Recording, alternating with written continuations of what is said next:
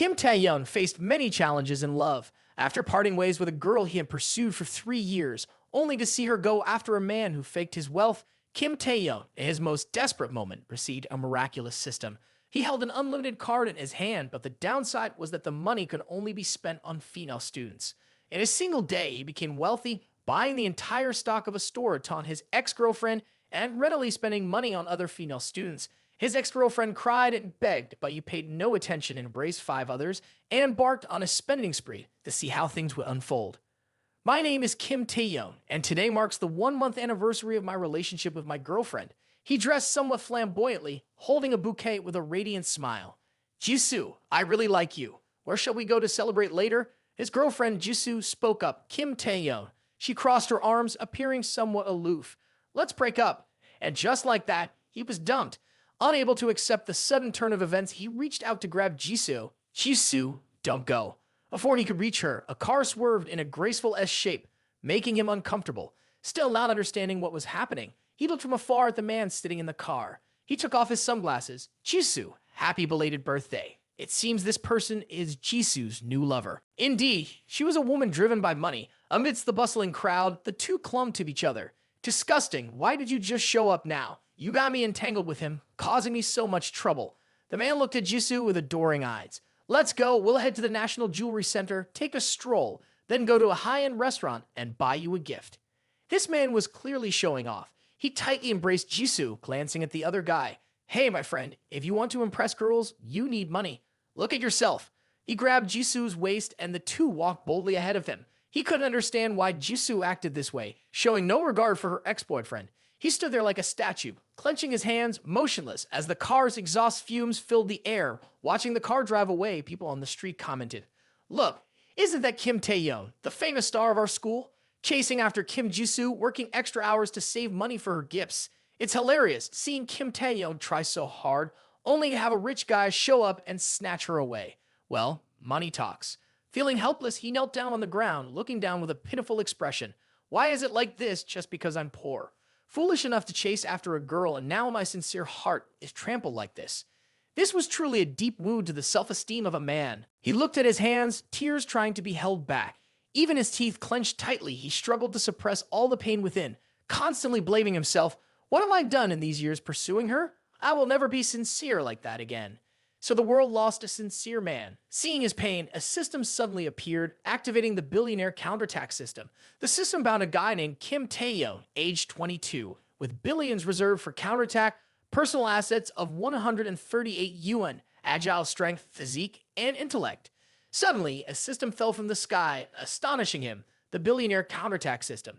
In his hand appeared a card containing billions of assets, inviting the owner to spend as they pleased. No matter how much was spent, 1% could be converted into personal assets. Unbelievably, such a system existed in the world. He raised the card and stared at the billions, saying, I can spend as I please. Yes, but please note that the counterattack assets can only be used for counterattacks spent on female students. All personal expenses unrelated to this would be deducted from personal assets. He exclaimed in amazement, my personal assets are only 138 yuan. That's the money spent so far. The more I spend, the faster my personal assets increase. This system is truly incredible. Slowly rising from his kneeling position, he held the card in his hand, and the current counterattack began. It seems that the previous emotions no longer stir within him. This is most evident in his current expression, as he wears humble attire, entering the bustling commercial district, observing the girls and evaluating. But first, he needs to find a test subject. This bubble tea shop is really crowded. Suddenly, he notices a girl. Is he genuinely noticing her, or is he focusing on her soul? Discovering the high attractiveness value of the female student, he begins the counterattack mission. This girl is incredibly beautiful, with fair skin, black hair, big round eyes, a high-bridged nose, plump red lips, and a well-defined V-line chin. Perhaps the most perfect of all is her figure, especially her bust. In general, she is a stunning beauty. That's her, Park Shin-hye, the roommate of Kim Jisoo. It seems even the heavens want to help him. He spends money on Shin-hye, which appears to be a counterattack, making Jisoo, his ex-girlfriend, regretful. Park Shin-hye, 21 years old, 167 centimeters tall, weighing 46 kilograms. When the target's favorability towards the owner exceeds 90%, 10% of the counterattack assets are returned to the owner for personal spending. When the target's favorability towards the owner reaches 100%, the identity is transformed, altering the relationship between the owner and the target. He approached Shin Hai, saying, "Park Shin Hai, can I bother you for a moment?" Shin Hai, upon hearing, looked up, saying, "Kim Taehyung, why is it you?" Shin Hai's current favorability towards him is at -20. It seems this is not an ordinary figure. It's more like dislike. Sitting on a chair, Shin Hai suspects why he came to find her, coming to find me again and supporting you in pursuing Kim Jisoo. Stop thinking I advise you to give up. She now has a rich boyfriend. Upon hearing this, he smiled and stared at Shin Hai, currently having no thoughts about Jisoo. "Ha ha, you misunderstood. I just want to invite you for a bubble tea, testing her for the first time." Hearing his words, Shin Hai raised her eyebrows, showing extreme discomfort. "Invite me for bubble tea? We're not close." Shin Hai combed her hair and said with a hint of disdain, "Moreover, this is not ordinary bubble tea. Look carefully." He looked at the bubble tea menu, realizing it's from the same brand as Herm's, limited to 200 cups daily and priced at 199 yuan per cup. A cup of bubble tea costs as much as my food for 10 days. Can I afford the treat? People around, seeing his impoverished appearance, kept pointing at him. "If you want to buy, hurry up. We've been waiting in line for a long time. Yes, I also want to take a photo for Weibo. Don't delay." He glanced at those behind him. "Everyone, stay calm and wait for me a bit," then went to the front of the service counter, placing his hand on the table. "Bubble tea seller, how many cups do you have left?" The girl blushed upon seeing him. Seemingly smitten with his appearance, there are still 180 cups. He took out his card and said loudly, "I'll buy all 180 cups, and anyone who comes can consider it a treat from Park Shin Hai." Hearing his words, the service girl, Shin Hai, and everyone around were astonished, directing their gaze toward him. Shin Hai was bewildered, unable to believe her eyes. What? The entire 180 cups of bubble tea cost tens of thousands of yuan. Kim Taehyung, think it through. Don't mess around. He ignored Shin Hai's words, immediately presenting his card to the server. Miss swiped the card. After swiping the card, a notification popped up. "You have successfully paid 18,900 yuan. The 180 cups of bubble tea were placed on the table, and he pointed to the cups below. "Please pack them quickly for everyone. Don't keep them waiting." The server complied, saying, "Yes, yes." The people who were pointing at him earlier now had a completely different attitude, expressing envy, admiration, fondness, and joy. This guy is too powerful. Unexpectedly, he really bought them, so handsome. Could it be that he values Park Shin Hai? The world is still lacking good men like him. After Shin Hai saw his wealth, her favorability towards him continued to rise, and her face turned a rosy red. Unable to utter a word, he approached Shin Hai with heartfelt words. "Park Shin Hai, I have a small favor to ask for your help." Shin Hai looked at him in astonishment. "What's the matter? Helping me spend money?" In a bustling shopping center, an ordinary-looking bag, yet the price tag read 18,900 yuan. This amount alone was enough to showcase its extravagance. They were just cuddling on the street a moment ago, and now they were inside shopping. "Jisoo, I've been wanting to buy this bag for you. It's just that my mom used to say I spent recklessly. Besides, buying this today is enough. If not, let's have dinner first and we can discuss the rest later." The words of the shameless guy are a clear indication of deception. It seems he's pretending to be wealthy without actually having any money. Jisoo looks at the bag with a sad expression. This girl truly lacks insight. Jisoo reluctantly lifts the bag, and the guy dares to put his hands on Jisoo's waist, saying, "Jisoo, if you want to pass the future mother-in-law's test, you need to behave better now, understand?" With a regretful expression, Jisoo replies, "Then don't buy it. The total cost of the items purchased today is already quite a bit, and we can do without this bag.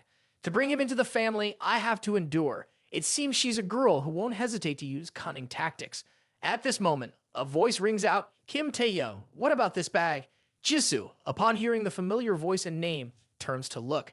It's her roommate, Park Shin Hai, holding up the bag that the fake rich guy refused to buy for Jisoo. However, the bag's color is different. Shin Hai asked him, "This is a limited edition, and it's also the flagship product of this store valued at 38 billion. I'll take this one. You don't mind, do you?" He looks at the bag for a moment and thinks, let me see. Jisoo speaks up, "Kim Taehyung, Park Shin Hai, why are you two here?" This Jisoo is still delusional, saying, "I know, you're following me again. Unable to accept being rejected, you've begged Park Shin Hai to stage a drama to provoke me. Didn't I make it clear to you? We've broken up, so why are you so repulsive?" Upon hearing these words, he feels his face darken. After a moment, he spoke up, "Who's following her? I came here with someone to buy a handbag." Jisoo, furious, retorted, You came to Herms with someone else to buy a handbag. Can't you come up with a better excuse? Why didn't you say this to the fake rich guy next to her, pretending to be someone you're not? The system decided to initiate a counter-offensive mission. Kim Jisoo, 21 years old, 168 centimeters tall, weighing 45 kilograms. When the target's favorability towards the host exceeds 90%, 10% of the assets are returned for counterattacks to be spent as the host's personal property. When the target's favorability towards the host reaches 100%, the identity is transformed, altering the relationship between the host and the target. He smiled and glanced at Jisoo, saying, Kim Jisoo, if you've already broken up, there's no connection anymore. Where I want to go is none of your business. Don't wave your hands and feet like that. Do you think I'm still the same as before? His words at this moment were extremely sharp, logically precise, with no loopholes for others to exploit. Jisoo stood behind the fake rich guy and sneered, laughing to death. Just a few hours later, did you turn from a poor guy into a rich man? Jisoo's current level of favorability towards him is minus 25. The fake rich guy smirked, pointing his finger at the bag Shin Hai was holding. My friend, don't talk nonsense. If you have the courage, buy that bag. A triumphant smile appeared on his lips, firmly holding the victory in his hands. Let me think about it. Seeing him contemplating, the rich guy quickly interjected. Ha ha, indeed, you can't afford it. Know your limits and step aside. He folded his arms, a bright expression on his face, addressing the staff. Buying just one bag is indeed not enough. Excuse me. At this moment, both Shin Hai and the staff were startled. He raised his hand, encompassing everything in the store. Package everything in this store for me. Although his words seemed like a bluff, it was indeed the undeniable truth right before their eyes. The staff was astonished. Even Shin Hai couldn't escape the surprise. Jisoo was even more shocked, her mouth gaping open. What? Afraid that people might not hear clearly, he repeated. I'm buying everything. Shin Hai, witnessing his demeanor, felt a bit moved. The two people standing behind were extremely shocked. The store manager cheerfully came forward, bringing the card reader to him. Sir, the total is 1,120,000. The other rich guy on the opposing side, now terrified, still put on a scornful face. If you're capable, I'll grow bananas to eat tofu. Jisoo couldn't believe he had such capabilities. Kim Taehyung, you're crazy. He inserted the card into the reader. Card successfully swiped. Payment 1,120,000. The several staff members at the back were delighted. Thank you for shopping. He turned around to look at the two who had scorned him earlier. Unexpectedly, Jimin, the young master, had such skills. It turned out to be a strategic move to broaden my horizons, seemingly a clever tactic.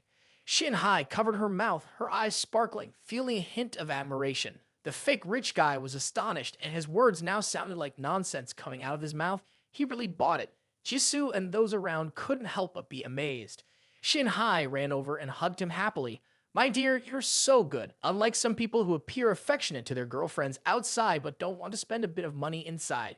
It was clear she was taunting the fake rich guy. At this point, the favorability of both Kim Jisoo and Park Shin Hai continued to rise.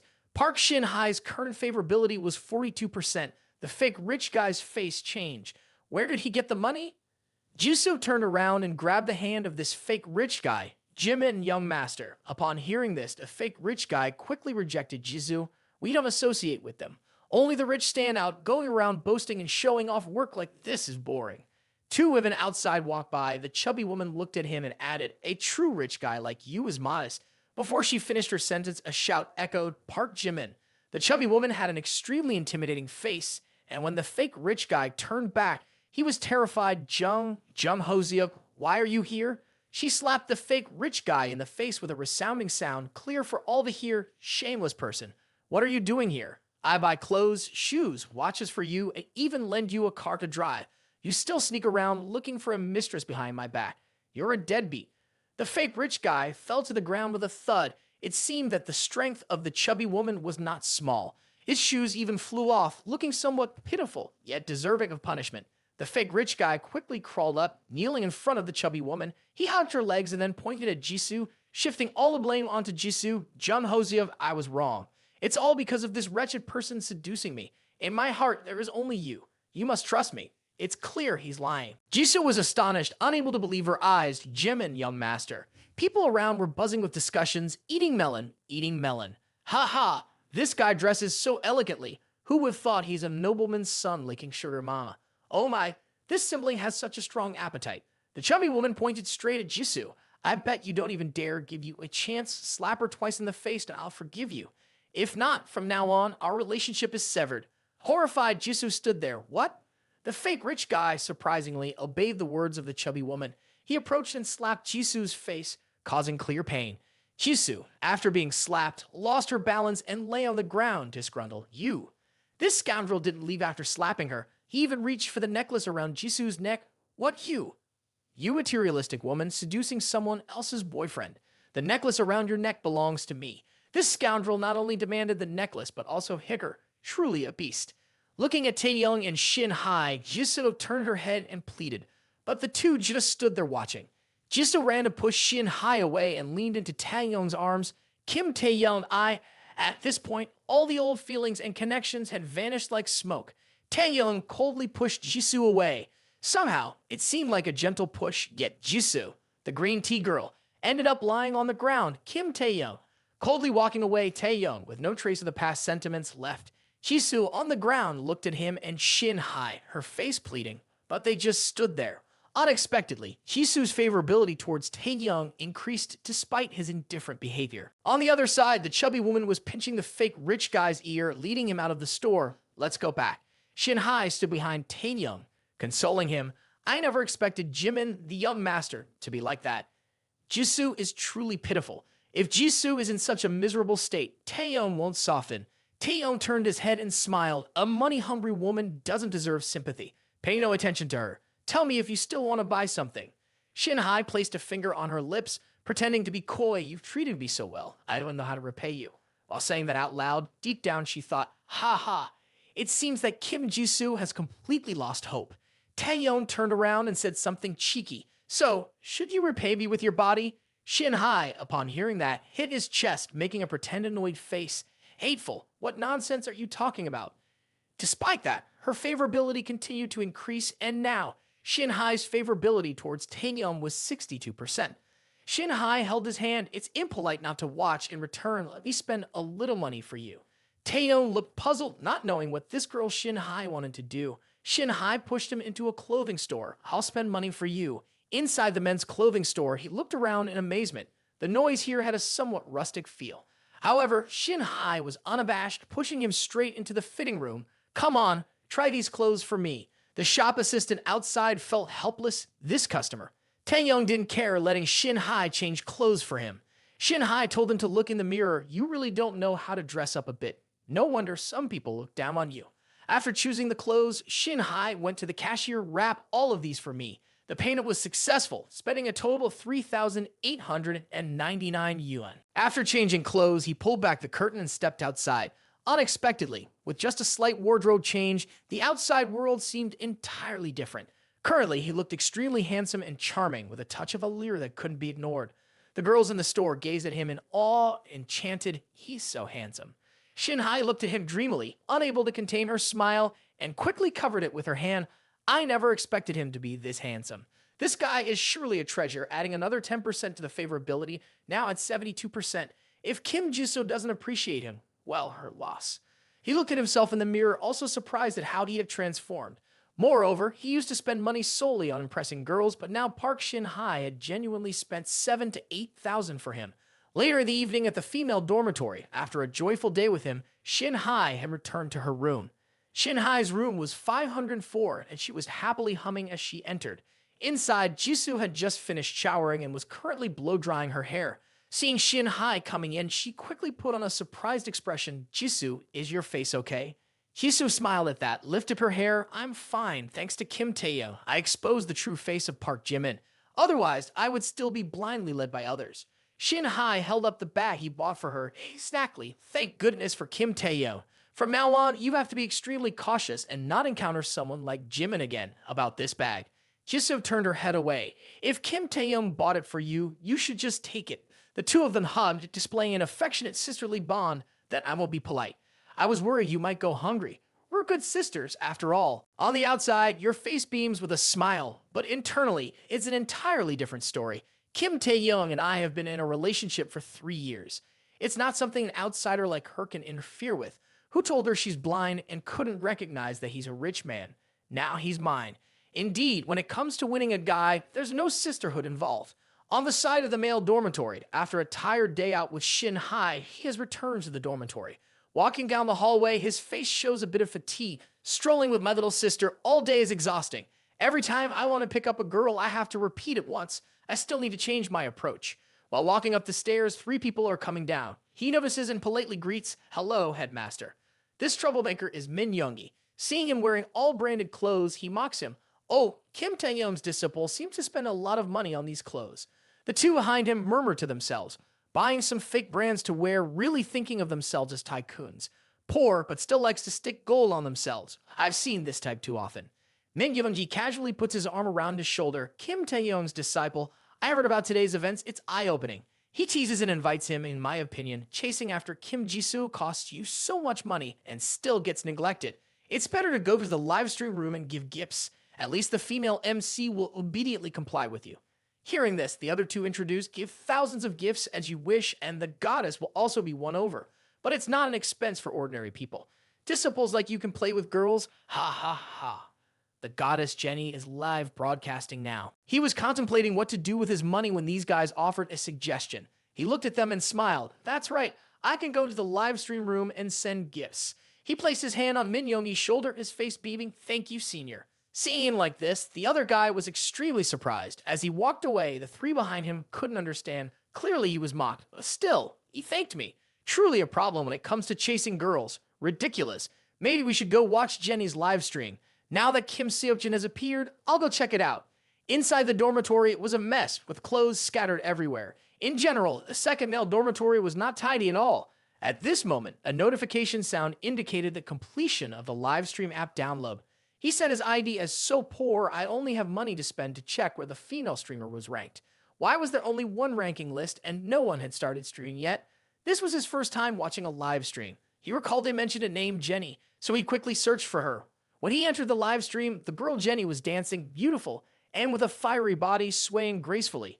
Love you all, it's too fantastic. The screen is dirty now, stop shaking, don't shake anymore. I'm getting dizzy. Let me turn off the comment flood. Enjoy the beauty of Jenny. It's so fantastic. I love this mischievous expression. Today, I'll stay in this live stream room until I die. Let me protect Jenny's beautiful legs. Don't shake anymore. I'm getting dizzy. After watching, he couldn't help but drool, his eyes widened, indicating his obvious interest. So full of energy. I wonder if this screen's barrier state can be broken. Can the counterattack mission be unlocked? The system notification instructed that the appearance of the target for the counterattack mission must be above 80 points. Otherwise, there was no way to unlock the mission. The live stream, influenced by a specially crafted beauty filter, couldn't be accurately judged unless met offline. Hearing this, he felt it made sense. The system had a logical understanding. He felt that Jenny scored above 90 points.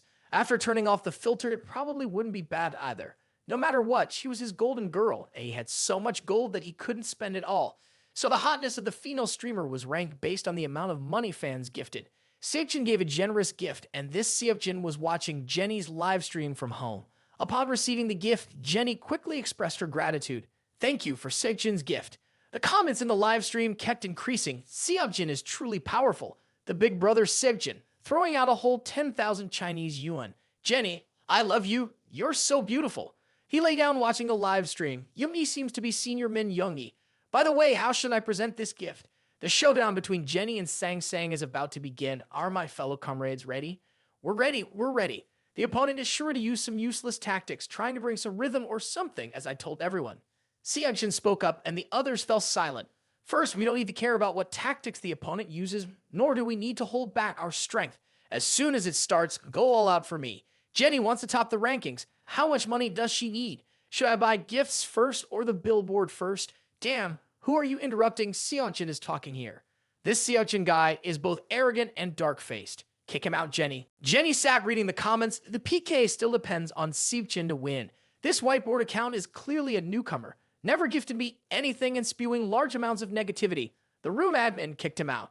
Helpless, he lay on the bed, realizing he was kicked out of the live stream room. How did I get kicked out of the room like this? He continued to casually browse through other female streamers. All right, let's check out Lisa's live stream room. The PK battle between the 2 female streamers, Jenny and Lisa, officially began. Jenny taunted, my dear little sister, without a top-ranked big brother. I'm really worried for you. How about you surrender now and I'll make the punishment a bit lighter for you? Lisa, not accepting, retorted, having a top-ranked big brother is so scary, My comrades, we have strength in numbers. Don't be intimidated. Fight back while you can.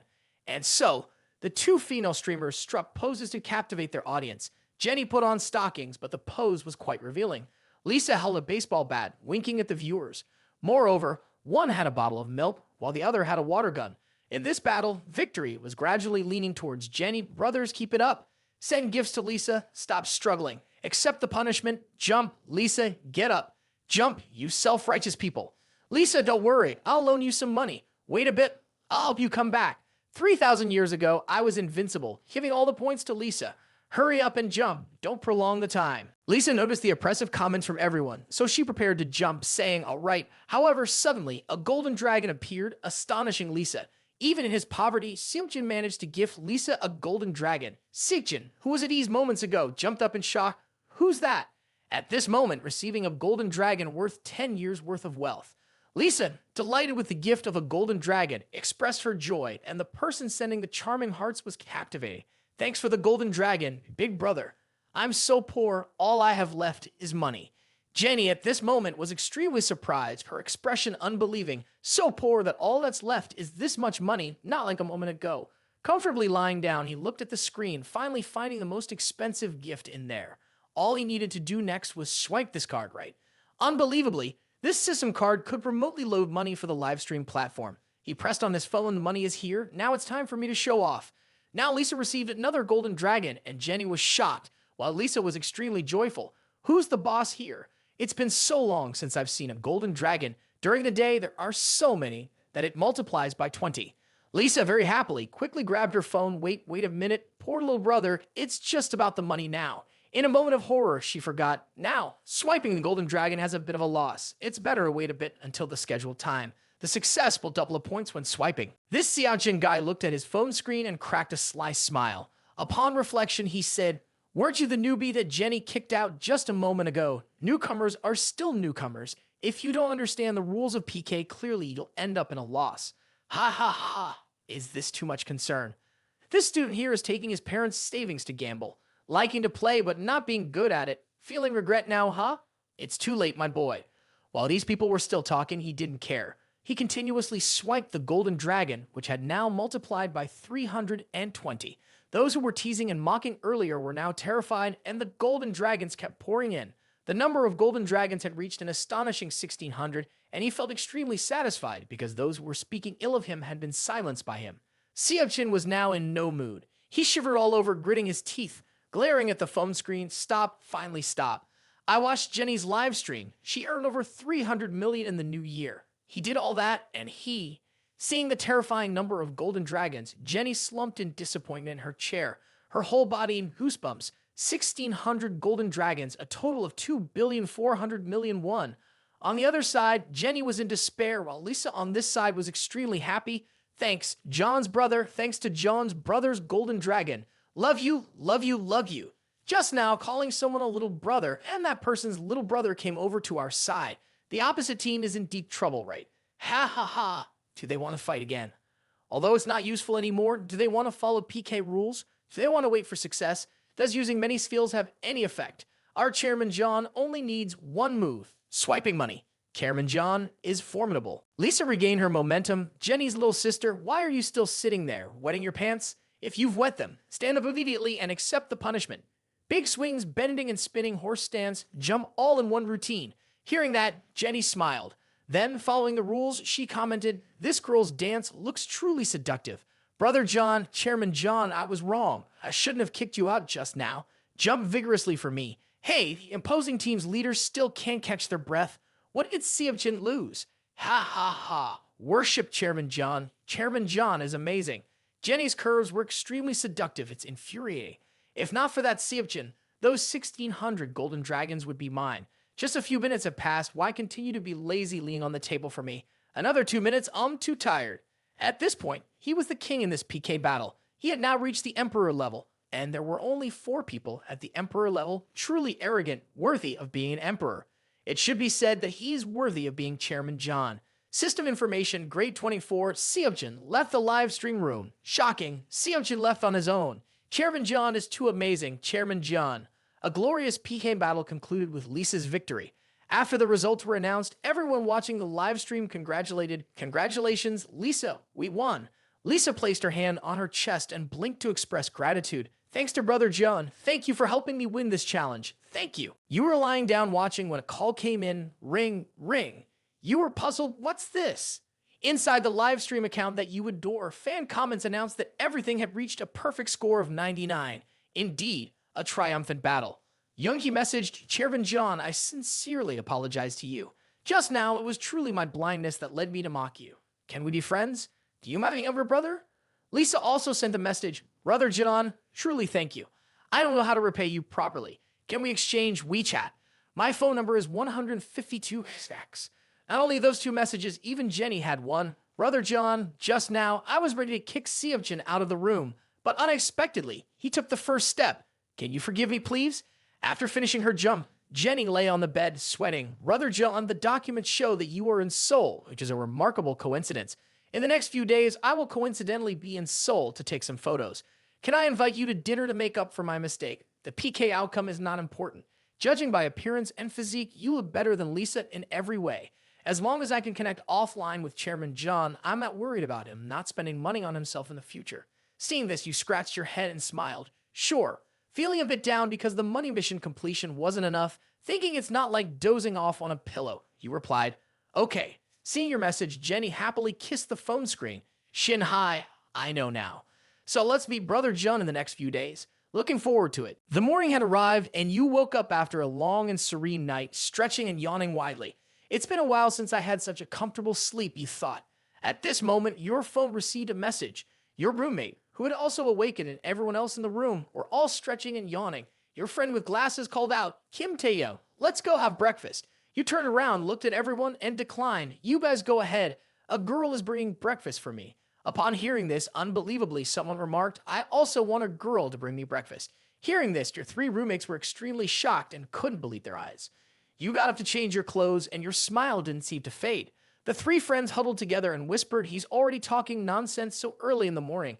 They say Kim Jisoo left him yesterday," but looking at his relaxed expression, you'd think nothing happened. How can there be nothing? He pursued her for 3 years. Let's invite him for a drink tonight. After a few drinks, he can cry it out. That should be enough. It seems these three are not just malicious gossipers targeting you. Outside the female dormitory, a crowd of people in black was gathering. These men, in spite of their presence, were all there to deliver breakfast to Shinhai and Jisoo. Truly the goddesses of the school, but who would have known? These goddesses were now in your grasp. You guys came to bring breakfast too. That's right. Give it to the goddess Kim Jisoo, and I'll give mine to Shinhai. Coincidentally, everyone had seen Kim Jisoo's Weibo post from last night. Now that she's single, it's her most vulnerable time. If I can offer her a warm hug, Park Shin-hai must have sensed my silent presence, which is why she posted that. I'm the one who's correct now. These two girls consistently posted late-night updates, causing countless male hearts in the school to lose their peace of mind. Jisoo stated, "Tomorrow marks a new life, bidding farewell to the past without any lingering attachments." Seo Yiji remarked, "Suddenly looking back, it turns out the one you've always been searching for is right behind you." Both of these posts clearly allude to you, Min Youngi, the seemingly insignificant guy who still manages to bring meals. For years, they've referred to him as Senior Min Youngi. This guy, even in his shabby state, dares to compare himself to you. Do you know the difference between regular folks and simps? Look at Kim Taehyung's actions. A simp has no future. This scoundrel is evidently trying to tarnish your reputation, and people start discussing it animatedly. Who is Kim Taehyung? He's the simp who pursued Kim Jisoo for 3 years. Even Senior Min Yoni, not just him, brings breakfast to Park Shin-hai. The scoundrel raised the food box high in his hand, showcasing himself as a wealthy individual to earn the admiration of those around him. This is breakfast bought from a French restaurant. Sweet macaron pastries cost 1,600 Chinese yuan per portion. People gasped, "It's just breakfast. It's not that serious." This guy is lecturing on the theory of dating. You know nothing. To court a girl, you need money. Spend a few dollars every day. If you give her a year, she'll realize you're a good catch. Spend a few $100s each day, and within a week, I can have her. People seem to agree with this guy's perspective, as if absorbing this wisdom. Someone spoke loudly, "They're coming down there." The two beautiful girls descended together, laughing and joking, displaying an affectionate sisterly bond. This scene was truly picturesque. The group of male students below were captivated. "Wow, so beautiful. Jisoo, I bought breakfast for you. Shin-hai, mine is for you too. You look even more beautiful today. This is a breakfast I bought with sweet macaron pastries from a French restaurant. On the other side, Jisoo declined the food offered by the male students. Thank you. I've already ordered my food. Shin-hai accepted it, saying thank you. While taking the food from this scoundrel, Shin-hai's gaze shifted elsewhere. Min Yoonji acted like, here I am, and two guys behind him admired. He can really deliver. Truly a senior. Praised for his actions, this scoundrel had a nose 8 inches long. At this moment, the four guys, along with Min Yoonji's roommate, walked by, and this scoundrel noticed Yoonji. He shouted, is Kim Taehyung's little brother here? Yoonji turned his head with a puzzled expression, just woke up early in the morning, and this scoundrel is already itching for a fight. Was he planning to buy breakfast for Kim Jisoo too? Didn't he get dumped yesterday? His bespectacled friend was furious. It's Min Yoonji again. Yoonji's face remained unchanged. He added sarcastically, but with your persistence over the past 3 years, a little setback like this is nothing, right? His junior standing behind him chimed in. Jisoo said she already ordered food. Ignoring this, he continued, right, looks like it won't work out today. Kim Taehyung, come early tomorrow. Shin-hai walked away. She approached Yoonji, handed him the lunchbox that the scoundrel had just given her, and asked, Kim Taehyung, haven't you had breakfast yet? Yoonji replied, no, didn't you message me this morning inviting me for breakfast? It seemed like he was intentionally provoking that scoundrel. The three roommates behind thought they were still dreaming, hastily rubbing their eyes. Is it true that a girl is bringing breakfast for this old man? And it's Park Shin-hai. Moreover, Park Shin-hai. The scoundrel Min Yoonji and his cronies, upon witnessing this scene, were struck like lightning. Jisoo turned her head to look at the two, gritting her teeth. Park Shin-hai. At this moment, the enthusiastic shipper brought the food. Are you Kim Jisoo? Is this your breakfast? Shin-hai, on the other hand, was trying to win Taehyung's favor. Fantastic. Breakfast from that famous French restaurant. Try it. This is a sweet macaron pastry. Taehyung, upon hearing this, responded with a smirk. Pastry, glancing at an inappropriate area. She handed him breakfast, and the goodwill seemed to increase. Now, Jisoo also approached to give breakfast to Taehyung. She pushed Shin-hai away and said affectionately, Kim Taehyung, this is a breakfast item costing 368 RMB, specially bought for you. I was wrong yesterday. Let me make it up to you. Shin-hai, feeling uncomfortable, looked at Taehyung's face, and hearing Jisoo's words, she just went along. Despite her actions, Jisoo shamelessly nestled into Taehyung's heart. I understand that you've paid a lot in these 3 years, bringing breakfast for me every day. I am truly moved. It's just that I was too naive before and got deceived. Will you forgive me? Taehyung, sweating, felt as if Jisoo's words were forcing him to forgive her. His face remained calm. He was no longer immersed in love as before. It's the same strategy as the past 3 years. Every time he felt disappointed, he tried to let her go, and she lured him back with such gestures. Whenever he resumed pursuing her, serving her, she immediately distanced herself. Does she think she can manipulate my emotions as before? This Jisoo is truly cunning. He turned and walked away, saying, if you get too close to me and your pursuers see, it won't be good. Jisoo stood behind, bewildered. With just one action and Taehyung's words, he completely captivated the two girls. He doesn't mind being bad at the game, and he even cares about his image. Jisoo was daydreaming, thinking, he still likes me. Shin-hai, happy inside, was pushed away by Kim Taehyung. The trick she always used successfully before seemed to have no effect this time, probably because of him. It seems these two girls are both daydreaming, truly admirable. Seeing the increasing favor from the two girls, Taehyung was completely puzzled. Why are their feelings increasing at the same time? Am I not mistaken? The guy's mind couldn't comprehend. The boys who had been standing behind eating dog food shouted in vain. What's going on? Kim Jisoo and Park Shin-hai are fighting over Kim Taehyung. Are they best friends? Truly naive straight guys. The two girls got closer and closer. Kim Taehyung, eat my breakfast. Kim Taehyung, eat mine. It got to the point where Taehyung had to sit down. Jisoo climbed one leg onto the chair, holding a piece to feed him. Come on, open up. He sat on the chair, completely relaxed. Shin-hai, annoyed, said, Kim Jisoo, you? Min Yoonji held his head tightly, eyes wide. Even the whites were about to pop out. Impossible.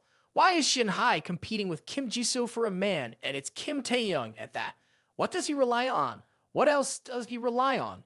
Except that he has money? He turned to Min Yoonji, raised his middle finger with a mocking smile, and continuously lied last night. I pressed the phone button 1,600 times, and my finger got cramps. Fortunately, someone else fed me. Hearing this, the two girls immediately approached to express concern, taking care of his middle finger. Is your hand hurting? Let me see. Shinhai held a box of macarons in her hand, sat down on the street, and wanted to feed him, saying Kim Taehyung, "This is delicious." Taehyung looked at Shinhai in a daze, and the boy screamed. He took out his phone and recorded Kim Jisoo and Park Shin-hye feeding Kim Taehyung together, especially Park Shin-hye wearing such a short skirt and sitting squatting at Kim Taehyung's angle. You can see eyes on the steam buttons, mouth on the macaron. I'm so jealous. Min Yoonji was furious. Shin-hye smiled and asked him what's wrong. You chew the food while looking down, which is fine, but I don't like red. Hearing this, Shin-hye was confused. But this macaron is pink. Oh, I see. Ha ha ha. You guys understand, right? Shin-hye now understood what he meant, so she took the opportunity to touch his thigh. Annoying thing. Jisoo, seeing this, got angry. Kim Taehyung is having breakfast. Don't disturb him. Seeing these girls so happy, he smiled contentedly. Shin-hye leaned close to his ear and whispered, I'll change to a different color later. He blushed, feeling a bit fluttered unexpectedly. Shin-hye had been trying to speak quietly, but still got overheard by the boys. Min Yoonji was so angry that blood spurted from his mouth. The boys behind were stunned, seeing Min Yoonji spitting blood. They immediately shouted, Senior Min Yoonji is spitting blood. Call the school nurse quickly. The name Min Yoonji has been carried by 2 doctors. He casually sits, enjoying the cakes handed to him by 2 girls. Currently, news about him dominates the attention of 2 goddesses, causing a tremendous stir. The language beauty Shock and her close friend serve breakfast to Kim Taehyung. Among a series of comments, my goddess Kim Jisoo, what's going on? Is the photo photoshopped? I don't believe it. Isn't Kim Taehyung a simp lord? How can Park Shin-hye be like that? She's just an anti-fan. Kim Taehyung isn't wealthy, right? Only the rich become famous, huh? I was at the scene and he said that last night he pressed the phone button over 1,600 times, causing his hand to cramp, so he needed someone to feed him. What a ridiculous excuse. Who would believe that? The image of a golden dragon also made headlines last night. His 3 roommates, holding their phones, shouted, Hey dude, check the school's website. Hey, someone from the journalism department will come to interview you soon. He was chewing gum upon hearing this, startled, not to that extent. Being fed by 2 girls, he hastily ran away. Come here, come here. The 2 girls raised their hands, calling his name, Kim Taehyung. These 2 girls no longer hide their intentions, but openly show that they want to win him over. Kim Taehyung is originally a wealthy guy who likes modesty and dislikes ostentation. It's all because she created such big news that upset him. Jisoo, upon hearing this, does not relent and rebuts. If it weren't for her, Min Yoonji would be furious and cause a big scene. He ran, took cover behind a wall, and peeked out. The journalism department people surely couldn't catch up. At this moment, Jenny sent a message, Take a picture of me licking an ice cream at 7:30 tonight, Mr. Jun. We'll be landing at Seoul City Airport, and you'll come to pick us up, right? He read the message with joy, displaying the face of someone earning extra money, hoping to meet her. In the airport lobby, people were coming and going, and he searched for Jenny. She said she's landed at the airport. Why haven't I seen her?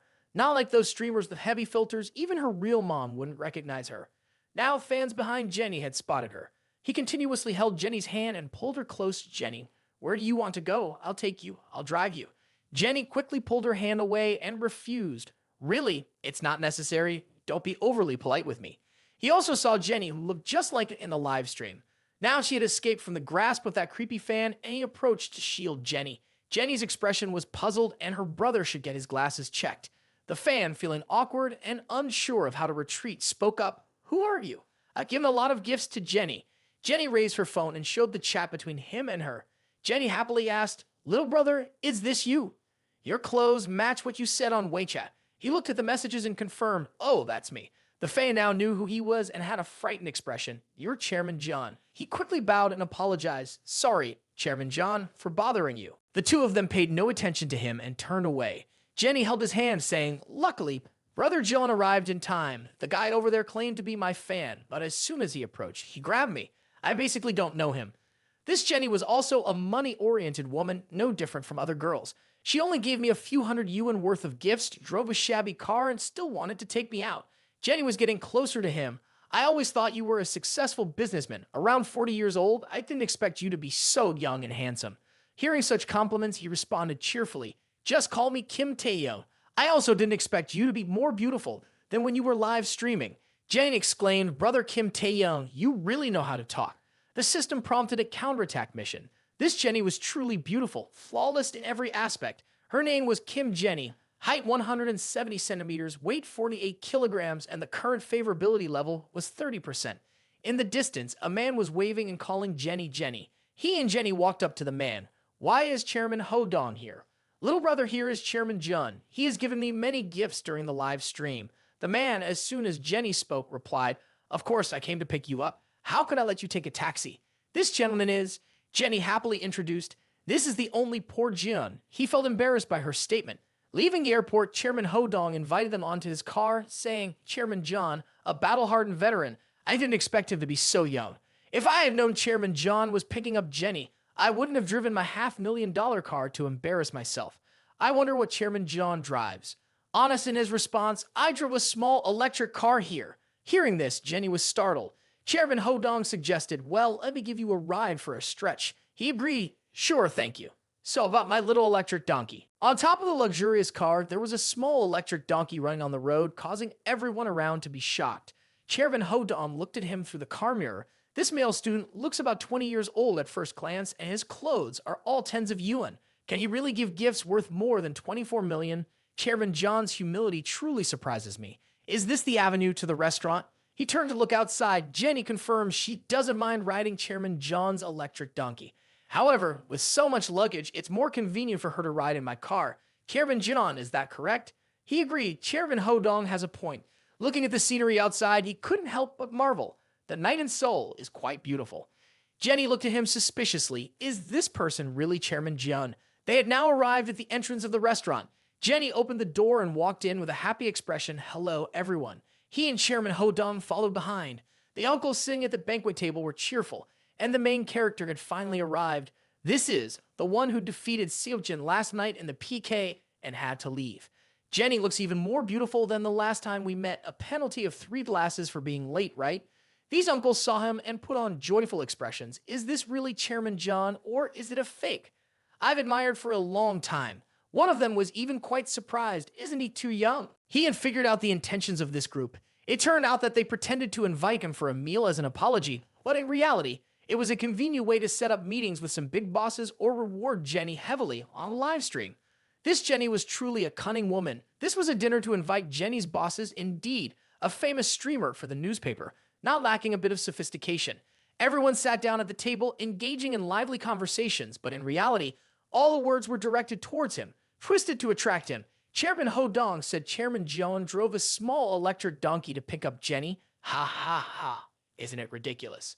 This is Chairman John's joke for Jenny, giving more than 20 million in gifts on the live stream. Why wouldn't he have money to buy a car? A sinister-faced man with a sarcastic tone said, no, if 20 million is pocket change, Chairman John's net worth is undoubtedly no less than $1 billion. He moved forward to pat his shoulder. I know quite a few people in Seoul, but Chairman John says he's from the Lin family. It seems like this guy is doubting your identity. He's making a fuss, claiming, among the wealthy in Seoul, there is no Lin family. He didn't care regardless of what the man said. His expression remained unchanged. The other 3 were alarmed upon hearing this. These uncles started cursing at him together. What? Chairman Minstick says it's true, Dan. Indeed, it's a forgery. And I even had to carry his small electric donkey. Don't let the fire catch, Jenny. Has Jenny ever seen a picture of Chairman John before? Jenny was chewing on her chopsticks, casting a glance at Sang without saying anything. But deep down, her favorability had dropped by 10%. Recalling the time they were in the car on the way here, she had confirmed on his mobile phone that he was indeed so broke that he only had change left. Perhaps he was still upset with her. Indeed, the temperament of some wealthy individuals could be a bit peculiar and eccentric. But no matter, regardless of the type of man, they were all just money dispensers for her. The only concern was whether he had enough money for her to spend. Jenny moved closer to him, her hand resting on his thigh. Thank you, Chairman Minstick, for your concern. But regardless of how the 3 major families in Gangnam are Kim Taehyung, you are from the Taehyung family in Gangnam, right?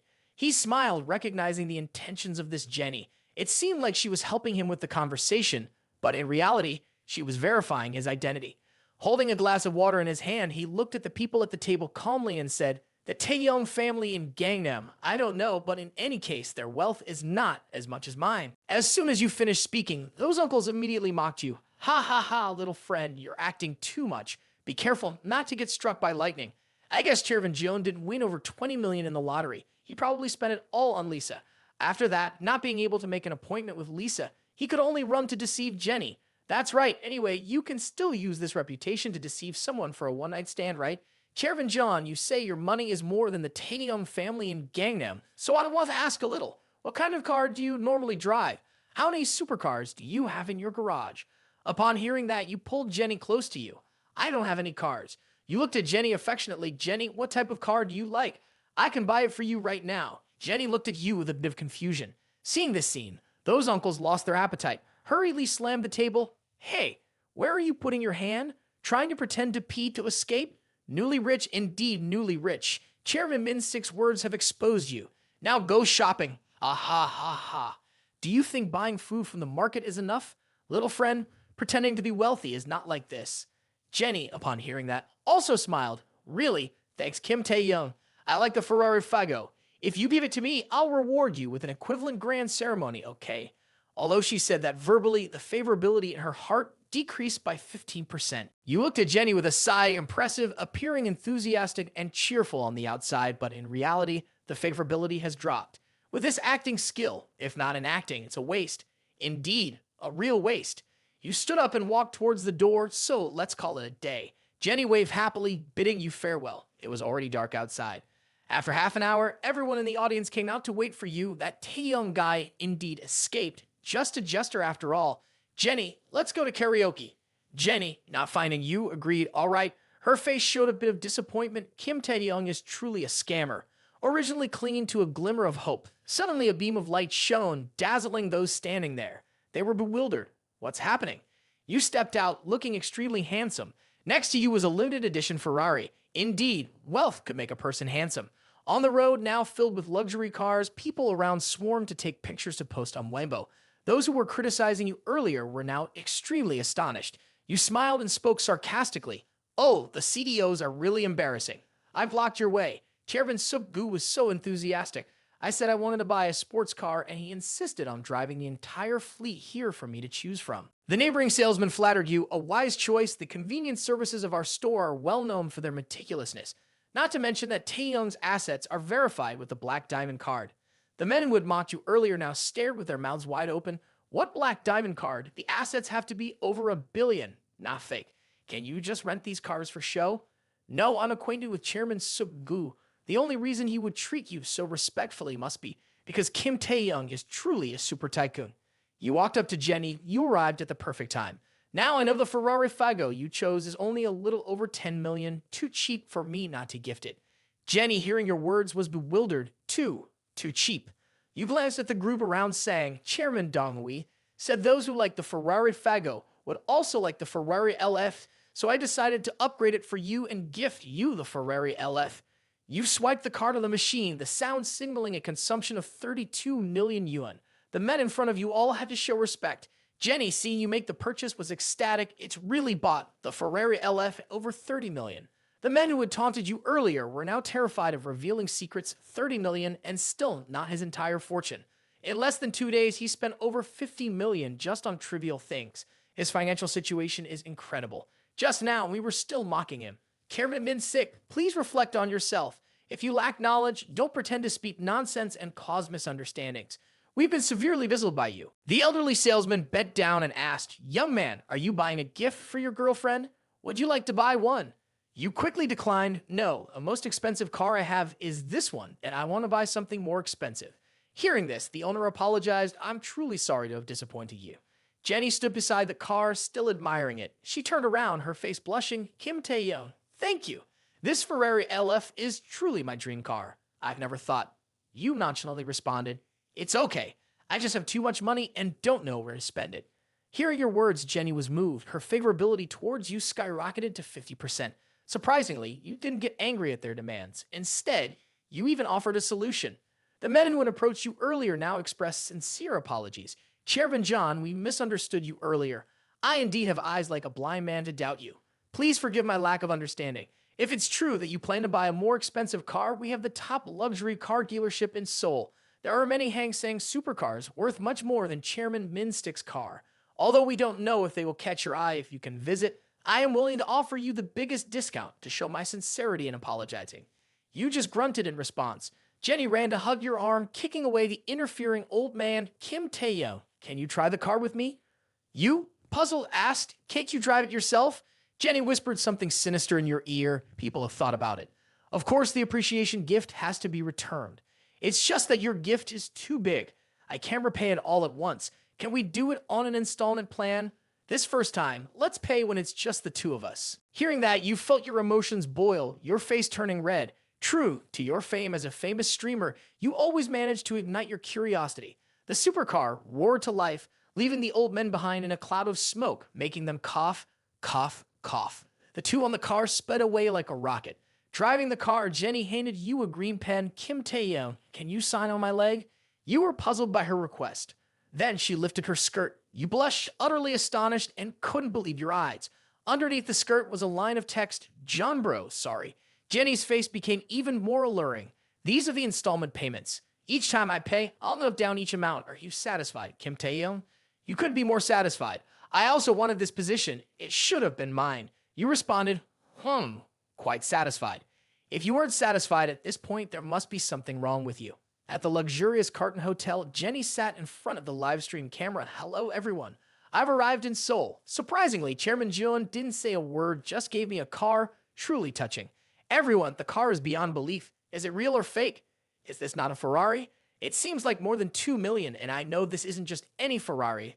It's the Ferrari LF, at least 30 million. Is Chairman Jeon planning to sponsor Jenny? I can't believe it. The goddess Jenny can't be maintained for a mere tens of millions. At least it has to be 1 billion. Jenny on the other side is busy live streaming. You stand on this side with an uncle who is flattering. Chairman Jeon is like this in Seoul. There is a group of tycoons. All of them are top-notch. They all hope to get to know Chairman Jeon. Hearing that, you agree, all right, add me to the group. This uncle is extremely pleased to hear you say that, thanking you profusely. Thank you, Chairman Jeon. Truly, I'm extremely grateful. At this moment, your phone rings and you answer, hello, Tae. Kim Taehyung, I just received news. Our high school class is organizing a reunion tomorrow. Since you're currently in Seoul, and aren't you also attending university in Seoul, will you be able to attend? Hearing this, you agree, I'll come. Why not? Besides, I don't have anything else to do. I heard that Song Hye-kyo is studying literature at Seoul University. She'll also be attending the reunion. Upon hearing that, you smirk, recalling the image of this goddess-like girl. Song Hye-kyo is truly incredibly beautiful. Although you were in the same high school class, we basically didn't talk. I just knew her family was very wealthy. Upon hearing that, you agree and promptly end the call. All right, I will definitely attend the reunion. The next day, you took the electric motorcycle to a 5-star hotel. Seeing the hotel, you couldn't help but exclaim, this is the Mile and 5-star hotel, truly luxurious.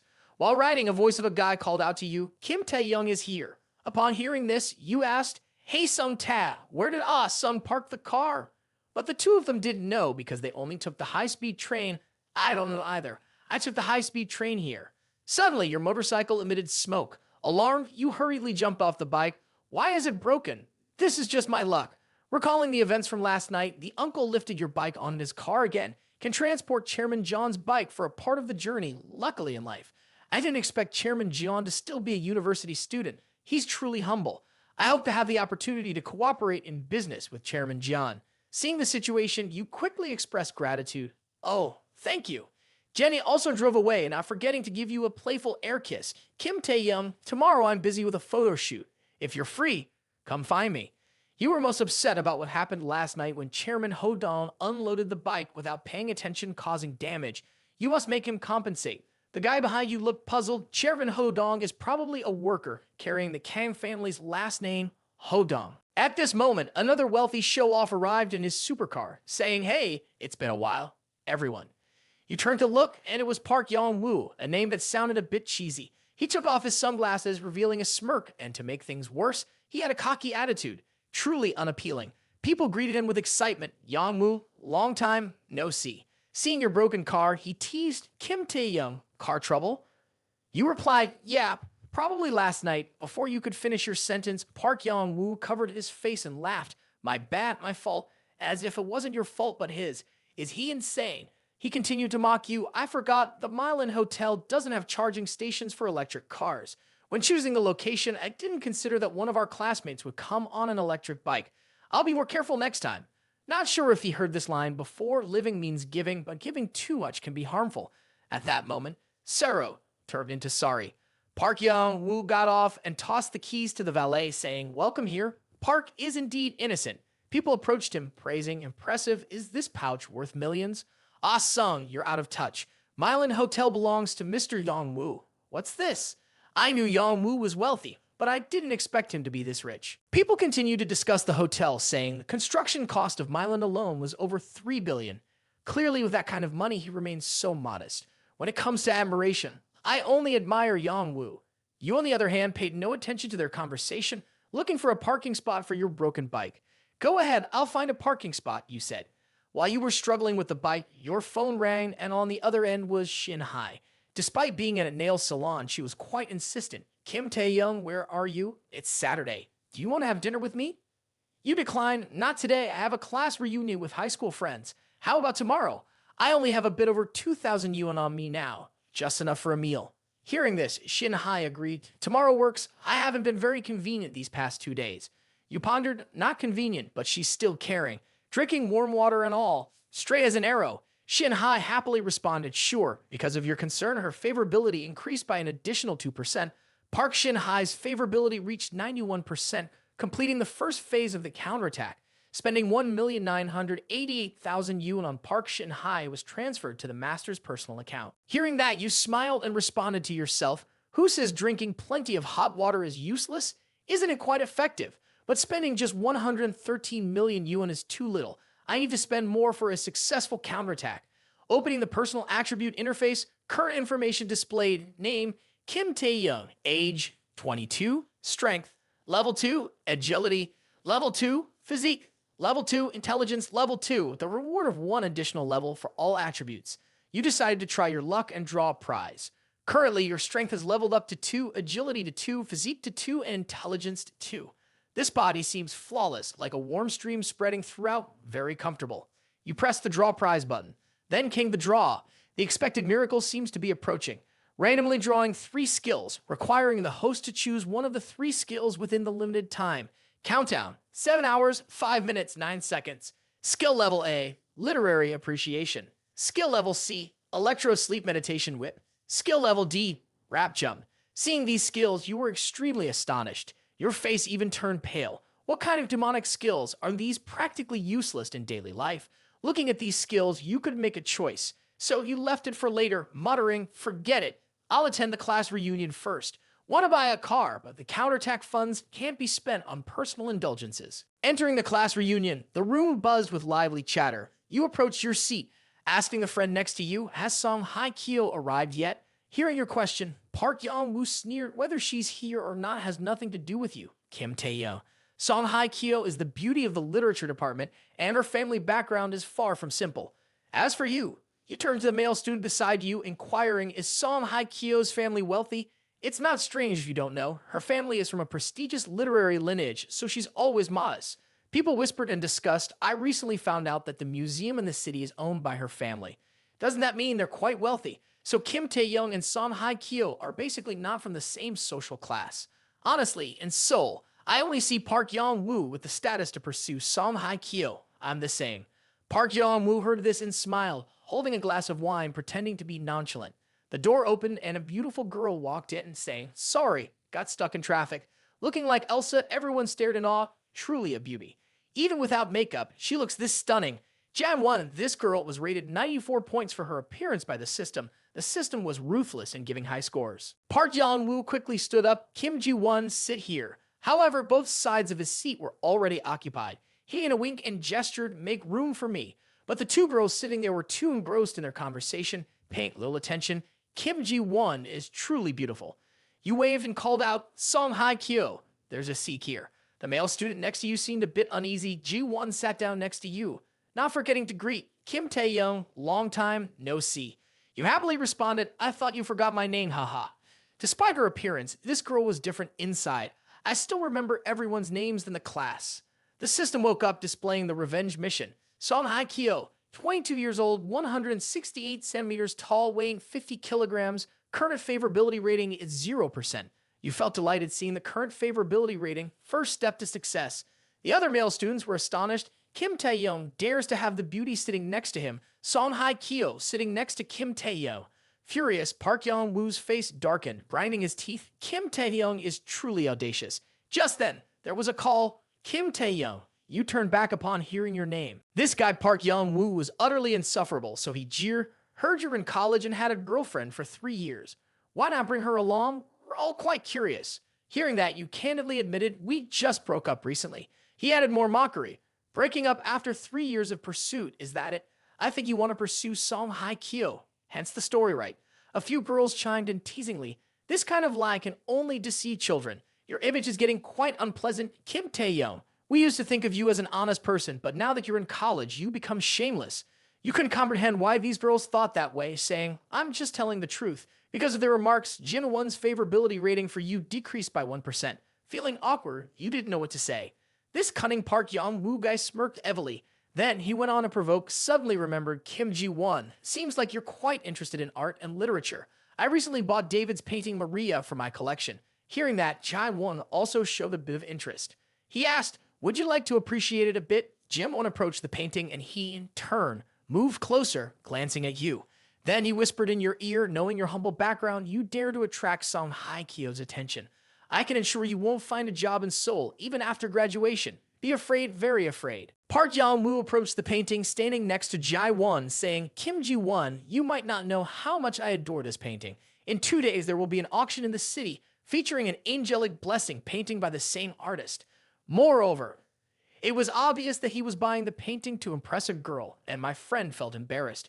Ji-won, somewhat surprised, turned to Park Yong-woo. I didn't expect you to be interested in Renaissance artists. Can I get a closer look? He agreed, politeness is unnecessary. Let me take it down for you. He secretly rejoiced, thinking, success. To learn about her interests, I prepared a lot, even though these things were truly boring.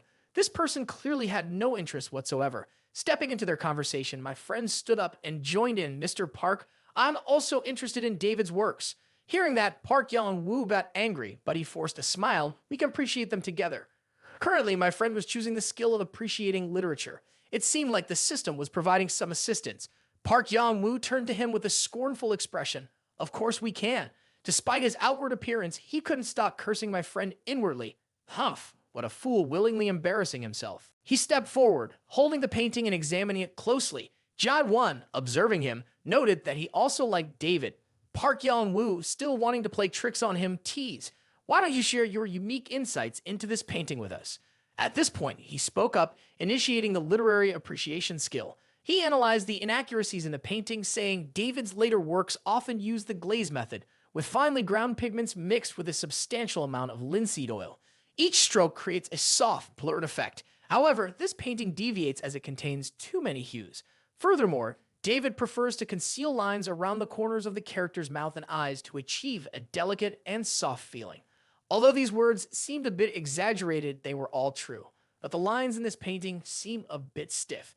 Ji-won was somewhat surprised by his analysis and glanced at Park Yong-woo, saying, Mr. Park, it's a pity that this Maria is a fake. You bought a high-quality imitation, and the fake painting is being sold cheaply. Hearing this, Park Yong-woo felt like lightning struck him, sweating profusely as he denied, an amateur might fall for your deception, but I've seen enough to know you've learned some unorthodox tricks. Try and prove yourself. Others chimed in, exactly, Kim Taehyung. Don't pretend to be as professional as Mr. Yong-woo. That advice is right. Kim Taehyung, stop talking. Ji-won's hair cascaded elegantly near him. She stepped forward to take the painting, saying, wait, I've studied David's works. Kim Taehyung is not wrong. This is a high-quality imitation. Hearing Ji-won's words, everyone exclaimed, what? At this point, the faces of the two were close together. Ji-won took a few steps back, asking, how do you know such specialized knowledge? Taehyung quickly came up with an excuse. Since I was young, I felt uncomfortable when foreign countries looted many cultural treasures of our nation. Therefore, I've learned a lot about literary and artistic appreciation. My goal is to buy back all these artifacts and return them to the country. The other guy laughed loudly. You almost fooled everyone with your act. Can those artifacts be bought with money? Taehyung smiled and dropped a profound statement. As long as you have enough money to a certain extent, there's nothing you can't buy. Everyone burst into laughter, holding their stomachs, having money to a certain extent. Ha ha ha. Are you an elementary school student? Ji-won spoke up. As a child, I also had unrealistic dreams. Ji-won's current favorability towards him increased by 5%. Hearing this, everyone fell silent, not daring to speak. He smiled, saying, calling it a dream seems too distant. This is a goal that I am confident I will achieve.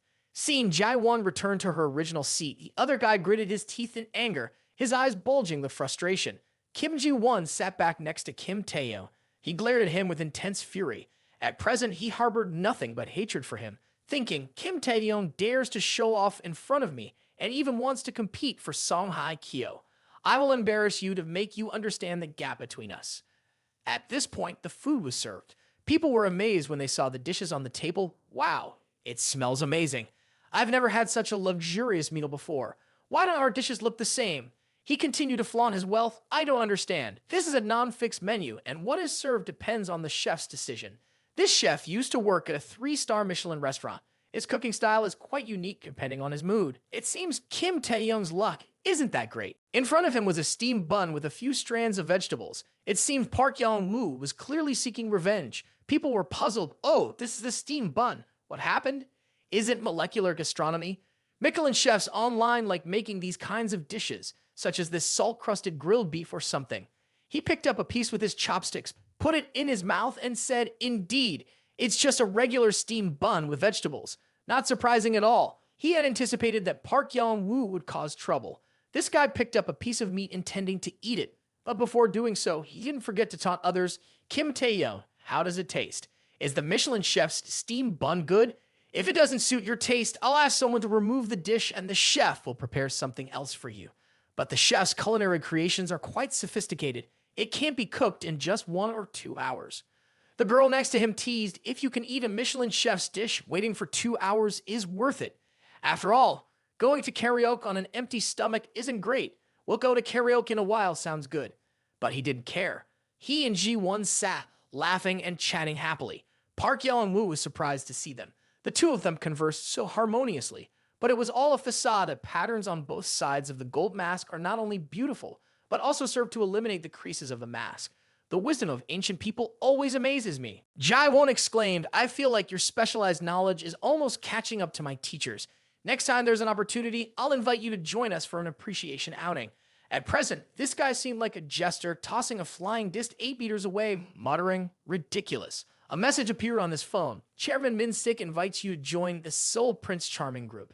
He silently thought to himself, thinking about it, it's quite good. Chairman Min-sik invited me to join the Seoul Tycoons group. He is the leader of the Seoul Prince Charming chat group consisting of 23 members.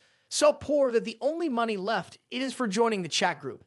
Chairman Min-sik indeed added Chairman John to the chat group. Is it really Chairman John? Has the identity been verified? Real money, real wealth, make sure it's genuine. Last night, Chairman John gave Jenny a supercar as a gift. He quickly skimmed through the messages. Is the gift meeting good? He looked closely at the screen. The counterattack funds cannot be used for men, just find a random girl. This one seems okay. It's her. In the chat, it appeared so poor that I only have money to transfer a smile to bow. People were surprised, can't send a big red envelope, so I transferred money to a random person. This is for everyone to have tea. Ah! Thank you, Chairman John. This is equivalent to half of my spending money for the next 6 months. Yet, it's only for inviting everyone for tea. Chairman John is genuine and generous. Who dares to doubt Chairman John's inquiry? I was wrong. How dare I doubt Chairman John's integrity? Thank you, Chairman John. Thank you, Chairman John. Chairman John is so generous. Where is Chairman John now? Want to come to Myland? I'm in Myland. Coincidentally, I'm also near this Myland. It's the right time, and I'm free. Want to see Chairman John's demeanor? Wait for me. I'm also coming.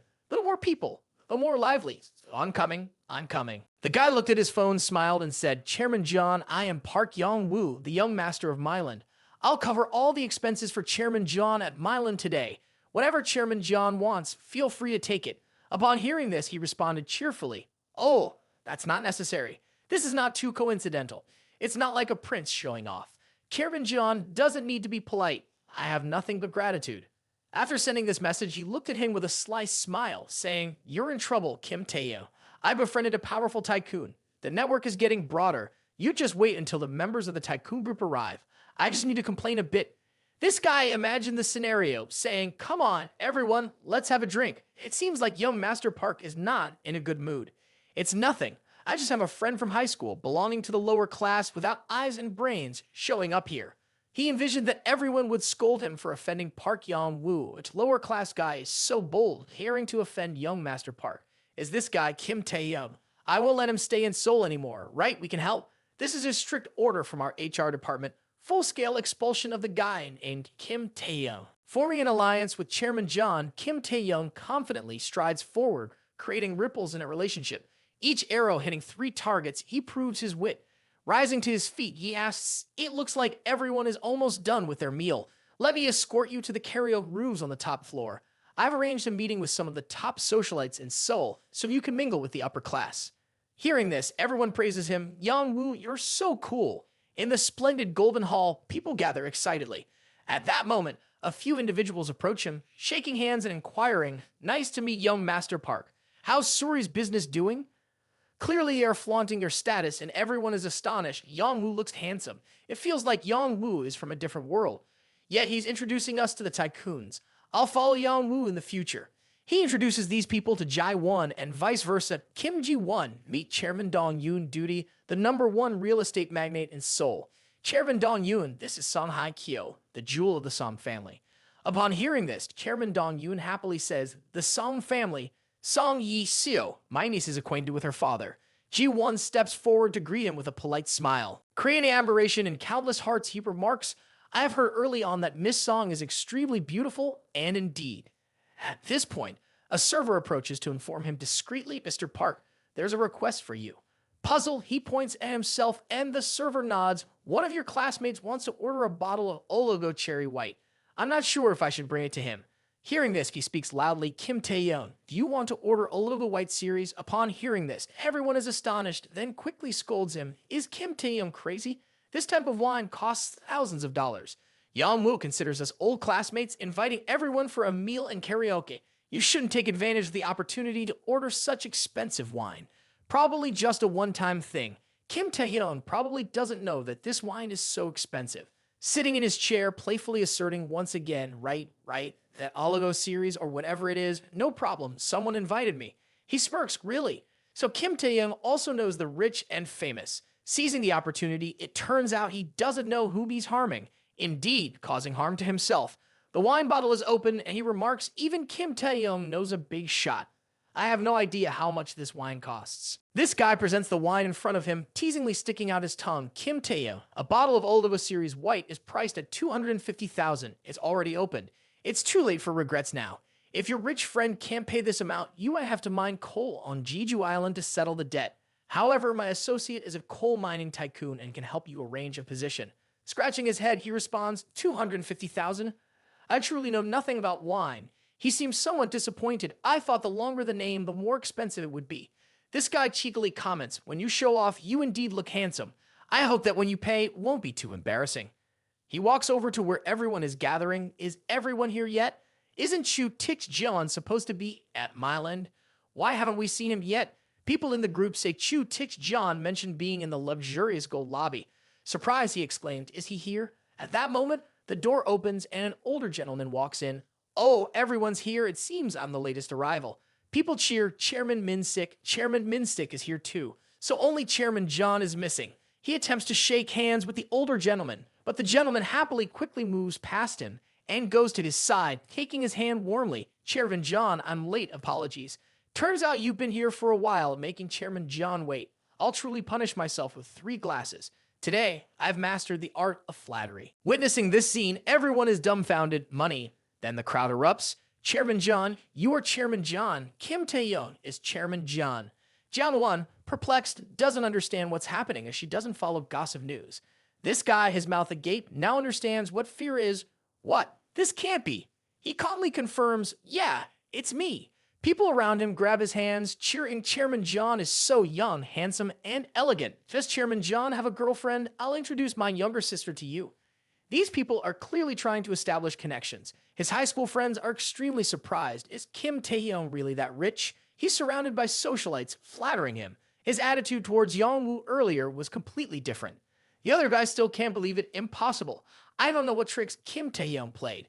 You've all been deceived. I know Kim Taehyung's parents are just laborers. He's just a poor guy. Absolutely impossible to be Chairman John. Clearly, he's embarrassed and wants to deny it. Upon hearing him daring to defame him, the uncle immediately shouted, "That guy named Park, shut your mouth immediately for me. You are the most trashy one in the Seoul Prince group. All the flaws of this guy are exposed. Lowest academic performance, bottom tier capabilities. Every month, apart from spending a few 100,000 yuan from your parents, you don't know how to do anything. Investments have never been successful even once. Listening to this, the guy looked stunned as if he was about to fall to the ground. At this point, everyone is no longer on his side. Stocks are all losing money, not making a penny, really disgracing our group. The uncle becomes more eager as he speaks, yet he still dares to curse Chairman John. Chairman John is someone you can't afford to offend. Standing behind, he reveals a cold and indifferent expression while watching the drama unfold. Kick him out of the Seoul Prince group. Hearing this, the guy trembles as if he's about to wet his pants. No, please, To ease the atmosphere, he raises his glass. It's okay, isn't it, Park? Covering all my expenses today. Bartender, bring out the most expensive drinks for everyone in the hall. Drink until satisfied. Hearing his words, everyone happily and quickly thanks him. Thank you, Chairman John. Thank you. Kim Taehyung. Chairman John is truly generous. This one lies on the ground, tears streaming down, only able to lament and blame the heavens, criticizing the land and cursing their own blindness. After a satisfying meal, everyone steps out of the hotel. Each one expresses gratitude. Thank you, Kim Taehyung. Thank you, Mr. Yong-woo. Thank you, Boss John. Let's meet again next time. At this moment, a driver has arrived to take Jae-won back. Miss, Jae-won bids farewell to everyone. Goodbye, everyone. I'm leaving early.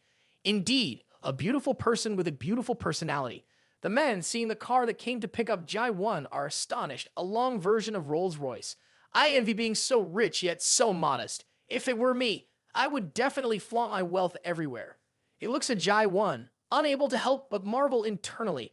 Truly a young lady accustomed to the upper class from a young age. For her own wealth status, there is no surprise, not even a slight increase in favorability. Dealing with someone tricky like this, he has thought a lot. Clearly, Jae-won is someone who doesn't crave drama.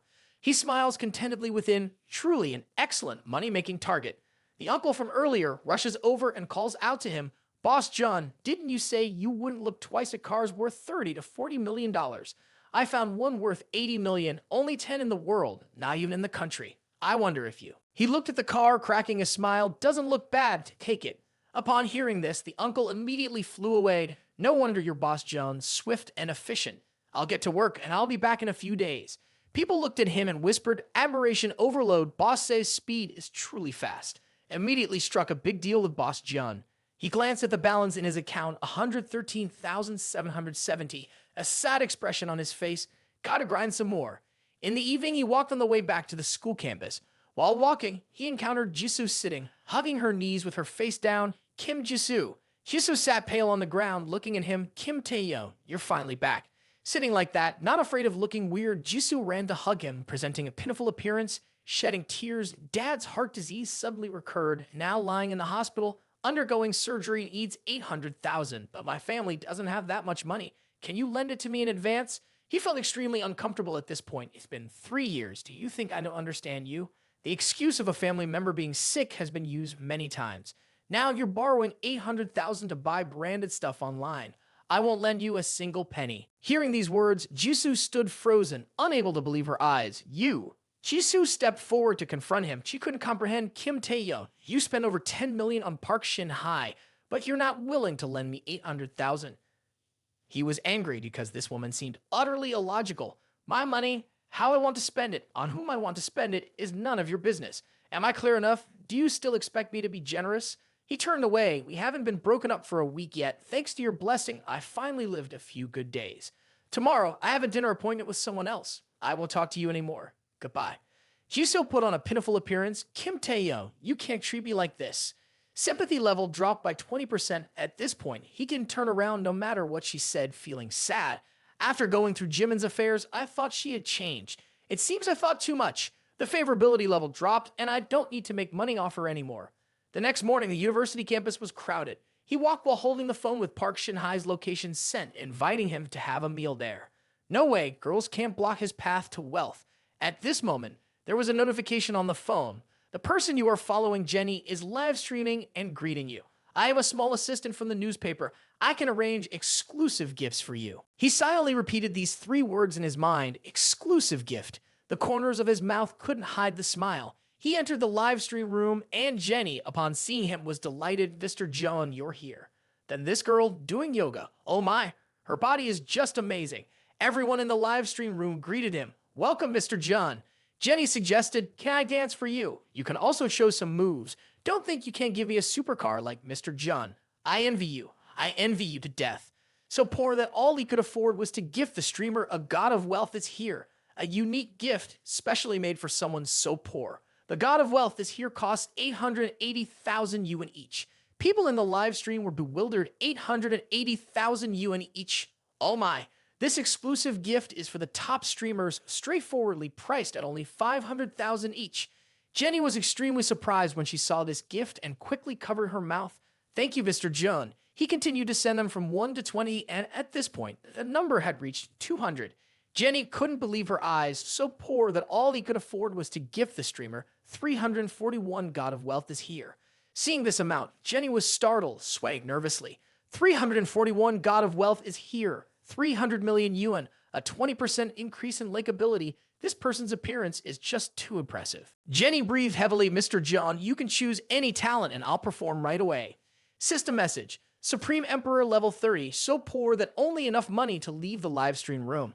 Just as this was said, Jenny was astonished, not understanding what was happening. He was now extremely cheerful, spending 300 million, then getting a refund of 30 million. Fantastic. Money coming in, I love money, I love money. Jenny quickly slapped her face. He just gave a supercar, and now a gift of 300 million. If buying a supercar is to show off in front of those old bosses, I can understand. But now I haven't asked him for a gift, and I'm at a fish tank to be broken. Why is he giving me such an expensive gift? Is he planning for me to perform anything? Could it be? Could it be? Could it be that he likes me? If it were him, it wouldn't be impossible. A series of thoughts kept rushing in. Jenny hurriedly slapped her face, trying to figure out if she was dreaming or awake. At this point, she became more determined. Stay alert. Refuse him. Men are not trustworthy. Remember, he's just my money dispenser. I absolutely won't fall for him. Jenny looked at the candid photo, blushing involuntarily. Kim Taehyung, the guy on this side, was following the address to the school gate, and the name was. Suddenly, a loud shout echoed, "Wearing a mask and think I won't recognize you." A group of men surrounded Jisoo, pulling down her face mask. "Where do you think you're going?" At this point, the eyes of the two had already met. He turned away, leaving Jisoo feeling sad. He won't come to help me anymore. The men still wouldn't let go, and Jisoo promised, "Now, I don't have money for another 3 days." They refused to believe. 3 days and another 3 days. "Do you think I believe you? Now I'm going to borrow money." One of the men sneered yesterday. "Didn't you say your boyfriend would lend you money? Where is your boyfriend?" Hearing this, Jisoo's face darkened. "He, my boyfriend, broke his heart." The man laughed mockingly. "Ha ha ha ha. Let me translate a bit. You can't borrow money, right?" This group of people cursed at her, including him, calling them names. Someone who refuses to lend money must be a scum and a coward. "Why haven't you called them here?" Jisoo lowered her head. "I didn't." These men grabbed Jisoo's hands, saying, "Stop wasting words." Jisoo resisted. "What do you want to take me?" The three men forced her into the car, saying, "Where are we going?" "Of course, we're using you to pay the debt." Jisoo struggled and refused. "No." A passerby witnessed the scene but did not intervene, just turned and ran away. Jisoo, helpless, begged in vain, "Help me." But her mouth was covered and her voice couldn't escape. "Still want to call for help? Let me tell you, we've kidnapped people many times and no one has dared to show up." Jisoo was now enveloped in darkness. It was then that she remembered him.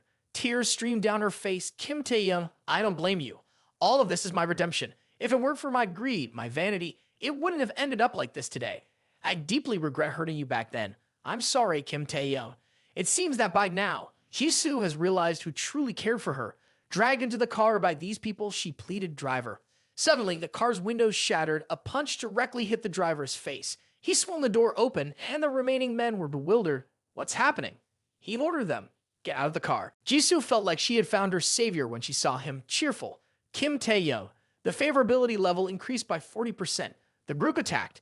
This prat wants to die. He didn't care, took out the money and hit them. One got smacked on the chin, the other on the head, and the money scattered on the ground. The two were astonished. Indeed, one could use money to crush someone to death. He coldly looked at them. "Take this 800,000 and get lost." They hurriedly collected the money. "You're her boyfriend." Hearing that, he shook his head, quickly declining. "I'm not. You're talking nonsense. Take the money and leave." The driver knocked Jisoo down onto the road. "You're a wicked kid. Don't think having money settles everything. You'll pay for messing with my brothers." Jisoo was heartlessly knocked down. They gathered the money and left, saying go. He scratched his head. "Yeah, Jisoo sat on the ground. By now, she realized her mistake. Kim Taehyung, I'm sorry. He turned away. If you really know you're wrong, then don't cling to me next time. Jisoo shed tears. Looking at him, the favorability level increased by an additional 10%. Jisoo now knew her place. Kim Taehyung, I understand that I am not worthy of you right now, but I will use my actions to compensate for the harm I caused you. On the main road, several cars rushed by. He sat in the car watching the live stream. Thanks for your gift, John. I'll shake it for you. The taxi driver uncle was curious. Which platform do you guys like to watch live streams on? He responded, live platform. Though it's frugal with gifts after watching, I usually watch on Kick Live. Even in the depths of poverty with almost no money left, that mysterious benefactor still gifts $3 million for the stream. He replied with that to keep up the conversation. Yeah, I watched that too. He continuously pressed the screen with his finger. Does Juon like it like this? At this moment, the announcement in the car sounded. The mysterious benefactor has just shown generosity again. In extreme poverty with almost no money, a gift of $100 million is given to a streamer on the Bunny platform. The taxi driver uncle, upon hearing that, was amazed. Extreme poverty with almost no money, and they still switched to Bunny Live. Then, its phone rang again. Want to have fun? Go to TikTok. The taxi driver uncle was puzzled. Just watched Bunny Live, now switching to TikTok. Must be logging in every day, earning money, little gifts for free, and giving gifts to the streamer. Clearly just a poor person doing missions to give gifts. I'm not that naive. I've never spent a dime watching live streams, never given a gift to anyone. The old man smirked, offering unsolicited advice with a smile. Young man, don't burden yourself with unnecessary concerns. Watch live streams for joy, but never fall prey to the streamers. The young man just grunted in response. Soon, another notification echoed. The mysterious benefactor strikes again in extreme poverty with almost no money, now gifting $100 million on the TikTok live stream platform. Witnessing this, the old man was even more shocked than before, exclaiming, "Oh!" Once again, the phone chimed, capturing life's beautiful moments. Another notification followed. The mysterious benefactor strikes again in extreme poverty with almost no money, now gifting $100 million on the Twitch live stream platform. Now the old man was in sheer disbelief, causing the car to become unstable. The young man spoke up, "Driver, please stabilize the car a bit." He stepped out of the car. The old man, still amazed, asked, "Young man, he can't be Mr. John, can he?" He ran his fingers through his hair. Spending another $300 million as promised to each person is too troublesome. Anyway, I can't spend all this money. I'm scattering it everywhere, casting a wide net in various directions. The main goal is to bait everyone in. He looked ahead. This isn't the place. On the street, the crowd was bustling. Namdaemun village next to Seoul University, where many students rented rooms. Moreover, these students were the main consumers for the shots here, so the prices were quite affordable. Park Shin-hai arranged for us to eat here, right? At that moment, Shin-hai opened the door and stepped out. Kim Taehyung is here. Oh my, is this the outfit you can let others see? He looked over in surprise, blushing. Shin-hai grabbed his hand and pulled him inside. Hurry in. He looked inside in confusion. Blushing, Shin-hai asked, "Do you like it? Or rather, what do you like?" It turned out that Shin-hai was subtly referring to the room. His nose started bleeding. He covered it with his hand while raising his thumb. "I like it a lot." He clearly only talked about clothes, but the perverted always had demons following them. Shin-hai prepared a rich and nutritious meal. "This is the food I cooked. Try it." After taking a bite, he praised, "Delicious. I didn't expect you to be good at cooking this sweet and sour dish." Shin-hai, upon hearing this, was extremely pleased with a bright and radiant smile. "Great. I've been renting this room for a long time. On Saturdays and Sundays, when I'm not going to school, I'll live here. You're the first male student to come to my rented room." As he finished hearing this, while still eating, he also realized, "Also, the first male student to eat the food I cooked." Just as he placed the bowl down, Shin-hai bloomed a bright smile. "Really? I'm honored.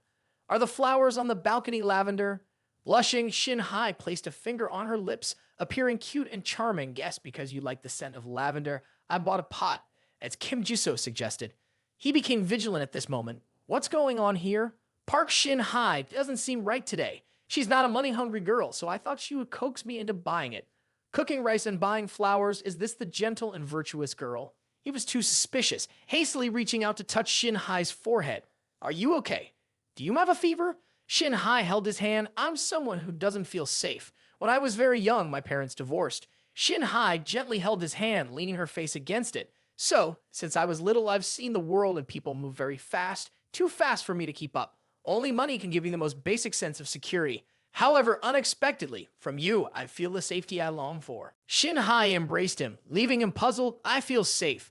Pursuing Kim Jisoo for 3 years proves that you are a very loyal person. Moreover, spending so much money on you without asking for anything in return is completely different from those other guys with ulterior motives. Looking at him, Shin Hai continued, although I've had a few relationships, I've kept myself so that's it. The two of them leaned in, preparing to share a kiss. Suddenly, he realized, I remember now, Park Shin Hai's favorable impression of me is already 91%. It's practically love. No wonder it can easily turn into something else.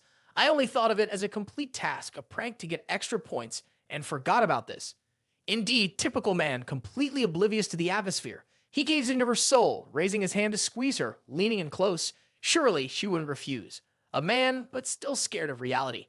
Shin Hai, delighted by what he did, was in ecstasy, her whole body twisting in pleasure, unable to escape that sensation. The atmosphere became increasingly sultry, and viewers could easily understand what these two were doing. He looked at her and hastily apologized. Sorry, did I use too much force? Shin Hai quickly reassured, no, it's okay. Do whatever you like. Before she could finish, he pounced on her like a hungry tiger, wanting to nibble and devour every piece of flesh on her. He pulled away, saying, the clothes are a bit restricting. Shin Hai didn't mind, and the two were immersed in ecstasy. You guys like it. Suddenly, a shout echoed, Nana, I was wrong. Don't go, Nana. Hearing this call, he abruptly snapped out of it, Jin-Goo's voice. Looking outside, his roommate was pulling a girl, saying, Nana, don't go. I'm really sorry. But the girl refused to turn around. It really is Jin-Goo. Despite this, she heartlessly slapped Jin-Goo, sending his thick glasses flying. The girl shouted loudly, you're yelling so loudly, what's not embarrassing enough? The surrounding aunties gathered around, enjoying the scene. The girl left, and Jin-Goo continued to shout, by tomorrow, the whole school will know. The glasses lay on the cracked ground, and people gossiped he deserved to be slapped. His shouting was too much. Since Jin-Goo couldn't find his way, he knelt down and fumbled on the ground to retrieve his glasses. He hurriedly ran down in front of Jin-Goo, picked up the glasses, and handed them to him, asking, Jin-Goo, what's going on involving Kim Taehyung? Jin-Goo put his glasses back on and said, you also know that Nana and I have been dating for 6 months. While he was speaking, Shin Hai rushed out. Jin-Goo was shocked and couldn't believe his eyes, yelling loudly, Park Shin Hai. The outfit Shin Hai was wearing made Jin-Goo even more astonished. She quickly hid behind him, and he scratched his head, saying, she invited me to have dinner. He continued, and Jin-Goo, still in disbelief, adjusted his glasses. Originally, we planned to watch a movie. I came to pick her up. After the movie, she wanted to go to the Chanel store to buy an anti-aging set. I thought it would cost more than 8,000 yuan, so I said I didn't have the money right now. Unexpectedly, she got angry and refused to watch the movie. We've always been good before. I don't know why she suddenly got so angry. Shin Hai peeked out, saying, are you Lee Nana's boyfriend? I heard she recently got close to a wealthy boyfriend. Both were shocked, and he exclaimed, what's impossible? Jin-Goo was even more surprised. Nana can't betray me. Shin Hai confidently said, believe it or not, it's up to you. Anyway, the information in our sisterhood group has never been wrong. Jin-Goo shouted, it can't be. I can't believe it.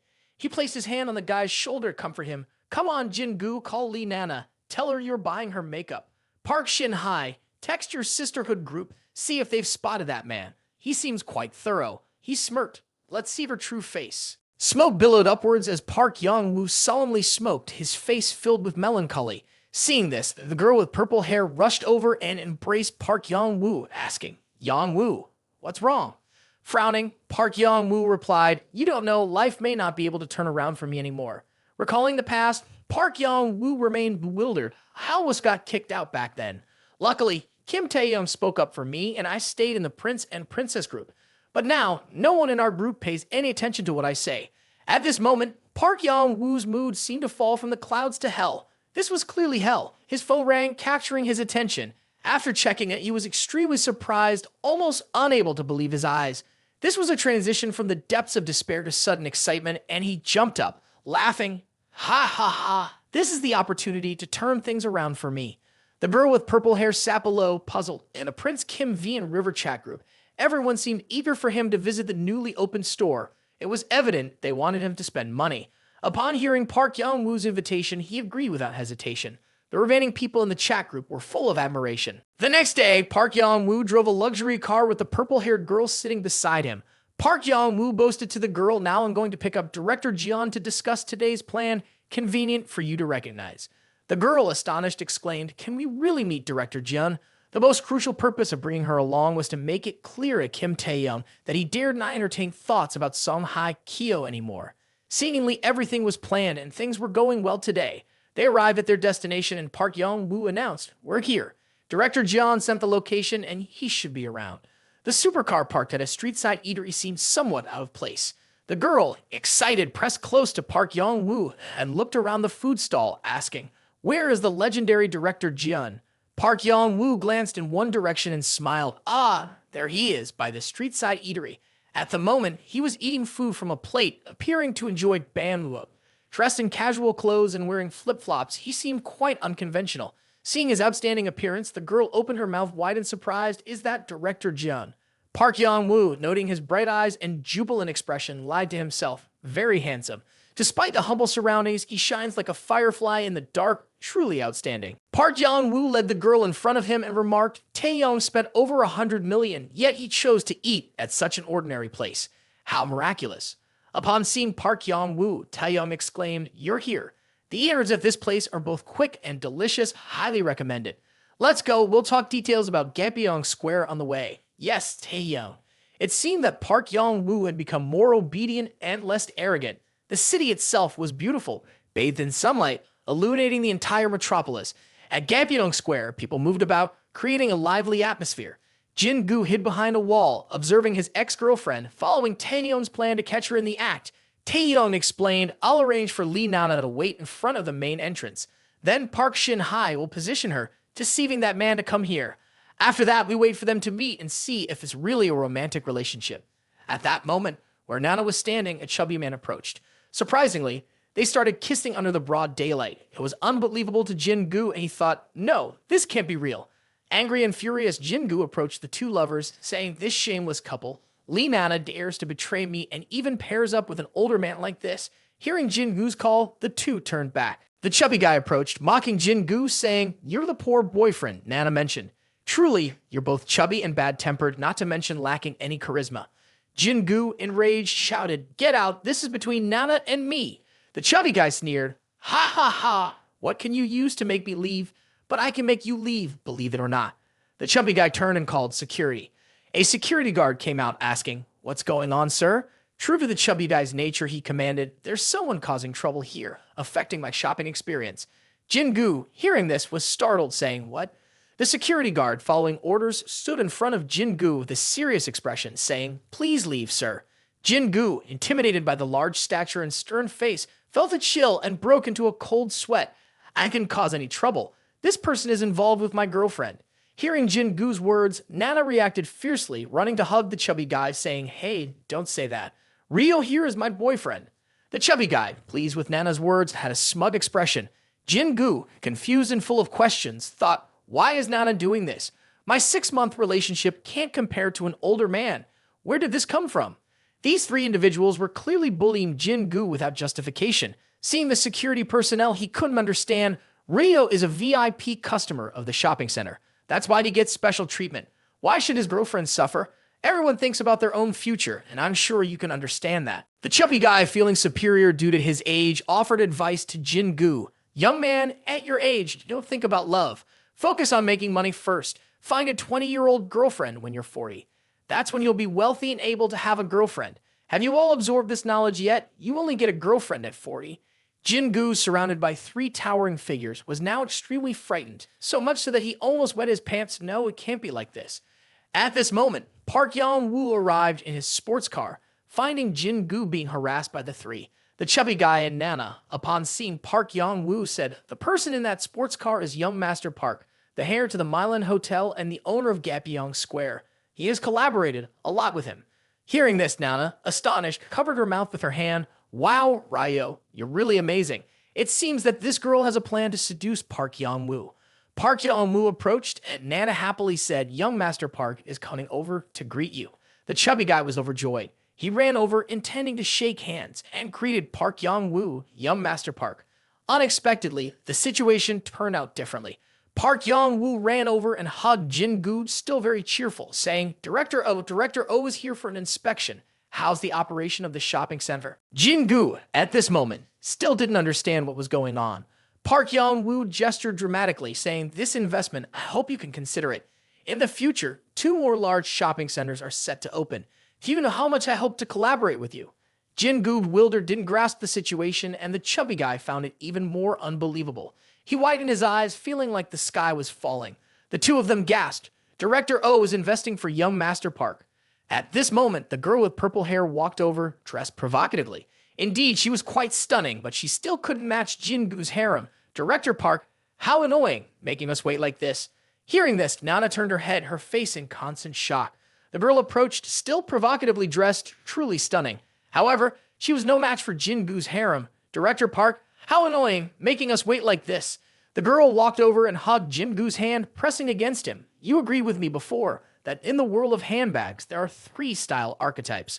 The World of 3 Archetypes just released its spring collection. Do you buy it for me? Jin-goo had never experienced this scene, so he was constantly bewildered. It was strange, yet he quite liked it. Nana angrily retorted, how can Jin-goo have so much money? He can't even afford a few thousand yuan for cosmetics. Clearly, Nana was mocking Jin-goo for being poor. The girl, upon hearing this, glanced over and said, "Ha ha," with just her face. Director O should spend money. Hearing that, Nana became even more furious. Jin-goo, by now, had noticed the situation, and Kim Taehyung stood in a corner sipping milk, observing the scene. Later on, he winked, so Jin-goo understood. These two were called by Kim Taehyung to help him. Now Jin-goo also realized and spoke up. Originally, I was inspecting the operation of the shopping center, but it seems like this man here, with a face resembling a pig, is affecting my inspection experience. He even claimed to be a VIP customer or something. Upon hearing this, the chubby guy tightened his grip, his face darkened, and he seemed frightened. Park Young-woo approached, raising his voice to scold, "You fool! Claiming to be a VIP customer of my shopping center is truly demeaning.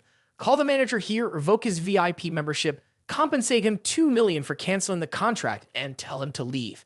Hearing Park Young-woo's words, the security guard stepped forward and nodded. Yes, young Master Park. The chubby guy was bewildered. What? He accidentally bumped into Nana, causing her to stumble. He quickly approached to apologize to Jin-goo, realizing that offending young Master Park for the sake of this woman would harm his business relationship with him in the construction material field. Director O, young Master Park misunderstood.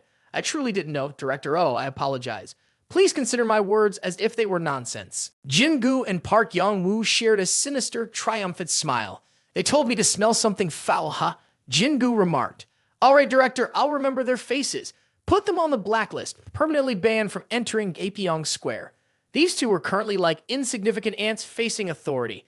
Nana clasped her hands, tearfully pleading, Jin-goo, please. The chubby guy also trembled, his whole body shivering. Jin-goo looked down. Take care of your health, sir. At your age, a fall might be hard to recover from. Nana panicked. What should we do now, Ryo? Hearing this, the chubby guy turned away. In the construction material industry, my name carries some weight even in Seoul. Just one Park Young-woo won't make or break my business. Suddenly, dozens of luxury cars arrived at the square. People disembarked, laughing and joking. Not bad, Dong-yoon. You're not inferior to Miss Yang. Don't compete with me. Seeing this scene, the two frightened individuals might have wet their pants. These people are all from the top wealthy families in Seoul. Why have they all come here? Everyone rushed to greet Jin-goo, and the girl behind asked, Is this Mr. O, the young master? I've already heard about Mr. Park. How could you occupy such a good place on your own? Next time, you must give the opportunity to me. Helping Director Jeon is an honor for me. Today's events are mainly because of these people, and he dared to defy them. The gaze of these people on the chubby guy was incredibly terrifying. With a touch of coldness, clearly the demeanor of the wealthy. The chubby guy, seeing this scene, was like being struck by lightning, terrified. Tears, snot, and saliva all gushed out, looking a bit messy. It's over, I'm completely finished, he muttered to himself. Jin-goo and his friend gathered after the stage drama, clasping hands. Jin-goo sincerely expressed his gratitude. Thank you. His friend, with a nonchalant demeanor, replied, Why thank each other? The most important thing is this bit of accumulated anger. At this point, Jin-goo was perplexed. How do you know so many wealthy friends? Hearing this, his friend quickly justified, Oh, those people are hired hands. Their scope of work is extensive, including being extras in films. Jin-goo just uttered 2 O sounds, unexpectedly believing this person's seemingly simple nature. The two bid farewell, and Jin-goo walked away. So I'll head back to the university first. Do you need me to bring you some packed lunch from the canteen in the evening? Okay, just remember, no duck neck added. The wealthy onlookers were astonished by this scene. This is Director John, truly modest and enigmatic. What is Director John up to?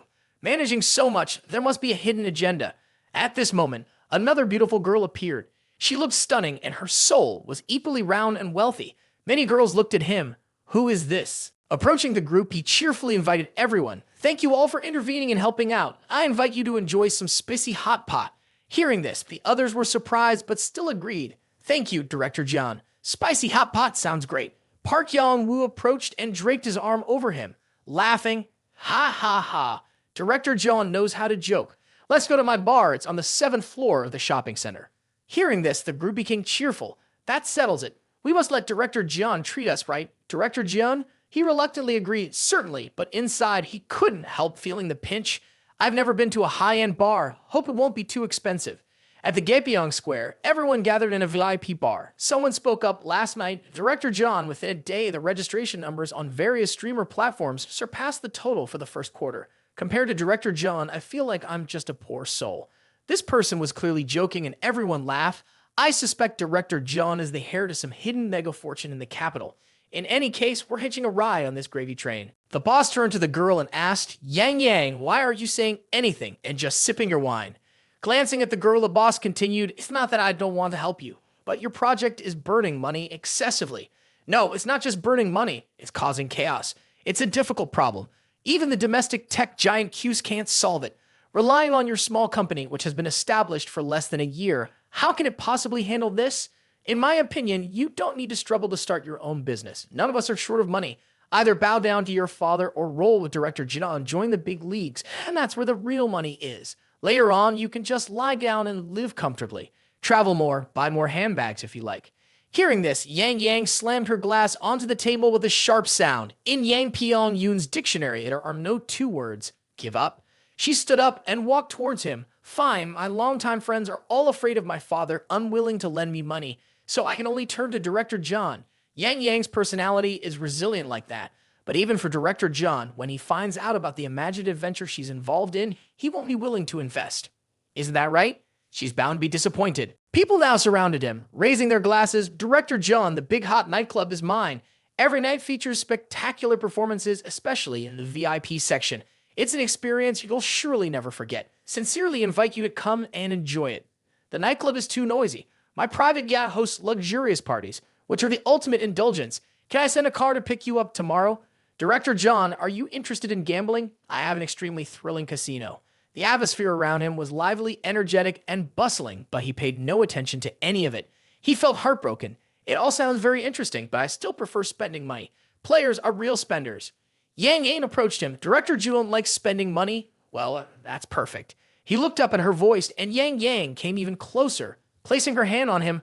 Could you invest in me? People behind were puzzled. Yang Pyong-yoon is starting mischief again. Didn't Director John give her more than $100 million in the previous group? How could she spend it so quickly? Director John, don't listen to this girl. She's involved in something beyond imagination. Whoever gets involved will suffer losses. Hearing this, Yang got angry, punched the guy who said, suffer losses out. Shut up, you. The others saw this and immediately kept silent, not daring to say anything. He asked now, are you Yang Yoon from the group? What do you need me to spend money on? The system then chimed in. Upon inspection, the girl is of high beauty value, initiating a mischievous task. The girl's name is Yang Pyong-yoon. Yang Yoon's smile, age 25, height 172 centimeters, weight 49 kilograms. Affinity with the host is 10%. Seeing the initial high affinity, he was delighted. Wow, a beautiful girl and a chance to make money come knocking. Can't miss this opportunity. Yang now began to outline her plan. I'm in the semiconductor industry. People immediately intervened. Delusion, pure delusion. Director John, did you hear that? She's clearly dreaming. He didn't know what to say at this point. People were causing a commotion, but Yang continued, I affirm my position. There's nothing delusional about it. In academic theory, this is grounded. My company has been researching for over a year. Currently, the project only lacks a small, unresolved technical issue. The guy who was punched earlier still managed to speak. What small technical issue? If you can solve this technical problem, you might as well have won the Nobel Prize. You find it reasonable? You burned a few billion, right? Yang angrily tied the guy's hands and feet and didn't spare his mouth. She then kicked him, sending him rolling like a soccer ball, saying, get lost. Approaching him, Yang Yang intentionally seduced him, saying, "So, does Director John want to invest, or does he want to join the others in ridiculing me?" He couldn't find a reason to reject a money-making opportunity, so he happily responded, "The semiconductor industry is promising, and the United States always puts pressure on our country in terms of science and technology. If this chip project can be successfully researched, our country will have more capital to compete with the United States. I'll invest in this project." Hearing his decision, everyone was extremely puzzled. Investing? Everyone is acting crazy. Even Yang Yang, proposing a project, was skeptical. "You agree just like that? Don't you want to investigate my company?" There's a possibility that this startup project with the investment amount might turn out to be an unrecoverable investment. He took out his phone, looked at Yang Yang, and expressed his trust. "No need to investigate. I'll transfer the money to you first, and when you're done spending the initial $500 million, come find me. Even if the research doesn't pan out, it's okay. We're not here to support startups, and for some reason, I feel that Yang Yang is someone worth trusting. Despite many people here, she's the only one discussing business with me. That's why." Hearing this, Yang Yang was extremely moved, not knowing what to exclaim. She looked at her phone, which had received $500 million. He really did it. Blushing, Yang Yang turned back to look at him. He truly believes I can do it. His favorability increased by another 20%, and he comfortably sat, sipping his drink. People were shocked and exclaimed, "My goodness, no wonder he's Director Jun. A wealthy person indeed dares to spend money whimsically. This is $500 million, and it could all be gone in an instant." Could it be that Director Jun looked at Yang Yang and used a fortune to buy her smile? With everything settled, he hurriedly excused himself to avoid paying. Not forgetting to bid everyone farewell, he said, "I suddenly remembered that there's another important matter. We'll continue the conversation next time." Despite that, he encouraged Yang Yang. "Keep it up, Yang Yang." Someone among them was bewildered. Yes, Director John, please go ahead." Yang Yang, having received the money, still couldn't believe her eyes. Her heart pounded, and it seemed there was a bit of a tension. As the waiter came over, she said, "Tonight's bill is $330,000. Who's paying? Isn't Director John treating us?" Director John left. Before finishing the sentence, he was already swarmed by the others, hitting him playfully. "Pay attention to your words, kid. Director John casually throws out a few $100 million. How could he escape without paying? Just because a few $100,000 is too little, Director John forgot about it. That's right. But the truth is not as everyone thinks. He's really running away to avoid paying because this $330,000 is indeed too expensive. His running posture is also truly ugly. It's so expensive. I don't have money. Whoever invited guests is the one who should pay, like a dog. Today seems to be a bit of a bad day. In front of a seemingly nice house, suddenly a plump buttock appears, bouncing lively. Yang Yang, who is cycling on her machine, has a very alluring figure and an overly plump buttock. While exercising, she's also talking on the phone. On the other end, the conversation goes, "So you really pulled off the investment just based on one sentence." Well, until now, I still can't believe it. How could he believe he has a system that can redo things? The person Yang Yang is calling is Jaiwon, the girl rated by the system as having the highest facial value. He really is a very different person. Jinwon, on the other end, is sitting and reading a book. Whatever it is, congratulations. The biggest issue in your career has been solved, the initial investment. Yang Yang agrees, yes, that's right. But deep in her eyes, there's still a hint of something called sorrow. She recalls the argument with her father. "Dad didn't even let me finish speaking. How could he deny it?" Her father is adamant, "I basically don't need you to start a business. Moreover, doing something beyond imagination like this, the family's intellectual industry is so great. Why can't you just take over the family business? Your dad's card will be closed for a while, preventing you from doing miscellaneous things." Yang Yang still remembers that she had begged everyone she knew, but no one agreed. Uncles, aunts, and everyone. "Yang Yang, your dad has explained it to everyone. Tell them what you need to do like this. Be obedient at home is enough. You're just a girl. It's better to marry someone early." These people are really too conservative. What era is this? It's the 21st century, and there are still people with such thoughts. It's truly unfair to win with ambition and determination. Yang Yang clenches her fists tightly. "In my heart, I am determined to succeed." Jinwon also believes in her, saying, "I believe in you." Yang Yang continues, "While I'm busy talking about myself, Jadwon, how was your high school reunion?" Jaiwon, still reading while responding, as a smile on her face. Originally, it was just a normal class reunion, but unexpectedly, there was someone who surprised me. His knowledge is on par with our teacher. Hearing this, Yang Yang imagines the man Jaiwon was interested in, Jaiwon, and yet you are interested in a man. The sun has risen in the west. That young man must look extraordinary. Jaiwon teasingly turns the conversation back to Yang Yang. Isn't it that you're also interested in a man, the one who trusted you unconditionally and spent a lot of money on you? Yang Yang denies. Who said I'm interested? That's ridiculous. While she's on the phone, a woman enters the room saying, Kim Ji-won, it's time to go. Hearing this, Ji-won just responds with an indifferent, The woman is Jae-won's mother, who reminds her once again, Kim Ji-won, Mom wants to remind you that Mr. Jong represents the Jong family, a future shareholder in our museum. So you should be a bit friendly with him, understand? Jae-won, with a resigned expression, replies, Yes, Mom. The sky today is truly beautiful, and the city appears dreamlike. You open the dormitory door and step inside, a voice calling out, Kim Taehyung. Jae-suk is lying on the bed with a high fever of 40 degrees. It seems like he's on the verge of death with such a temperature. Concerned, you ask, Jae-suk, what's wrong with you? Exhausted, Jae-suk replies, I have a fever. Can you cover for me at work for a day? I'll pay you for the day's salary. You encourage him and head to the wardrobe to get dressed, saying, No problem. You rest, and the work uniform is in here, right? Jae-suk agrees, yes. While changing, you refuse the money, saying, It's okay. You keep the money for yourself. I'm just helping out. Consider it a favor from your big brother. Dressed in a work uniform, you can't help but feel it looks good on you. Despite being work clothes, they seem particularly attractive on your figure. Thoughts run through your mind. Jae-suk takes on extra shifts at the Yongsan Museum, working 3 nights a week. When Jin-gu and Tae-hee, the 2 kids, are scared of the dark, Jae-suk will ask me to cover for him when he can't make it to work. What the heck? Why are boys scared of the dark? The dark is solid. It looks healthy. Can someone explain to me why boys are afraid of the dark? As you leave for work, you can't resist teasing your sick friend lying in bed. I'm off to work. You stay here. Don't go anywhere. Jae-suk, in frustration, retorts, Just go. At the Yongsan Museum, you sit at the cashier counter working, fingers busy on the phone, eyes focused on the screen. It's a leisurely afternoon and the museum isn't crowded today, probably due to maintaining the school. However, it's an opportunity to send some money to female streamers. While scrolling through your phone, a voice from the device rings. Director John is here again. Thanks for the gift. Director John, I love you. Outside the museum entrance, a car pulls up and an older man steps out, accompanied by a secretary. He seems like a director or president of some company. The museum manager greets him enthusiastically. Hello, Mr. John. Director Song and the others have been waiting upstairs for a long time. What's with that face calling him Mr. when he looks like an old man? The man smiles. Lead the way. Apparently, he's quite influential, not letting anyone go unnoticed. Just wait, there will always be someone more prominent to deal with him. The 2 of them enter the museum. You sit at the cash register, uninterested, still pressing on the phone. Suddenly, the man raises his voice. Hey. The manager startles, not understanding what's happening. Seemingly, the man has noticed you. You guys hired a blind person to work? Doesn't even know how to stand up and greet when someone arrives. Indeed, a man who loves attention.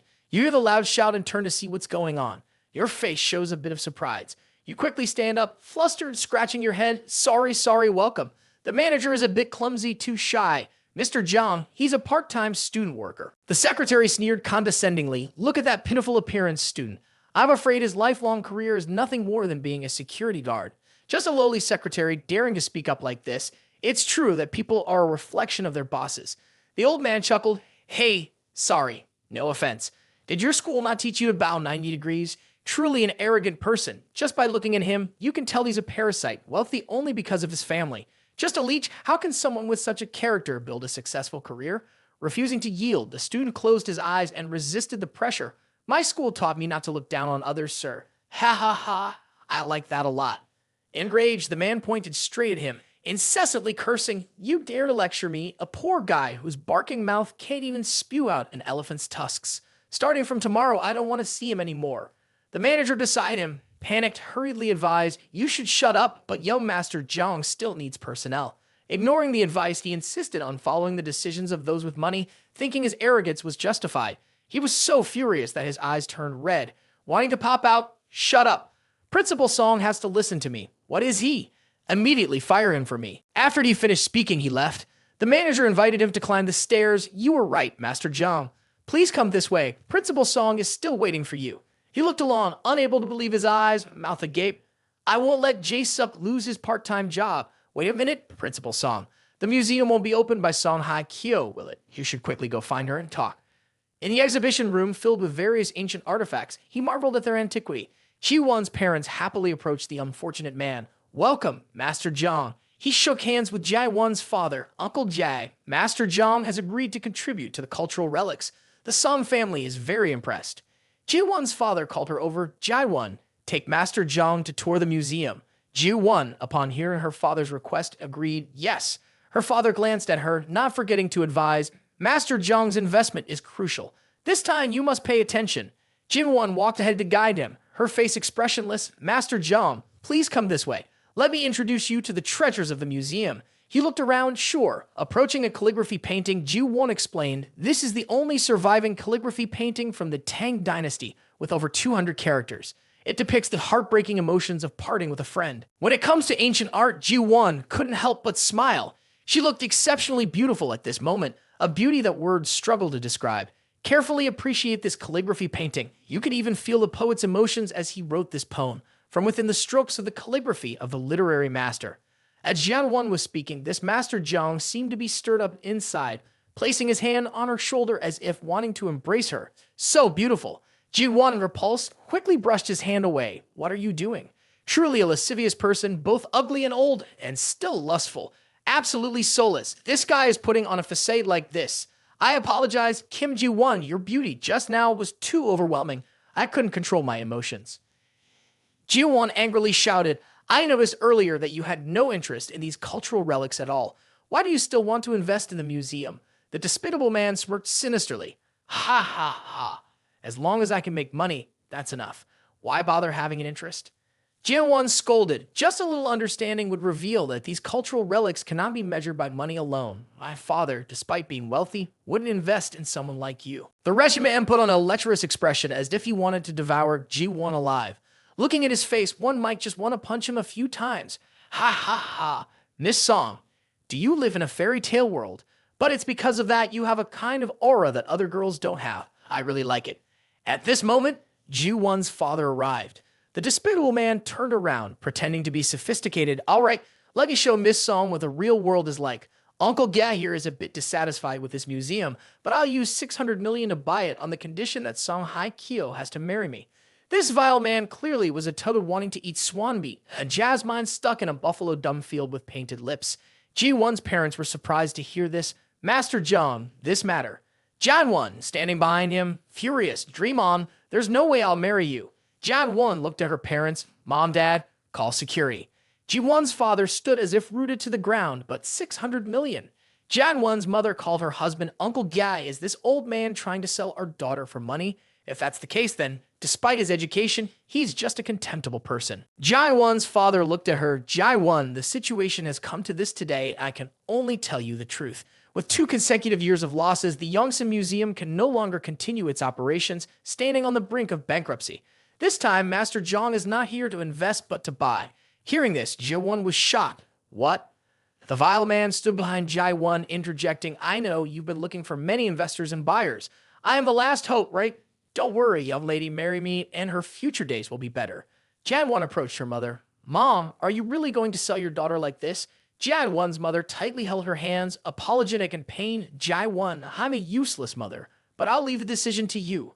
Jae-won's father bowed. Jae-won, I don't want to casually marry you off either, but if we don't sell the museum to Master Jong, we'll go bankrupt. Most of these cultural relics will be in the hands of merchants, and buyers will force the price down, or they will end up in the black market. Most importantly, you and us will suffer. Jae-won stood amidst the thousands of cultural relics being sold, screaming in her heart, no, I don't want this. Recalling her childhood, Jae-won's father carried her to see cultural relics. Oh, Daddy, these relics are so beautiful. Our Jae-won is truly talented. Even at a young age, she appreciates them. Each relic embodies the blood, sweat, and soul of the artisans. Though these artifacts are categorized, they should be priceless. Young Jae-won, gazing at the artifacts, could imagine the images of the artisans crafting them. I can see the artists who created these relics. Last month, I bought an impressive style artwork, resold it, and made 600,000. Last year, I bought a jade bracelet for a few thousand in the black market. Its price has now inflated to several hundred thousand. Hearing this, Jae-won felt extreme disgust. These wealthy people have no respect for cultural relics at all. Their mouths are filled with nothing but making money. As Jae-won grew older, men pursuing her were always fixated on money. Kim Jae-won, this Chanel perfume costs $5,000. I think only it can match your aura. Kim Jae-won, do you sit in a luxury car worth $200,000? Ji-won was repulsed, but didn't show it. They believed that with money, they could obtain everything. However, there were many things in the world that money couldn't buy. Ji-won's face darkened. I've always believed that. When faced with money, people are always very small. Ji-won too, but all of this becomes insignificant when confronted with reality. The despicable man stood in front of the painting, arms wide open. Rest assured, Kim Ji-won. After we get married, I will definitely treat you well. Just give me a son and I'll buy another museum for you, all right? Who would want to have a child with someone like him? Ji-won looked at the artifacts. For everything in the museum. Her face darkened, unwillingly agreeing. I understand. Hearing Ji-won's firm words, her father was delighted. Ji-won and my good daughter, now go sign the contract. Her mother, crying while covering her face, worried about her daughter's future. Everyone gathered to sign a contract, the manager acting as a witness. After both parties signed this contract, it will immediately take effect in the eyes of the law and cannot be changed at will. Ji-won's father spoke up. Master Jong is very generous, having no objections to the terms of this contract. Ji-won, marrying him, will surely be very happy. Ji-won's parents, one pushing, one pulling, clearly couldn't bear a difficult life, wanting to sell their daughter for a comfortable old age. Come on, good daughter, quickly sign. This wretched man had an extremely lecherous expression, licking his lips while looking at the girl, giving off a creepy vibe. Ji-won held the pen in her hand, her small hands trembling incessantly. Looking at the pen, tears welled up in Ji-won's eyes. She truly wanted to cry. Suddenly, at this moment, the door opened and a charming and debonair figure walked in. Heard someone wants to buy a museum. He swaggered in. Heard someone wants to buy the museum. Upon hearing this, Master Jong was astonished. Ji-won looked at him with disdain. Kim Taehyung. Master Jong, furious, pointed straight at him. It's you again, the pathetic poor guy. Security? Where is security? Drag this poor wretch out for me. The manager spoke up. Master Jong, he is the security guard, the night shift staff of the museum, and he is the only one on duty. Hearing this, Master Jong was startled. Indeed, he was out of his depth. Now he was the one in hot water. Master Jong raised his leg, intending to kick him. But who did this guy think he was? Did he think he was an easy target? Just like that, a slap from him landed on Master Jong's face. The force was so strong that blood sprayed from his mouth, and 2 teeth were dislodged from his jaw. Probably quite infuriated, but unable to do anything. The result afterward, he slumped his head down onto the floor. Was he trying to play dead in this position, right? Everyone? After being beaten, Master Jong still wouldn't shut up, but he liked to say, you insolent brat, dare to hit me. I have to kill you. I'll sue you, and you'll go to jail. He walked past Ji-won's mother, going straight to her. Ji-won looked at him, tears still falling. You? He approached and gently touched Ji-won's face, wiping away the tears. Looking at him now, he was incredibly gentle. Ji-won was startled, only now reacting and blushing with embarrassment. Ji-won's parents were puzzled. Ji-won, do you know this person? Upon hearing that, Ji-won introduced, his name is Kim Taehyung, my high school friend. Ji-won's father wondered, a high school friend, at his age, he should focus on studying, not drop out to become a security guard. Understand? It's also because you don't understand the situation that I will hold you accountable. Go and apologize to Master Jong and compensate him. Hearing his words, he didn't bother to care, just flipping through the contract. What right does someone selling their daughter have to lecture you? Suddenly, he tore the contract in his hand. The 3 were shocked, gaping. The contract? Ji-won's father rushed over, looking at the papers on the ground, tears in his eyes, blaming him. What have you done? He looked down and the old man spoke up. I'll pay $1 billion to buy this museum. Hearing this, he was astonished, unable to believe his eyes. Master Jong mocked him. Stop dreaming. How can a poor security guard come up with $1 billion? If you can, I'll eat shit right here. Keep your word. He uncomfortably waved his hand. Okay. You won the bet. No need to eat shit. I won't believe you guys anymore. Ji-won's mother asked her daughter quietly, Ji-won, is this classmate of yours very wealthy? Ji-won didn't know how to answer. I'm not sure. Angry, Master Jong took out his phone and called Soo-hyun. There's a troublemaker causing a scene in the Yongsan Museum. Bring some people here. Immediately, Ji-won looked at him with confusion. Kim Taehyung, what are you trying to do? You shouldn't have come here. Ji-won's father was startled upon hearing Master Jong's words. He grabbed Taehyung. Let's make it clear. It's obvious that Taehyung is here because of Ji-won.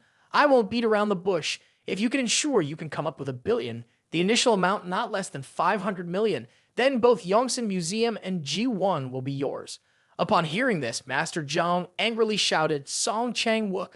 This despicable old man hadn't finished speaking yet, but if Taehyung can't come up with $1 billion, then I'll follow the original plan. Master Jong only needs to provide 600 million, the initial amount not less than 100 million, and everything will belong to him. Hearing this, Ji-won sadly lowered her head. It seemed that her father's words had truly deeply hurt her. Consider it as if he still has some sense. This old man evidently just wanted to sell his daughter to secure a comfortable life. The manager handed the contract to Taehyung, saying, "Master Taehyung, this is the new contract. Apart from changing the names and the amount, the content is no different from the previous one." Taehyung accepted it and carefully examined the contract. Although the document was meticulously written, in reality, it boiled down to 3 words: sell his daughter. Master Jong angrily shouted a threat. "Let me make it clear to you. Don't think that just by speaking a few words, you can leave without the money. My people are coming, and when they arrive, unless you want a few broken bones, you better not resist." Reading this part, I noticed the broken teeth of this guy. Ha ha ha. It's true that karma arrives early. Taehyung held the contract, read it thoroughly, and his eyebrows furrowed, appearing quite uncomfortable. Feeling uneasy, it's strangely bothersome. What's wrong with me? Could it be that you really like someone else's daughter? Looking at the ancient painting hanging on the wall, the gloomy atmosphere, the artistic vitality frozen, he turned to Ji-won, who was still standing silently behind, not saying a word. In formal attire, he approached and touched the calligraphy painting, saying, "This is the charm of literary works." The 4 people witnessing this were all astonished. He tossed the contract forcefully, exclaiming, "I want to amend the contract." He walked up to the man with glasses, saying, "I'll speak, and you write." The manager waved his hand. "Taehyung, this matter, the contract cannot be amended just because you say so." Jae-won's father spoke up, "Don't even think about amending the price, not a single penny less." He pointed with his finger at the literary works behind him. 1 billion is only the price for buying the museum, not including these literary works. His words truly shocked everyone. They all shouted, "What?" He explained, "This calligraphy painting and the literary works in the museum are invaluable. You cannot measure them with money. Therefore, these literary works still belong to the Song family." Hearing this, Ji-won couldn't believe her eyes. Her heart seemed to miss a beat. He approached Ji-won as if wanting to protect her. Song Hye-kyo respects and loves these literary works, so the right to use and manage the literary works of a museum is entrusted to Song Hye-kyo. As for me, I am the majority owner with absolute decision-making power. Song Hye-kyo is the owner of the Yongsan Museum, and the contract is signed in her name. The 2 of them faced each other. He looked at Ji-won and said, "In the future, if the museum needs money, just call me. Whatever problems you encounter, you could always find me." Hearing this, Jin-won blushed involuntarily. His words sounded like a confession. Her favorability towards him increased by an additional 20%, and he swiped the card without hesitation. This elegant style was truly not something everyone could achieve. Transaction completed, 1 billion. The 3 people, upon hearing the notification from the machine, held their heads, unable to believe their eyes. Paid in full. Only now did young Master Jong feel bewildered, trembling all over, to be able to withdraw 1 billion in an instant. How terrifying is his wealth. It seemed that he only now understood the fear. Indeed, using money was the only way to deal with those who had money. Ji-won looked at him puzzled, as if probing. "Why did you do that?" The manager still couldn't believe his eyes. 1 billion. He turned around and smiling at Ji-won. "Ji-won, do you remember? I once said I would collect all the literary works scattered outside the country. These literary works belong to the people of the nation, not commodities for traders to buy and sell at will." Young Master Jong slammed the table. "You just bought the Yongsan Museum. Don't act in front of me. All the items stored in this museum combined aren't worth 500 million. Yet you dare to boast about wanting to collect all literary works in the world. If you have the guts, participate in the auction in the neighboring country next month." It seems that young Master Jong is clearly trying to challenge his wealth. Countless lost treasures of the whole nation, sculptures of the Avalokiteshvara, all will appear there, each worth more than 1 billion. If you really have the money, then go there. Don't just show off here. He smirked, glancing at him. "Sure, just wait there. Whoever doesn't go is the loser." Young Master Jong and his secretary hurriedly left, like dogs with their tails between their legs. "Let's go." Young Master Jong and the secretary stepped out of the gate. The secretary asked, "Young Master Jong, do we need to deal with him anymore?" At this point, the gang he called had already rushed to the gate. Hearing his secretary's question, he felt the urge to pee. Deal with what? No need to bother, just retreat. You can casually take out 1 billion and Jong-on admit defeat. But before he could finish his thoughts, his phone rang. He picked up the phone. "Jong-hee, has the purchase of the museum through our intermediary been successfully completed? This is the first step in Canada Conglomerate's plan to gather East Asian artifacts. Cannot afford to fail. Upon hearing this, young Master John hastily apologized. Mr. Pamita, I'm truly sorry. Everything was going smoothly. Just when success was imminent, a brat from this whole nation suddenly appeared and snatched the purchase of the museum. On the other end, a man as fat as a pig was on the line, but rest assured, I've successfully arranged for him to participate in the upcoming auction. By then, you will have the chance to make him submit and apologize. Hearing this, the plump man was delighted. Ha ha ha. Quite interesting. Your whole nation has a saying, a true dragon is not afraid of fire. What belongs to oneself will remain so until the end. In his room, despite the hundreds of artifacts, young Master John clenched his fist. When the time comes, I'll also be on the scene to witness Mr. Kembita's demeanor. But as the saying goes, a true dragon is not afraid of fire. Speaking too soon can be quite amusing.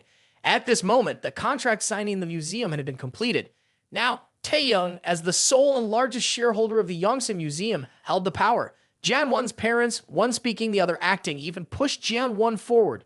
Thank you, Taehyung, for saving our Som family from this disaster. Thank you. Taehyung, our family invites you to a dinner at the Grand Hotel. Ji-won will personally treat you to a few drinks. He looked at their faces with great disgust and turned away. No need for that. I still have a night shift. You all go ahead and enjoy your meal. Jian-won's parents were in shock, unable to believe their eyes. Taehyung? Ji-won cheerfully smiled, her favorability rising by 10%. Buying a smile like hers with money worked like a charm. Following behind, she said, Kim Taehyung, do you really want to go to the neighboring country next month? He turned around to answer, of course, I'm the type who enjoys joking around. Jian-won, incredibly happy and beautiful, said, can I go with you when the time comes? He laughed and replied, of course, you're welcome. No need to ask. The sky was clear, the sun gently radiating warmth. He had just woken up in class, but couldn't resist a few yawns. Last night, he had worked the night shift at the museum and talked with Song Hae-kyo until midnight. Feeling good, yet still complaining. People want what they can't have, he mused to himself. Recalling the previous night, after chatting for a while, Jian-won unintentionally fell asleep on the chair. She looked quite blurry when sleeping. He could see this and couldn't help but laugh. Jian-won, not paying attention, overslept, making him sit awkwardly for another 2 hours. Despite being dead tired, his eyes now carried dark circles, and the occasional yawns persisted. As he entered the classroom, two girls hurriedly approached. Shin Hai, with a concerned expression, asked, Kim Taehyung, what happened? Did you lose sleep last night? Jisoo, also worried, but not forgetting to flaunt her assets, said, Kim Taehyung, drawing the attention of the boys outside who were snacking on melon seeds. What's going on that you've come prepared to eat melon seeds? Shin Hai came over to touch his face, nestled within his embrace. Lack of sleep is not good. Or would you rather skip class and rest at my place for a while? His gaze at Shin Hai was affectionate, and Jisoo quickly approached, stealing one of his arms. Park Shin Hai, don't make such useless suggestions, can you? Of course, attending class is more important. Kim Taehyung, a little later in class, I'll sit next to you. He glanced at her with a bit of disdain. Jisoo appeared to be acting cute, her cheeks blushing. You can rest your head on my lap. This way, you can both study and relax. He frowned in discomfort. Why are you here? Didn't I say? Before he could finish, Jisoo hastily cut in. I remember every word you said. Jisoo teared up, but I can't control my feelings. I've fallen completely in love with you. It's not because you have money. I just hope. Mid-sentence, Jisoo pulled out a yellow paper crane and handed it to him. We can start over from the beginning. Looking at the paper crane, this time, I will cherish you, to make up for past mistakes. I don't know if these words are truly sincere. If Jisoo loved him before, things wouldn't be like this. Or is it because he has money now that Jisoo loves him, giving her heart to him, causing the crowd to cheer wildly? Public confession accepted. Shin Hai, seeing the crowd like this, was angry. I don't know if this crowd was bought by Jisoo. Looking at Jisoo, her current favorability rating was only 86%, and in her heart, she kept thinking before he made 999 paper cranes for her, only to be thrown away by her. He must have been very sad and concerned about this. Now that she personally makes a paper crane, she can definitely move him. He saw Jisoo's favorability rating, couldn't help but smile. I believe you, you little monkey. Clearly, your favorability rating is 86%, yet you dare say to me that you completely love me. He didn't say a word and turned away. Kim Jisoo definitely wasn't the type of person who would be moved if treated well. If not, she would control many people. Now wanting to keep me is probably just because she's not willing to accept it. He left Jisoo behind. Jisoo watched him go, saying, Kim Taehyung. Shin Hai, standing beside her, sneered. Two girls who were once close friends were now filled with enmity because of a man. The professor walked in, saying, class is starting. Find your seats, everyone. After class, Students streamed out. As he walked away, two girls clung to him. Shin Hai linked arms with him, her face continually cheerful. Kim Taehyung, my place is very quiet. You can sleep without any disturbance. Jisoo, on the other side, had a sad expression, then pretended to say to Shin Hai, you're really something. Not mentioning whether Kim Taehyung is your boyfriend or not, but you casually bring a man to your place to sleep. It's not very appropriate. Shin Hai didn't care about this sarcastic remark. Turning to lace her fingers, Jisoo, you don't know yet. Because my relationship with Kim Taehyung is not normal. That's why I invited him. Now that he's single and doesn't have a girlfriend, right? You're his ex-girlfriend, aren't you? So relax and entrust Kim Taehyung to me. I will take good care of him. Right, Kim Taehyung?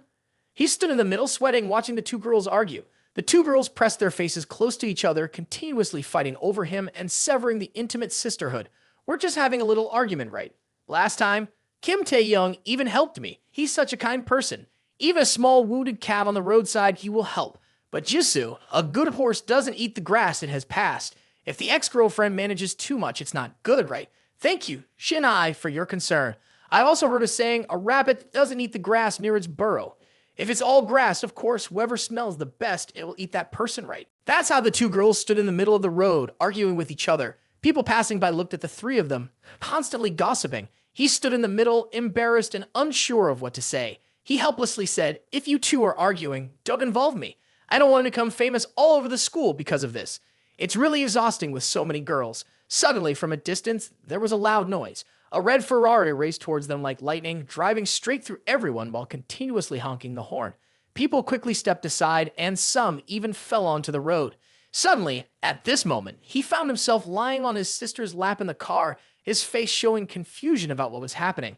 It turned out that the driver was Jenny. Jenny looked down and asked him, Kim Taehyung, are you hurt? He looked up, his face puzzled, both cheeks blushing. Jenny. He lay there suggesting, now I'll sit up right away. It turns out that there's enjoyment in misfortune. Jenny quickly restrained him. No need to hurry, just lie down for a while. Hearing these words, he happily pressed his face into Jenny's lap, both smooth and soft. I also want to lie in this position. Thank you for coming just in time, he said. Jenny happily looked down. Can I finally repay the favor this time? He raised 3 fingers, of course, so please remember to help me when the time comes. The Ferrari sped away quickly. Jisoo looked after the car. Who is that girl daring to take Kim Taehyung away in front of everyone? The group of male students around discussed animatedly. It seemed that there were both admirers and detractors among them. The car just now looks like the Ferrari LF worth $3 billion. Who is that girl? Too fast, couldn't see clearly. Wasn't Kim Taehyung a single guy before? Why is he back with a sugar mommy now? So jealous, probably a sugar mommy or a rich girl. Jisoo, who normally did respond to Shin Hai, now had another person to despise, fueling her resentment. Another one added to the mix. These girls, once they find out Kim Taehyung has money, they all rush over here to snatch him away. Despicable. If we go by these words, Jisoo seems to still be after his money.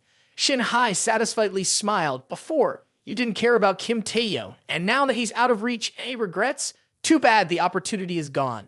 Hearing this, Jisoo was startled, then crossed her arms and questioned Shin Hai. Park Shin Hai, don't be so pleased with yourself. The person who picked up Kim Taehyung is in Harris, much wealthier than both of us combined. If Kim Taehyung finds new happiness, it's hers too. Don't think it's your turn. Shin Hai, hearing these words, didn't care either, gently smiled while stroking her hair, blushing as she looked at Jisoo. Her hands were placed on her lips. Ha, Kim Taehyung and I are actually making progress. Those hookers can't compare. Upon hearing this, Jisoo was completely astonished, eyes wide open, with an expression that couldn't believe what she was hearing. You, what are you saying? Jisoo stepped forward, grabbing Shin Hai's arm, continuously yelling, what despicable tricks have you used? How far have you developed with Kim Taehyung? Shin Hai smiled. If you want to know, I won't say. Then Shin Hai turned away, her mouth still laughing sarcastically. Ha ha ha. Jisoo, trailing behind, couldn't stop cursing in her thoughts. This vile person must be talking about me. I don't believe it, but Kim Taehyung is so straightforward. Under such an attack, I don't know how long he can resist. This Jisoo thinks too simplistically. After all, you have to call her Han-ha in. Jisoo's high heels trampled on the origami crane she folded herself. No, I can't be slow like this anymore. Jisoo silently made up her mind, still licking her finger. I am Kim Taehyung's ex-girlfriend, who understands his preferences very well. Kim Taehyung, you can only belong to me. Another 4% added to her favorability, and Kim Hin-jisoo's favorability reached 90%. completing the first phase of the challenge, deducting 800,000 for the challenge to Kim Hin-jisoo, returning 10%. 800,000 won has been transferred to the account. Hearing the system announce this, he sat up in disbelief. What's going on? Kim Hin-jisoo gained favorability through her own efforts. The rewards increased all attributes. Currently, the third level attributes enhance strength, flexibility, and mental acuity. In his heart, he exclaimed, "This feeling is truly comfortable." For the reward, choose one of the 3 skills within the specified time. A level B skill proficient in long-distance running, a level B skill proficient in swimming, or a level B skill proficient in machine jumping. The level of this skill is surprisingly low. Could it be related to the amount of the challenge money? As the overall attributes increase, a powerful and extraordinary feeling can be sensed. Running doesn't need to be chosen this time. Without any hesitation, he immediately selected the skill proficient in swimming. He looked back at his body and noticed a significant transformation. A large amount of knowledge related to swimming instantly appeared in his mind. Moreover, he could feel that the muscles in the abdominal, back, and arm areas had been greatly strengthened. From a certain angle, looking down inside the Ferrari through the lens of a periscope, a man stood on top of a tall building, holding a periscope to observe 2 people below. But clearly, in reality, he was observing him. A girl approached and called out to the man, "The president is about to start the meeting," just a simple call for a meeting. However, her cheeks kept blushing, apparently harboring feelings for the man. Inside the conference room, there was a lot of buzz. There's big news again. The main characters are still the same 3 people, Kim Taehyung, Kim Hin-jisoo, and Park Shin-hae, creating another battlefield. This time, a white knight suddenly appeared to rescue the male lead. What an extraordinary turn of events. Too bad, I'm not on the scene. The president gritted his teeth, harboring constant resentment. It's this Kim Taehyung again. It seems he has succeeded, gaining a new opponent without even realizing it. The meeting began. INC University has always been known for its excellent academic atmosphere and good campus life. However, just now, a male student and 2 female students caused chaos in the school, complicating relationships. Moreover, they are acquainted with people outside the social circle, driving high speed within the school, making everyone in the school aware. The president spoke up, "Student Gu, it seems these people are from your liberal arts department, right?" Hearing this, the bespectacled boy sitting frozen shocked. Yes, that's right. The young man's name is Kim Taehyung, and the girl's name is... The president grinned slyly. "The previous president always praised you in front of me, saying that Gu is very serious and responsible in the liberal arts department, trustworthy and handling tasks. So I have very high expectations for you." Hearing that, the young man immediately stood up, bowing repeatedly. "Thank you, Mr. President, for your praise. Kim Taehyung's behavior is indeed out of line, and I will discipline him immediately."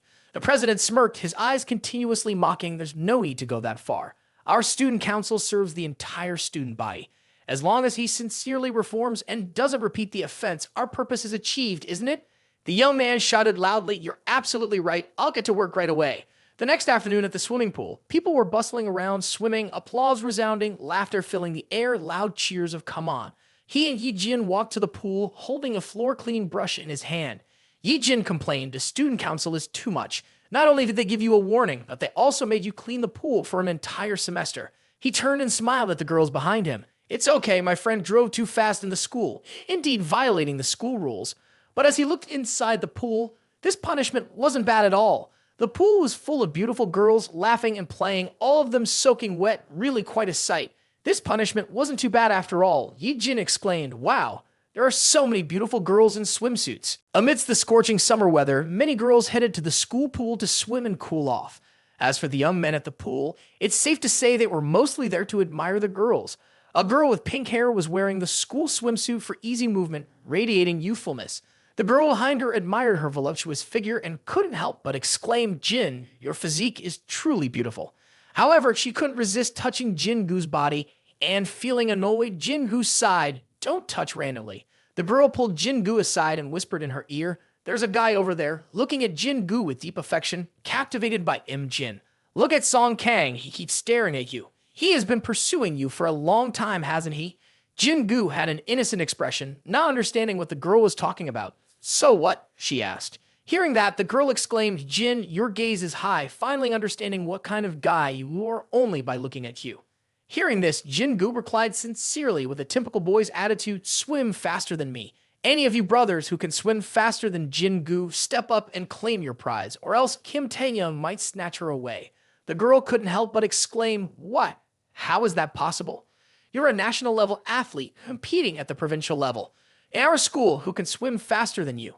You're not trying to find an excuse, are you? At this point, any challengers out there, is there anyone confident enough to swim faster than Jin-gu? He's diligently scrubbing the floor with a brush, while two girls under the pool gossip, saying that's Kim Taehyung. The other girl who didn't know Kim Taehyung asked, and her friend explained, a very famous guy lately. Many beautiful girls are chasing after him. Jin-gu paid no attention to the words of the girls and swam to the center of the pool. In his mind, he couldn't help but evaluate himself, another boring guy. While swimming, suddenly his leg cramped. Jin-gu turned his head to look at his leg, feeling alarmed. Leg cramp? How is that possible? I've warmed up properly. Underwater, she continuously gasped for air, but in this underwater environment, how loud could the cries be? Moreover, being in the middle of the pool, there was surely no one around. Jin-gu grabbed her leg under the water, but the girls thought Jin-gu was diving, not considering the situation that she was having a cramp and might drown. Look, Im-jin is diving deep again. Her technique is really good. Jin-gu was gradually sinking deeper, her face expressing resignation. Could I really drown? A swimmer drowning? That's probably an unimaginable thing. Looking down at the pool from above, he was shocked. No, that girl is in danger. Without caring about the surroundings, he immediately jumped into the pool. Song Kang looked around and shouted, Im-jin. He moved underwater like a fish, swift as a darting bird, resembling a sparrow calling a falcon. He swam quickly towards Jin-gu, then pulled her up, lifting Jin-gu's face above the water so she could breathe, as she had been submerged for quite a while. He hugged Jin-gu and she struggled, placing her face right under his chest. Let me go, don't touch me randomly. He quickly reassured, stay quiet and breathe. The way he comforted and rescued her was indeed like a domineering CEO. He turned around, placing Jin-gu on his back and swam back to the poolside slowly. Stop struggling, I'll get you to the shore. Jin-gu felt his speed and couldn't help but marvel. Too fast, he even used one hand to support me. Jin-gu pressed against his back, her face close to his shoulder, both cheeks blushing incessantly. I've never been so close to a guy like this. After reaching the shore, Jin-gu quickly regained her breath. He stood up, wiped his face with his shirt, and didn't forget to remind her, be more careful next time. Was he wiping his face like this to attract Jin-gu's sister, or was he trying to lure in the beautiful girls watching the scene? Oh my, this body, these abs are just too tempting. Jin-gu's friend came over to help her. Jin-gu, are you okay? Song Kang teased the girl he pursued a bit. Jin-gu, you almost scared us to death. Looking at his departing figure, people couldn't stop gossiping. That guy swims so fast, broke the record, hasn't he? Swift as an arrow. I recorded a video of him saving someone and I'll upload it online. He's handsome, isn't he? His name is Kim Taehyung, right? The girl smiled, looking down at Jin-gu. That's right. He's the notorious Kim Taehyung's son, but he seems quite impressive. Saved your life and swims really fast. Isn't he a suitable boyfriend candidate for you? Jin-gu blushed, looking like a girl who just discovered love for the first time. The girl exclaimed, Jin-gu, why is your face so red? Song Kang, seeing Jin-gu's embarrassed expression, gritted his teeth, his face darkening in anger. Jin-gu, seriously? The news of Kim Taehyung saving Jin-gu became the hot topic at school, with the headline, Chivalrous Boy Rescues Drowning Girl, and comments flooding in. Isn't that Kim Taehyung? He's so handsome. I was there and he swam so fast. I timed it, and he broke the record. Maybe the adrenaline rush from saving someone brought out his potential. The student council president, who already disliked him, now harbored even more resentment. It seemed like a personal feud had escalated. He gritted his teeth in frustration, muttering, Kim Taehyung. The student council president held a vial, his gaze dark. Could it be poison? I have to make you disappear completely. Hearing these words, Kim Taehyung probably felt quite scared, excessively scared. In the days following the school ball, the university continued to organize such luxurious parties, truly opulent. People inside chatted incessantly. Tonight's school ball, organized by the student council, is lively. Rumor has it there's a mysterious reward. The student council really went all out this time. Everyone was elegantly dressed, inviting each other to dance. I want to invite Park Shin-hye. Dream on. She's probably hiding somewhere. Don't think too much. Park Shin-hye recently seems enchanted by Kim Taehyung. And there's also Kim Hin-jisoo. Look, here they come. Two heavily made-up girls, adorned in glamorous evening gowns, confidently entered together. A guy exclaimed, aren't they supposed to be rivals? Why are they so friendly? This is the mysterious friendship of our daughters that we don't understand. Shin-hye chuckled. Ha ha, hi Jisoo, you look stunning today. But unfortunately, Kim Taehyung's heart isn't where you are. Dressing up beautifully might be in vain. Hearing this, Jisoo licked her lips, sensually looking incredibly alluring. Shin Hai, thank you for your concern. Enjoy the night. After tonight, everything will be different. Her words carried hidden meanings, and after saying that, Jisoo turned away. Shin Hai watched her leave, wondering what is she up to again, but thinking about it, Shin Hai couldn't care less. Turning around to grab some food, who cares? I'm going to cut the steak for Kim Taehyung first. I can eat when he arrives. What a considerate girl. Tonight, I have to dance with him. So, there's a plan. Jisoo left, but not without turning back to give Shin Hai a sly smile. As if plotting something, following the gentle and kind path, Park Shin Hai, with her little secrets, doesn't even know. Hyusu walked in a swaying manner, as if trying to attract the seductive gaze of men. She thought that by doing so, she could capture a man's heart, not realizing that a man's instinct is primitive. Jin-gu has also arrived by now, innocently stepping inside, holding a Coca-Cola glass while looking around. After seeing many charming girls, suddenly a cute girl appeared, making people want to protect her for themselves. Why hasn't Kim Taehyung arrived yet? I just want to say thank you to him. He won't misunderstand me, right?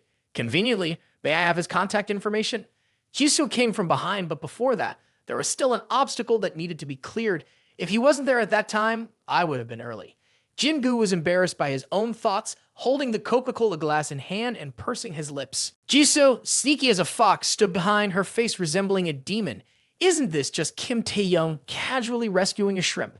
Now she even wants to climb up. Hyusu used her chest to touch Jin-gu. Pleased to meet you. Jin-gu was bewildered. Huh? Why does this scene feel like Cinderella being discovered by the evil stepmother at the ball? Jisoo, being taller than Jin-gu, leaned down inexplicably close. Who are you? Hearing this, Hyusu immediately cut in. I'm Kim Taehyung's girlfriend, Kim Hin-jisoo. Where did you pop up? Claiming to be an ex-girlfriend? Have you heard my name before? Jin-gu, innocently unaware of those who have seduced many rich men, couldn't compete. Jisoo smiled triumphantly. Kim Taehyung from my family is very enthusiastic and kind, always ready to help others. Jisoo looked down on Jin-gu as the victorious one. Before, he pursued me for 3 years, and I reluctantly agreed to be with him. Haha, what am I even saying? Anyway, now we love each other. So, anyone unaware might think that what Jisoo said was the truth. Jisoo moved closer to Jin-gu, swaying her chest as if flaunting her assets. Generally, if you want to thank Kim Taehyung, there's no need for it. Jisoo pressed her chest against Jin-gu's smaller chest, a battle between two misled souls.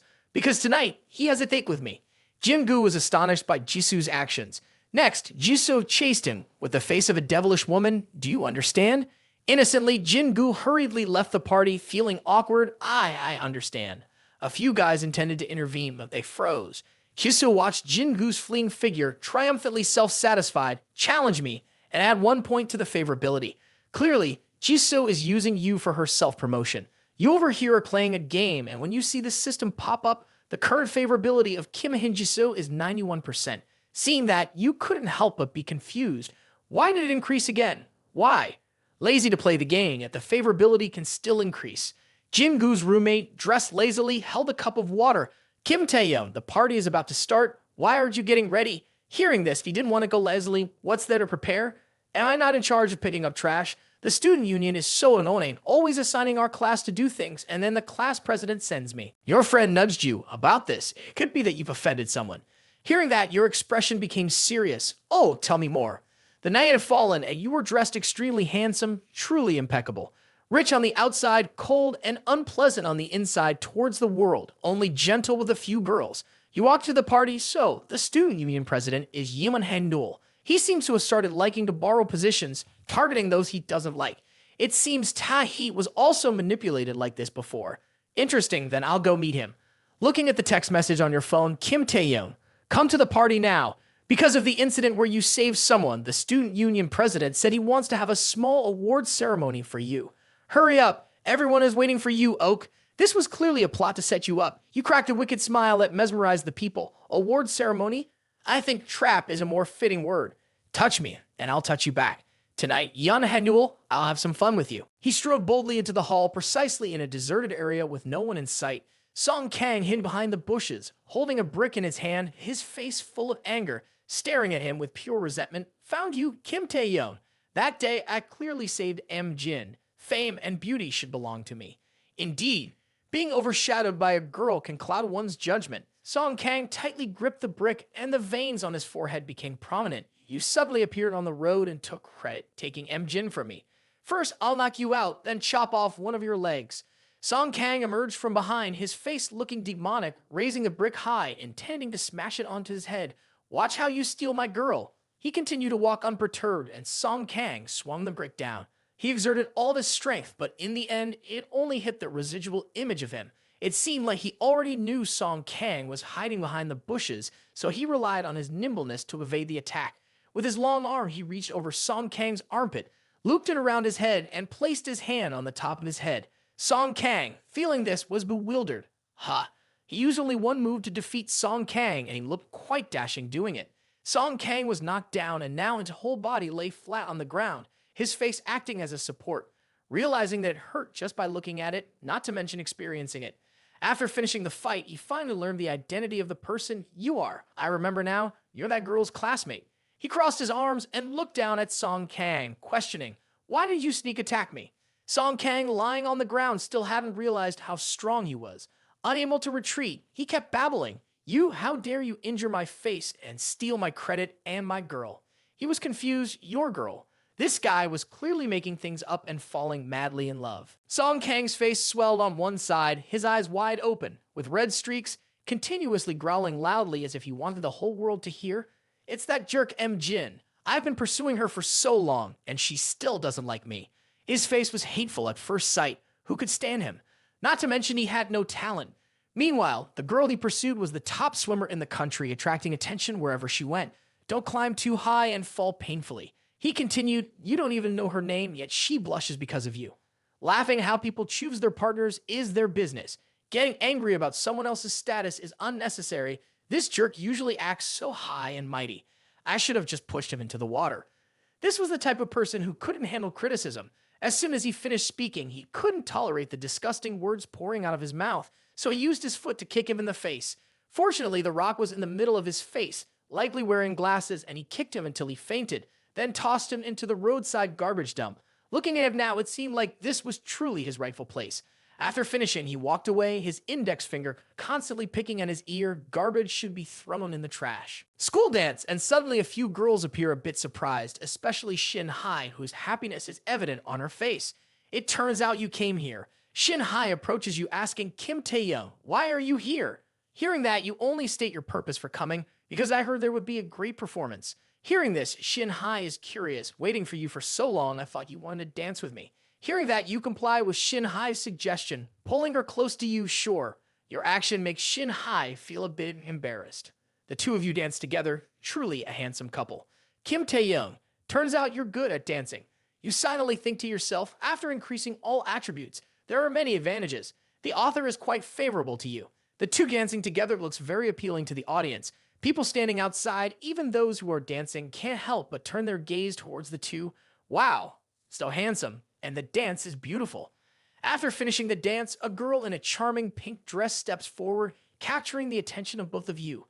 The girl initiates a conversation with you. Handsome guy, I'd like to invite you for a dance. Hearing this, Shin Hai immediately intervenes. It's a bit inconvenient. I still want to continue dancing with Kim Taehyung. You can wait for a while. Ignoring Shin Hai's words, the girl disagrees. Sister, you've been dancing for so long. It's better to take a break. Two girls were arguing over you, and you were being pulled away by other girls who wanted to dance with you incessantly. Kim Taehyung, the student president, your dancing skills are amazing, can you? Kim Taehyung, the student president, dance with me? On the other side, Shin Hai saw her Kim Taehyung being snatched away by those girls, making her furious. She wanted to run up and tear those girls apart. Some boys witnessing this couldn't help but feel jealous. Hate it, so jealous. Isn't this about saving someone, and the good deed falls on him? Disgusting. What is this kid Kim Taehyung doing? Isn't he famous as a playboy? Why are those girls surrounding him? The jealous boys kept speaking ill of you. The president even said he would reward him. Is he worthy?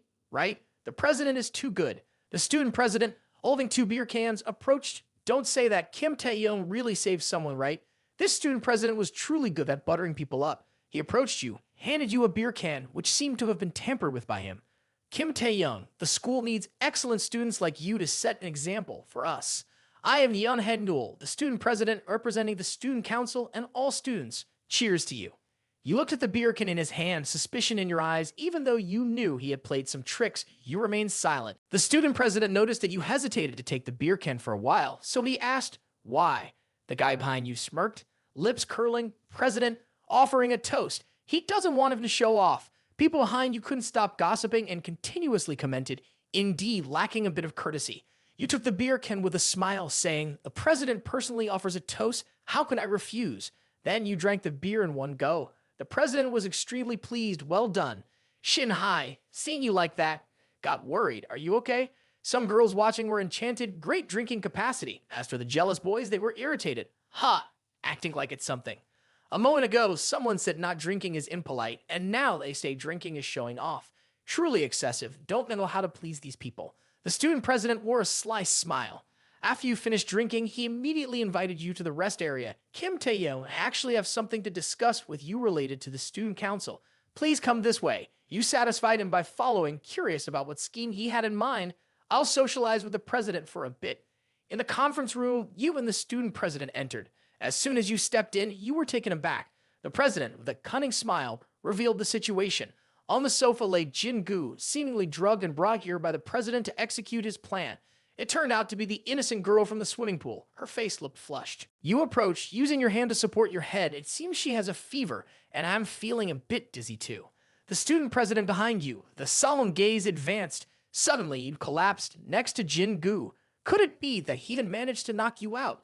Despite this, the student president had already arranged the cameras in advance, a satisfied expression on his face. Well done, the cameras are functioning normally, everything is ready. He left the room, remembering to lock the door. Kim Taehyung. This time you can enjoy it slowly. At this moment, outside the auditorium, people below looked up at the platform. Gossiping and buzzing. Wasn't the award ceremony supposed to start? Why hasn't it begun yet? The student president had already stepped onto the platform. Everyone, please take your seats. Kim Taehyung, our fellow student, will be here shortly. It's almost time. In his heart, he was endlessly satisfied. The drug must be taking effect. Everyone can't resist that kind of medication, not to mention you. As if knowing, he raised his hand and declared, because our fellow student Kim Taehyung wants to express his thoughts through the screen. So please look at the screen, and now, let's welcome Kim Taehyung. People sitting below were full of anticipation, their eyes and expressions eagerly awaiting. Suddenly, Shin Hai and everyone were shocked.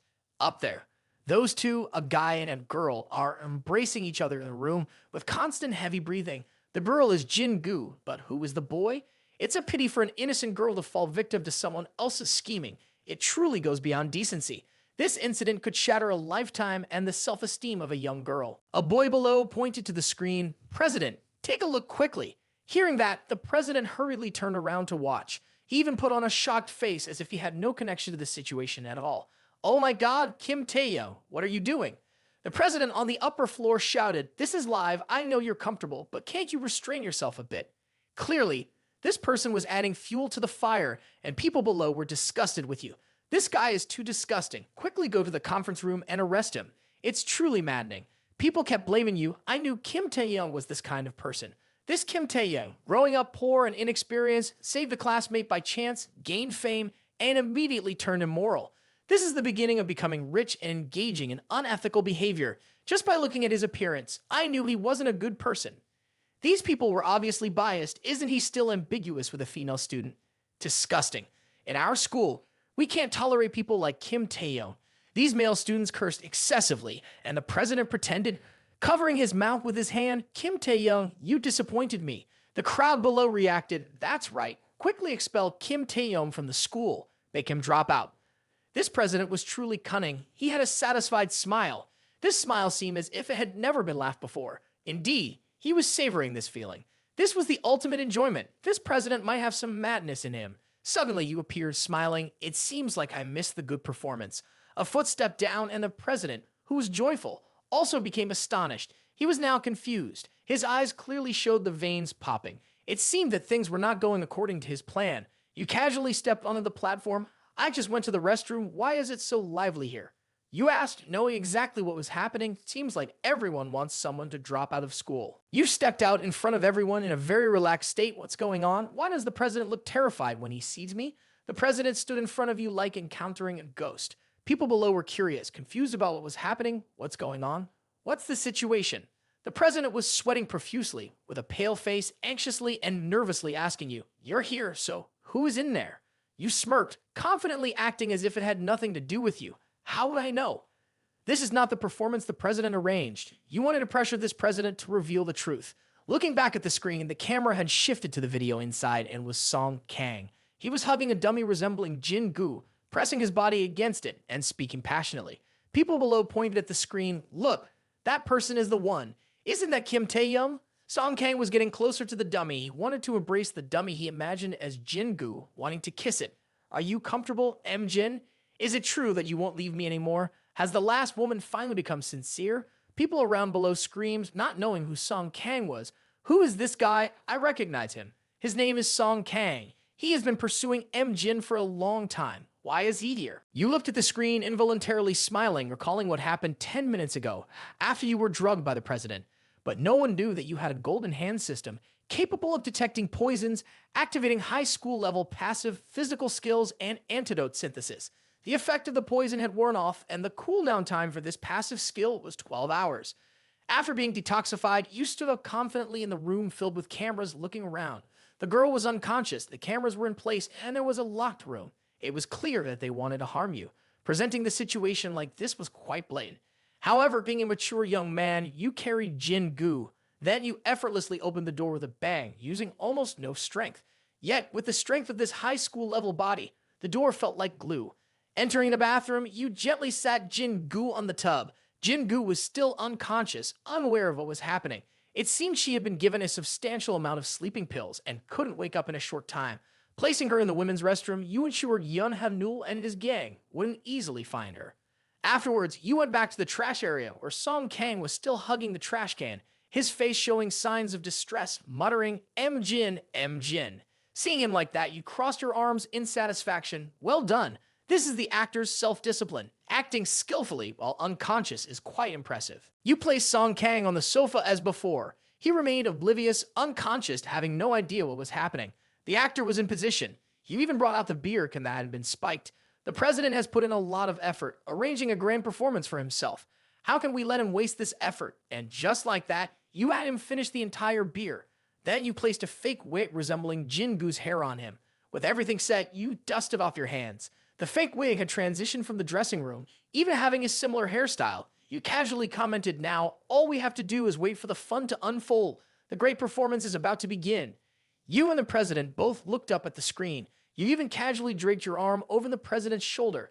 This guy's taste is really something, daring to fight a mannequin. The president was bewildered, stammering, "No, no, no." From the screen, Song Kang's voice echoed, "Fearless, aren't I, M. Jin? Witness my prowess." People below continued to chatter incessantly. He even stripped off all of his clothes. "This has nothing to do with me." The enraged president turned foolishly angry, his eyes red as if about to bleed. He blurted out in frustration, "Impossible, impossible. Clearly, I saw you fall on M. Jin. This level of stupidity, even the author is bowing to you in a match." Hearing that, you smiled and gazed at the student president intently. "Oh, so you won't fight, but you'll confess voluntarily." The student president, realizing he had spoken too soon, hurriedly covered his mouth. People below eagerly anticipated the drama, their eyes wide open in amazement, mouths agape. You gradually approached the student president, wanting to corner him completely. "Come on, spill the details. How did you see me fall on M. Jin?" The student president, increasingly pressured by you, lost the handsome demeanor from earlier. Now his face only displayed horror. You flashed a sinister smile, your eyes dark as if intending to punch him to death. Weren't you just babbling away earlier? Why so silent now? The student president had no idea how to respond. At that moment, the hall door swung open and Mr. Jia, the head teacher, entered. He strode in with an air of authority, paying no attention to anyone else. Such chaos. "I'm Mr. J, the head of the literature department, the strictest and longest-serving teacher in the school." Mr. J was oblivious to the details of the situation, but directed his anger toward you, scolding, "You shouldn't interfere with student affairs, let alone interrogate the student council president. Students like you, lacking the ambition to progress, shouldn't be part of the student union." Did the student president mistake a strange person? This Mr. J was really going too far, clearly wanting to defend the student president and sink you without understanding the full story. You crossed your arms, smiling, paying no attention to his words. Boldly, you retorted, "Mistaken identity. So if he claims to have seen me fall on M. Jin, how is the teacher planning to justify that? Your sharp words and clear evidence didn't sway him, as he still held on to his self-righteous stance, pointing directly at you. President Newell works diligently, carefully following every detail. Commendation is reserved for students like you. Instead of adhering to the program's arrangements and easily participating in the conference room, you performed this disgusting and disgraceful act, tarnishing the school's reputation and disrupting the educational environment. You must be disciplined to be able to face the teachers and students throughout the school. This Mr. J was quite skilled in sophistry, truly capable of justifying anything. Below, two lackeys of the student president singled each other with their eyes, continuously speaking ill of you to those around them, trying to rally public opinion against you. Committing such a serious mistake and only receiving discipline?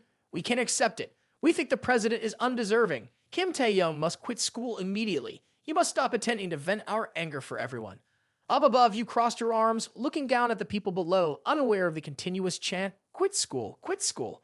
This group shouted louder and grew more fervent, "Quit school, quit school." Shin Hai, witnessing this inexplicable situation, was incredibly astonished and worried for you. What happened to you all? Clearly, the president harmed Kim Taehyung. The student president smirked, placing his hand on your shoulder and smiling. "I've bribed the head teacher already. Those students below are also part of the student council. They all belong to me. How will you confront me now?" You, indifferent to his words, observed the two villains colluding as if they were providing a backdrop for your charisma. The president pointed at you, giving orders. "Kim Taehyung wants to escape. The disciplinary team, catch him quickly." Upon hearing this, the two members of the disciplinary team approached. They tried to grab you, but you stood your ground, unmoving. The president, with an evil smile, rushed to punch you in the face. This is what Kim Taehyung is really like. A little resistance gives me a reason to beat you up. As he attempted to strike you, your hand intercepted his punch, leaving him in disbelief. The president was lifted up by your hand, struggling in pain. The disciplinary members kept pulling you, but you remained unfazed, smiling. What's the rush? The important part of the drama is just beginning. Head teacher Jia shouted loudly, "This villain has started a fight. Security guards, quickly hold him down." Hearing this, the guards rushed in, wielding their batons, eager to strike you. You looked coldly at them, and suddenly, a loud voice interrupted, "Stop." The scream made everyone freeze. Three figures approached, with the leading person using a cane being the principal of the school. "Principal." Head teacher Jia, with a bald head, stepped forward. "Principal, why are you here?" You released the student president upon seeing the principal, expressing your anger. "I arrived late, and now an unresolved issue has occurred." Head teacher Jay pointed at you, and both he and the student president smirked maliciously. Exactly. This student has caused a significant incident, affecting the school's reputation. We've decided to expel him, but due to the severe impact of his actions, we still need to take him into custody. This person could indeed say anything, even the most foolish things. The principal, losing his composure, swung his cane at head teacher Jay's face. The student president, witnessing this, was incredibly surprised. He could hardly believe his eyes. This is terrible. The principal, holding the cane, pointed at head teacher Jay's face. Whose actions are terrible? It's because there's a teacher like you who takes bribes. That's what tarnishes the school's reputation. Head teacher Jia, now with a swollen face from the beating, was at a loss for words. The student president quickly knelt on the ground, grabbing the principal's hand. Principal, there's a mistake. The troublemaker is Kim Taehyung. Head teacher Jia is just helping him. Despite the situation, this person continued to be unrepentant, still able to mumble nonsense. Next to the principal was a member of the wealthy chat group. He vented his anger by kicking the student president in the face, declaring, "There's no place for you to talk here." The student president was kicked backward, and head teacher Jay knelt on the ground, continuously pleading with the principal. "Principal, he is the heir of the Newell family. The Yeonseo building in our school is Yeonseo. His father contributed to its construction." Hearing these inaccuracies from an educator, the principal became furious, jabbing his cane into head teacher Jia, making him tumble on the ground like a pig. "Shut your mouth." Seeing head teacher Jia in this state, Park Yong-woo standing beside you, both looked down at him, questioning, "Is this a grand ceremony?" Head teacher Jay. Head teacher Jia looked up, tears streaming down. You're Park Young-woo from the Park family, one of the major shareholders of Yonsei University. So you and Kim Taehyung are like this. The principal placed his hand on your shoulder, proudly declaring, "Now I announce the act of bribing head teacher Jia of Yeonhad Newell has severely damaged the reputation of Yonsei University. The school council unanimously decides to dismiss and expel both individuals as a punishment." Hearing this announcement from the principal, everyone was stunned into silence. The principal looked at you and smiled. Fortunately, our Yonsei University has outstanding students like Kim Taehyung, who can rid the school of pests and restore its purity. He is the light of our school. This principal was indeed eloquent, but he was also trying to strengthen ties with you. At this moment, head teacher Ja and the student president were overshadowed by your significant influence. The crowd below was in disarray. Why is it like this? We've been deceived. The president and Ja, the head, are the real villains. What's going on? 40 minutes ago, the installed cameras recorded close-up footage of everything he had done. Currently, it was being projected on the hall's screen. He pointed to the screen saying, "Just watch this and you'll understand." Inside, the president held Jin-gu on the sofa. The girl drank a drugged glass of water without any suspicion. Then the president approached the camera to adjust for a close-up. He even didn't forget to mockingly say Kim Taehyung wouldn't have thought someone would harm him, even if he died. Who said I'm perfect? The student council and this whole school can only be like ants looking up at me. This person is truly foolish to the point that no one can tolerate. If you've done it, why not keep quiet? Why boast like this? The people below, upon seeing this video, were furious. So, he's that kind of person. It's truly disgusting. This two-faced creature dares to deceive us.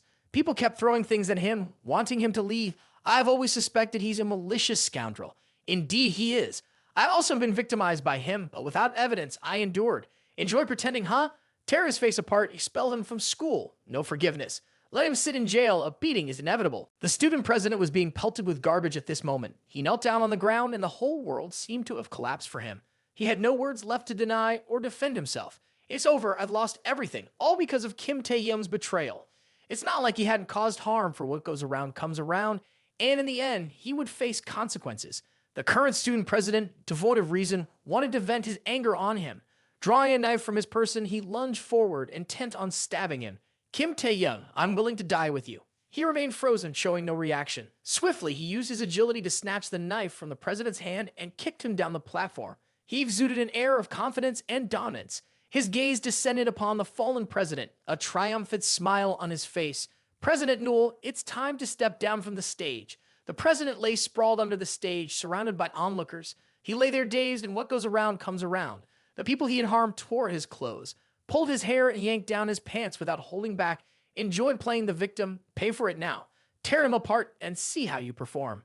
The president, suffering at the hands of those he had wronged, pleaded for forgiveness amid tears. No. At this moment, he appeared utterly forlorn, even more pitiable than someone who had tasted something extremely bitter, with foam at the corners of their mouth. It seemed that those around him were a bit excessive. Humph, you think you're fit to be the student president? It's far from over. He dared to drug a female student, he should be sent to jail. The crowd, swayed by the prevailing sentiment, turned to look at the three on the platform. Principal, the student council needs to quickly elect a new president. The principal approached, leaning on a cane, and stood beside him, placing a hand on his shoulder. Kim Taehyung, you're courageous and just, helping the school eliminate two harmful elements. The position of the student council president is yours if you want it. Upon hearing this, he was a bit surprised, and the people below were even more astonished, but still supportive. The principal's recommendation is powerful, a swift rise. I support him. He walked over to the shoulders of the two people next to him, expressing gratitude. Thank you for the principal's praise. This time, it was thanks to Taehy's timely discovery of the plot, and Mr. Park promptly informed you. Otherwise, the consequences would have been unpredictable. He passionately nominated Taehy. Principal, the position of president should be held by someone capable. Taehy previously served as the head of the organization committee in the student council, only to be unfairly expelled by the president. Taehy has both talent and capability, and I believe the presidency should belong to him. To hold such a burdensome position, I have no interest. It turns out that this was his true purpose. The people below continued to applaud enthusiastically. What an incredible opportunity, he's so cool. Kim Taehyung is truly a man. If anyone dares to speak ill of him in the future, I'll punch them to death. Shin Hai below was wide-eyed in admiration, her cheeks constantly blushing. Student President Kim Taehyung is so cool. What the fuck? Did you become the president? Jisoo, observing him from afar, had blushing cheeks and wore a smile of admiration. Kim Taehyung is outstanding, truly a man. This girl is too delusional. He never agreed to become a man. At this point, his part was over. On the stage, Taehy declared, let the party continue. He descended to the auditorium, saying everything is over. Let's see if M. Jin has awakened. In the restroom, he entered the place where Jin-gu was placed earlier. Seeing that Jin-gu was still unconscious, sitting there motionless, he felt anxious, scratched his head, then approached to lift Jin-gu's face and called, M. Jin, how much sedative were you given? Unexpectedly, someone was watching him from above and sprayed something into the restroom. He, too, got exposed to that substance. feeling a strange sensation. Why do I feel a bit? He collapsed on top of Jin-gu, not knowing what was happening. The one following him turned out to be Jisoo, and she was amused by the situation. Subsequently, Jisoo approached and grabbed his shirt, lifting him up. The scene was utterly repulsive. Jin-gu was unconscious sitting behind him, and he too was unconscious sitting in front leaning against Jin-gu. Jisoo approached, wrapped herself around him, and automatically tore her dress, sitting on him. This dress was truly cumbersome. Knowing it would be so, why wear it in the first place? Jisoo pressed close to his face, saying, "Kim Taehyung, you're mine now." Jisoo did something on her own, and I'm sure you can guess. Afterward, her whole body shivered. Jisoo continued to cling to him, lifting Jin-gu's chin. "You disgusting wretch, open your eyes wide. Kim Taehyung belongs to me now. You'll never get close to him forever, endlessly daydreaming and clinging to him in your dreams." Jisoo continuously pressed against him, wanting to kiss him passionately. "Kim Taehyung, I won't leave you anymore." Suddenly, he stood up, lifting Jisoo, making her startle. Wait a minute, turns out he had been affected by the substance too. He turned Jisoo around, panting heavily. It seemed like he had been hungry and thirsty for a long time.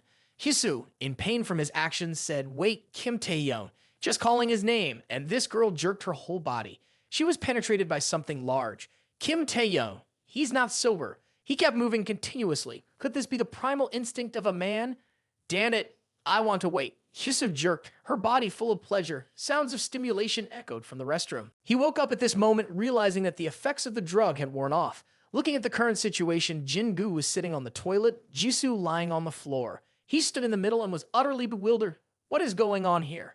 Jisoo lying on the floor, her face looking extremely euphoric, as if she'd just taken drugs, said, "Kim Hen Jisoo, this is the drug." He scratched his head in confusion, his face showing bewilderment. This crazy woman, her tendency to play her toxic tricks hasn't recovered, and she's still causing trouble. He laid Jisoo on top of Jin-gu, giving her a slap on the butt. Jisoo was hit, but still seemed to enjoy it. "Take a lesson. If you weren't unconscious, I would have beaten you to death." At this moment, his phone rang. He took it out and answered, his face showing confusion. "Chairman John. Good evening, Chairman John. I just saw Park's son flaunting in the rich kids group and helped him with something. Yang Yoon seems to be involved too. Why don't you call us brothers?" Upon hearing this, he checked the rich kids group chat, and there was even a picture of him inside. The relationship with Chairman John has risen to another level. "Quickly admire me. This time, I also have something to show off." On the other side, Chairman Sup was leaving the crowd to talk to him. "Chairman John, do you remember the private dining party on the yacht that I enthusiastically suggested to you? It will be held in Seoul tomorrow, and this time we have arranged a very special performance. Will Chairman John honor us with your presence?" Hearing this, he agreed cheerfully. "Sure, my mood isn't great, so attending a yacht party will help me relax." Upon hearing this, Chairman Sup was extremely delighted. "That's great. Welcome Chairman John and participate." The clinking of 2 beer cans echoed along with laughter. "Ha ha ha!" as he and his 3 friends walked home. Leading the group was him, and all 3 were in high spirits. The drinks at the party were dull. "It's better to go out for a beer." "That's right. I'm the class president now, so feel free to drink. I'll foot the bill." Hearing this, he was exasperated with his friends. "Okay, you've said this 100 times tonight." A hand nonchalantly gestured towards the restroom. "I want to handle something there. Come along." He watched his friends cheerfully go in, with one of them gesturing towards the restroom. After physical enhancements, alcohol wasn't as intoxicating. He had witnessed everything from a distance earlier and was now standing right behind these guys, arms crossed solemnly. If someone refuses, why force them? Hearing his words, the guys were left with question marks in their heads. The girl, upon hearing him, began to sweat profusely. The 4 troublemakers continuously pointed at him. "You dare to show up alone, trying to be a hero saving a beauty, huh? Watched too many movies, haven't you? Ha ha ha." He stood in the middle with great dignity. "Get lost. I don't want to get involved." As soon as he finished speaking, the 4 troublemakers couldn't tolerate the insult and threw punches at him. Still acting arrogant, "Go die." The worried girl raised her hand and warned, "Be careful." He swiftly dealt with the troublemakers, leaving them lying on the ground. The girl approached and checked one of them. They're all unconscious. He stood upright, witnessing it all. The girl scolded him. "Do you realize how dangerous your behavior was just now?" The system detected a beautiful girl, initiating a counter-task. Name: Go Sungtak, age 24, height 172 centimeters, weight 50 kilograms. When the target's favorability towards the host exceeds 90%, return 10% of the completed counter-task funds, adding to the host's personal assets. Reward: all attributes increase by 1 level, choose 1 skill. When the target's favorability towards the host reaches 100%, change status, and renew the host and target's dependent relationship. After seeing the task, he broke out in a cold sweat. I can't believe my eyes. It initiated a counter task. She seems so innocent. Unfortunately, she's a flower seller. He left but didn't forget to bid farewell to the girl. Miss, although you look beautiful, this isn't a suitable profession. Take my advice and find a normal job. Hearing this, Sontak was bewildered. What?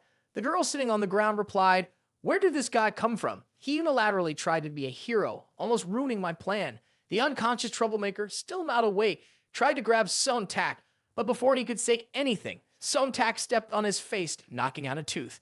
Oh my goodness, that's so scary. Sontak lifted her earpiece. The suspicious person has been restrained.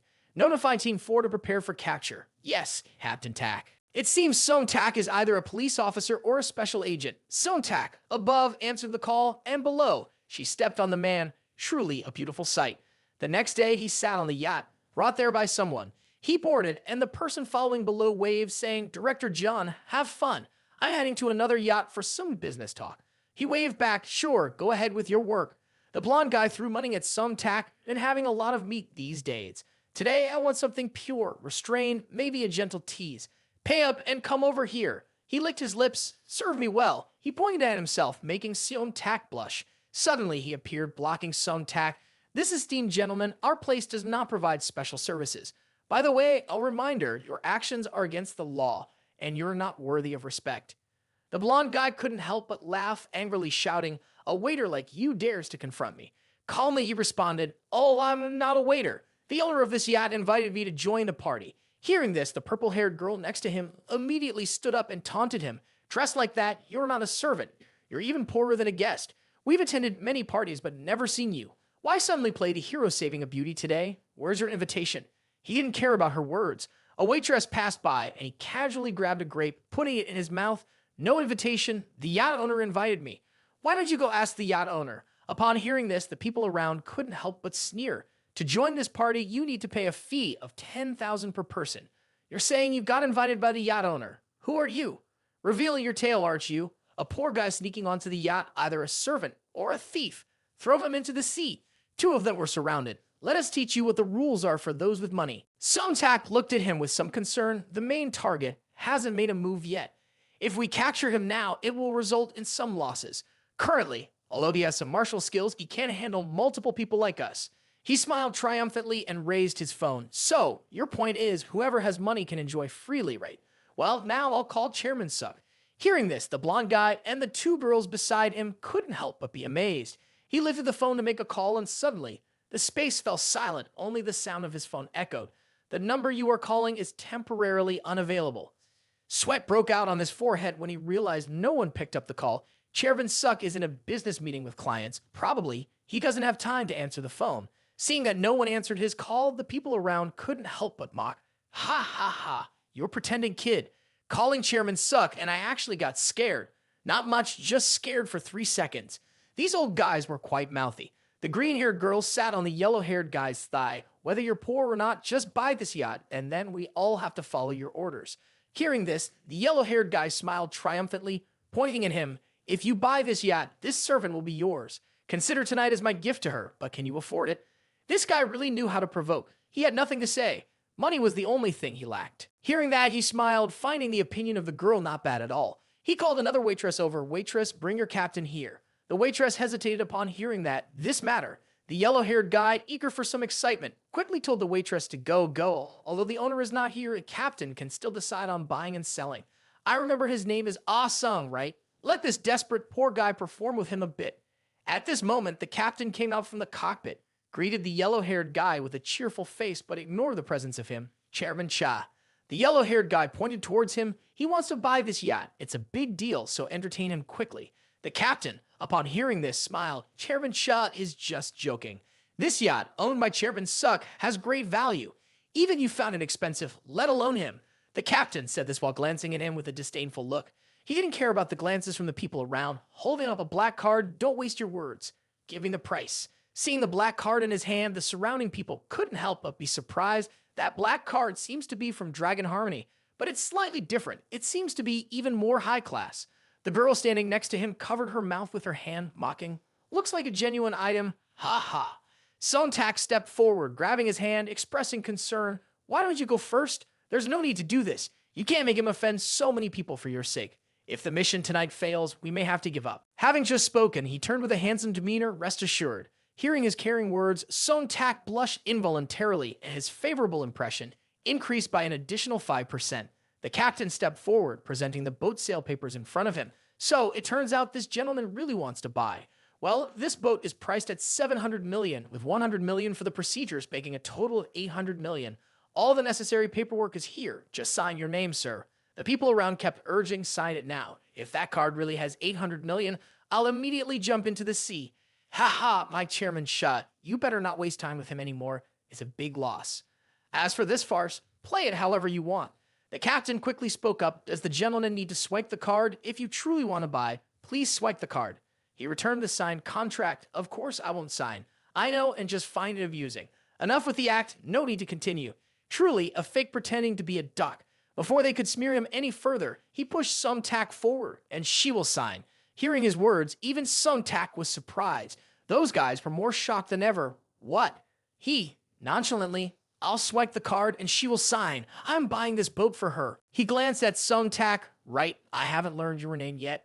Sontak, with rosy cheeks, looked at him and replied, my name is Go Sontak. As soon as he heard Sontak's name, he swiftly swiped the card. His demeanor was undoubtedly charming to any girl, all right. This boat is the first gift I give to Go Sontak. After swiping, the payment machine announced, transaction successful, an amount of $800 million deducted from the account. Hearing a payment machine notification, the surrounding people were astonished, holding their heads. He really bought it, paid in full at once. He must not be an ordinary person. With this level of wealth, he surely is the invited chairman's suck. Especially the guy with the yellow hair was practically spewing blood. The people in the shop now bowed respectfully to him, and Sontak, this tack, Miss Tack, sir, you two are the owners of this boat now. Our boat has a total of 100 employees, all at your service. Greetings, Miss Tack, greetings, Miss Tack. He below the crowd stared straight at the yellow-haired guy. As you said, if I buy this boat, this attendant will be mine, correct? The yellow-haired guy shivered upon hearing that, correct. The green-haired girl on the side extended an invitation. Not only her, but all of us belong to you. May I ask the name of the owner? Someone as young, beautiful, and wealthy as you. Could we get to know you a little? The crowd that had mocked him earlier now approached him with a different attitude. Exactly. That shop person dared to offend you, which is truly laughable. I found it unpleasant from the start. The shoelaces of his boss have come loose. Seeing this scene, Sontak couldn't help but be horrified. Who is he exactly? At this moment, a scar-faced guy suddenly appeared next to the yellow-haired one. Shamai, you're mistaken. This guy is not ordinary. The yellow-haired one quickly went to the scar-faced one, bowing. Big brother Nam, I was wrong, but he dared to disgrace me, which is also a disgrace to you. If Big brother Nam can help Shamai settle this matter, I'll give all my business dealings in Myanmar to you.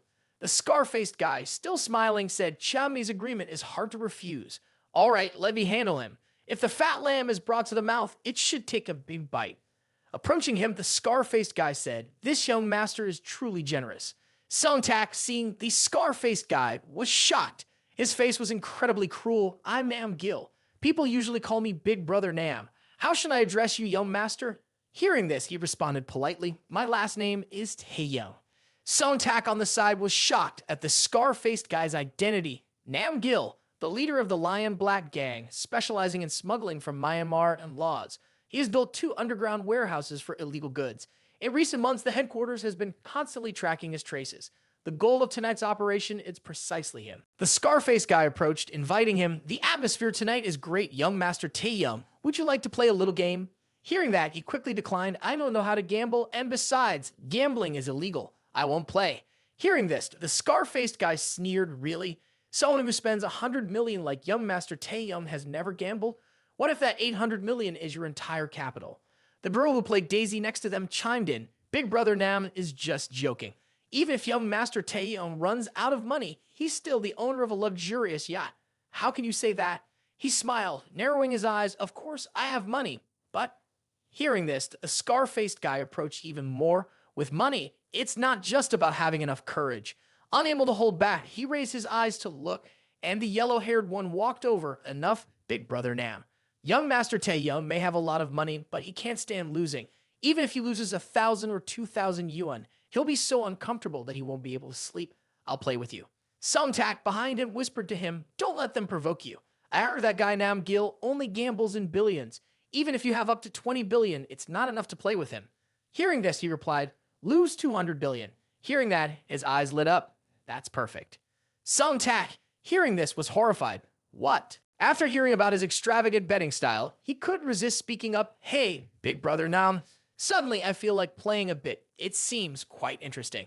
Sumtak, seeing his arrogant behavior, was completely powerless. You. On the contrary, these two, seeing his reaction, felt like they had opened a winning move. Still not done, he continued. However, I haven't been very lucky lately and couldn't draw good cards, so she'll play on my behalf. If she loses, I'll pay. If she wins, it's all hers, but no disclosure is allowed. Expressing these words naturally, without a hint of worry, without any hesitation, this move stunned Sumtak, momentarily disbelieving his ears. What? He seemed to have his own calculations, seemingly indifferent to everything around him, only thinking about the money about to rain down on him from the sky. I provide the money, she places the bet. If she loses 2 billion, I'll refund 200 million. This is more profitable than giving gifts to streamers. Ha ha ha. Sumtak was extremely worried about him, constantly shaking, hoping he would wake up, continuously scolding him. Are you crazy? Didn't you hear what I said? Betting with him, you'll lose terribly. His response to Sumtak's words was like water off a duck's back. Not only did he not want to retreat, on the contrary, he thought, it's best not to go against the current. From now on, even if I lie down, I can't spend all the money. Right after that, he and Ghost Sumtak and the other two sat at the table, ready to start the first round. Namgil spoke up, backward is too complicated, but considering whether young Master Taehyung can understand it, it would lose a lot of the excitement of participating. So let's play blackjack. It's the simplest. This statement's outward appearance suggests his concern, but in reality, the underlying implication is that he views the person's mind as no different from a pig's, completely incapable of understanding the games meant for the upper class. Unfazed, he immediately agrees with him. No problem. The surrounding crowd couldn't resist their curiosity and closed in to witness the unfolding drama. Sumtak, sitting next to him, looked at him with a suspicious gaze, thinking as a servant, having just been generously gifted a boat, I must have refused the requests of the generous benefactor. Playing along discreetly is the only way to help him. Sumtak is not as simple as he appears on the surface. Her actions are also intended to be advantageous for herself. The onlookers chuckled skeptically, finding it hard to believe that the two of them could win this round. Pity for you. This time young Master Taehyung is in for a disaster. How can a servant be good at gambling like Boss Nam? With money, one can truly make Chairman Cha call him father. But in the casino, no matter how much money one has, it all goes into Boss Nam's pocket. It seems that young Master Taehyung is a second-rate master who isn't too smart. The next round of cards commenced, and the female dealer announced Diva cards. Namgil remained silent, and so did he, with a face that showed no trace of self-consciousness but radiated confidence instead. Namgil smiled and looked at him, wanting to lure him into his trap. Quite lucky, isn't it, young Master Taehyung? Would you like to add more chips? Shamai completely trusted Namgil's gambling skills, his face bright and cheerful. Responding to Namgil's provocation without hesitation, he immediately bet all of his chips decisively. I'm all in, it's up to you. This action and attitude left Sumtak astonished and speechless, concluding the first round. In this round, Boss Nam emerged victorious. After hearing the outcome, he tried to put on a show of regret, feigning disappointment without a hint of genuine sorrow. What a pity. Despite the performance, Namgil remained convinced. He certainly wasn't a Hollywood actor. His act was far from convincing. Having won the first round, Namgil grew even more confident. He cradled the stack of chips in his hands, wearing a satisfied smile, and tried to console him. It's okay, young Master Taehyung. You'll win the next round. Shamai couldn't contain his amused emotions and grinned. The words and demeanor of the other two had no effect on him. He immediately raised his hand cheerfully. In the next round, I'll bet 200 million. By the way, the face value of this chip is so small. Exchange it for 2 billion for me. The female dealer immediately agreed, certainly. As for Ghost Sumtak, she was at a loss for words with him. Hey, she truly didn't know what he was up to, daring to take such a risk. The spectators, witnessing his new move, couldn't contain their surprise and exclaimed, 2 billion, such a high-stakes game. His money seems limitless. Those who came to watch this spectacle couldn't comprehend the playing style of someone wealthy like him. Namgil, after hearing him say that, felt elated, thinking his tactic worked on him. A little provocation, and the mind of the second-generation wealthy has become infatuated. They continuously applauded him. Indeed, young Master Taehyung is decisive. Nam Gil looked at the figure of 2 billion put forward by him, thinking, after winning 2 billion, my illegal businesses will quickly recover. He not only wanted to take his money, but also intended to use him to launder money for his dirty business. Following that, Nam Gil consistently won rounds, and he also lost a considerable amount of money. From 200 million to 500 million, the losses now amounted to 1 billion. Nam Gil held the chips he won from him in his hands and kept encouraging him. Young Master Taehyung, do you continue? A triumphant smile had involuntarily appeared on his face. Of course, he couldn't accept stopping at this point and replied without hesitation, certainly. Oh, suddenly Sontak couldn't bear this foolishness from him any longer. She immediately grabbed him by the collar, her face unable to conceal the shock and anger. The onlookers, often more interested in gossip than business, burst into mocking laughter seeing him being dragged away by Sontak. This service staff is too proactive, giving up already, just walking away like that. Being pulled into a dark corner by Sontak. As soon as they stopped, Sontak couldn't contain her anger and shouted directly at him, "Are you crazy? Even if you have money, you can't waste it like this. Do you really think that by doubling your bet each time, you can recover what you lost before? Don't be foolish. There's no such thing as luck in the casino." Sontak tried her best to help him break free from this deceitful cycle. She paid no attention to the two muscular bodyguards pressing against him. Sontak's anger reduced her goodwill towards him by 30%. From childhood to adulthood, he had never been pressed against the wall like this, and the feeling was not bad at all. Blushing, he awkwardly replied with a nonchalant attitude, "It's okay. Even if you lose to me, I won't blame you. No need to get worked up like this." His response was also meant to advise Sontak to calm down. After all, she didn't understand that his job was all about making money. He just feared that Sontak would get too agitated and run away. Sontak, after hearing your advice, managed to reduce her agitation somewhat. She almost couldn't control her emotions, nearly revealing her identity. Right after that, she tried to readjust her emotions and turned away to awkwardly say to him, I'm not agitated. I just want to say I can't possibly win." Hearing Sontak's words instead of stopping, he continued and even rubbed his hands together in amusement. "Why can't you win? Does Nam Gil know how to manipulate cards like in the movies where they can magically get the cards they want? Should I report him? It seems reporting gambling has a reward." Listening to his senseless words, Sontak felt helpless. Right now, Sontak was like a mother trying to advise her child, saying, "Movies only depict deception. It's the lowest level trickery. There are sensors both on and under the table. Before the cards are even dealt, the sensors know the quantity and order of the cards, which card will be dealt to whom, and the dealer knows everything before the game begins. The dealer provides reminders through Bluetooth to Nam Gil. Whether it's card theft, card swapping, or using fake cards, it will be detected immediately by the sensors. Both the chip and sensors comply with regulations, and their function is to prevent cheating. The only form of cheating is the reminder from the dealer to Nam Gil, an action that cannot be caught. That's why I said you basically can't win. Do you understand now?" After hearing Sontak's thorough explanation, he seemed to open up to a new horizon of knowledge, saying, "Oh, so that's how it is. Gambling truly is harmful." Having said that, he suddenly reached out and pulled Sontak back, displaying an extremely pleased demeanor, knowing the principle makes things easy. "I will teach these gamblers a lesson." Seeing his attitude, Sontak couldn't predict what he would do next, a big question mark emerging in her mind. What? Together, he and Sontak walked inside. Upon arrival, he spoke loudly, "I suspect there's something wrong with the cards. I suggest we check them." Upon hearing this, those present couldn't help but be surprised.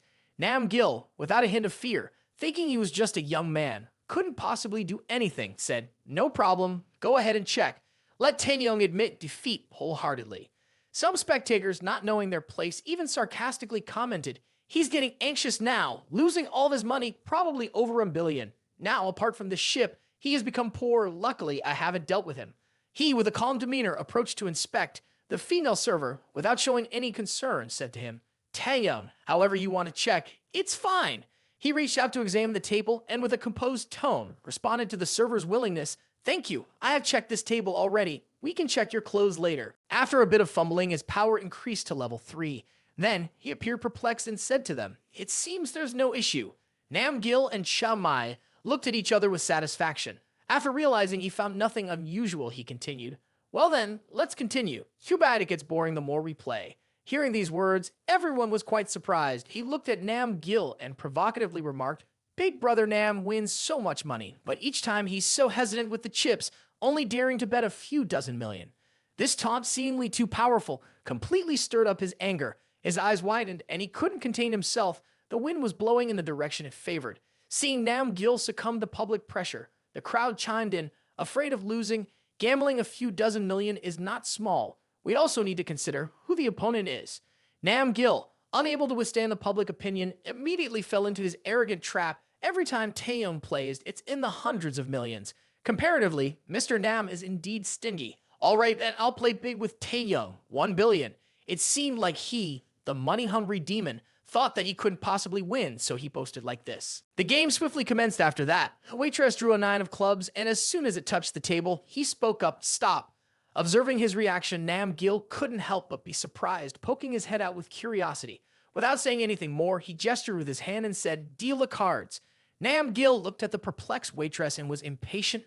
Why the delay? I'm eager to turn the tide here. It turned out that making the waitress flustered disrupted the censor. Nam-gil quickly realized the issue and became completely enraged, clenching his fist, suppressing his anger. Seeing his attitude, he expressed satisfaction on his face. He raised his middle finger to Nam-gil, teasing him, "Deal of cards." It was hard to believe his lie. Seoul couldn't help but be surprised by the turn of events. She involuntarily couldn't hold back her words. Exactly as you had calculated, you emerged victorious in this decisive round of cards, leaving everyone in astonishment, mouths agape. Finally won, huh? Winning one round means getting back all the losses. Now the big boss is no different from using bamboo to hold water, someone exclaimed. Nam-gil couldn't accept the reality of being defeated by you. Unable to contain his anger, he slammed his hands onto the table. Reacting furiously, "You wretched kid, dare to challenge me." Indeed, money is closely tied to one's nerves. In the blink of an eye, he lost an entire billion. How could he not be furious? The more enraged he became, the more it suited your intentions. You looked directly at him, smiling calmly, and replied, "What's wrong? Winning so many rounds is not a problem. Losing one round, you're losing your cool. It seems the one who can't handle the game is none other than Nam, the big boss, right?" Nam-gil had no rational argument left and shifted the blame to someone else, pointing accusingly at Seoul while loudly cursing. "This cunning brat cheated earlier. I've been in the gambling world for years, and she can't fool me. She's a master that you invited." Hearing his baseless accusations, you couldn't help but find it amusing. Seoul, on the other hand, truly seemed to have a stroke of bad luck. Sitting quietly, she found herself unfairly blamed by this impudent fellow. The crowd of onlookers, ignorant as they were, didn't witness the events, but were quick to join the criticism. "Taehyung, you cheating is not right. Although this is your ship, there are rules on the gambling table. Cheating at the gambling table is not a trivial matter. Taehyung, even though you have a lot of money, you made a mistake. You chose to remain silent, knowing that explaining anything further to this group of clueless spectators would be futile." Seoul was extremely worried and repeatedly explained for both of you, "We didn't cheat. If you don't believe it, we can check the CCTV. After losing $1 billion in the blink of an eye, Nam-gil couldn't maintain his calm anymore. He drew a knife and stabbed it forcefully into the table. One knife was not enough to vent his anger. He continued to pull a gun from his person, aiming it directly at your head. Spitefully, he said, "According to the rules, cheating requires cutting off a finger and seizing all the betting money. If not, enjoy my lead-flavored candy." Thinking that by shifting all the blame onto you, he could take over your entire fortune, he incessantly provoked you. You, on the other hand, treated these conventional weapons like toys for a 3-year-old, showing no fear. Instead, you smiled entreatingly and said, "I'm a bit curious too. Based on my years of practicing hand speed, is the gun faster or is my hand faster?" Hearing your words, Seoul became temporarily agitated, unable to believe that you dared to provoke the infuriated Nam-gil. "Don't provoke him. He really will kill." Before she could finish her sentence, a loud explosion echoed. In an instant, the scene unfolded before everyone's eyes was Nam-gil clutching his stomach, collapsing to the ground. He vomited blood incessantly, his eyes turned white without a trace of vitality. Everyone was astonished witnessing this, except for you, who calmly sat there, observing his agony without a hint of surprise. Seoul momentarily didn't understand what was happening, trying to recall the recent events. "I saw it just now. He shot the chip in his hand against the gun and simultaneously delivered 3 strikes to Nam-gil's abdomen. The speed was too fast. He really knows how to show off, very skillful in showcasing his speed." Sha-mei, seeing his boss being humiliated like that, immediately reacted with anger, not wanting to let the situation be reversed. "Quickly arrest this guy. He cheated in the bet and dared to attack people. Wanting protection was one thing, but the one being apprehended was him." This also left him bewildered. The sturdy guy was held tightly by 2 guards, forced to kneel on the ground. You slowly approached him and said, Chairman Shah, did you forget something? I am the owner of this ship. You said the guards would listen to anyone. In fact, your words were aimed at dispelling Shami's illusions of power. Then you stepped closer to the unconscious Nam Gil with a very disdainful demeanor, nudging him to lie on his back. At the same time, you pulled out 2 cards, proving who the cheater really was. You continued, moreover, the cheater is him. The foolish crowd now widened their eyes, surprised to learn the truth. What? Nam Boss cheated? Sontak couldn't avoid being surprised, leaning close to you and whispering, strange, you probably would have resorted to low-level cheating tactics like card theft. How did you manage to win against him? You, with a pleased smile, whispered back to Sontak, when I checked the table, I discreetly sabotaged the sensor. The round we just played was simply a gamble of luck. Then, when I played against him, I skillfully slipped these 2 cards into his possession. Upon hearing your cunning plan, Sontak found it intriguing. You are quite devious, accompanied by a 50% increase in his favorability. Right after that, President Suck entered with an extremely astonished expression. Oh my, what happened here? The foolish crowd immediately spoke up. President Suck is here. Just now, Nam Boss bet on cheating money with Taehyung Boss, and then he fired a gun. Upon hearing this, President Suck hurriedly approached with a worried expression for you. Chairman John, are you okay? You replied, I'm fine. Despite your assurance, President Suck remained overly concerned. You didn't get shot, did you? Were you injured by the knife? The clueless crowd, upon hearing President Suck's way of addressing you, became even more surprised. President Suck, you said Taehyung Boss is Chairman John. Chairman John is such a big shot. Meanwhile, Sontak swiftly blended into the crowd, discreetly contacting someone. The main target has been subdued. Deploy the plan immediately. President Sook cleared up the confusion for the bewildered crowd and cheerfully introduced you. That's right. This person is Chairman John, whom I always mention. Tonight, I specially invited him to join us. Introduced this way, you stood tall and proud, basking in the admiration of the people. In the face of your handsome appearance and wealth, the 2-faced individuals immediately changed their tune and sought an opportunity to get close. Chairman John, you are truly modest. Nice to meet you. I'm Lee, Chairman John's younger sister. Do you happen to be single? My brother has an exceptional skill set. He knows 48 different positions. You were truly busy at the moment as everyone wanted to get a piece of your attention, proving the saying that with money, you could have it all. Suddenly, the Special Forces team arrived, addressing the people present seriously. Everyone, stay quiet and don't move. We are here to apprehend a smuggling gang. Please cooperate. Shortly after, the group of people with Nam Gil was apprehended. His once domineering demeanor now only carried a sense of humiliation. Approaching Song Tak, a member of the Special Forces informed Nam Gil and his subordinates have all been captured. We can disband now. Song Tak promptly replied, yes, disband. Under the amazed gaze of others, Song Tak paid no attention, focusing solely on his thoughts about you. Where did that person go? He practically helped in capturing the criminals, and his money must be returned as well. While Sung Tak was still trying to locate your whereabouts to repay the favor, you had already sped away on the yacht in 8 directions, turning back to the cruise ship and sighing in relief. Phew, luckily I managed to climb out through the window during the chaos. If the police caught me gambling, it would have been a disaster.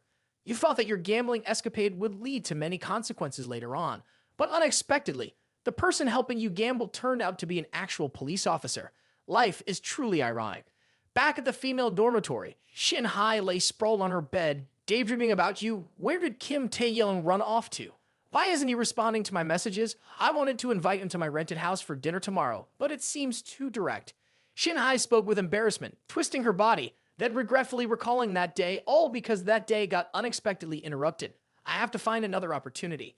Interrupting her train of thought, Jisoo returned. Jisoo appeared exhausted and slumped onto a chair, her worn-out dress and disheveled appearance telling the tale of her fatigue. I'm so tired, I can't take it anymore. Seeing Jisoo in this state, Shin Hai expressed concern. Jisoo, what happened? You seem like you've been through something. You need to take care of yourself. Feeling Shin Hai's genuine concern, Jisoo transformed into a pygmy girl, portraying exhaustion while lamenting it's all Kim Taehyung's fault. He looks normal, gentle, and honest, but turns out he's so rude. However, that roughness is also charming. It's what brings me a joy I've never felt before. Jisoo spoke as if she were bragging to her friend about her experiences. Shin Hai completely disbelieved in this pygmy girl act and wanted to expose the truth, saying, really? But I don't think he's rough. Did you tear this dress yourself? Seeing that Shin Hai was not convinced, Jisoo pulled the torn dress open, revealing a red handprint, prominently imprinted on her buttocks, putting on a dramatic display. I couldn't do that myself. Normally, I can't even open a bottle cap. If you don't believe me, take a look at this. After witnessing the handprint on Jisoo's buttocks, Shin Hai was momentarily in disbelief, exclaiming, "It's a cover-up. Such a big cover-up. She probably didn't do it herself. It's impossible." Jisoo's plan seemed to have completely defeated Shin Hai. Shin Hai, now trembling, could only sit on the bed. Seeing Shin Hai's reaction, Jisoo secretly rejoiced in her success. Still playing the pick-me girl role, she tried to appear concerned. "Shin Hai, why are you shaking like that? Put on more clothes to avoid catching a cold." Shin Hai was entirely agitated by Jisoo's words and couldn't resist rushing out. Jisoo, seeing her plan succeed so perfectly, became smug, smiling as she watched Shin Hai leave. "It's too late to sacrifice yourself for Kim Taehyung now. The man will forever belong to his first woman. Kim Taehyung is truly formidable, especially when he plays with me in the end, making people feel comfortable. I wonder when he can continue ahead." Outside the male dormitory, Shin Hai walked while holding her phone, silently thinking. No response to both messages and calls. It seems like Kim Jisoo wasn't lying. If it's true, I need to take control of the situation. In her mind, she pictured him surrounded by beauties, such as a charming nurse or a seductive flight attendant, a tall maid in a short skirt. She thought to herself, a top-notch guy with money, and looks like Kim Taehyung still doesn't have a girlfriend. He must be a competitive target for many girls. Shin Hai clenched her fist determinedly, saying, "I absolutely won't give up." Behind Shin Hai, there were a few guys gossiping. "Why is that girl dressed so scantily? Who is she waiting for? Maybe she had a fight with her boyfriend and ran here. Look at those legs, so slender." The next morning, he was walking down the street while eating and murmuring last night, playing cards and fighting, exhausted. "I need to go home and sleep quickly." Suddenly, he spotted a familiar figure. It's Park Shin Hai. Some guys nearby were gossiping. "Hey, isn't that Park Shin Hai? I saw her waiting here yesterday too. Isn't she waiting all night?" Shin Hai, seeing him, rushed over and hugged him, calling him Kim Taehyung. "Kim Taehyung, you're finally back." He looked at her with a guilty, embarrassed expression, asking, "Did you wait for me all night?" Shin Hai nestled into his chest, saying, "It's okay. You're busy, so waiting for you is something I should do. I just wanted to let you know that I understand." He asked in surprise, "No what?" Shin Hai looked at him from the beginning and said, "You excel so much. I know there's a considerable gap between us. There must be many girls pursuing you, so I willingly understand the situation." To ease the boredom, Shin Hai began to act, suddenly dizzy. Surprisingly, he caught her and said, "Yeah, are you okay? Let me take you back to rest." In the bedroom, Shin Hai said, "Thank you for bringing me back." While tucking her in, he asked, "Are you awake now?" Shin Hai expressed a seductive look and said, "Kim Taehyung, you're so good to me." He blushed, looking at Shin Hai, and said, "I?" Shin Hai hugged him and said, "You were busy all night yesterday. Let me give you a massage." He thought, she waited for me all night and even wants to massage me. This convenient person is not normal, but if the meat is offered for free, why not eat it? Then he smiled and asked, "Do you know how to massage?" Lying on the bed, Shin Hai sat on him, massaging his shoulders, and said, "Of course, just relax and rest."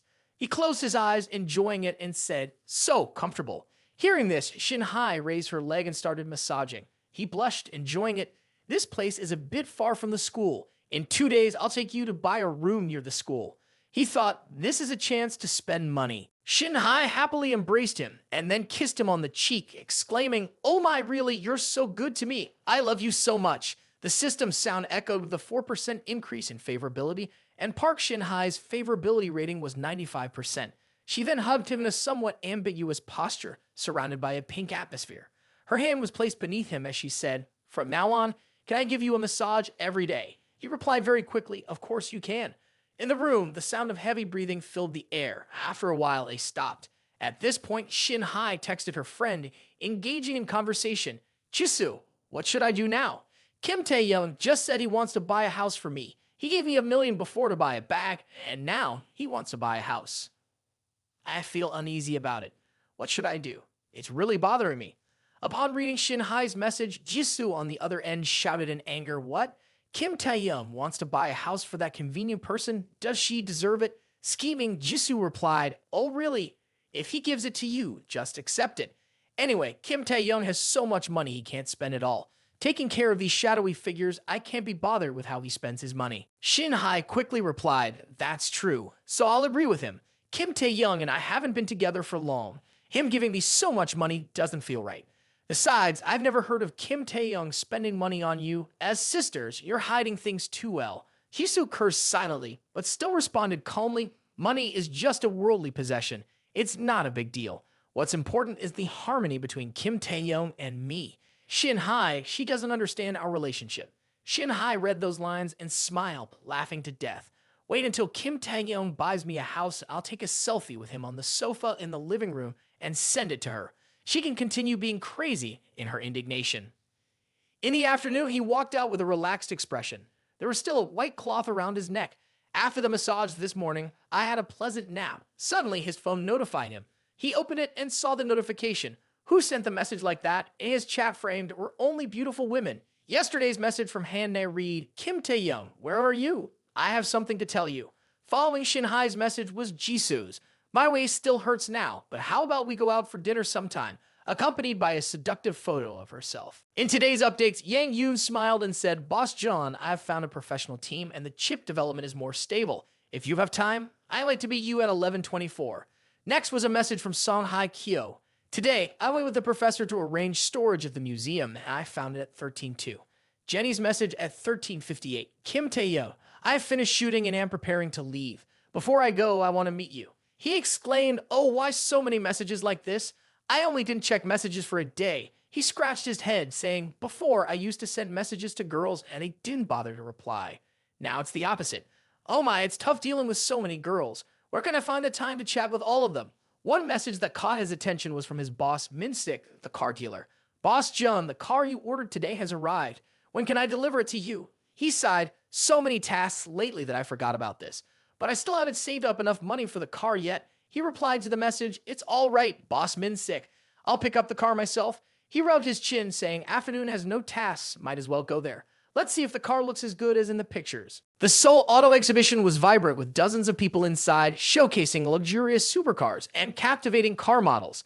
The enthusiastic staff joyfully welcomed customers. As he entered the exhibition, he looked around and commented, it's indeed a large auto show. Kevin Choi is quite shrewd. I came to pick up my car, and he conveniently treats his cars as display items. Many high-end cars are still unnamed. By the way, this is my first time attending a car exhibition. Observing the surroundings, his gaze collided with those of the foreigners, exuding an aura of wealth. Oh my, there are quite a few foreigners here, he remarked. The famous foreigners were announced. Mr. Stephen, the boss, is here. He turned to eavesdrop, and 3 figures entered. The head figure was Boss Stephen, a charming lady with rounded hills named Choi Hai-ji, and the confused guy next to her was Soo Bin. Soo Bin approached Gigi. Gigi, are you thirsty? Let me get you some water. Gigi, indifferent, replied, not thirsty. Soo Bin persisted, all right, are you hungry then? Let me get you some food, not hungry either. On the other side, Boss Stephen was warmly welcomed by the 2 servers. Boss Stephen, today's business is not bad, sales are going well. Another server brought Coca-Cola to offer to Boss Stephen, who declined, saying, no thanks. While feeling thirsty, he smiled and waved at the server, saying, give me a glass of cola. He enjoyed the Coca-Cola refreshingly, exclaiming, refreshing. I didn't expect the car exhibition to offer food and drinks. He continued to enjoy his meal, oblivious to the disdainful look from the server, who perhaps looked down on him for being less affluent. Suddenly, his eyes collided with a free ice cream counter. Wow, there's free ice cream, and it's Häagen-Dazs. It's sold for 30 yuan per small box outside, unexpectedly so generous in here. Approaching, he smiled and said, beautiful lady, 1 ice cream, please. Upon hearing this, a server smiled apologetically. Sorry, all the ice cream has been given out. The other server next to her, not fond of him, turned away to another area, muttering, this poor and ugly guy came to the exhibition. Hearing that, he just rubbed his head and walked away, saying, oh, it would have been better if I came a bit earlier. After he left, Boss Stephen approached, is there any ice cream left? Seeing that he was a wealthy foreigner, the 2 servers immediately greeted him with a smile, presenting a box of ice cream. Yes, there is. Please enjoy it slowly, sir. After Boss Stephen enjoyed his ice cream and left, 3 girls approached the ice cream counter. Wow, it's Häagen-Dazs. Give me a portion. However, the 2 servers refused once again, saying, sorry, miss, it's all gone. Hearing this, the 3 girls walked away with a slightly regretful expression. Too bad. The 2 servers behind the counter shared a mocking smile. Unable to tolerate such discrimination, he stepped forward, saying, wait a minute. His voice was loud enough to startle the server and the girls nearby, leaving everyone stunned. His face showed a hint of anger directed towards the girls from earlier. They told me and these 3 girls that the ice cream is finished. The foreigner just now claimed there was still some. What kind of person is she to have this ice cream reserved?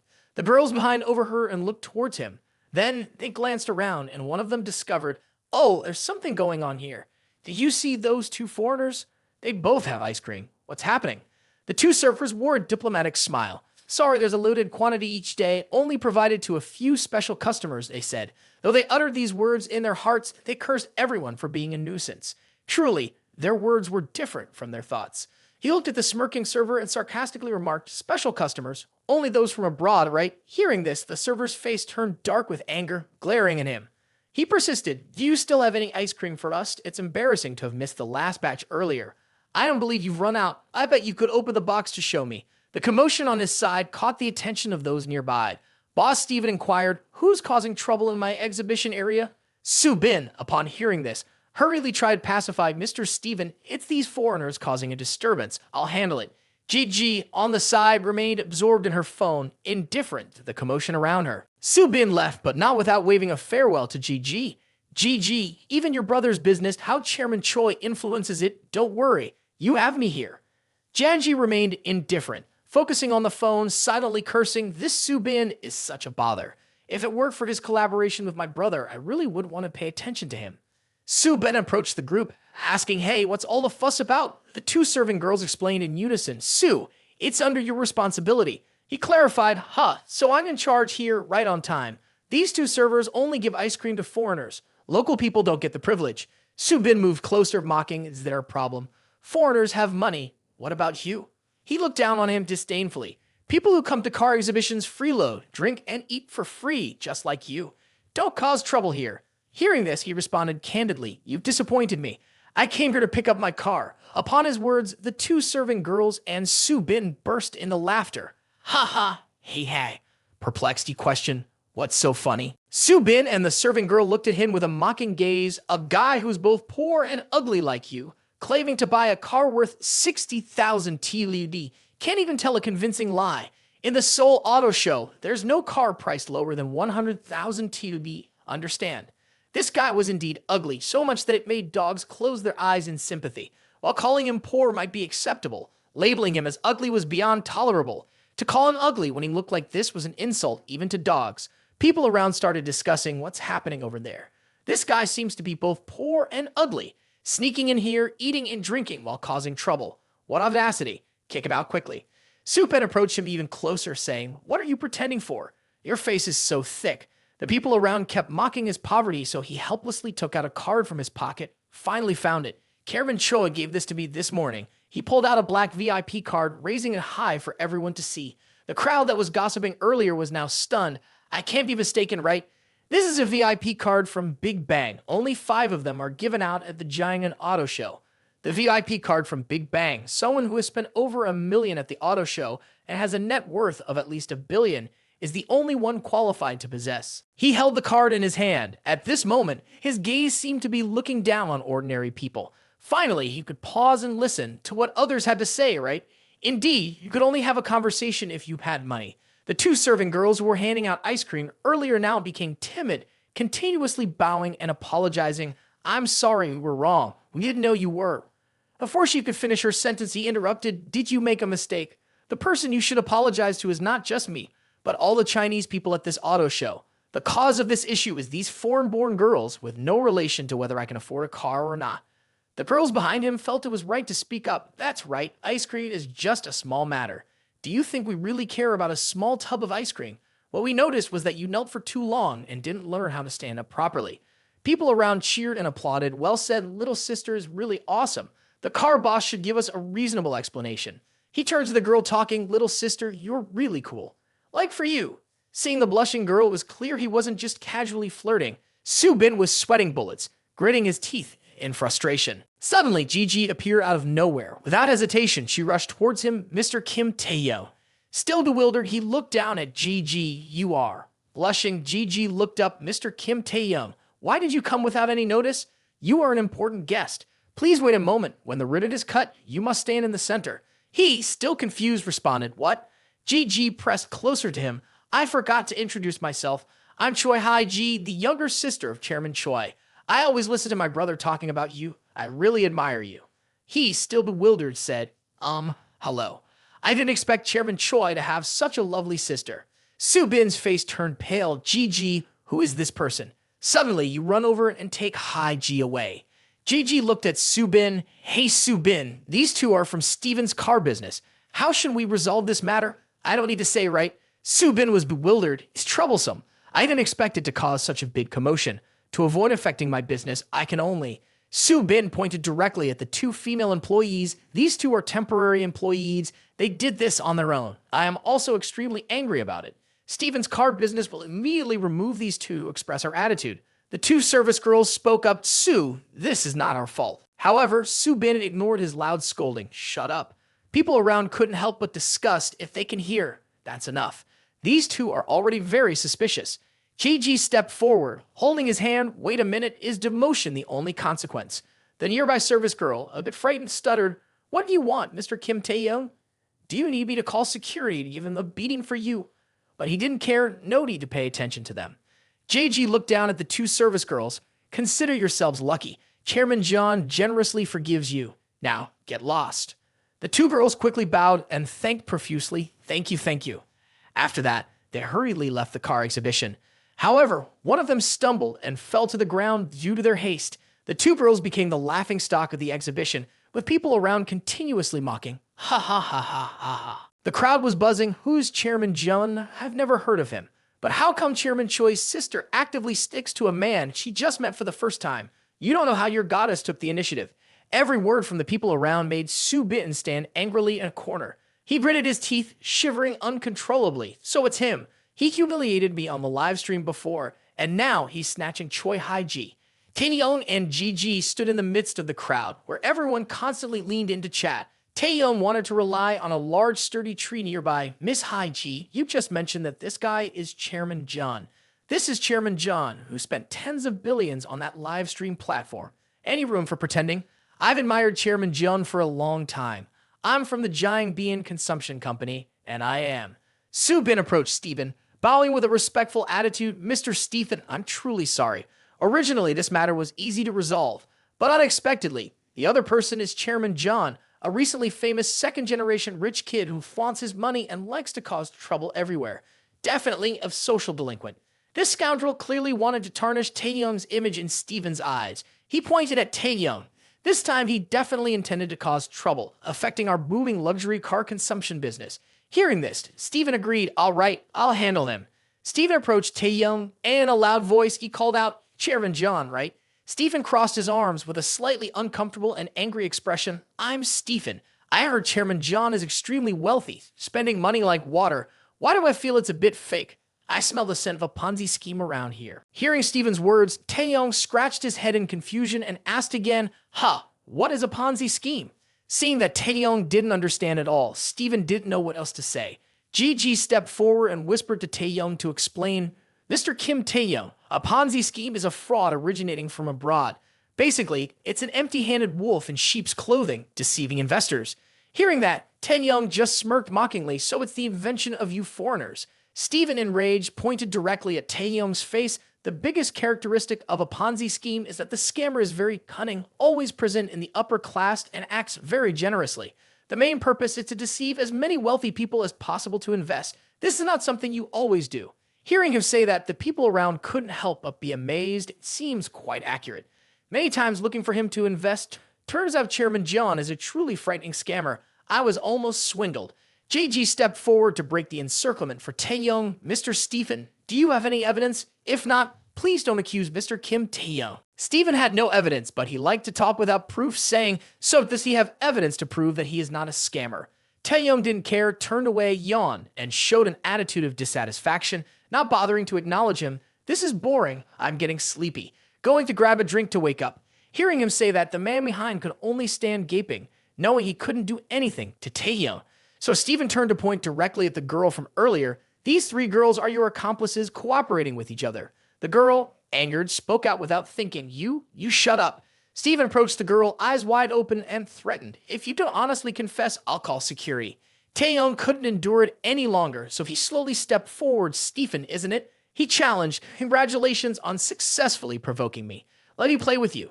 Gigi also stood up for him from behind. Can't do anything, Mr. Kim Taehyung, and you resort to bullying someone else's daughter. Truly despicable. Stephen applauded, his face showing a bit of satisfaction. Why run away? It's very simple. Just prove that you have more money than me, and I'll believe you. But if you lose, you have to publicly announce to the entire city that you're a scammer. JG couldn't bear to hear any more, but didn't know what else to say. Sir, people, upon hearing about this bet, couldn't help but find it amusing, disgusting, and buzzing around. Mr. Stephen is one of the top car agents of Vin Group. He came to Seoul to advertise the new VinFast car brand, and he's being overly oppressive. This pretentious rich guy can't possibly have more money than Mr. Stephen. Taehyung stepped forward, raising a challenging finger. Okay, let's play it that way. If you lose, you have to publicly announce to the entire city of Seoul that you're a businessman who bullies small businesses. Are you up for it? Hearing this, Stephen widened his eyes, pointing at the man on the other side. Arrogant brat, I will make you fail miserably. Hey, the guy across the street, I'll give you a car worth $1 billion. Hearing that, the man was overjoyed. Really? Thank you, Mr. Stephen. Stephen approached Taehyung with a challenging face. President John, do you dare? What do you have if you don't dare? Apart from money, you have nothing. GG, angry, stepped forward and shouted, this is unfair. You're the CEO. These cars belong to you. Stephen raised his hand and declared to the surrounding crowd, these cars, indeed, are the ones I spent money to buy. Is there any problem? Or President John doesn't have the money to buy them. Gigi also didn't know what to say. Sir, after that, she could only fall silent. Taehyung raised his hand to comfortingly pat Gigi's head. It's okay. Hi, G. Accepting the challenge, Taehyung raised his hand toward the three girls, the $2 billion supercar. Not bad for President Choi's exhibition. Each of these three girls gets one as compensation for the oppression they faced. And so, each of those three girls got a $2 billion car, adding up to a total of 6 billion yuan spent on shopping. The people around couldn't believe their eyes. Everyone exclaimed, oh my, it's real. He paid all directly and didn't even change his expression. Doubting President John's resources, it's unbelievable. I've never doubted it before. The three girls approached, thanking Taehyung. Heavens, thank you, President John. This gift is too precious. We don't know how to express our gratitude. Taehyung heard that and casually said, no need to keep it in your heart. It's just a game. We can't afford to lose to that foreign guy. GG happily got closer to Taehyung. Kim Taehyung, you're really cool. I know you're not an ordinary person. And so the two of them continued to spend money like water. Taehyung shouted, spending like this, let's see how many cars you can buy. I'll give a 1 billion car to the person across the street. Do you dare to give away for free? Subtracting 1,200,000,000, 2,500,000,000 continuously, this one, then that one, and that one. The amount continuously increased to 1,500,000,000, 3,600,000,000, 3,200,000,000. Supan approached him and whispered, Mr. Stephen, we've given away everything from 1 billion and above. Except for the two at the beginning, it's already happened. We've truly given everything to the person across the street. We've incurred a loss of a few billion. Hearing that, he couldn't believe his eyes, and his words trembled a bit. How can he give away cars worth twice or 3 times mine every time, and even pay it all? Does his money never run out? Taehyung stepped forward, teasingly rubbing his chin. Mr. Stephen, did you run out because the cars are all gone, or did the money on the card run out? These words touched his pride. He stepped forward, touching his second expensive car in the exhibition. Before were just small battles. I admit this scammer tricked a considerable amount of money. You can spend extravagantly like this, but I'll give you a globally limited Lamborghini LP74 valued at 4 billion. Money can't buy it. How do you plan to compare now? Though he spoke boldly, his heart was truly bleeding, regretting the loss. Taehyung, upon hearing this, looked around and remarked, oh, is that so? Stephen stepped forward. What's the matter? Want to back out? If you can't find a high-end limited edition car, consider yourself defeated. Hearing this, Gigi angrily shouted, Stephen, you're going too far. Kim Taehyung spent more money than you, and now you want to change the rules. He shamelessly changed the rules. He only needs to offer a price similar to mine. If he likes to spend more, what does it have to do with me? Gigi, not knowing what to say, could only curse 2 words, shameless. The people around seemed to follow the prevailing wind. Money may buy people, but it won't erase the truth. Quickly find an authorized agency to investigate him. Right? President John has lost the game. No need to compare anymore. Immediately expose the scam. He approached the most luxurious car on display, asking, is this the limited edition? The girl, surprised, replied, that's the idealized Rolls-Royce. He playfully rubbed his head. This is just for exhibition, not for sale. If you want it, break your legs and take it. He turned to the man with a serious look. Thank you for teaching me the saying, a dog jumps over the wall. Can you explain its meaning? Hearing this, the man burst into tears of laughter. The drama has ended. You should kneel down and admit you're a scammer, President John. Many people are watching. No need to pretend. Just as he spoke, Chairman Choi rushed in with an excited face. President John is here. Why didn't you inform me so I could come and welcome you, Chairman Choi? Chairman Choi approached, shaking hands with him, a flattering expression on his face. This is the Rolls-Royce you ordered, sir, placed at the exhibition to attract visitors without your consent. I hope you don't mind. Would you like to test the car now? Chairman Choi's words infuriated the man. People around couldn't believe their ears. What? Chairman Choi is not mistaken. This is his car. How could it be? He walked closer to Gigi, words dripping sweetness into her ears. No need to test anymore. I believe you can swipe your card. I'm giving this car to Choi Hai-ji. Gigi blushed at his words, her heart pounding incessantly. Do you like him? The announcement from the cash swipe machine echoed, payment successful, 800 million collected. Hearing this, Stephen couldn't believe his eyes. He was in disbelief, bloodshot eyes, ears, and mouth, a slightly panicked expression on his face. What? People around widened their eyes, everyone holding their heads in disbelief. Stephen's car, compared to this one, is like straw. 800 million is more expensive than Stephen's limited edition. What's even more astonishing is that this new car is given as a gift. If someone gives me a car like this, I would willingly call in my father. On this side, Gigi was so happy that she kissed him on the cheek. Chairman Choi stood behind, scratching his head in bewilderment. John, President John, is this true? Are you really giving it to my sister? Gigi looked at him with a surprised and admiring gaze. Kim Taehyung, you're really kind. Stephen approached him, bowed slightly, his voice hoarse. Mr. Stephen, what else do you want to compete with? At this point, he couldn't say anything more, just mumbled, I admit defeat. He chuckled, embracing Gigi in his arms. Well, in that case, it's a game with consequences. Speed up a bit. Stephen furrowed his brow, beads of sweat forming, his entire body trembling. He self-reproached, I was wrong. This guy isn't a scammer. He genuinely has money, spends extravagantly, and doesn't even bother to blink an eye. I can't fathom how formidable the situation behind him is. It's frightening. In the midst of a dense crowd, Stephen, facing Taehyung, exclaimed loudly, I was wrong. I dared to doubt President John's identity. Seeing that he hadn't grabbed the spotlight yet, Taehyung spoke loudly. To get to the point, I am a morally corrupted capitalist. Seeing China as an easy target, I intentionally make money from the people. I am shameless. This old man was brutally honest, and the surrounding people cheered, this foreigner, pay up, support domestic products, never buy VinFast cars again. Seeing that he had genuinely changed his heart, Taehyung let it slide. He waved his hand, signaling, all right, get lost, yes. He was chased by a group of people, cursed and scolded. Don't think you can escape so easily, catch him. This manager is also an obedient dog, returning all the cars and still having to make him compensate for the multiplied mental losses. He ran while shouting, don't come here.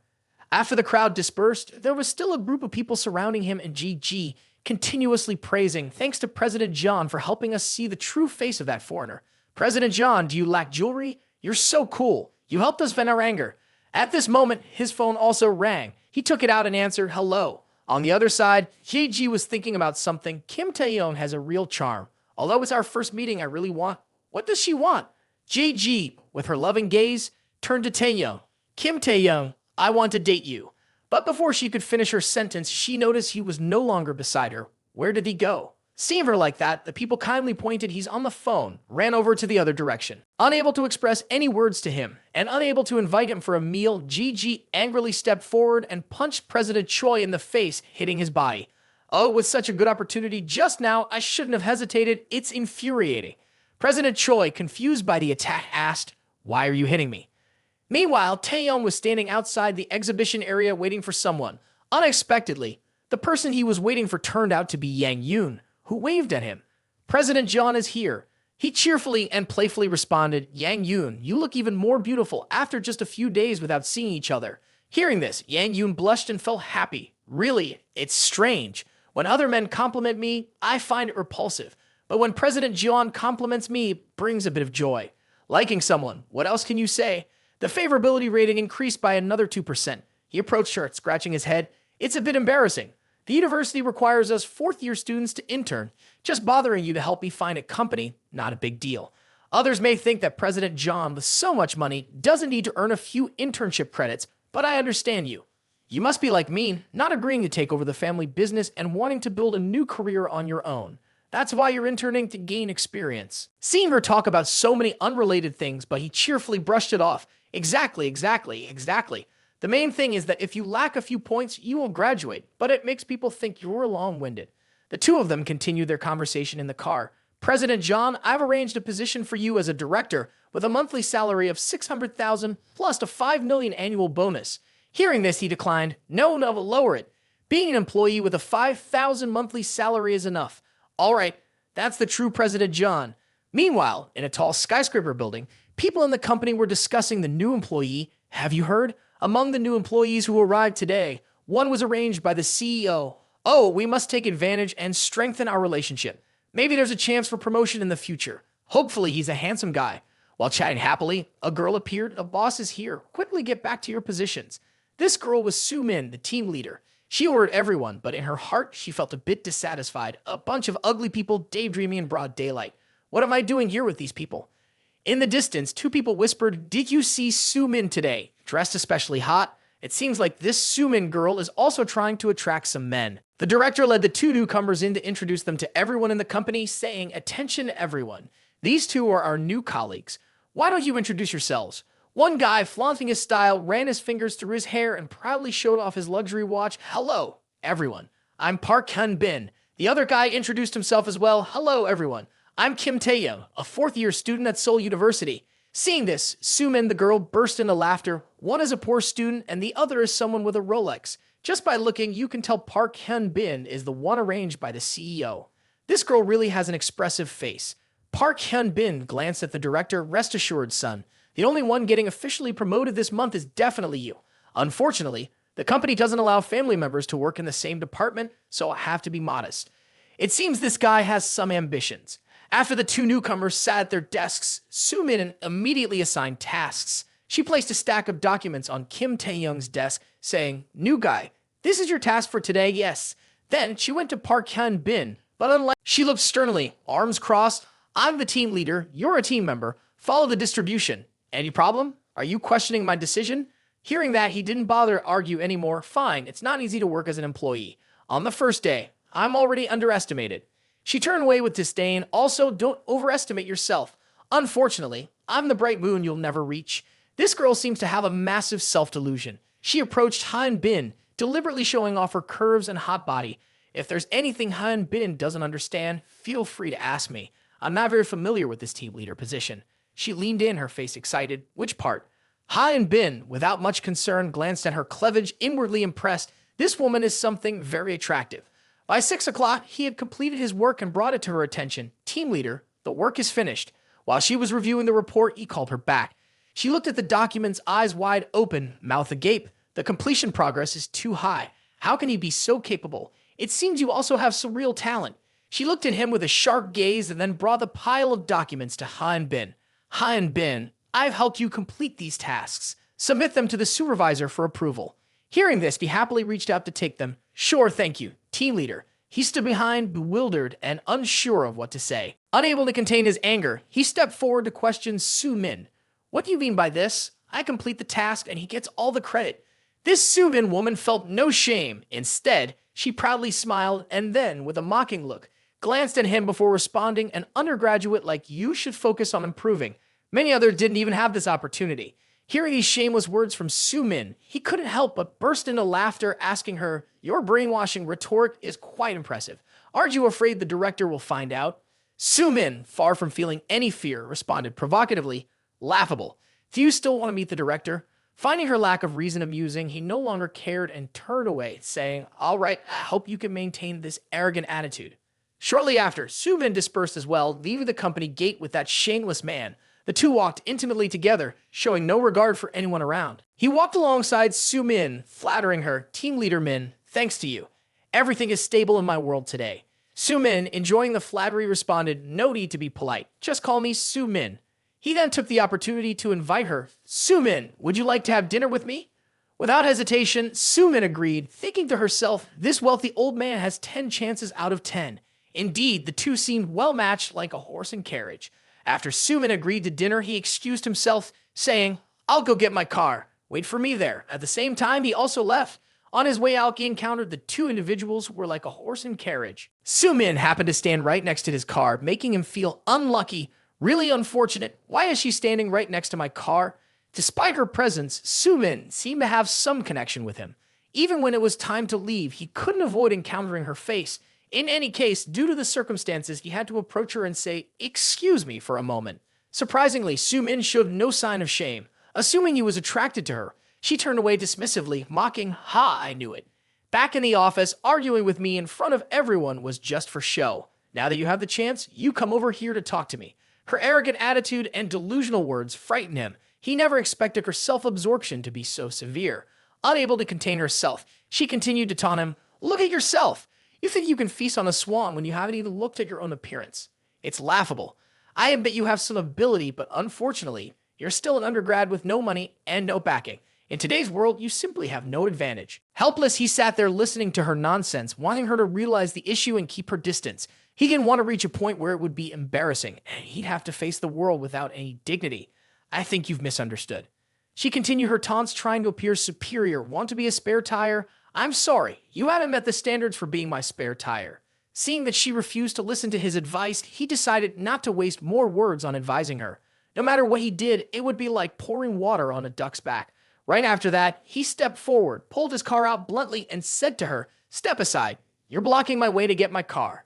Soo-min, witnessing this series of actions, was astonished, feeling like she wanted to disappear. Fortunately for her, the other arrogant guy arrived just in time to rescue her. He drove his supercar over and couldn't resist making a sarcastic comment.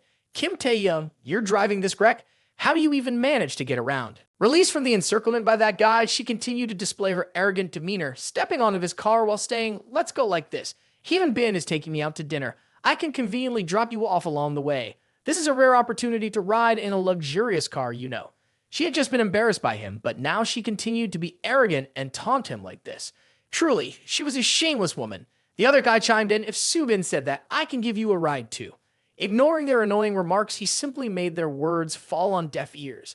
He decisively got on his steed, leaving them in surprise. Then he revved the engine and sped past Soo-min, causing her to lose balance and fall embarrassingly. People often say that evil begets evil. Soo-min received her instant karma for being swift in getting her comeuppance.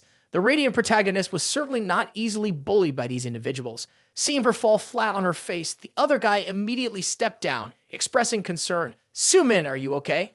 Soo-min replied, "I'm fine. That jerk deserved it." Seeing Soo-min's angry attitude, the other guy immediately joined in the anger. "He's just jealous of me. Let it go. But to vent his frustration on you, I can't forgive him." After sitting up, Soo-min quickly took out her mirror to inspect her $12,000 nose. Seeing it scratched, she became extremely angry, saying, "Truly a pitiful man. Unable to possess me, he wants to ruin what he can't have.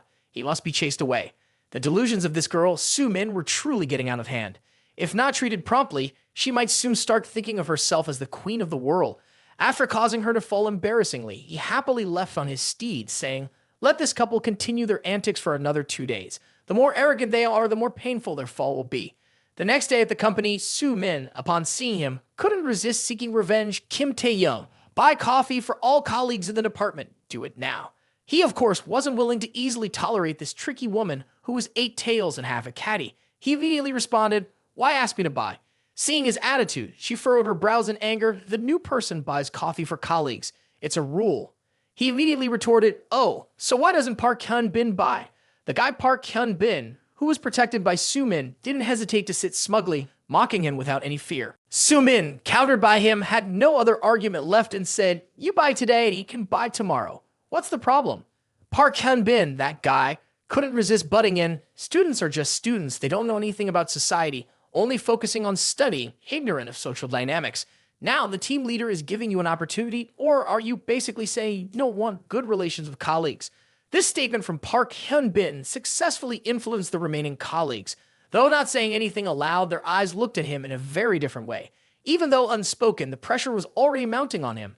Immediately after, he turned to address the two of them. "Well, both of you are great." Park Hyun-bin, not knowing what's good or bad, continued to approach him, feigning concern of actually threatening him. "Kim Taehyung, don't act strangely in front of me. I have connections. Whether you can stay after the internship is up to me. You didn't bother staying in this miserable place. Just reaching the end of the internship would be enough to help you graduate. With your capabilities, why stay and work in this filthy place full of flies and mosquitoes?" However, you still asked him with a disdainful expression, "Oh, what happens next?" Seeing that you seem to have been subdued, these two became even more arrogant. They grinned maliciously and said to you, "If you become my subordinate, I might consider letting you stay here." Sumin couldn't resist chiming in. Han Bin, you're treating him too well. Kim Taehyung should quickly say thank you. Unperturbed, you smiled back at the horse-faced duo. I think he should be the one saying thank you to me. Just this remark surprised and dumbfounded them. You didn't stop there and continued speaking, looking at them with a scornful gaze. I'm concerned about the well-being of my junior. That's why I advised him to give up such thoughts. Don't you think you should thank me? Upon hearing these words from you, the name Han Bin completely lost his composure. What did you say? He was so furious that he completely disregarded the work environment around him. Unfazed, you smiled back at him. I said the truth. I'm a student, so I don't have money. But once I get my salary, I will definitely treat everyone to coffee. So let Hyun Bin buy it first this time. Hyun Bin has so much money, not to mention a department, even the entire company can be treated right. Hyun Bin, after regaining his composure, adjusted his tone and replied hesitantly, well, the company is quite large, with 1,000 employees. Of course I can treat them. I'm not like you. Hearing his response, you calmly replied, then I'd like a mocha to express my gratitude. This completely irked Han Bin, but he couldn't do anything. He just gnashed his teeth in frustration. Seeing Han Bin so angry, Sumin stepped forward, linking arms, and cheerfully said, thanks, Han Bin. Only someone generous like you could make friends.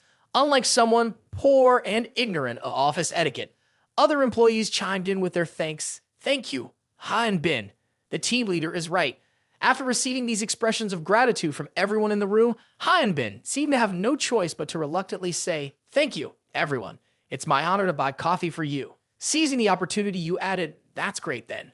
From now on, you'll cover all the coffee expenses. Reluctantly accepting, Han Bin had no other option and could only curse silently in his heart. To your surprise, at this unexpected moment, Han Bin's father appeared. He had been holding back his frustration until now, and upon seeing his father's arrival, he gleefully pointed at you, signaling his father, this kid bullied me.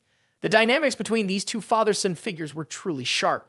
Without uttering a word, the elder father understood his son's intentions, smiling to reassure him. Both of them then exchanged a sly look, and the elderly man began plotting revenge for his son. Attention everyone, there's an important matter.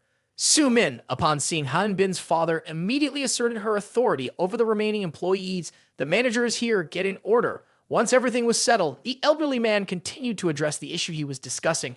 We've just received a project worth 8 million, and they're demanding a proposal within 3 days. Whoever gets their proposal approved will receive a bonus of 8 million. Time is tight and the task is crucial. Quickly form groups and work on the proposal. Pay attention when selecting team members. They must be cooperative. This elderly man seemed to have a dark sense of humor, with each word carrying its own poison. His words were almost implying that you lacked a spirit of teamwork. The employees present here promptly responded with a collective yes after hearing the elderly man's instructions. Everyone quickly formed into groups, and of course the pair with the buffalo and horse faces ended up in the same team. You seem to have anticipated the outcome, realizing that you wouldn't be chosen by anyone in this office, and you didn't feel particularly surprised. Observing that nobody picked you, the pair with the buffalo and horse faces couldn't resist mocking. Ha ha, no one wants to be in a group with Kim Taehyung. If they dared to taunt you like that, you certainly didn't hold back in responding. That's fine. What's the problem? You replied with an indifferent attitude, displaying no hint of fear. Seeing you standing alone, the pair with the buffalo and horse faces thought you wouldn't achieve anything and walked away, continuing to mock you. Ha ha, keep being arrogant. Let's see how many days you can keep smiling. As time passed, everyone in the office was enthusiastically discussing the newly assigned project. In stark contrast, you remained entirely unbothered, casually eating at your desk, seemingly unaffected by the ticking clock. Even when it was time to finish work, you stayed behind for discussions in an extremely stressful atmosphere where no one dared to leave the office except for you. You paid no attention to the time, indifferent to everyone's efforts to continue working. Regardless of whether others stayed to work, you didn't care. Alone and undisturbed, you calmly left the office. The 3-day deadline had passed, and you felt incredibly relaxed without a trace of stress. You were able to flawlessly complete the plan, and after updating it, you smiled contentedly, saying, done. With a 3rd-level intellect, executing this plan was as easy as pie. No need to waste time lying around the office, racking my brain. With your protagonist-level intelligence, you effortlessly finished the plan in the blink of an eye, leaving many in awe. Seeing you in such a cheerful and playful mood, Su Min felt extremely uncomfortable. He hasn't worked overtime for 3 days, and the meeting is about to start in an hour. Why is he still so relaxed? As a dull and insignificant supporting character, how could she understand the thoughts of the story's main character? This girl was just preparing to receive bitterness from you. the name Hyun Bin remained confident in his own abilities, and witnessing your relaxed demeanor, he expressed his confidence. Look at his appearance, he's probably lazy again. Nothing surprising. Despite hearing these mocking words, you paid them no mind. Indifferently, you turned away to address your concerns in the restroom. Soo-min, feeling extremely anxious, couldn't contain her curiosity about your mysterious actions, sneakily peering at your computer screen. The surprise you had prepared for her turned out to be unexpectedly significant. Seeing the plan you had prepared, she was greatly astonished. Hyun Bin noticed Soo-min's strange reaction and couldn't help but ask, "What's wrong?" She hesitated for a moment before responding with an anxious tone. Your plan is very professional. The product positioning is precise, and the perspective is fresh, even better than the plans of our 3 teams. I can't believe this was done in just 3 days. Hearing Soo-min's words, Hyun Bin began to feel concerned, unable to believe his eyes for a moment. What? He must have paid someone to do it. Soo-min, frightened by the comprehensive plan, was so terrified that she broke into a cold sweat, completely disregarding whether you or someone else had created the plan. This is not the focus. The meeting is approaching, and we absolutely cannot let him present the report. Just as she was about to have ill intentions toward your plan, you suddenly entered and spoke, startling her. Is there something, team leader? Seeing that you had caught her standing next to your computer, Soo-min had to cover up. The report will start in half an hour, and the whole department is busy. You have some free time, so why not head to the meeting room and tidy up a bit? This girl, Soo-min, is truly a venomous snake. It's unbelievable that she came up with such a cunning plan. You, of course, have to agree with her. Watching you walk away, Soo-min felt like a flag had been planted in her heart, sensing that the time was right. Ha ha, Kim Taehyung, my team is very pleased to accept your proposal. It's really surprising that she could swallow this plan. It seems like she's not afraid of getting stuck. Clearly, she told you to go to meeting room for cleanup, but now the meeting is taking place in meeting room B. This girl is indeed an extremely, extremely venomous snake. The meeting immediately began. Hyun Bin, right after stealing your plan, confidently stood in front of everyone to present.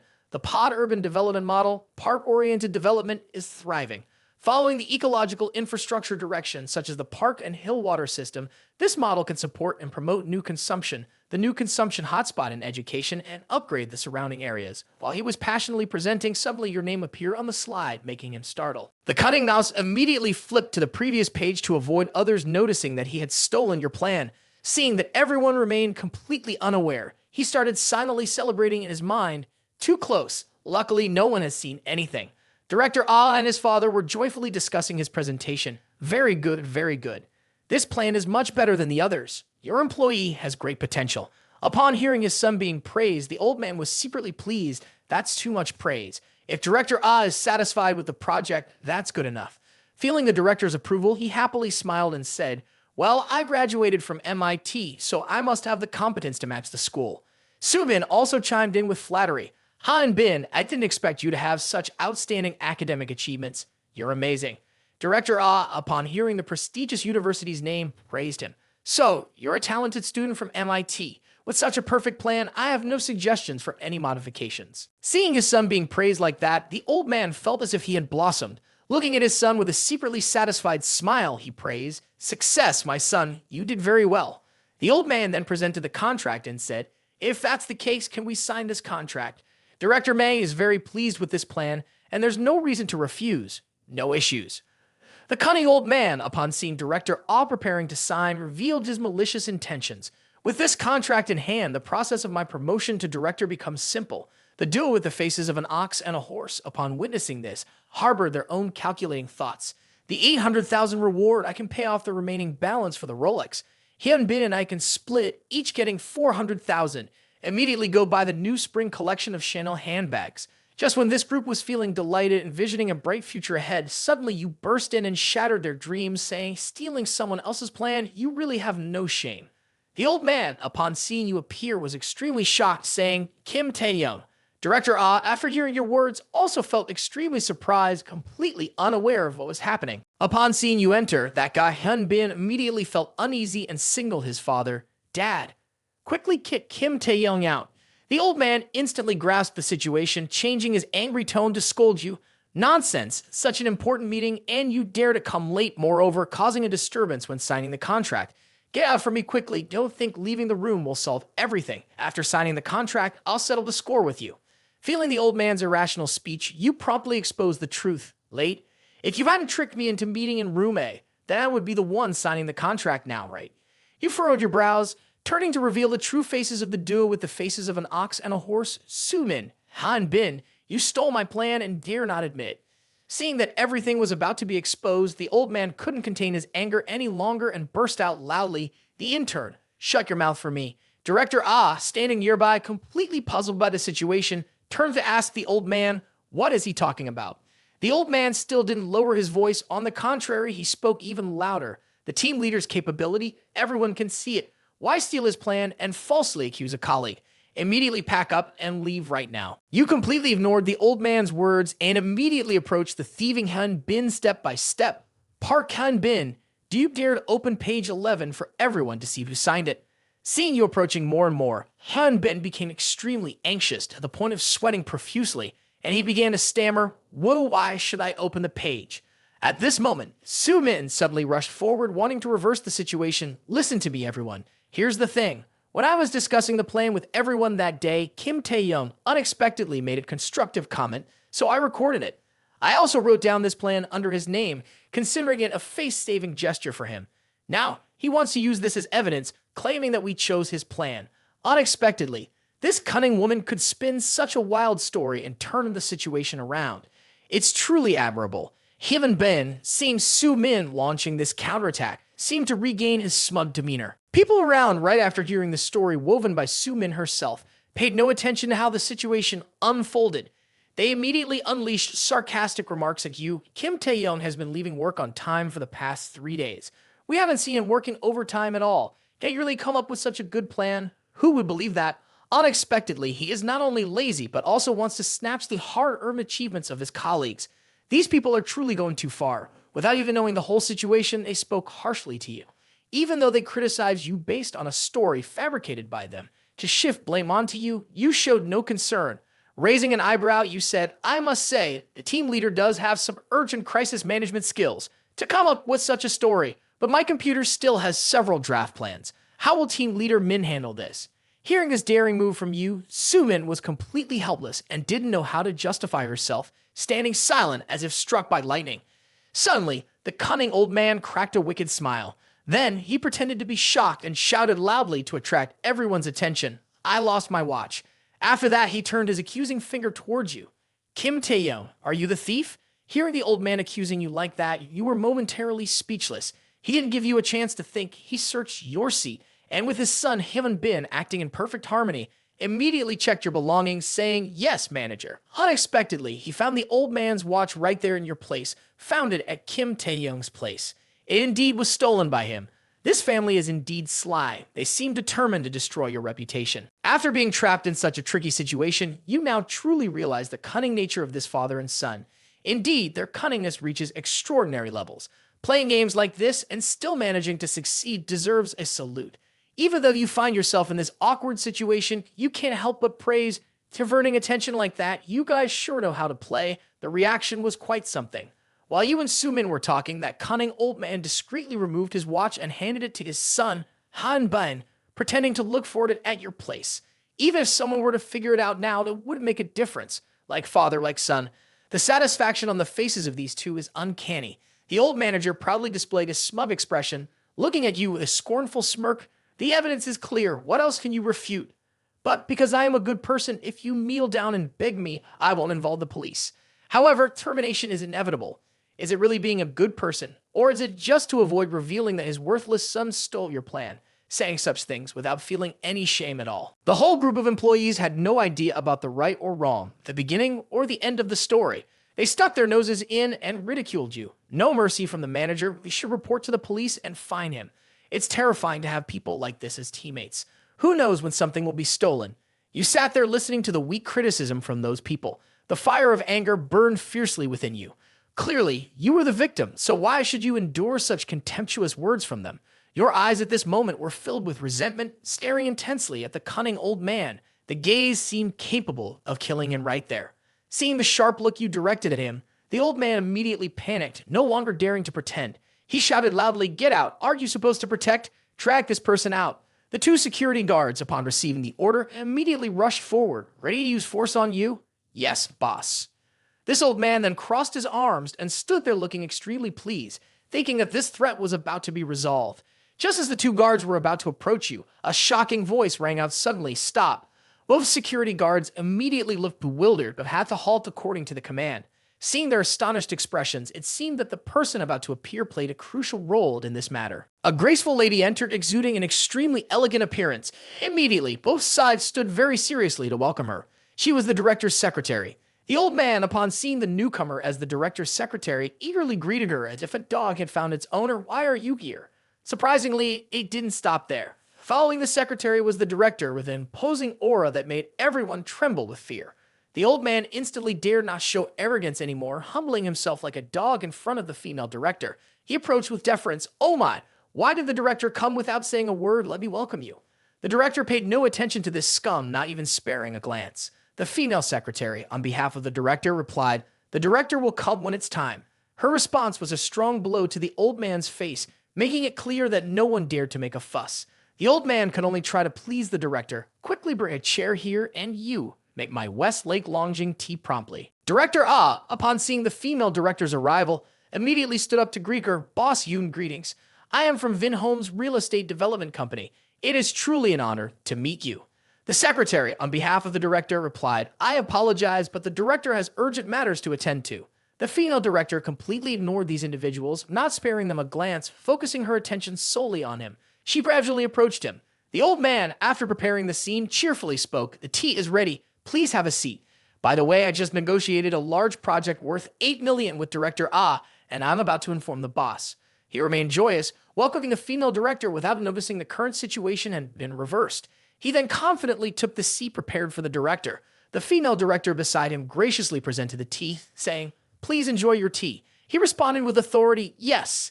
The other four individuals witnessed this scene as if turned to stone, standing still for a few seconds, utterly disbelieving their eyes. Why was someone who had been bullied like this now sitting confidently in the director's chair and being treated with such respect? He casually enjoyed sipping his tea, complaining nonchalantly, "The tea is too hot." Upon hearing his complaint, the female director suddenly became hesitant, bowing slightly in apology. "I'm sorry. Let me blow on it for you." Director Yoon then took his tea, incessantly blowing on it. The scene appeared quite enchanting. Even just watching it was pleasing. Another surprise followed. The malicious bunch who had criticized him earlier now looked terrified, gaping in disbelief. What's happening? Am I dreaming? Those submissive employees who had criticized him just moments ago were now terrified, wide-eyed. It was unexpected that he held such authority. I must not be daydreaming. This is. On his side, after blowing on his tea, the female director, concerned, asked, "Is the temperature suitable now?" Enjoying his tea, he replied cheerfully, "Perfect. Thank you." Pleased with his satisfaction, Director Yoon said, "Just enjoy your tea. I'll take care of this." He then turned to his secretary, signaling her to handle the situation. Following that, the female secretary also grasped her director's intention and immediately turned to interrogate the cunning old man. "Si Hai Ran. Si Hai Ran, do you know where you went wrong?" Seeing the secretary's attitude and demeanor, the old man felt threatened and seemed on the verge of wetting himself, as if wanting to relieve himself in his pants. Kim Taehyung, was he arranged by the director? Before the old man could discern the details of the situation, an employee approached the female secretary and whispered, "Secretary C found it." The secretary took hold of the pile of documents, then threw them directly at the old man, saying, "This is the draft of the plan found at Kim Taehyung's place. Take a look for yourself."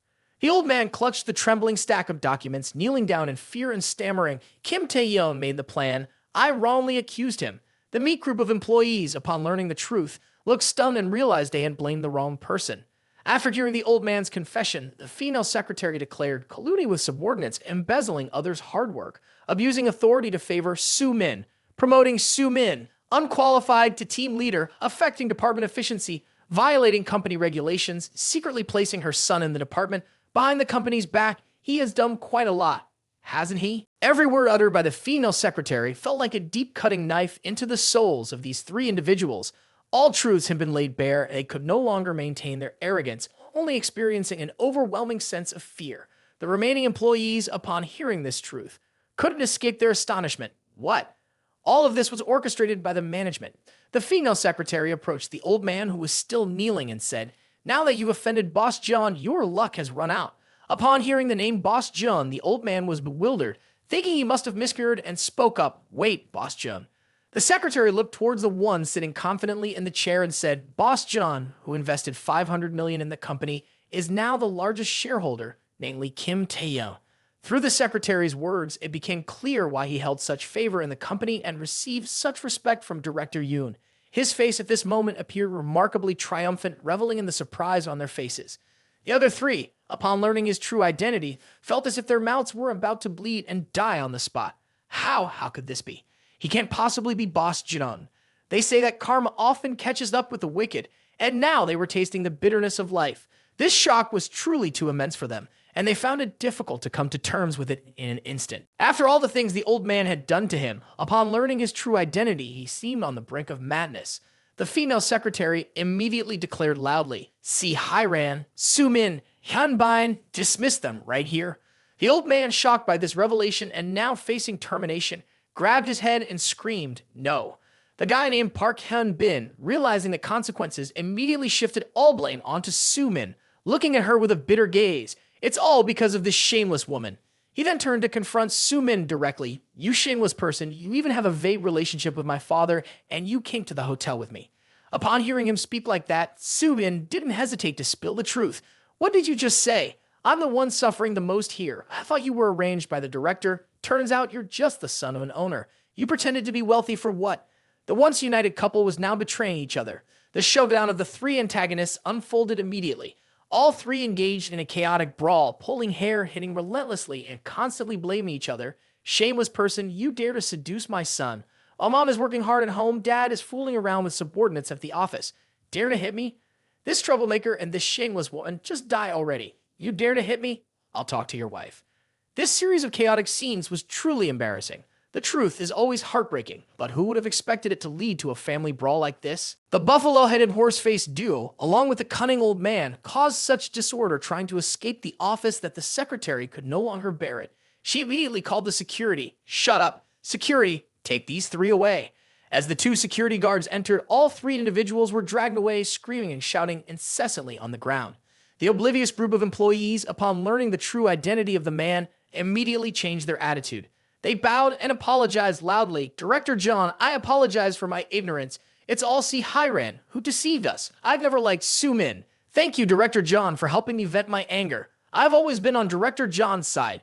Indeed, these employees were like turning a pancake, swift in changing sides. Without hesitation, it shifted all blame onto others, leaving themselves a path for advancement. Their mouths continued to flatter the man, resolving all matters smoothly. The female director turned gently to ask him, "Director John, are you satisfied with this outcome?" He looked at the three being dragged away like discarded objects and smiled contentedly. "It's okay. Let it be like this. But in the future, if your company hires new people, pay attention and carefully evaluate their character. Truly, a person with money speaks and carries oneself differently."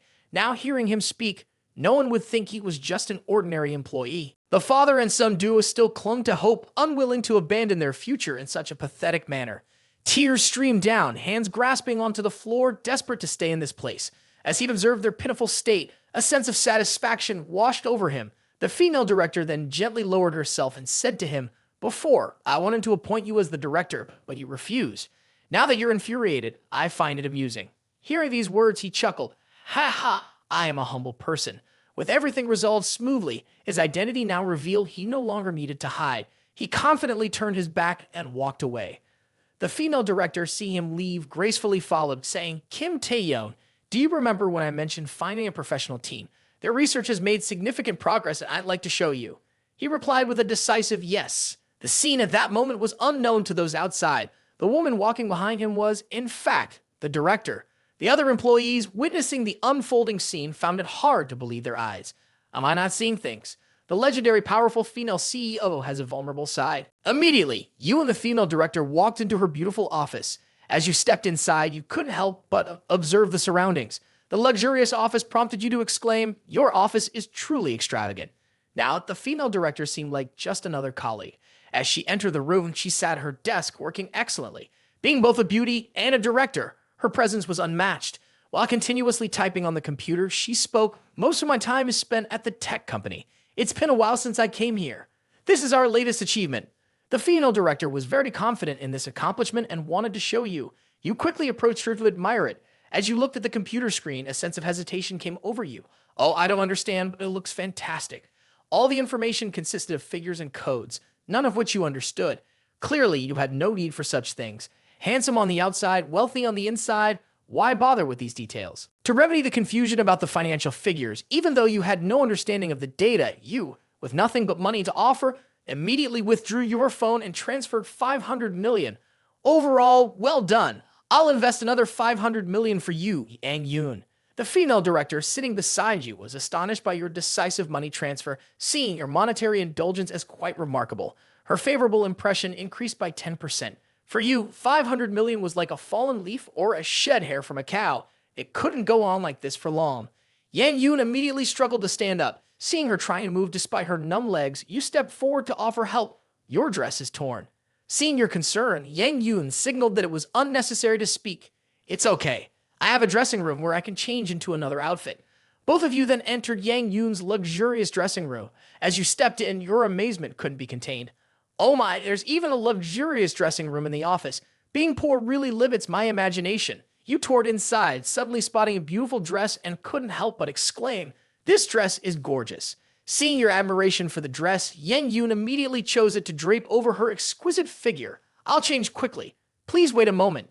You waiting outside immediately agreed sure. You felt quite pleased seeing the increased favorable impression. Suddenly, it increases so much. Indeed, trying to spend money is the key to romantic words. Shortly after, Yang Yoon emerged wearing the splendid outfit you had praised earlier. Yang Yoon stepped out like a goddess with a radiant aura. I'm done changing, Kim Taehyung. Would you like to join me for dinner? You gasped in astonishment at what you were witnessing, your two eyes widening in surprise. Oh, it's this dress, you remarked. The beautiful Yang Yoon smiled mysteriously, her face adorned with porcelain-white skin, blood-red lips, and amber-colored eyes that enhanced her beauty. Truly, she lived up to the reputation of a high-class beauty. Walking alongside Yang Yoon, you both strode down the corridor with gracefully elongated legs. Yang Yoon, commanding as a chairwoman, gave orders to her secretary with an imposing tone to the cool Long Sun restaurant. The secretary promptly bowed, responding, "Certainly, chairwoman." The company's employees were even more bewildered, especially the male staff. Everyone gasped, finding it hard to believe what they were seeing. Oh my, did you see that? The chairwoman and Kim Taehyung stayed in the office for a while and changed into different outfits. This old man really has crazy ideas. His mind is too dark. This is the first time seeing the chairwoman dressed so alluringly. Have you satisfied your curiosity now? A male employee appeared incredulous. Could it be? No, I don't believe it. Yet it was exactly as they were seeing. There was no room for doubt when witnessing the stunning transformation of the beautiful Yang Yoon. The male employees now seemed as if the whole world were collapsing. They all slumped to the ground, facing the undeniable truth. Kim Taehyung has finished his meal. I'll take him to see my proud achievement. What kind of achievement could be so boast-worthy like that? You and Yang Yoon, both smiling, exchanged words and left. You didn't forget to respond, sure. I feel like I should delve deeper next time. Two individuals, one male and one female, sat facing each other in an upscale restaurant under the vibrant city lights. The scene was incredibly romantic. One might expect sweet conversations, but these two were discussing work matters. It sounded quite somber. I've reviewed that plan. It's fantastic. I can't believe this is the first time you've done such work. You responded with your irresistibly handsome face breaking into a genuinely bright smile. Oh my goodness, that handsome and deadly smile. Who could resist that? It's okay. This task is relatively simple. Indeed, it was straightforward for someone with a third-tier intellect like yours. Others might find it challenging. Yang Yoon happily cut a piece of steak, preparing to put it in her mouth, but her lips still formed a gentle smile, and her face blushed slightly. Her favorability increased by an additional 15%, now standing at 77%. It seemed that she was becoming more satisfied with you day by day. Raindrops were gradually falling in the quiet space, and finally the night had set in. Q1 was taking a shower and simultaneously video calling Yang Yoon. Yang Yoon truly appreciated him. I never expected his work capabilities to be this good. Moreover, always maintaining composure and elegance. It's enchanting, isn't it? Leaning on the bathtub, Jo-won remarked, "So, in the end, our arrogant CEO has been moved." After returning home, Yang Yoon sat on the bed, peeling off the layers of stockings clinging to her milky white legs. She continuously gazed at her phone. I also don't know about Kim Ji-won's situation. Yang Yoon winked, smiling brightly, and signaled, "Isn't tomorrow the day you fly to Japan? Why not go to bed early? Or are you too excited to sleep, perhaps accompanying your high school friend?" Hearing that, Ji-won blushed to the point where her face turned deep red, hastily refuting, "What are you talking about?" He and I are just normal classmates. Yang Yoon teased, normal classmates who help you out in such a big way. Don't forget, you can consider it as selling yourself to him. These two girls were like mischievous cats, poking and prodding at each other. One might wonder if their relationship would become as contrived as Jisoo's with Shin Hai, only realizing it was a trap once they fell into the web of emotions with him. Would their relationship turn out to be as fake? Jian-won submerged herself in the water, her cheeks continuously blushing, avoiding the conversation. I won't talk to you anymore. I need to go to sleep. On the other end, Yang Yoon chuckled happily. Ha ha, sweet dreams. Jian-won's slender, milky white legs stepped out of the bathtub, water droplets falling. She sat on the bathtub, recalling the image of him, feeling an undeniable joy. Traveling abroad with Kim Taehyung always feels like a date. Oh my, indeed, love is never ordinary. But Jian-won's thoughts seemed very much like those of an innocent teenage girl, so cute. The next morning, in a tall building, an old man with a cunning face was sitting arrogantly on a chair. Accompanying him was a beautiful young girl massaging his legs. Why did the old man's face seem so familiar? A person walked in respectfully and announced, Chairman Kamade, the capital is ready.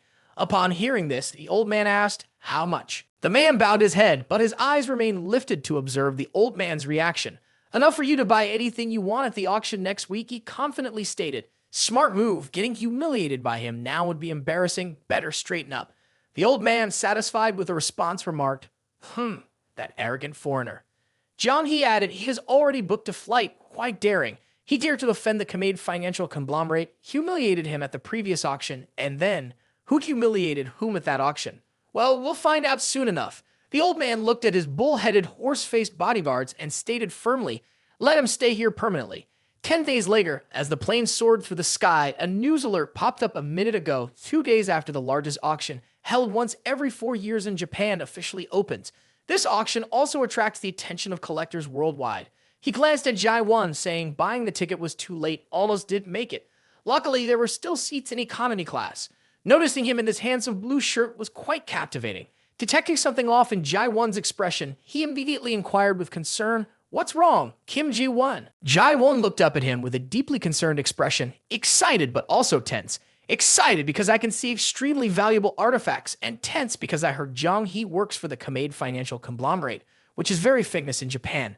When he challenged you back then, it surely wasn't with good intentions.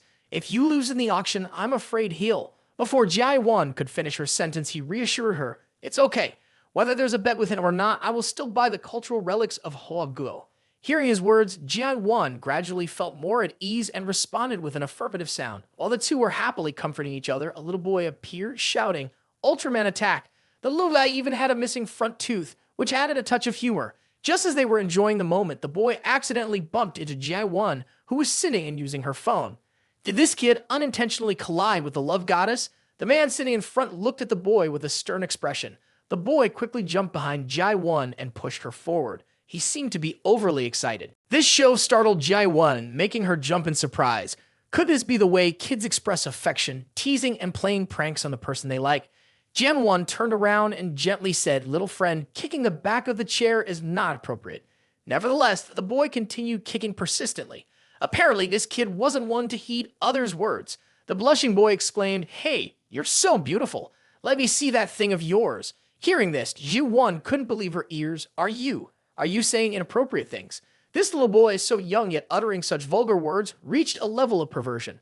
It seemed there was no point in trying to reason with him. A direct confrontation might be the best way to put an end to this behavior. The boy even went as far as running up and knocking the phone out of Jai-won's hand, causing it to fall to the ground. Otherwise, that's it. This unexpected action left both him and Ji-won astonished. Such audacity. He was about to stand up to teach the boy a lesson, you little rascal. But Ji-won restrained him. Let it go, kids don't understand these things. It's baffling how a kid this big could still lack understanding. He sat down in silence for a moment, then expressed his thoughts, you're overly kind. When mischievous children go undisciplined, they become even more frightening as they grow up. Jian-won, upon hearing this, fell into a silent contemplation with a solemn expression. The troublesome kid, undeterred, continued running around causing chaos, shouting, Ultraman attack! This prompted the man sitting nearby to hurriedly cover his ears. Ignoring everyone, the mischievous kid deliberately reached for Jai-won's dress and pulled on it, causing her to startle and drop her phone. Hindered by the dress, she stumbled, and the dress tore along with a loud rip. The little troublemaker indeed lived up to his name. Ji-won exclaimed, "My dress." Unable to tolerate it any longer, she stood up and shouted, "You little rascal." The mischievous kid, who had been quite bold moments ago, now sat on the ground pretending to cry and scream, "Ouch, it hurts." His mother rushed over, witnessing the scene. She shouted, "What happened to my child? Who bullied my child? Like mother, like child." This case perfectly fit the proverb. A naughty child is the mother's fault. A mischievous grandchild is the grandmother's fault. The boy's mother approached, embracing him, and spoke with a sharp tongue. "Miss, why are you bullying my child?" He stood up to protest. "This lady is her own child." Before he could finish his sentence, Jae-won intervened, her expression turning serious. "You misunderstood. It was her own child who ran and jumped on the airplane aisle, and his toy got caught in my dress." Upon hearing the blame be shifted to him, the boy burst into tears. "Phew!" The woman, completely unaware of reason, insisted on defending her innocent child, raising her voice. "Children running and jumping won't cause any harm. When she was little, didn't you run around causing trouble?" Her exaggerated words were quite unreasonable, and the boy, seeing his mother support him, smirked disdainfully. Truly annoying. Jim-won, feeling helpless, still tried to explain for the woman to understand. "Children running and jumping is fine, but this is on an airplane. You should teach your child not to jump on the plane." Despite her adamant reasoning, the woman remained oblivious, resorting to insults directed at Jae-won. "What if it's an airplane? Is it your home, huh? You claim I don't know how to raise my child. Do you know how to teach after having a child yourself?" She went even further, cursing Jae-won to her face. "You slut," dressing so revealingly. The little boy, mimicking his mother's face, even joined in with the same curse, pointing straight at Jae-won and parroting the insult. "You slut." Jae-won, shocked and sweating from the insult, stammered, "Ma'am." She stood up, pointing at herself and refuting the woman's words. "What I wear is my business, and I have the freedom to choose. How you teach your child is your responsibility." The woman stepped forward, pointing directly at Jae-won, her words becoming even more unreasonable. "I don't know how to teach. My son understands things much better than you, the so-called slut." The boy continued without restraint, mocking further. "My son understands much better than the slut. Mom and I saw the slut wearing those pants." Upon hearing this, a woman hastily covered the boy's eyes. "Don't look. Nowadays, these sluts, they won't wear pants properly. They like to rip holes in them, and skirts end up riding up high. It's a shame that such words come from a mother. Speaking ill of others, it's truly disgraceful." Jae-won felt embarrassed and quickly covered her skirt with her hand. The woman even smirked. "My son, affected by shameless women like you, is being negatively influenced." Jae-won was infuriated and didn't know how to respond. Tears welled up in her eyes, and she bit her lip. "Sister." At this point, the young man stepped forward to intervene, his brows furrowed. "I was wondering why this bratty kid is so unruly. Turns out the mother is equally unruly. The child runs amok on the plane, the mother loudly argues on an international flight, and the fragrance of her perfume is scattered all over the plane." He was quite outspoken. The insulted woman, now furious, retaliated with harsh words. "What kind of couple are you? Are you trying to bully us? I'll ask the flight attendant to throw you off the plane." Feigning confidence, he retorted, "Throw me off? That's perfect. I was just about to report the misbehavior of this mischievous kid to the flight attendant, deliberately using toys to damage this girl's dress, causing her to stumble and feign injury, not to mention the offensive language towards women. I believe the police will come to give you a lesson soon." His words instilled fear in the mischievous boy, and his face turned pale. The mother at this point had nothing more to say and could only glare silently. The mischievous boy, seeing his mother in such a state, grabbed her hand. "Mom, scold that guy." He turned to Jae-won and inquired, "Are you okay?" Jae-won, now feeling relieved, replied, "Yeah, thanks to you for handling it well." Her favorability towards him increased by another 5%. He explained to Ji-won, "People like her enjoy bullying the weak but fear the strong. You need to stand firm and she won't be able to do anything to you." A woman, unable to argue, resorted to mocking. "Poor couple, you can only sit in economy class. What's there to be proud of? You'll never have the money to sit in first class in your entire life." Who is she talking about? It sounds a bit insulting. Her words touched a nerve with the crowd, and everyone around started scolding her. "Hey, sister, sitting in economy class is already an offense to you. Being good at sitting in first class with just a few dollars, and you're acting all high and mighty." The woman then turned to argue with the man from before. "What's it got to do with you people? The poor always support each other. Seeing my son and me as easy targets, huh?" Feeling disdain for such people, he turned away and called the flight attendant. "Miss, could you please ask this lady to return to her noble first-class cabin? It's too noisy here." At this moment, a girl sitting and sipping coffee with an air of elegance remarked, "The hazelnut latte from Starbucks here is always delicious." The woman tapping on her phone looked at the screen and smiled. Indeed, it's unbearable, encountering only stupid things. Let me complain about it on my story. Another woman walked in, revealing herself to be a flight attendant. The girl holding a plate of pastries commented, "Hi, son. Your makeup is a bit too much." Hi Sun ignored her, continuing to apply makeup until she felt satisfied with her appearance. When the girl tried to leave, Hi Sun stood up, blocking her way with an annoyed expression. "Wait a minute, Bin. Where are you taking those light snacks? Don't get in the way. You already served the drink to him earlier. This time, I'll rely on my charm alone. Who said you make the rules for me?" Another flight attendant, pulling the curtain aside, reminded them, "Don't make a scene. Everyone in the first-class cabin can hear you." Hai Sun was startled. "Chang-wook, why are you here in the business class section?" Chang-wook, displeased, replied, Your goals, aren't they all about Director Sai anyway?" The group of flight attendants looked at the man, Director Sai, the renowned tycoon in Yongsan City. Moreover, he was an aircraft dealer and a close friend of our airline's lead director. Who would want to make acquaintance? The man was currently texting, his username simply reading aircraft dealer. Heard that Director John is heading to VIP China. Perfect timing, I'm also going to VIP China for business discussions. Wonder if there's a chance to meet Director John. Outside, the captain approached the man. The flight attendants pulled back the curtain, gossiping. Look, the captain has left the co-pilot alone in the cockpit and come out to socialize with Director Sai. A voice chimed in, "Miss Flight Attendant, would you mind stepping in to resolve the issue with the prestigious lady in the first-class cabin?" The three flight attendants pushed each other. "Hi, son. Go and deal with it. It has nothing to do with us in the economy class, but if it's a first-class passenger, go quickly." Hai Sun, upon hearing that, clicked her tongue and walked away with an irritated look. As soon as she stepped out, she immediately changed her demeanor, a perfect display of professionalism. "Hello, valued passenger. May I assist you with anything?" Hearing this, Ji-won pointed directly at the woman's face. This lady couldn't stay calm in the first-class cabin and came near causing trouble, disturbing my rest. Upon hearing that, the man raised his thumb in approval towards Ji-won. "Well done, quick learner. Truly an excellent student." His praise made Ji-won blush with embarrassment. The woman then sternly confronted the flight attendant. "I am the chairwoman of Lucky Yongsan Sea Corporation. Do you believe me or this poor person?" Upon hearing that, the flight attendant was astonished. She quickly stepped forward to defend the woman. There seems to be a misunderstanding here. Logically speaking, this lady went back to the first-class cabin for a quiet and comfortable environment. Saying she came to the economy class to cause trouble seems a bit unreasonable, don't you think? The defiant woman chuckled triumphantly. "Ha ha." The man, however, puzzled by the situation, engaged in a verbal battle with the flight attendant. "So, you mean that those in the first-class cabin are all notable and wouldn't cause trouble. Therefore, it must be the economy class passengers causing issues."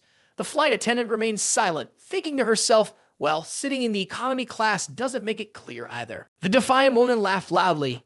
"Ha ha ha ha. Did you see that? This is the difference between the elite and the lower class. If you want to chase me away using your connections, putting you on Suite 8 Airlines blacklist won't be difficult." The mischievous boy joined in. "Ha ha ha. This shameless man is truly losing face. Don't even think about flying with Suite 8 Airlines in the future." Hearing this, the man casually touched his nose. "Really? I don't believe it." The woman turned around to curse loudly. "Just wait. Let me see how long you can keep laughing." At this moment, the man who had intervened before walked in. "Is it over? Why keep making noise? Where's the flight attendant?" The flight attendant, hearing the call, immediately approached the man and bowed. "Director Sai, I sincerely apologize.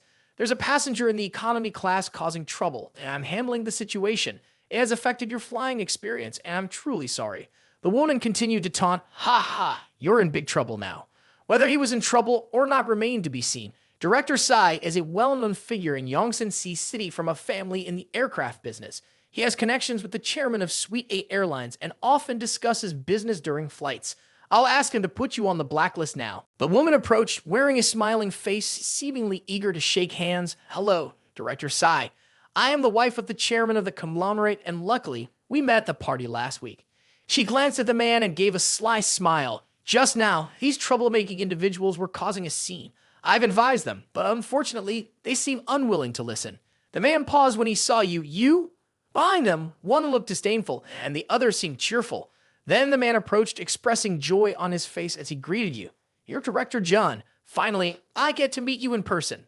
Perplexed, you responded, and he introduced himself. "I am just an aircraft salesman in the Prince and Princess Group." You smiled. "Oh, you're him? I'm impressed." The man joyfully couldn't contain himself, his eyes sparkling, really. "Director John remembers me. Thank you, Director Jun. The people who were in conflict with you earlier were now stunned, struck by surprise. The crowd exclaimed, Chairman Sai has turned into a junior brother in front of that little brother. The woman and her child were gaping in astonishment. Even the flight attendant couldn't contain her surprise. Mom, why did that loser nod to the other side? Before the other child could recover, he received a resounding slap across the face. Don't understand anything. Shut up. Chairman Sai is not someone our family can afford to offend. The decisive mother swiftly slapped her son for his loose tongue. Chairman Sai gestured towards the flight attendant and said, Miss Flight Attendant. She acknowledged, bowing respectfully, Hello, Chairman Sai. How may I assist you? Upgrade the gentleman and young miss to first class and charge it to my card. He agreed, Sure, Chairman C. Whatever you say.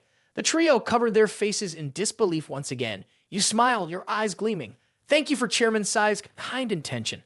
But seeing the face of this lady might affect my mood even in first class. Sitting in economy is still better. Chairman Sai chuckled, gently looking at you. This is an easy matter. The owner of Suite 8 Airlines is an acquaintance of mine. I will ask him to put this lady on the blacklist. You won't encounter her at Suite 8 Airlines anymore, calming Chairman John's anger. He just mentioned excluding a passenger, but his mouth continued to smile as if nothing happened. Now the other lady knew her place, turning pale and hurriedly explaining, Chairman C, this is all a misunderstanding. Fear washed over her. She bent her knees, feigning weakness, and collapsed. Suddenly dizzy, and my hip hurts a lot. Chairman John, don't you see how pitiful my child and I are? Ji-won and you stood there, watching her act in front of them, their faces still cold and indifferent. Ji-won spoke without paying attention to her, having seen through all of her pretense long ago. He said sternly, Continue pretending. Your son treated my friend like that, and this matter won't be easily overlooked. You frowned, having already discerned all of her pretense. Indifferent, you spoke without acknowledging her, disregarding her act of kneeling on the ground, playing the weak role. The mother and son from that family couldn't stand it any longer and began to roll on the ground, making a scene. My son is still just a child, and you are calculating with a child. Both of them cried out, closing their eyes and noses while wailing. People with money bully us, the weak ones. Their words were like a headache to them. Chairman Sai couldn't hold back serious questioning. Enough, the whole plane heard the noise you caused. Trying to disturb public order, once the plane lands, you will be punished by security management. You frowned, looking at them deliberately causing trouble. Everyone on the plane applauded, praising, well done and impressive. Clap, clap, clap. I found the photo of the flight attendant posted on the social platform. She even insulted us all as fools. Someone shouted what they had just witnessed, and others joined in, what? Share it to make her famous. Let's see if she can continue to stay at the airline. If not, she can retire. The blonde flight attendant sat on the ground, her stockings torn in pieces, helpless, with 2 streams of tears flowing down. She sighed. The rest of my life is over. At Dubai Sea Airport, by now they had disembarked. Jan-won looked at the distressed woman and her crying child being escorted away by security. Ji-won smiled cheerfully. This time, Chairman Jeon came to Dubai Sea to discuss business. Chairman Sai asked you, I will attend the auction in 2 days. I plan to buy all the assets of China VIP. Chairman Jeon is truly outstanding, the pride of China VIP. Comparing with him, I feel ashamed. The 3 of them walked away happily, you casually holding a bag, exuding an air of freedom and ease. Chairman Sai gestured sternly, cautioning you with a serious expression. Chairman John must be careful with Kaminakito. He is a very famous tycoon in Dubai Sea, extremely fond of artifacts, especially those from China VIP.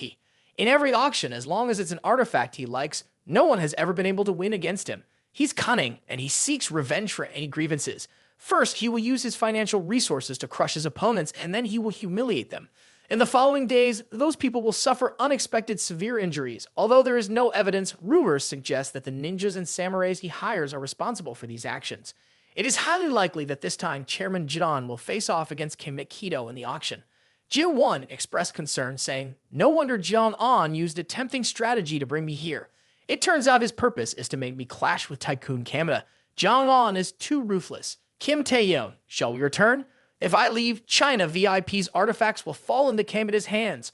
I will let this happen. He waved his hand with determination, his face showing a resolute expression. He thought to himself, moreover, I can seize an opportunity for a counterattack in the auction, benefiting both parties. Sai's excitement burst out, exclaiming, Chairman John is truly impressive. Ji-won blushed shyly, secretly feeling quite accomplished. Kim Taehyung. She looked at him with sparkling eyes, and the system indicated a 15% increase in favorability. They laughed and chatted together, walking ahead.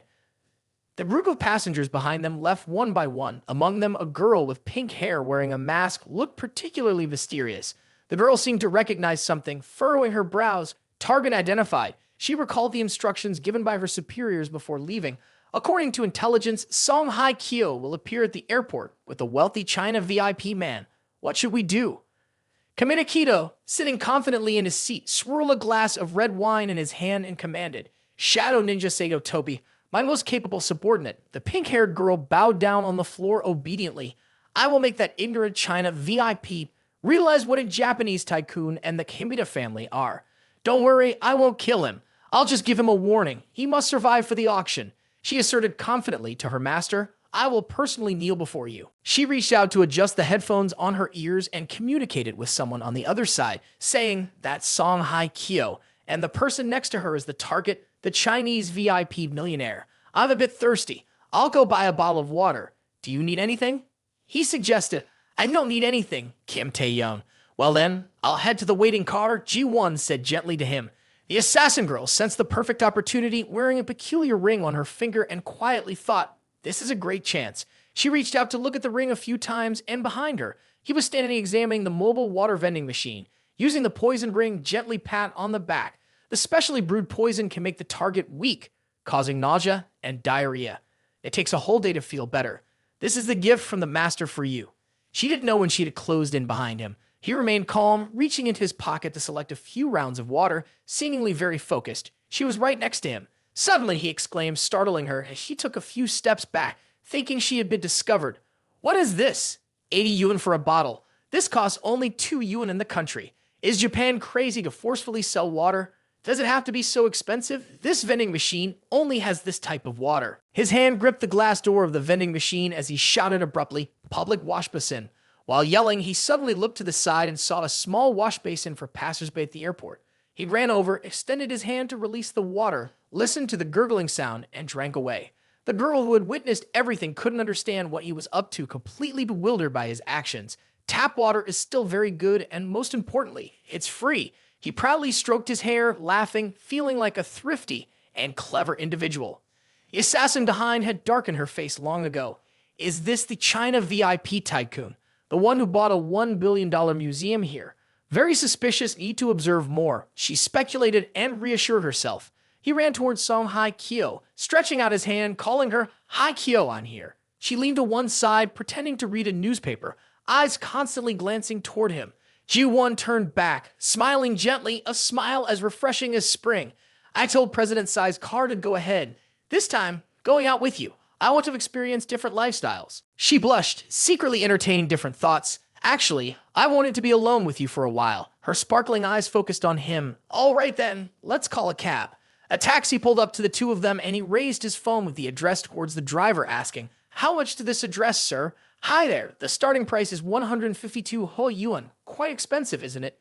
Disregarding any sense of dignity, he exclaimed in shock, "I just saw the airport bus stop. It's only a few yuan. Let's take the bus." He pointed towards the bus parked by the roadside as she looked at him with a fascinated gaze. "Sure, I'll follow your lead. Spend when we should, save when we should. Anyway, we're not in a hurry. Let's enjoy the scenery along the way." Both of them laughed and walked towards the bus. In the distance, the assassin girl felt a bit puzzled, a tycoon.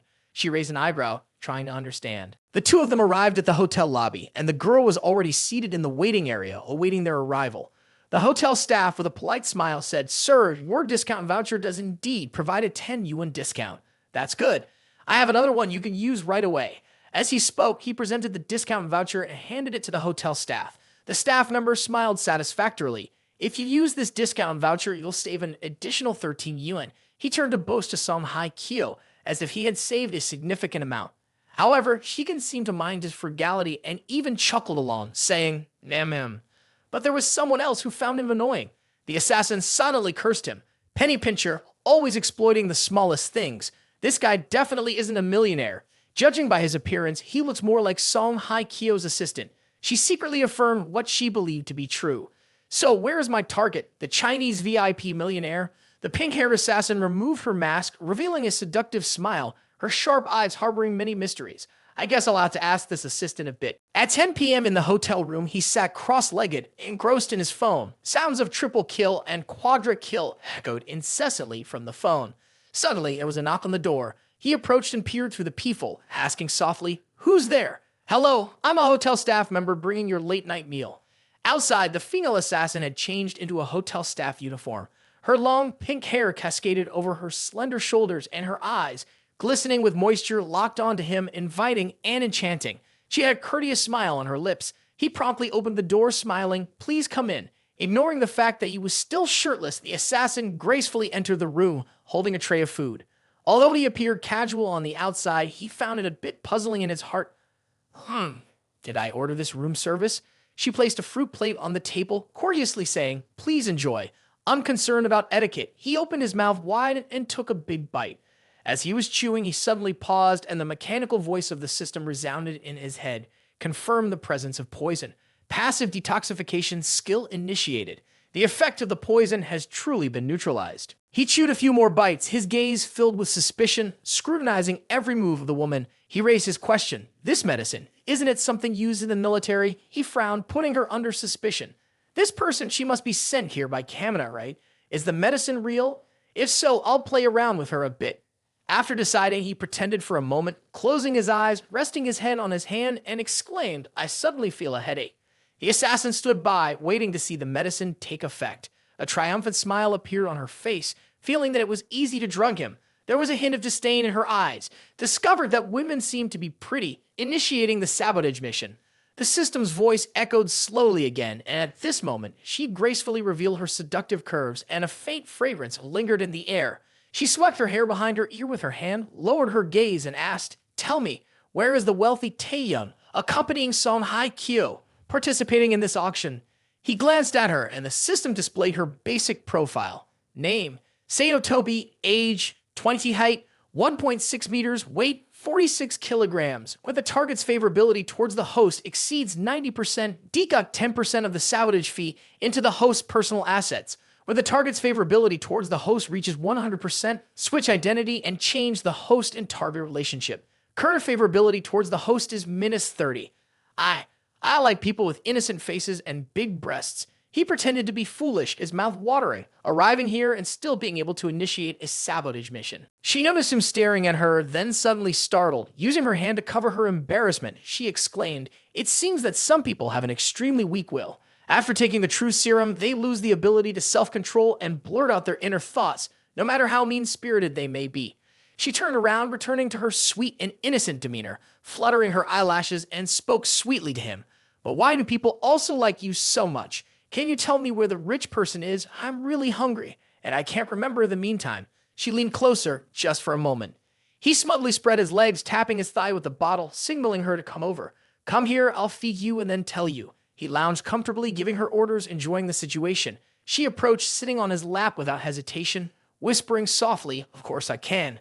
The pink-haired assassin took the apple and fed him, asking in a low voice, "Is it delicious, handsome?" He praised the taste with satisfaction. She couldn't wait and asked, "So, have you remembered?" He said he would appear when the main auction begins because that's when it's majestic. He chewed thoughtfully, blinked at her, and replied slyly. She contemplated, "So that's how it is. It seems to fit the arrogant personality that Jialan mentioned. Well, in that case, let's play something else." She pressed her face close to his at almost an intimate distance. He blushed in response to her intense gaze. Before he could think, his hand was caught by her legs in a peculiar position. He winced and exclaimed, "You can play like this too. I've lost my utility. Just let me sleep peacefully." Pretending to be knocked out by her, he closed his eyes and pretended to sleep. She put on her mask, turned around, and walked away, saying, "Tomorrow when you wake up, you'll forget everything about today." The door closed, and she disappeared into the distance. Trained professionally indeed. That leg strength is not to be underestimated. If it weren't for my third-grade arm strength, I might have fainted from the pressure. Kamina's auction hasn't even started, and he couldn't wait to deal with me. He smiled, relieving his arm from her grip. I'm really looking forward to this auction more and more each day. In the main hall of the auction, people were buzzing about something. Chairman Kamina. Greetings, Chairman Kamina. The mentioned chairman walked in, followed by a middle-aged man, and the seductive female assassin trailed behind wearing a tight-fitting outfit. She suggested, "Master, if that person has just appeared today, I can disguise myself at the entrance and directly kill him." "No need for." He sternly said, "Perfume has a saying, a turtle shrinks its head, not to imagine opponents who don't dare to show up like this guy. Avoidance is a sign of panic. In terms of momentum, he has already lost." He smirked with a hint of disdain, his gaze profound. If he dares to appear in today's auction, it will be his death day. The middle-aged man casually said while putting his hand in his pocket, "That's right. People wearing perfume are all equally useless, all as timid as mice." She smirked. "The assistant of Song Hye-kyo I encountered yesterday is a case in point." Seeing a crowd gathering in front, she asked curiously, "Why is there a crowd there? Who is that next to Song Hye-kyo?" Jae-won was seen smiling gently, his sharp eyes looking across, discussing something passionately. Next to her was a tall man holding a shaking glass of wine, Kim Taehyung. The middle-aged man suddenly widened his eyes in surprise. He knew he had been discovered. Glancing at them, he smiled, his eyes seemingly seeing through everything. "So he has arrived, right? What? Is he the wealthy guy?" The two of them exchanged surprised glances, mouths forming O shapes, pointing at him in disbelief. Jian won, and he approached them to communicate, both familiar faces. "Is this big-eared, big-faced guy in the middle the famous Kamada?"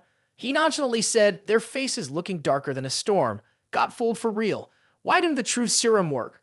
Could it be that from the beginning he saw through his own identity? She hesitated, pondering, while the named Kamada used a gaze like a lethal sword, staring at her as if wanting to cut her in half, an incredibly intense pressure. Worthless. She too sensed his gaze fearfully shrinking like a kitten. That guy Taehyung, daring to come here is indeed brave. But in front of Chairman Kamada, you've been a bit arrogant.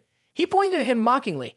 "I dare not be impudent in front of the distinguished sir. Here, I am just a junior, inviting a distinguished sir to go ahead." He casually extended his hand, inviting them a step. "Welcome, young talent from the fragrance country. Hope Mr. Taehyung won't disappoint you shortly." He chuckled, dark-faced, revealing 10 parts of disdain. He remained calm and replied, "Rest assured, I guarantee it can surprise you. Ladies and gentlemen, before the auction begins, please allow me to introduce myself briefly. Today's auction is the largest charity auction in the VIP Kingdom of China, also the most upscale auction in the world." The MC, dressed in a yellow kimono with intricate patterns, lightly adorned and elegantly made up, had a refined voice fitting a high-class atmosphere of the auction. 90% of all proceeds from the auction will be donated to the Global Relief Organization. First of all, let me introduce and thank the distinguished gentlemen and ladies who have come from all over the world. The girl emphasized the last sentence, a clear sound echoing throughout the room, applause welcoming and resounding repeatedly, creating a lively atmosphere. Chairman Kimita Kido of the Kamada VIP Kingdom of China, she introduced him. The chairman only maintained a serious expression, appearing cool and completely different from the disdainful attitude he had shown towards him earlier. Andy John of the John family in the Smai country. The MC introduced people from various aristocratic families. Louisian from the Amor country, Babak from the Middle East. Lastly, Mr. Kim Taehyung from the fragrance country, she introduced him. He just smiled professionally, looking back with a calm face that didn't reveal any intentions. People seeing his plain appearance in stark contrast to the sparkling figures of the mentioned aristocrats couldn't help but whisper in curiosity, "Who is Kim Taehyung? I've never heard of him." He crossed his legs, his hand resting on his knee, indifferent to the gossip circulating around. A man leaned in and whispered to the woman next to him, "Taehyung Group, the fragrance family, doesn't have anyone like this. This must be a newly rich person here to expand their horizons." The woman found it amusing, saying, "Ha ha." A few mocking remarks were directed at him. Song Hye-kyo noticed the taunting words, slightly turned, and cast a sidelong glance at those people. He remained composed, said nothing, and then stepped onto the stage to the surprise of everyone. He raised his hand and grabbed the microphone, leaving the MC somewhat puzzled. "Sorry to bother everyone's time. I am Kim Taehyung from the fragrance country." He introduced himself loudly, making the MC feel awkward, not knowing how to handle the situation. He remained calm, putting his hand back in his pocket, and continued, "Originally, our fragrance country highly values etiquette in the East. I shouldn't overshadow the host here, but for the sake of better communication later, I'd like to say a few words to express my attitude." His voice was steady without any fluctuations. "Kim Taehyung, I'm here this time for the fragrances of our country. As long as they are fragrance artifacts, I'm sure they can be auctioned. Especially those fragrance artifacts that have been stolen and are wandering outside, finally listed at the auction. I will have to retrieve them." Witnessing his majestic demeanor, Song Hye-kyo's dove-like eyes overflowed with admiration as she gazed at him, her mouth involuntarily breaking into a sweet smile. He continued, "If this is a charity auction, I'll play a little game with everyone. Regardless of how much I bid today, I will double that amount and donate it to a charity organization." The assassin, after hearing his words, cautiously glanced at her master and said, a friendly reminder to everyone to bid carefully or it might end up quite disastrously. He pointedly addressed the somber old man sitting below the stands. Am I right, Mr. Kamada? People started buzzing with discussions about his bold declaration. This fragrance kid is really arrogant, truly ignorant of the ways of the world. The assistant next to Mr. Kamada gritted his teeth in frustration, but he said he would double the donation amount. It seems he's somewhat handsome, just flaunting his elegance, leaping around like a jester without a care. Mr. Kamada stared directly at him, a smirk on his face, a mysterious and inscrutable expression, leaving everyone unsure of his intentions. Chairman Kamada has investigated thoroughly. This time, the John family has brought $5 billion, Babak of the Moor brought $4.8 billion, and Babak of the Moor brought $4.5 billion. The assistant whispered to him, with $8 billion, you're ready to sweep everything clean. The old man crossed his arms and said, yes, go on. This auction is a step towards realizing your grand literary plan for East Asia. The front page of DJ newspaper is ready.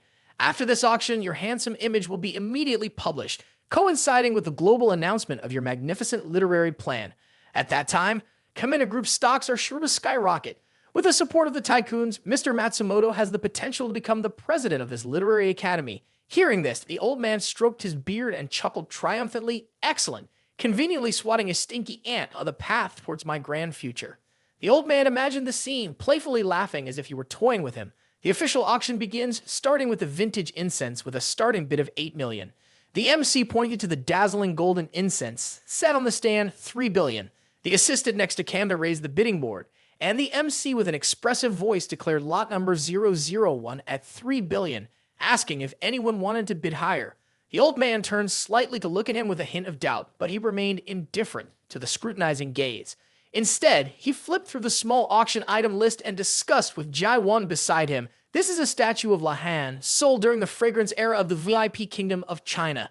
It's basically not suitable for the perfume culture. I wonder how much it can fetch. Jai-won fixed her gaze on him, listening intently as he expressed curiosity. Yes, in ancient times, many countries exported artifacts with somewhat divergent styles. She pointed to that peculiar ancient artifact, smiling beautifully. Suddenly, she felt a bit embarrassed, blushing, and turned her face away. I apologize, your knowledge of artifacts is even more profound than mine, yet here I am trying to explain to you. I admire your focused demeanor when discussing artifacts. Seriousness makes one most beautiful. He praised sincerely, but the words seemed to carry a hint of subtle teasing. Sweet words spilled into her hands. I also. Haikyo shyly avoided his gaze, speaking softly, her lips slightly curving, adding 5% more charm. The system's rigid voice interrupted, announcing to him that on this side, flirtatious banter had saturated the air with romantic vibes. The atmosphere carried the scent of love, leaving the old man on the other side puzzled, wondering what they were up to. He sneered, yes, a patriot acting all lovey-dovey. Next is the auction of perfume artifacts. I'll see how you dodge my direct attacks then. A sinister glint flashed in his eyes. The second treasure, the Perfume Kingdom's crystal disc, has a starting price of $10 million. The sparkling disc radiates light from one corner, undoubtedly an exceptionally rare item. He raised his bidding number, ready to participate. The big shot tycoons all turned their attention to him, each with their own thoughts. This arrogant kid is starting to bid. Let's see how skilled he really is. Their eyes gleamed with cunning, and finally he spoke up, $300 million. The tycoons were momentarily shocked, eyes almost popping out. What? It's his first time, and he's raising the bid this much. Someone bid this high? They opened their mouths wide in disbelief, encountering such a peculiar case in their decades of auction experience. Mr. Kamda said, this is the anxious eagerness to prove oneself of the weak. It's truly pitiful. Mr. Kamda's smile gradually turned sinister, and the atmosphere around him cooled. Any competition, Mr. Chairman. He stood firm, unshaken by the extravagance of his money. This porcelain disc, at most, is worth $180 million. If you want to buy at a loss, let him have it. The crystal disc belongs to number 008 with a price of $300 million. The MC struck the gavel, and he took Haikyo's hand in front of everyone, gently saying, this crystal disc is a gift for you, perfectly matching your beauty. Touched, she covered her mouth with her hand, eyes full of admiration for him. The couple next to them couldn't help but comment, casually giving a $300 million artifact to your girlfriend. Are you that wealthy?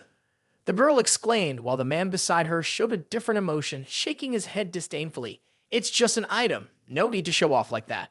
Jam-won ignored them and explained to him, seriously, this is purchased for our museum, but thank you. I really like it. Her face blushed like a ripe jackfruit, her voice changing and her expression radiated youthful charm. He just smiled without saying a word, pretending affection at the auction. What nonsense was this, making everyone itch from watching this dog and pony show? Moving on to the next treasure, the MC introduced the third treasure is the jade pearl necklace from the Ming Dynasty in our country, with a starting price of 8 million.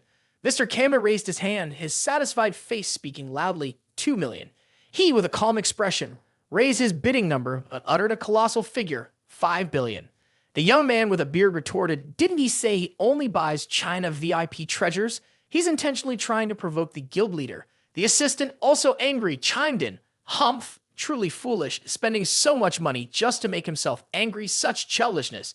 Despite being furious, he narrowed his eyes, attempting to maintain a calm facade.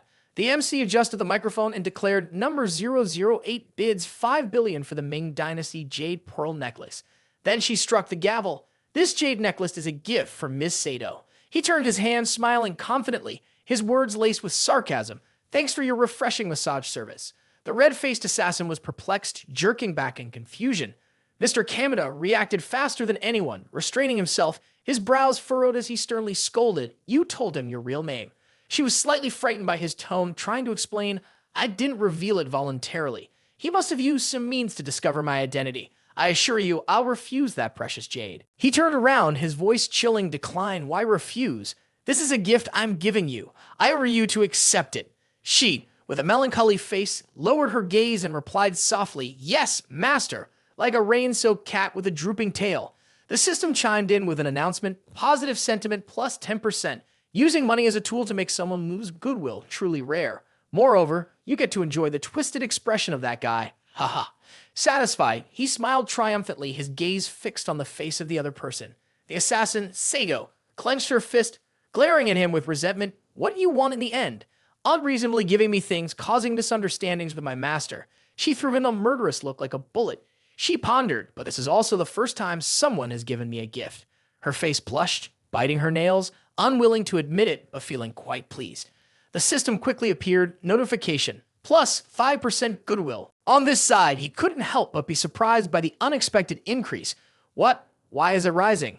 She reverted to her initially displeased state. Humph. Unfortunately, the giver is a detestable guy, minus 3% goodwill. He couldn't understand what she was thinking, looking at the constant fluctuations with confusion. It's decreasing again. Song Hai Kyo on the other side looked at him, following his curiosity. Then, he felt like sinking into depression. The system kept increasing and decreasing continuously. Hearing the notifications in his ear, he was about to go crazy. He helplessly covered his face, wondering, what is she thinking? Aya, I thought this auction would be intense, but unexpectedly. No one is bidding. Thanks to all for yielding, much obliged, much obliged. He mockingly used a carefree and indifferent tone. I'm not interested in the next artifacts, which are not from China VIP. Everyone feel free. He leaned back, hands behind his head, legs casually crossed, looking as relaxed as if he were at home. The wealthy businessmen couldn't secure the antiques and were continuously challenged by him. They felt incredibly frustrated, bordering on madness. As for Kamada, needless to say, he didn't want to glance at him, but his mind was filled with cunning calculations. The MC extended her hand to point at the beautifully carved vase placed nearby and introduced a few sentences. This vase from the Liang Dynasty, starting price 5 million. The wealthy businessmen were not to be outdone, raising their paddles, 500,000, 1 million, 3 million. The assistant next to Mr. Kamada dominated, saying 8 million. The MC smiled professionally, number 001, bidding 8 million for the Liang Dynasty vase. After saying that, she hammered the gavel in front of everyone. The flattering men quickly turned to praise his power, truly worthy of Mr. Kamada. They applauded continuously. Congratulations, Mr. Kamada. Make sure not to let that nouveau riche deceive you. On the surface, they flatter you, but in reality, their eyes are always fixed on Kim Taehyung. The middle-aged man next to him clearly saw the expressions of the group and quietly pointed to Mr. Kamada. They are observing Kim Taehyung's movements. The reason you were able to auction off the treasure just now is because Kim Taehyung moved his little finger. They think Kim Taehyung wants to raise the price, so shut up for me. Mr. Kamada couldn't stand it anymore. He waved his hand by his ear like swatting a fly. Turning around, he slapped the man as if the heavens struck him. The man couldn't react in time, and his neck turned to the side from the force of the slap. He cast a fearful glance, apologetically murmuring, Apologies, Chairman, my slip of the tongue. Yeah, so you've been observing me all along. Rest assured, rest assured. Next up is the Treasure of China VIP. If you want me to take action, then be satisfied. He lazily brushed his hand across his face, running out of things to say. Mr. Kameda didn't want to engage with him much, fearing public disapproval. He just grunted, disregarding him. For the fifth treasure, the two auction staffs simultaneously unveiled a painting of a dense mountain forest. At first glance, it seemed to be a rare artifact, the map of Van Lai Sun Ha from the late Tang dynasty of China VIP, starting price 8 million. People were in an uproar, unable to wait, shouting 100 million, 200 million, 300 million. Number 001, Mr. Kameda bids 800 million. He remains silent on this side, not bothering to pay attention, yawning and saying, just add another billion. I'm about to fall asleep. Then he threw out a price that left everyone astonished, 2 billion. As predicted, everyone's eyes widened, mouths agape, almost losing their eyes. What, 2 billion? They couldn't believe their eyes. 25 billion, I said 2.5 billion. Mr. Kameda's face looked like he could spit water, a hideous expression, afraid others wouldn't hear. He straight to say, Chairman, have you forgotten our strategy? This time we have to bid vigorously for many items if we spend money like this. The person next to him, nursing his painful face, cleverly said, fearing another slap, shut up. If we yield every time, where does Kameda's face go? The old man, seething with anger, disregarded everything, his face red as if about to explode, brimming with suppressed rage, shouted each word heavily, fine, want to play with me, right? 3 billion. He smiled confidently, indifferent to the hateful gaze, as if inviting more resentment. Mr. Kameda raised his board in hand with an unwilling expression. He shouted a figure in anger, 3.5 billion. In response, he cheerfully followed suit, saying lightly, 4 billion. His face seemed to be teasing others. The onlookers behind couldn't help but be astonished, each one buzzing with surprise, their faces showing unexpected expressions. This painting is only worth 200 million, and now the price has soared 20 times. Clearly, this is throwing money out the window. That kid ain't even Chairman Kameda.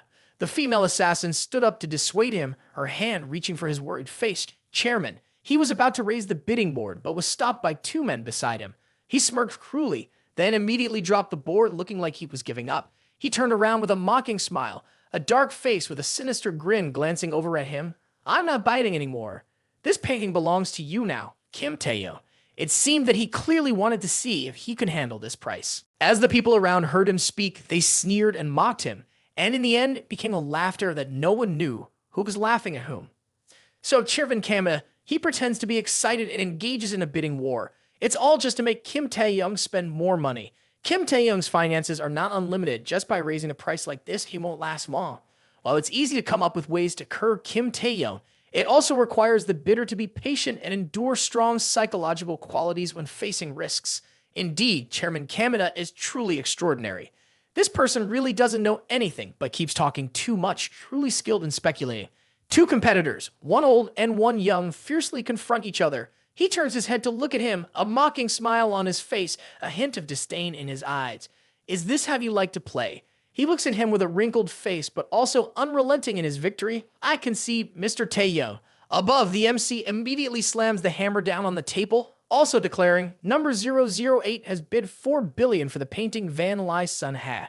Hearing this, the people below continuously applaud, and he also appears quite pleased. This old man refuses to submit, immediately turning to look at the mushroom-headed guy, saying with a stern face, borrow 10 billion from Samlano Group and Fuji Group, using my real estate as collateral. This old man is truly determined to play until the end, revealing his hand only when he is about to retire. The mushroom-headed guy, upon hearing this, breaks into a sweat, stuttering, what do I? The old man smiles with a sly expression, his smile turning gradually sinister, his face darkening. All the remaining finances after bidding for other treasures are not enough to sustain my future plans. People like Kim Taehyung, arrogant and self-righteous, are sure to ignore everything, just as he said at the beginning, snatching all 10 fragrant treasures in the auction hall. So the last object, the amethyst perfume bottle, is the most important. The old man looks at him, extending his hand as if trying to grasp it within the palm of his hand, smiling with a cunning and fake expression. Just by obtaining the Guanyin statue, someone as perfectionist as him can't resist this kind of mistake. So set up the character to spend a lot of money right from the beginning isn't it a collapse. Therefore, he will definitely not endure this final failure. He will undoubtedly ignore everything. It may sound persuasive. What does the old man know? He possesses an entire financial system, and there's nothing in his hands except money. The old man tightly grips his hands together, stating firmly, as long as I can obtain the Guanyin amethyst statue, I can hold the reins to control Kim Taehyung. It sounds too confident and aggressive. The mushroom-headed guy seems to grasp the implication and claps his hands together, saying, "So, Mr. Kamada, it's like that." The more money Kim Taehyung invests upfront, the less likely he is to give up the final perfume treasure. This is related to his stance and reputation. The old man looks forward with a serious expression behind Kim Taehyung. There's probably a patriotic fragrance conglomerate. Humph, that explains why he has so much money. This is a provocation to us.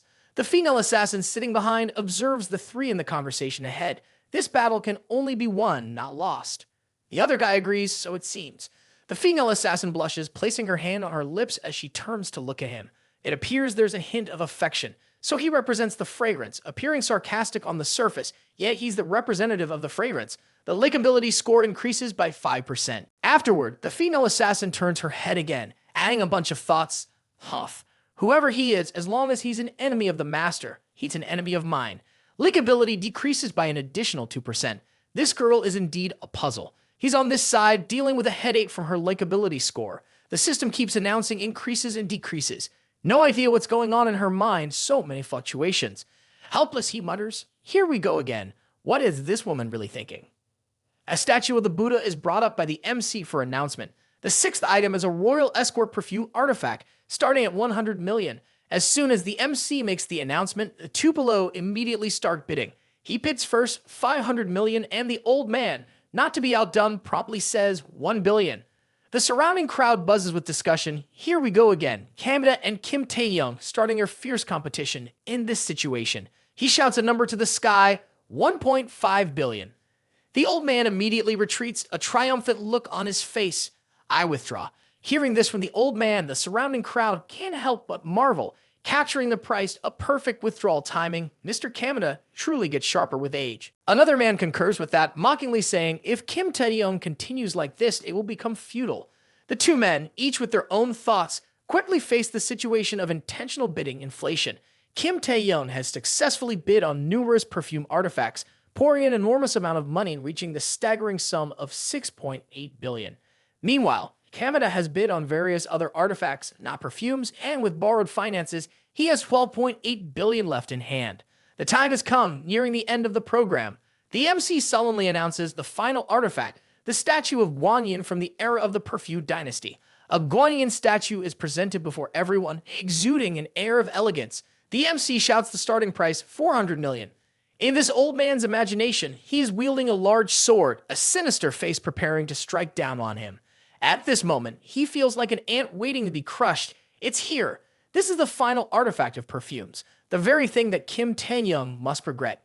Are you ready, Kim Taehyung? I'm about to begin. The MC introduces a bit. The Guanyin statue from the Perfume dynasty is officially up for auction. Starting price is 400 million. Please place your bids. The two individuals sitting below close their eyes, contemplating in front of the statue. Then he gently raises the bidding paddle, showing signs of tiredness and neck pain. 1 billion. After buying this last item, I can finally go home. Hurry up. His face and words prompt the old man to loudly announce his bid. 1 billion 5. Just after shouting the bid, the old man turns to look at him with a sarcastic remark. Youngster, nice play. It's just the beginning.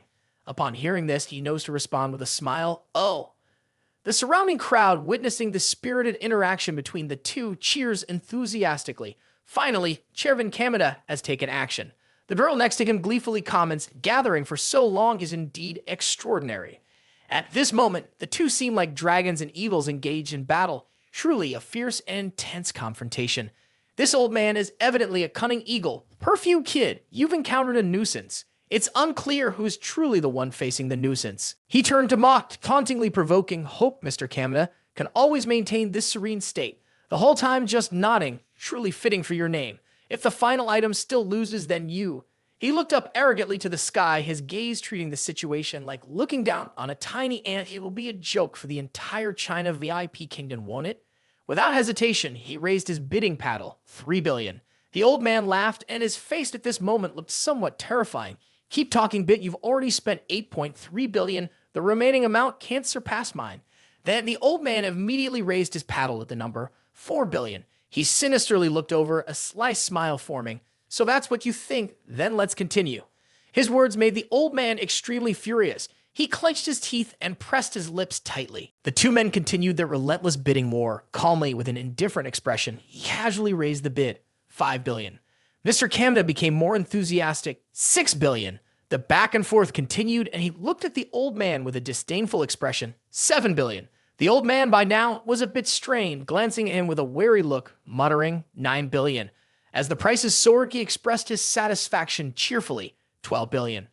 At this point, the old man appeared frightened, his face pale, and sweat streaming down his forehead. His eyes bulged with tension, and he grinded his teeth while uttering a figure, $16 billion. Ji-won, realizing the amount was now beyond reasonable, hastily turned to advise him, Kim Taehyung, this amount is too much. Hearing Ji-won's words, he just smirked. On the other side, the mushroom-headed guy was sweating profusely, raising his hand to signal to stop the old man.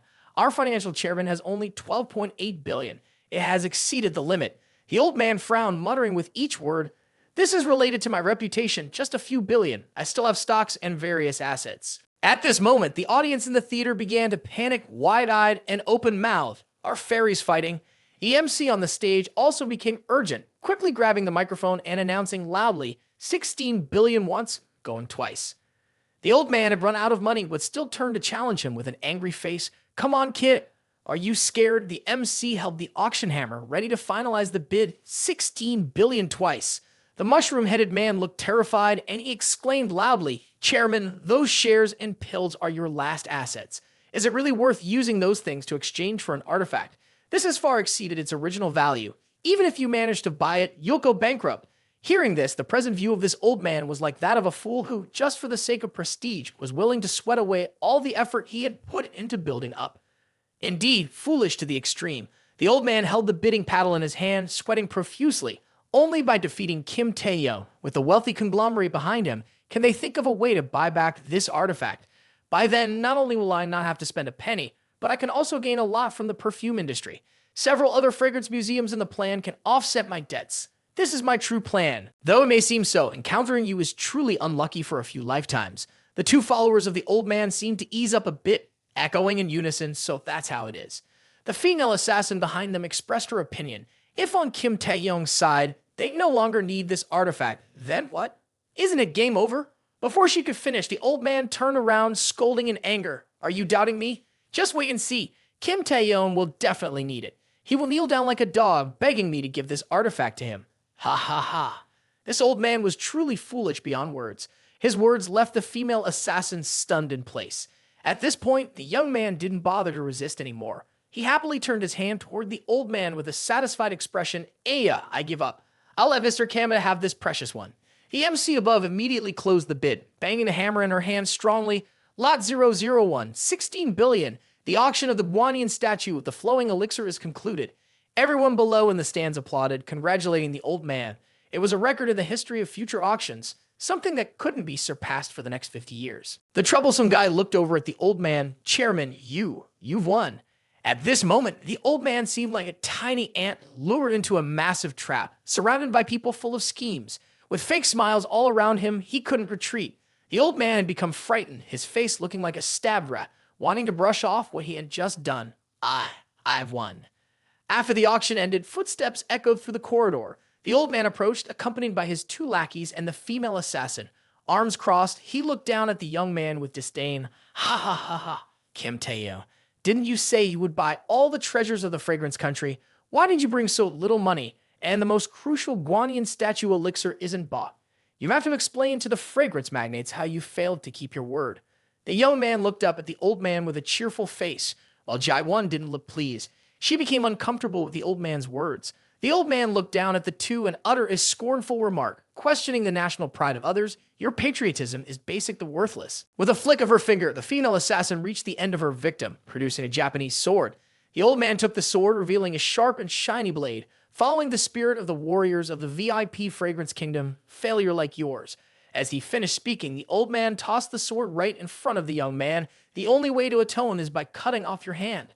The young man crossed his arms, looking down at the sword. He then bent down to pick up the sword. Holding it in his hand, he shook it, contemplating. Seeing this, the old man's followers sneered, but living in fear of death is your characteristic. Surely, you wouldn't dare accept such a glorious act. I can give you a chance. Pointing towards the Guanyin statue, the old man had a man pushed forward. Now you can borrow 19.9 billion and I can sell you the Guanyin statue elixir. Is this old man crazy?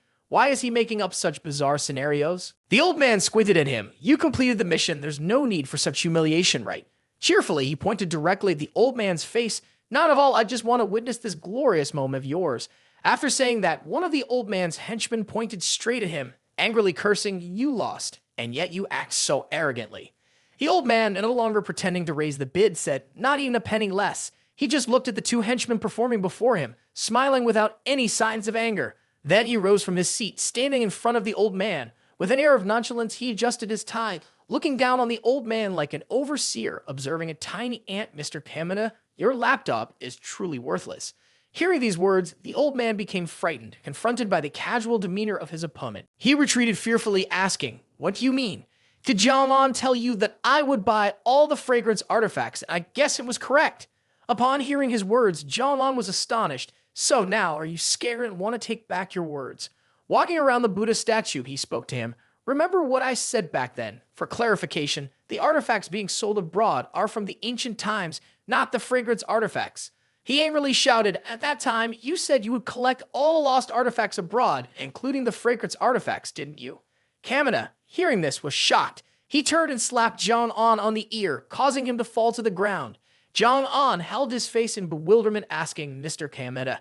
Kamina, sweating with fear, spoke to him. I just wanted to collect the artifacts that the Kingdom of China VIP had looted from the fragrance country in the past. As for the Guanyin fragrance statue, it is a product of the Kingdom of China VIP sold to the fragrance country in ancient times. It doesn't hold any value for you. He looked at him and smiled. Well, you can't say it has no value. It still has the basic value of an artifact. He stood up, reaching out to the Buddha statue, scratching his chin as he continued, like the eyebrows and beard. This style of Guanyin statue hasn't been popular since the Tang dynasty in the fragrance country. It was created in this form precisely because it had to be exported to your people. If you had accurate information, the failure wouldn't have been as disastrous as it is now. By spending $16 billion to buy an item worth at most $400 million, you've incurred a huge loss. You become famous worldwide, but unfortunately, it's for being slapped in the face. He continued to taunt him, Aya, aren't you the one who claimed to have reversed your fortunes to buy this artifact? Isn't that so? Truly, you live up to your reputation, old turtle. Hearing this, Kamina became furious, his eyes widening, his whole body trembling with fear. Grinding his teeth, he ordered his henchmen to drag down the one who had harmed him. Get him! Bring Jiang An down. The frightened individual pleaded for mercy. Save me, Mr. Kamina. Spare my life.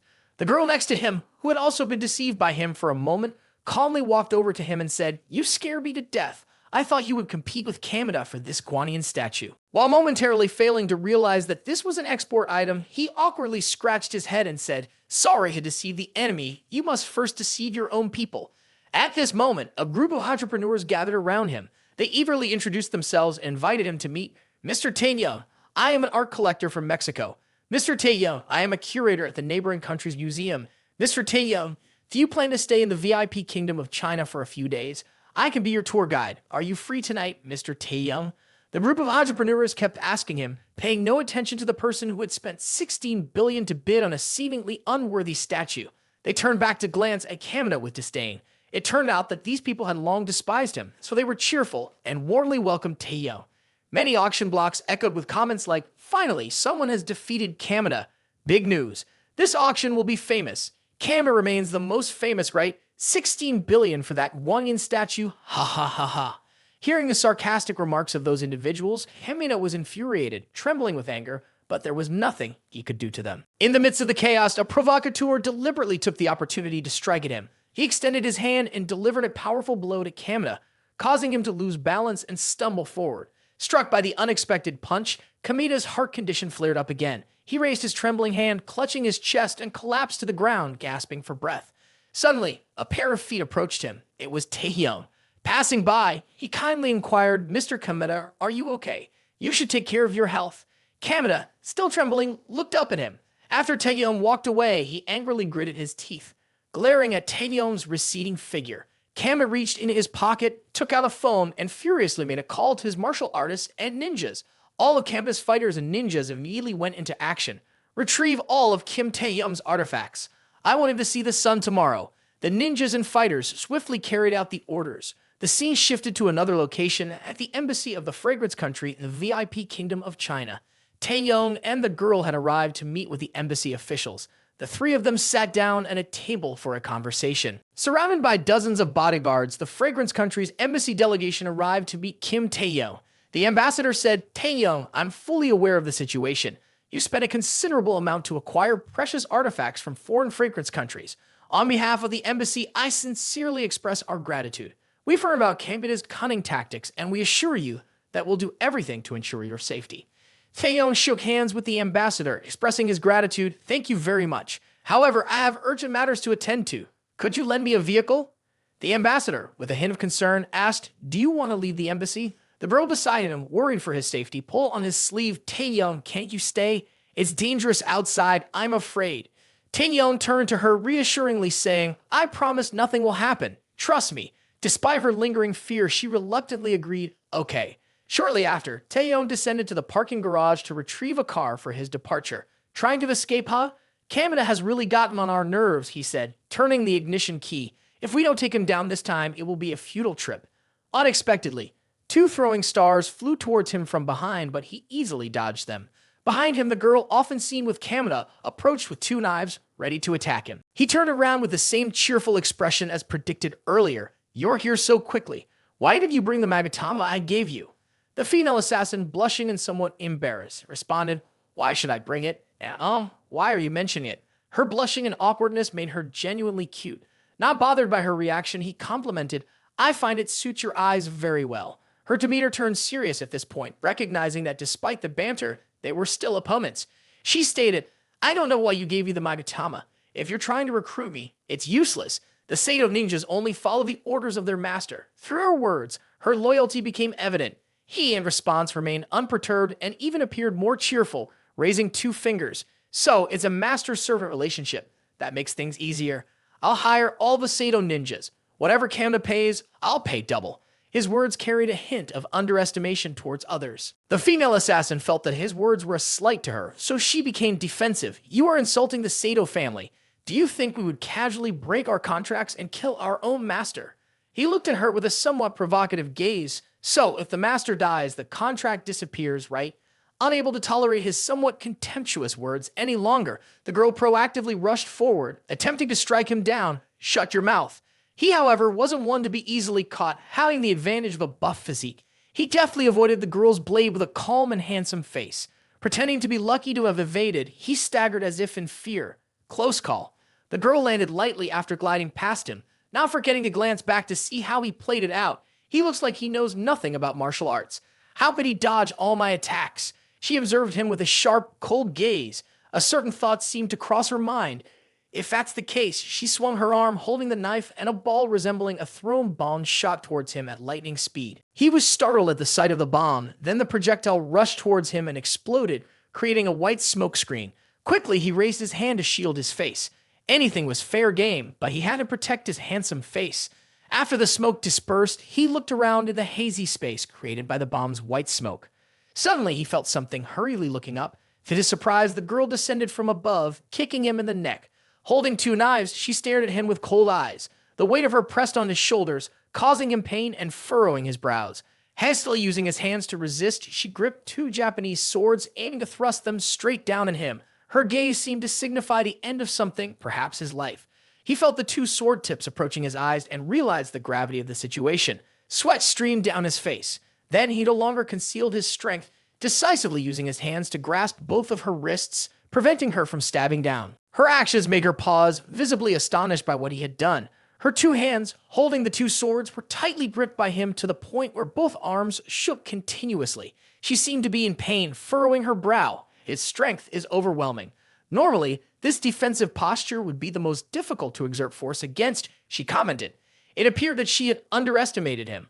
Unable to use her hands, the girl resorted to using her legs to tightly clamp around his neck, causing him some pain, making him gasp for breath, sweat streaming down. He wasn't one to submit easily, turning to bite and squeeze her thigh with his mouth. In pain, the girl immediately released her grip on him, safely landing on the ground. Her face still seemed confused, not fully comprehending what had just transpired. As for him, after breaking free, he continued to pant heavily. The girl touched the bite mark he left on her thigh. Her hand trembled incessantly as she cursed. "I didn't expect you to resort to such despicable tactics, Perhaps this girl didn't understand that sometimes not being despicable meant losing. You, even in the midst of being choked to the brink of death, wasted no time. Instead, you stepped forward, adjusting your tie confidently and took a deep breath. You're a professional assassin, while I'm just an ordinary person. As long as I can win, the end justifies the means.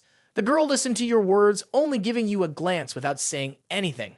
Without hesitation, you immediately leaned down into a running position, declaring, "Now it's my turn. Let's see your skills in action." In a split second, you rushed forward like lightning.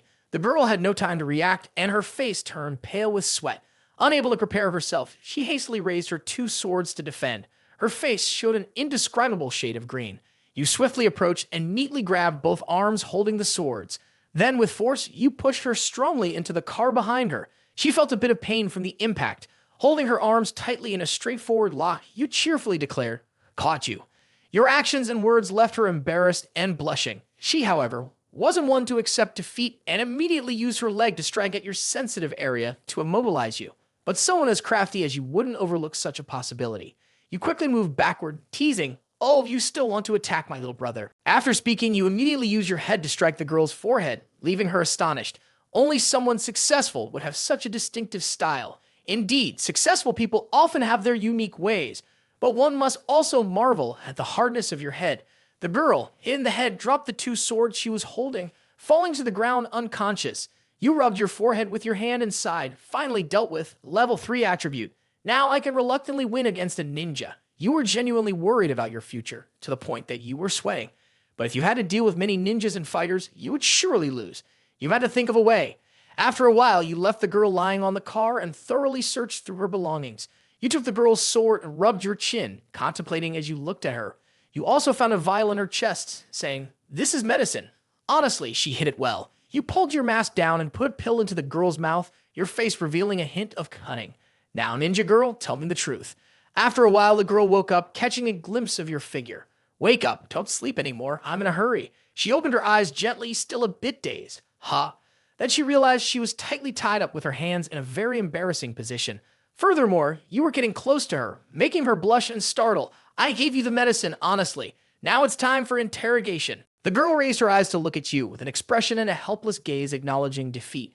"I admit defeat, but the medicine. I've been professionally trained. You won't achieve anything." Her words sounded confident when spoken. Not knowing what you would do next, you simply looked at her, smiling and agreeing. "That's right." Immediately, you used the sword in your hand, swiftly slashing at an incredibly fast speed, cutting through the rope tying the girl's hands. She was caught off guard, her eyes widening. You played with the sword like a toy, cutting the rope without fear of injuring your hand, saying, "If that's the case, tying you up has no value. I'll take your weapons. I still have to deal with Kamada." The girl, incredulous, couldn't believe what you were saying. You're letting me go just like that without asking anything. Hearing her, you genuinely wanted to ask a question. "I have only one question, provided it doesn't harm you. How can you abandon the pursuit of me?" Though verbally expressing the desire for her not to die, deep down, you didn't want her to die for a rather absurd reason. "If she dies, I can't collect the reward." The girl, moved by your words, blushed with a mixture of embarrassment and appreciation. You, on the other hand, stood with crossed arms, continuously observing her. The girl, feeling self-conscious, turned her face away, deliberately using her hand to cover her blushing face, saying, "Why is he treating me so well? Even giving me a magatama? Could it be?"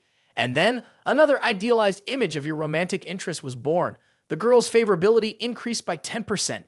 Later, you opened the driver's seat door, and when you settled in, the door slammed shut. As you prepared to drive away, the girl approached you, wanting to say something. "Wait, why are you going to find Kamada alone like this?" Hearing that, you were puzzled. "Why not? If I can't get any information from you, I'll have to ask another assassin, right?"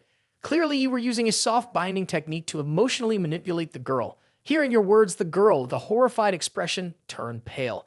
Afraid that you might face danger, she spilled all the information to you. Kamada is at the seaside villa number 2 in the town of Higashitatami. Despite sending a large number of assassins to kill you, there are still 8 gunmen and 6 ninjas in the villa. Hearing the girl's sincere explanation and the warning about the danger, you responded appreciatively, very detailed. "Thank you." Concerned, the girl stumbled over her words anxiously. I just want you to know, going alone is like delivering yourself to death." The girl closed her eyes, recalling the ruthless old man Kamada, causing her to tremble uncontrollably. Her face turned pale with fear, feeling like a mere ant in his hands, subject to his whims. "Kamada is extremely ruthless. whether it's towards his targets or his subordinates. I really want to escape, but the rules of the Seoul clan are very strict. Upon hearing this, you immediately placed your hand on the girl's shoulder to comfort her. Don't worry, now I'll negotiate with Kamba. Trust the conditions I proposed, and he'll agree. The girl, who had never been treated so gently before, felt a newfound tenderness. But upon meeting you, she discovered what true emotion was. She looked at your hand on her shoulder, and her face blushed. You, with a cold expression and a sinister gaze, warned the girl, find a place to hide and stay low. Seeing your demeanor, it seems that old man Kamino won't be at ease with you. The car accelerated, speeding away, leaving the girl standing behind as if awaiting her tragic fate. The girl touched the spot where you had just touched moments ago, feeling the lingering warmth somewhere. This sensation was most evident in the girl's heart. Her face blushed, carrying an irresistible sweetness like that of a young girl experiencing the first hints of love. Kim Taehyung, why does everything he does go beyond my expectations? I've never met anyone like him. The girl's favorable impression increased by another 20%. Just as she was savoring the feeling of her own love for you, her attitude immediately shifted to a different state. She became startled, her face turning pale. Above her head, 3 shadows darted swiftly. Unbeknownst to her, those 3 shadows were 3 Seoul clan ninjas. Landing around the girl, one of them spoke into a communicator. The target has escaped through the east gate of the embassy. Send people after her. Seido Asuka failed the mission. Suspicion of betrayal from within. The communicator echoed, bring her back here. The girl was now excessively terrified. She couldn't believe her eyes, mouth agape, face turning pale, accompanied by sweat pouring down like rain. The scene shifted to another location at night, an island in the middle of the sea. Atop the island was an opulent mansion, with several boats constantly shining lights to see if there were any targets approaching to assassinate the old man Kamada.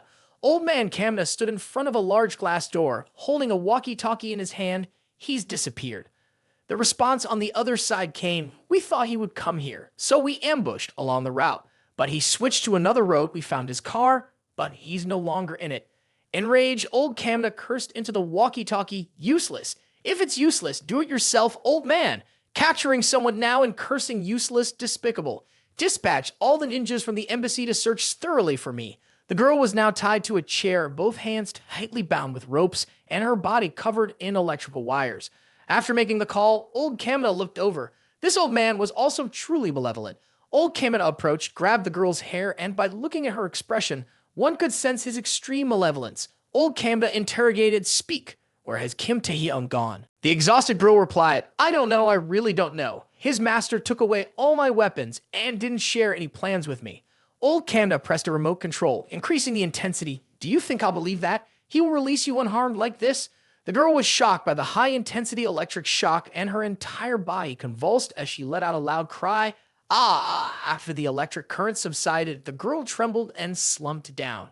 Her face reflected the pain and suffering she endured, covered in sweat, accompanied by helpless gasps.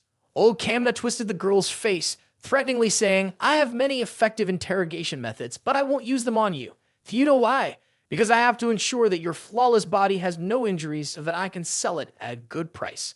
This old man was truly sinister. The girl, with her face twisted in discomfort, begged, please don't. Suddenly, there was a warning from outside. Old Kamada heard it and quickly turned around to see what was happening. Outside, a voice shouted, we're under attack, only one person. Don't know where he infiltrated from. Old Kamada looked down from the door. Inside the walkie-talkie, there was a report on the current battle situation. He killed several of our people using ninja weapons. Old Kamada affirmed it must be Kim Taehyung. Immediately he ordered, turn on all headlights, ninja team, move out. Footsteps rushed away rapidly. He soared up, using the 2 swords from the girl to slash across the neck of a bodyguard preparing to use a gun. A headlight was turned on right where he was standing. Looking at him, it seemed as if he was receiving an award. Target identified, he can't escape. These people were overly confident. 6 Seoul clan ninjas saw him and flew up into the sky. All 6 approached him. Each of them used shurikens straight at him. They targeted him, but hitting him was just wishful thinking. He quickly dodged all the shurikens from the ninja group. Then he jumped high above the mountain peak. Without hesitation, he leaped into the sea. The ninja group also did not hesitate. Each of them jumped after him. On this side, an announcement came through the walkie-talkie. The target has jumped into the sea. Our ninjas are following him down. Old Kamada, upon hearing this, revealed a pleased expression exuding immense confidence. Humph, thinking that jumping into the sea can escape. These 6 ninjas are elite members of the Seoul clan, and their underwater assassination skills are formidable. Kim Taehyung, you're probably dead. On the other side, he was sinking into the sea, and the 6 ninjas were swiftly closing in on him with the fastest speed possible. A ninja, holding a shuriken in hand, swiftly approached him, even underwater. The ninja intended to stab him just a little more, and he could have been killed beneath the water. However, the ninja couldn't anticipate that he would disappear in an instant. Right after, he reappeared behind the ninja, mysteriously holding a sword to the ninja's throat, with a cold expression and sharp eyes. This left the ninja in disbelief. The ninja's face was now filled with utmost terror. He showed no mercy, slashing a sword across the neck, ending the ninja's life right beneath the water. At this point, he regained his momentum, swiftly swimming like a fish accelerating in water. A smile appeared on his face, along with a determined look in his eyes. The 5 ninjas above signaled each other skillfully with their hands. He swims too fast. Don't disperse. Gather in one place. The 5 ninjas regrouped to the middle of the vast ocean. He continued to dart back and forth with incredible speed, like a predator preparing to strike its prey. The 5 ninjas, witnessing his swimming speed, couldn't help but marvel. Too fast. This is a speed that a human can achieve. He swiftly moved underwater, his eyes looking at the 5 ninjas as if he was eyeing his delicious and fat prey. On the surface, I truly can't compete with you all, but underwater, you can't use your techniques and your speed is not as fast as mine. It seems that these are all things you've predicted beforehand, relying on your quick-witted mind. I have about 10 more minutes. I need to kill you before time runs out. Suddenly, while swimming, you notice that the water here is quite polluted. The sea of the China VIP kingdom is not clean at all. I wonder how long it takes for the sea to become toxic. I have to win this battle quickly. He swiftly darted past the 5 ninja. They cautiously held their swords in front of them to minimize potential damage from him. One of the ninjas couldn't endure it anymore. His face turned pale due to the lack of oxygen underwater. Unable to bear it, he quickly swam to the surface to find some air. Seeing him leaving the formation, he couldn't miss this opportunity, immediately chasing after him. The remaining ninjas, witnessing their formation breaking, became astonished. He rapidly approached the escaping ninja without hesitation, struck a blow, ending the ninja's life. The other 4 ninjas couldn't contain themselves any longer. Each one lacked oxygen to the point of turning pale. They hurriedly rushed to the surface to replenish their oxygen. We can't endure it any longer. We have to surface and breathe. Looking down, he realized he still showed no signs of lacking oxygen underwater. Moreover, his speed increased even more, making these ninja think he's not human anymore. He must have been possessed by a sea spirit. He's definitely not human. He's been swimming for 3 minutes, so why doesn't he need oxygen? These ninja, struggling with both the lack of oxygen and being pursued by him, were truly in misery. Meanwhile, at the old man Kameda, he held the communicator, facing the large door. In his mind, a question arose. The gunfire has stopped. Kameda thought the end of gunfire meant he had been killed, and he couldn't help but feel joyous, bursting into laughter like a madman. Ha ha ha. Truly foolish. To Confronting alone. It's a pity I can't witness the desperate expression on his face as he approaches death. This old man was quite a character, laughing today and tomorrow being laughed at. On the other side, the girl didn't hear any more sounds, and seeing Kameda laugh, she thought he was dead. Her face became filled with pain, not just for his fate, but also for the uncertain and drifting life she was leading. In the quiet night, she called out his name, Kim Taehyung. Kameda held a red vial in his hand, saying, "The nuisance has been taken care of, so now it's time for it." He looked at the girl, while his other hand incessantly stroked his beard, displaying a creepy expression on his ugly face. Terrified, the girl exclaimed no. Kameda squeezed the girl's face to open her mouth, dropping a red liquid into it. At this point, she had no strength to resist, and her fate was sealed by Kameda. With a creepy expression resembling that of an old perverted goat, he muttered, "Wait until I get bored. I'll sell you to another country. As for the Sato family, all I have to do is say you failed the mission, got killed by Kim Taehyung, and the Sato family won't care about a discarded commodity like you." The helpless girl faced her unjust fate. She raised her head, closed her eyes in resignation, and 2 streams of tears rolled down her beautiful face. When Kim Taehyung said those words, I truly believed he could change my destiny. Her tears fell to the ground. With no one left to salvage her life, she could only implore the divine, hoping for a miraculous intervention. Oh, divine being, if there's a miracle, please let it happen now. The girl then just finished pleading when Kameda, with his creepy expression, leaned in close. One of his hands touched her face, and the other seemed to play mischievously. This world has no divine beings, but I can take you to paradise. His words extinguished the girl's last flicker of hope. As he was about to proceed with his actions, a voice interrupted, "But I can send you straight to hell." This statement startled Kameda in fear. Emerging from the shadows, right at the window, was the tall figure of Kim Taehyung. His face exuded unwavering determination. The girl, seeing that he was not dead and had come to rescue her, felt immense joy. Her eyes welled up with tears, and her blushing face called out, Kim Taehyung. In the direst moment, the sight of her potential savior caused her favorable impression to skyrocket by 50%. Taehyung looked at the girl, who was now smiling warmly, and repeatedly apologized. Sorry for being late. Those ninjas were quite persistent. Hearing what Taehyung said, Kamina couldn't believe his eyes, quickly grabbing the walkie-talkie to check. How is that possible? Before Kamina pressed the button on the walkie-talkie, Taehyung swiftly threw a shuriken right at the lower forearm of Kamina, causing him pain and making him throw the walkie-talkie away while shouting loudly, "Ah!"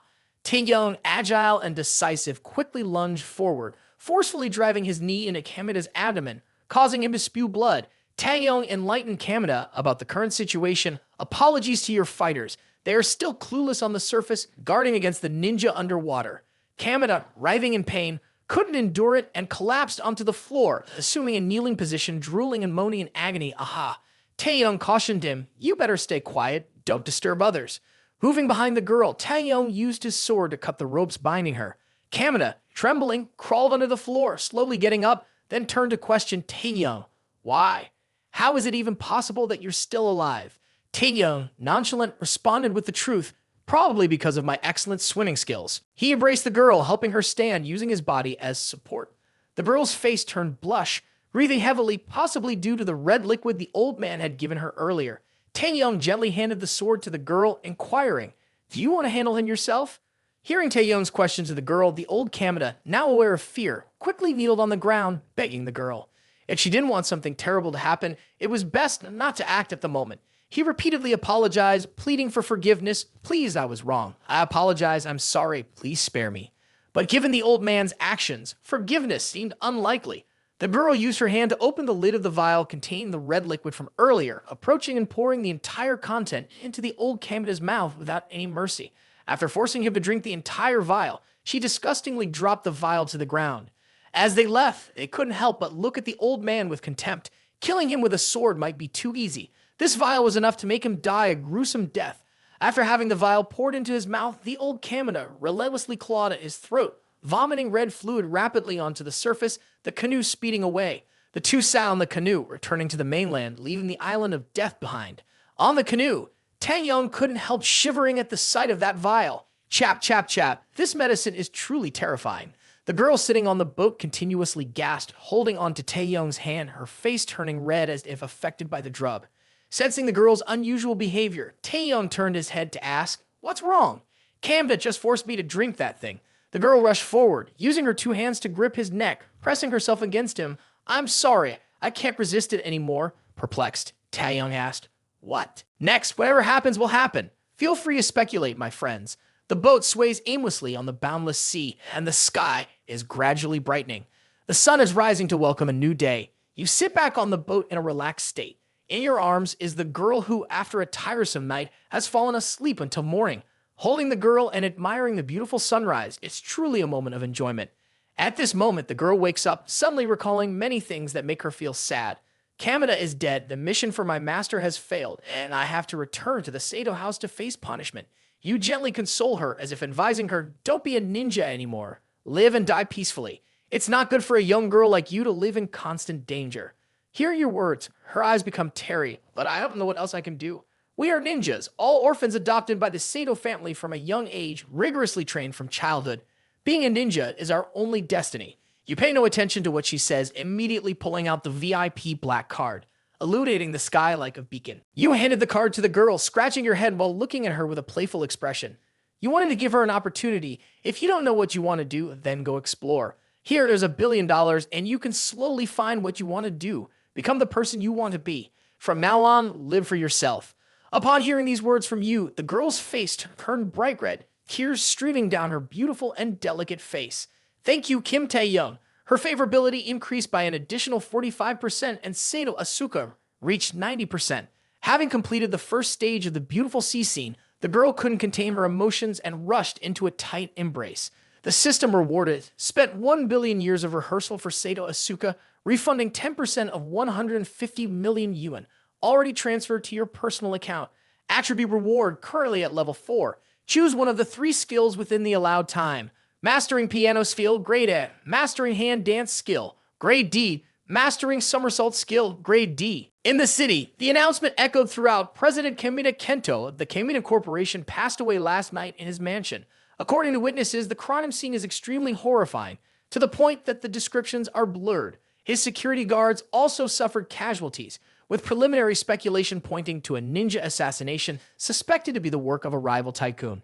Large containers holding floral products were carefully packed and loaded onto the ship. You and Haikyo departed, and the embassy of the Floral Nation saw you off. The ambassador grasped your hands with a cheerful face, saying, "Fortunately, Kenmekadio is no more, and both of you can return home safely. Once again, thank you for the dedication you've shown to the Floral Nation." You politely responded, "Thank you to the embassy for protecting us. Kamina's actions have consequences." After the farewell, everyone familiar to you and Haikyo in Japan slowly boarded the plane. The matter has been satisfactorily resolved. Unfortunately, there aren't many opportunities to visit the China VIP kingdom for leisure, like soaking in hot water. Upon hearing this, Haikyo added, "Next time, come again in the form of a literary exchange." You felt that was acceptable, saying, "Sure." The two of you boarded the plane and flew back to the Floral Nation. The airplane soared high in the sky. Below, the girl watched the plane you were on. At this moment, she looked incredibly beautiful, with a charming smile that captivated everyone. She reached up and swept away her hair, revealing that beautiful face. "Kim Taehyung, wait for me to finish some personal matters. Then, I'll come to the Floral Nation to find you because it seems I've found the purpose of my life." By now, you and Haikyo had safely returned to your home country. Upon arriving at the gate, Haikyo instructed everyone to move the literary products down and arrange them safely. "Be careful. These are precious literary products." Suddenly, we're startled, realizing something was happening. The system appeared. Countdown to choose one of 3 skills, 16 minutes and 23 seconds. Master the piano skill at level A. Master the hand dance skill at level D. Master the 6 senses skill at level D. You scratched your head, almost forgetting this important matter. Almost forgot such an important thing. I was so focused on comforting Sato Ahsoka. You stood with crossed arms, examining the skills. What are the other 2 skills? Let's choose the piano skill. It seems useful. After making your choice, the system displayed selected mastery of the piano skill at level A. Now, musical notes related to the piano continuously flowed into your mind. Although you had experienced this 3 times, you were still amazed. Amazing, a large amount of piano-related knowledge flowing into my mind. You were deeply focused when you heard someone calling your name, Kim Taehyung. Turning around to see who it was, you found Shin Hai, looking beautiful in an alluring dress and holding the bag you had given her. "I've come to pick you up. Any surprises?" she said, smiling. You looked at Shin Hai and replied, "No wonder you asked me when I would return to the country. You're truly considerate." Shin Hai hurried over, touching you with both hands, her face blushing. "I missed you." Taking advantage of your lack of defense, Shin Hai planted a sweet kiss on your cheek, welcoming you back to the country and surprising you. After the kiss, her face was even redder than before. Shin Hai swept her hair aside, looking at you affectionately. "I'll take you to eat first, and then we can go check out the house." I'd selected a 90 square meter one for about 1.5 million. Hearing Shin Hai's words, you suddenly remembered, right, buying a house? You excitedly displayed a playful attitude, gripping her hand tightly. "Only 1.5 million? That's not enough. We need to get something more expensive." Your words surprised Shin Hai a bit. Now, both of you left together. Buying a house can cost a lot of money. Is Park Shin Hai's favorability now 95%? I wonder what it will be like when it reaches 100%, you remarked. You draped your arm around Shin Hai, saying, "Let's go." At that moment, Shin Hai noticed the Sedanite ordered is here. As you and Shin Hai were leaving, Haikyo turned around and called out to you, "Kim Taehyung, where are you going?"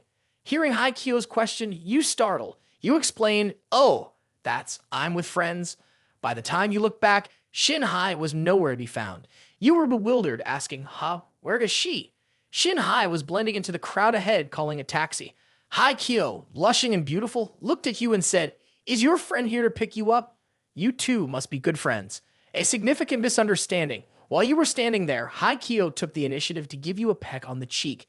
You, embarrassed, tried to explain, that. But Haikyo's actions left you astonished.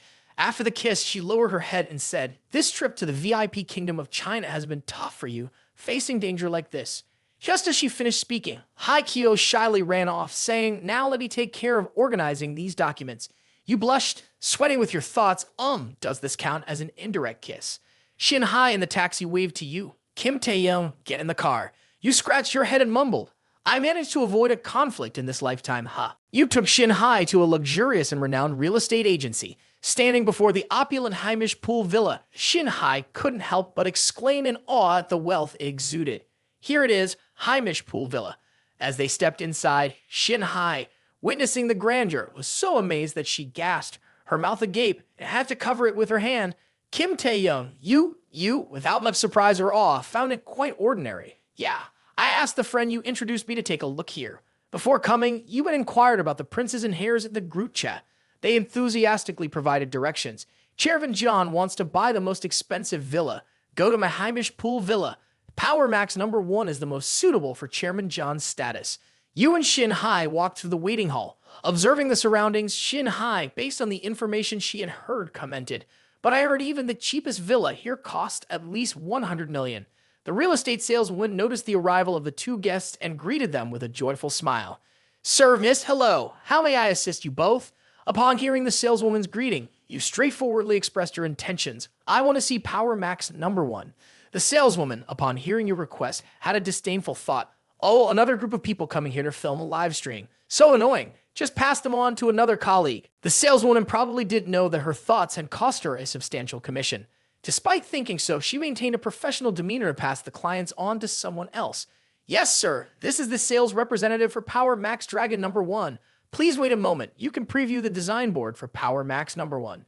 Afterwards, Shin Hai and you approached to examine the model of Power Max Dragon that you wanted to purchase. Shin Hai, after inspecting, exclaimed, "Kim Taehyung, this Power Max #1 is priced at 300 million. Isn't that too expensive?" The saleswoman turned away, calling another staff member to assist the two of you. Hearing Shin Hai's remark, she displayed a face of disdain. You, upon hearing Shin Hai's comment, put on a handsome face with your radiant skin and said to her, "Shin Hai, this is your first house. I don't want to give a half-hearted gift. If I'm going to gift, it has to be the most expensive." Upon hearing your words, Shin Hai was touched, tears welling up in her eyes. Kim Taehyung, her favorability increased by an additional 3%, bringing Park Shin Hai's current favorability to 98%. You, noticing Shin Hai's favorability approaching its highest mark, couldn't help but feel joyous and self-satisfied.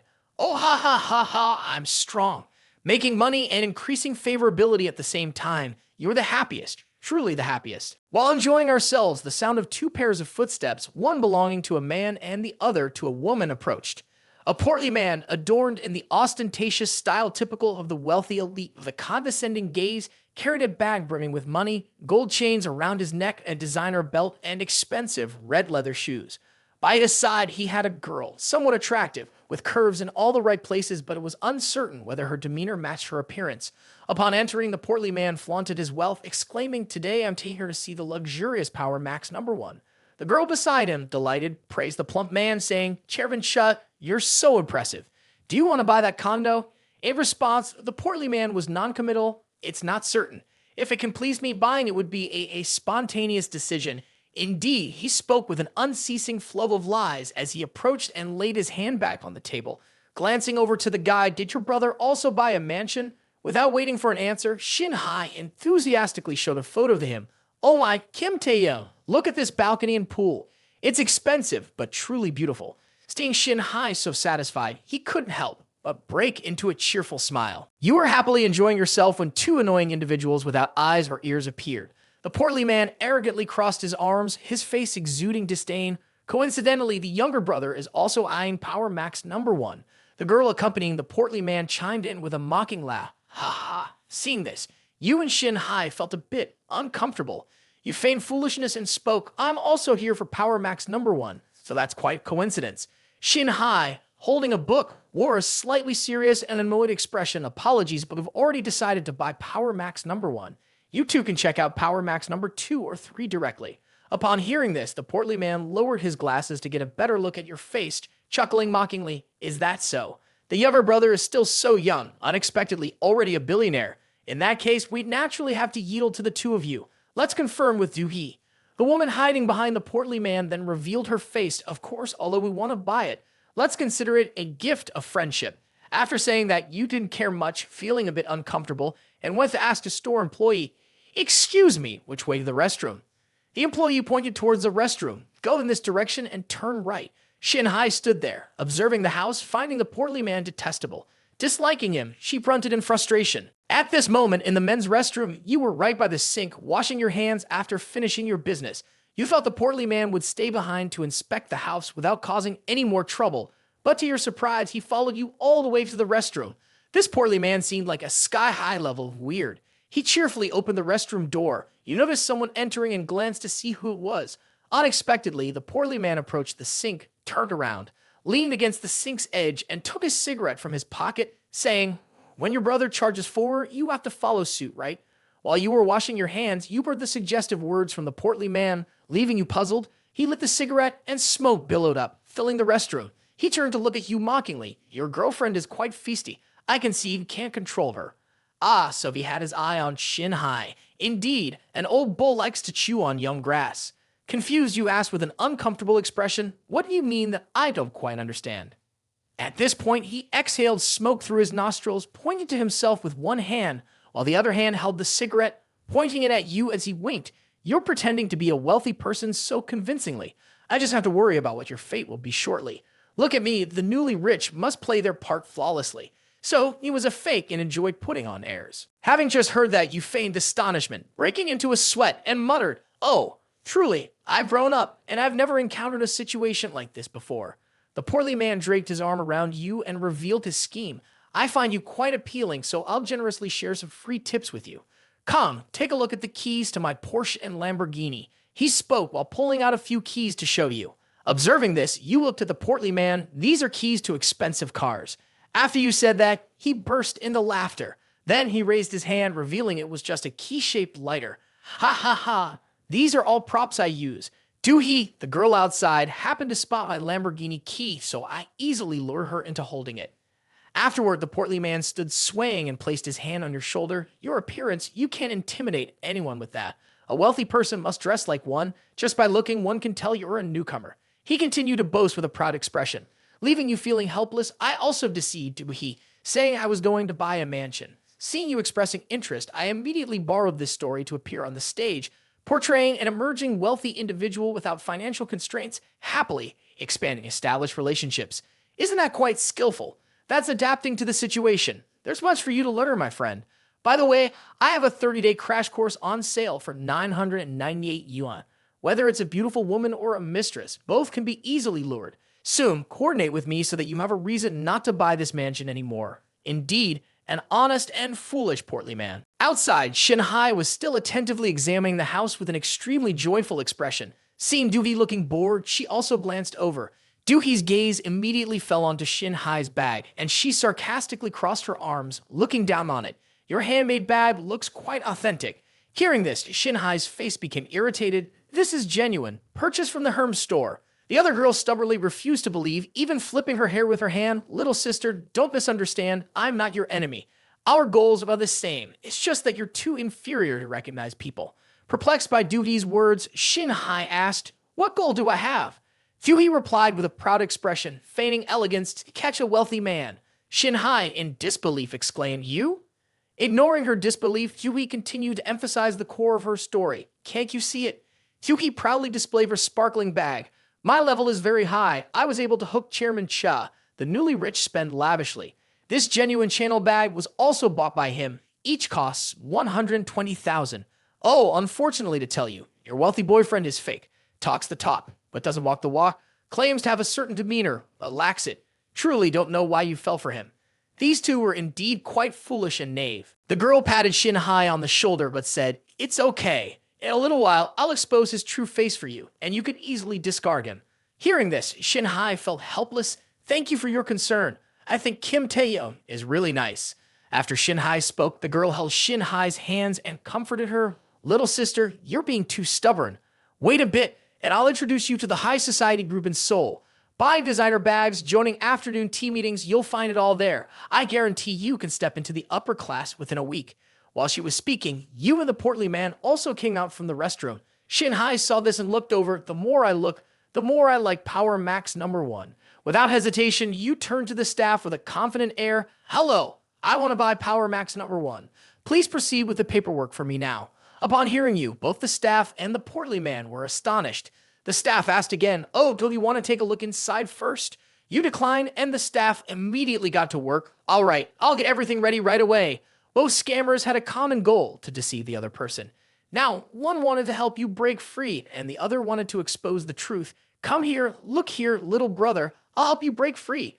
Come here, look, little sister, I'll reveal the true face of this fake wealthy man for you." You swiped the black VIP card through the cash register, announcing transaction successful. 300 million. Extremely generous, you pointed at Shin Hai, expressing your intention to gift her a 300 million worth house. The official name of this house, let it be under the name of this young lady. Upon hearing this, Shin Hai felt elated, her heart filled with joy.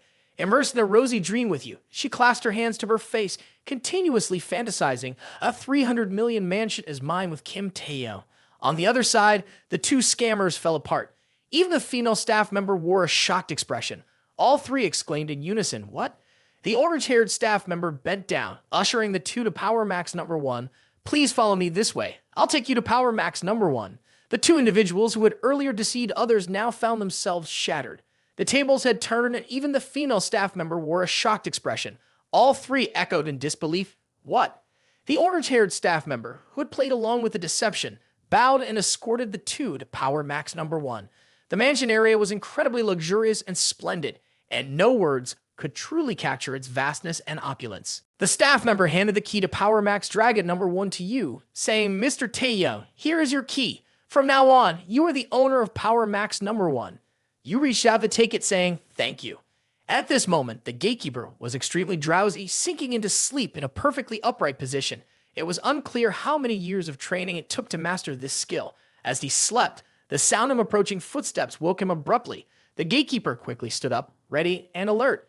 Using his staff to block your way, he said, "Whoever doesn't have business with Power Max number 1 is not allowed to enter." Before he could finish his sentence, a foot landed squarely on the gatekeeper's face, and a voice declared, "I have business here." It turned out to be Chairman Ah. He stood as if he had just finished a martial arts move, kicked the gatekeeper, and then casually dusted off his hands, saying, Luckily I arrived just in time. I knew the situation would turn out like this." This old man understood the plot twists commonly written by the author. You and Shin Hai, looking at Chairman Ah, were sweating profusely, not knowing what to say. After all, the two of you walked shoulder to shoulder into the luxurious Power Max number 1. Chairman Ah didn't forget to wave from behind, saying, "I won't disturb Chairman Jun. Enjoy your new home and beautiful lady. Best wishes for both of you." Outside is already glamorous, but unexpectedly, the inside is even more magnificent. It looks like a grand and majestic palace, with male and female servants standing waiting for the owner. Oh my god, there's even a row of expensive wines. Outside, there's also a luxurious and spacious swimming pool, crystal clear blue water, and a private gym. Shin Hai couldn't help but exclaim, "Oh my god, it's so luxurious." Yet, the two of them even strolled into the bathroom. You looked around saying, "The bathroom is so spacious, enough for 10 people. Moreover, next to the bathroom is a sauna room. Since entering the bathroom, Shin Hai's face suddenly turned bright red. At this moment, the water suddenly turned on. Hearing the sound of water, you quickly turned back to see what had happened. Unexpectedly, the water from the shower had wet all of Shin Hai's clothes. Shin Hai explained, carelessly bumped into the switch. Suddenly, your eyes stumbled upon an inappropriate place. That "Let's take a hot bath, don't leave it cold." You turned away, saying, "I'll go buy new clothes." But unexpectedly, Shin Hai pulled you back. Blushing, she said, "Don't go. This villa is too big, and I'm a bit scared being alone." Having said that, what comes will come. After a while, the system echoed with the sound of notifications. Congratulations, host, you have successfully completed an exercise, obtaining the first 100% effort achievement, and the submissive relationship of Park Shin Hai and the master has changed. From now on, he will be wholehearted and never betray. Spending 300 million for the exercise, refunding 30 million, rewarding an additional level of full attributes. You can choose any level B skill now. Do you want to make a choice now? You looked up, your eyes sparkling. Successful exercise. You happily clenched your fist. Wholehearted and never betray. It means that even if she knows about the other women, she won't be jealous or reduce her goodwill. So there's no more competition. Embracing from the left and hugging from the right is no longer just a dream. Fantastic. Oh my god, I said it shamelessly. The next day, Jisoo also woke up, yawning short and long. Shin Hai, at this time, still dreamy, staggered back to the dorm from outside. Seeing this, Jisoo was surprised and asked, "Shin Hai, where did you go last night?" Shin Hai crawled onto the bed. "I'm exhausted. You open my post yourself." Hearing that, Jisoo picked up her phone and opened it with a worried expression. Unexpectedly, Shin Hai posted a picture on her friend circle about the new house on the new bed with you, and they were holding hands, not forgetting to add the caption. There are words of love by the mouth, light on the face, love in the head, beside there is, you know what it means. Seeing the post, Jisoo couldn't help but tremble with anger. He's Kim Taehyung. Shin Hai lay on the bed, yawning. Within her, there seemed to be exhaustion after a long day of activity. In this world, apart from Kim Taehyung, I haven't seen anyone else. Conveniently, let me clarify, he bought that villa for me. It's our home. Hearing this, Jisoo immediately put on a disdainful expression, mocking Shin Hai. Shin Hai, don't complicate things. You guys don't have any emotional foundation. Kim Taehyung could just be playing around. Don't dive too deep. But Shin Hai didn't bother with Jisoo's words. She turned towards the wall, her gaze gradually becoming distant, but still responded to Jisoo. Thank you for the reminder, but my love for Kim Taehyung has reached a point you can't comprehend. Even if other women throw themselves at him, I won't be jealous because Kim Taehyung knows that I will be with him forever. Hearing this, Jisoo couldn't believe it. She never expected Shin Hai to be so obsessed. You are crazy. But Jisoo's words were like the wind blowing through the clouds to Shin Hai. No more words. Last night, Kim Taehyung was so considerate, I could hardly move my limbs. I support you to continue clinging to Kim Taehyung, if you can. Hearing that, Jisoo on the other side of the bed became astonished. Jisoo was extremely angry, continuously biting her nails, displaying an anxious look as if fearing something. In her heart, she couldn't help but blame. This woman acts so arrogantly. My previous plan wasn't perfect enough. This time, Kim Taehyung will definitely sense that I and these despicable people are completely different. In the following days, a series of messages were sent to him, but he remained indifferent to the point of not caring, sleeping soundly. Moreover, even when sleeping, he had the bad habit of drooling. He heard the continuous buzzing of text messages, and at this point he woke up. However, his eyes remained unfocused. It turned out many people had messaged him early in the morning. What's going on so early? Unexpectedly, it was a barrage of messages from various people. First was Park Shin Hai. My love, today is your birthday. Let's go out for a meal and watch a movie. Next was Kim Hen Jisoo. Happy birthday. I really want to personally say these words to you. Can we meet on the bridge by the sparkling lake at school? The Seoul Prince and Princess group, each of them also sent birthday wishes. Chairman John, have a happy birthday. Lastly, Gang Pyong-yoon, Kim Taehyung, happy birthday.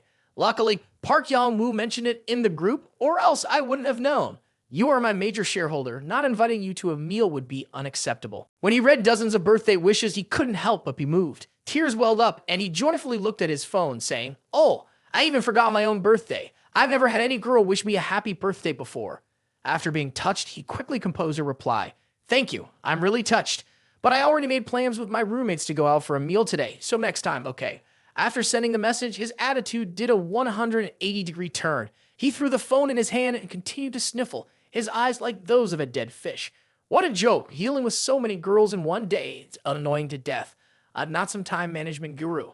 As he looked down, he saw his 3 roommates, all dressed neatly. Hey guys, the guy with glasses holding a phone looked up, smiled at him, and said, Kim Taehyung, today is your birthday, and we invite you to have a meal tonight. Hearing that, he agreed, that I won't be a stranger anymore. After that, his 2 roommates looked at each other and laughed sinisterly. Then he stood in front of a large building looking extremely awkward. Seeing this, he could only scratch his head in confusion. Those 3 guys invited me to eat in such a luxurious hotel. He awkwardly held his phone while entering the luxurious restaurant. I've been here once before with Yang Yoon and Jin Gu, and the other 2 were sitting on the 3rd floor. On the 3rd floor, he was happily taking a selfie to send to his 3 roommates. Hey, taking a picture to inform them. At this moment, a girl walked over and he messaged the room group.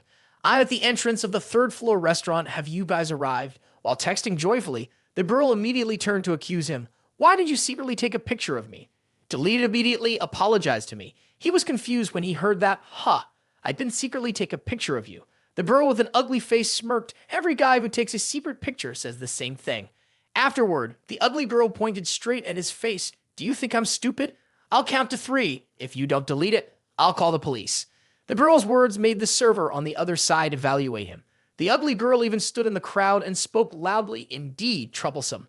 I may just look a bit extraordinary, but wherever I go, there's always a creepy guy taking secret photos. This ugly girl indeed had some delusions about her own beauty. Her words caught everyone's attention. He angrily handed his phone to the ugly girl to show. I even secretly take a picture of you. In the chat log was a selfie he took. capturing only the legs of a couple of girls, accompanied by a message, "I'm at the entrance of the third-floor store. Have you guys arrived?" The ugly girl was embarrassed by him at this moment, and he straightforwardly spoke to her face. "Open your eyes and look carefully at this." People around couldn't help but laugh. Everyone had to cover their mouths and laugh until their bodies trembled. Unexpectedly, Shin Hai appeared at this moment, beautiful and cheerful, coming out to greet him. "Kim Taehyung, you're here." Hearing this, he turned to look, puzzled about what was happening. "Shin Hai?" Then Shin Hai took his hand. "Kim Taehyung, let's go inside." Hearing that, he could only follow along, scratching his head while walking. Ola. The girl on this side was left embarrassed, standing there with her mouth wide open, unable to utter a word. People around kept gossiping. "This guy's girlfriend is so beautiful." Indeed, with such a beautiful girlfriend, how could he take secret photos of someone with cosmetic surgery like this?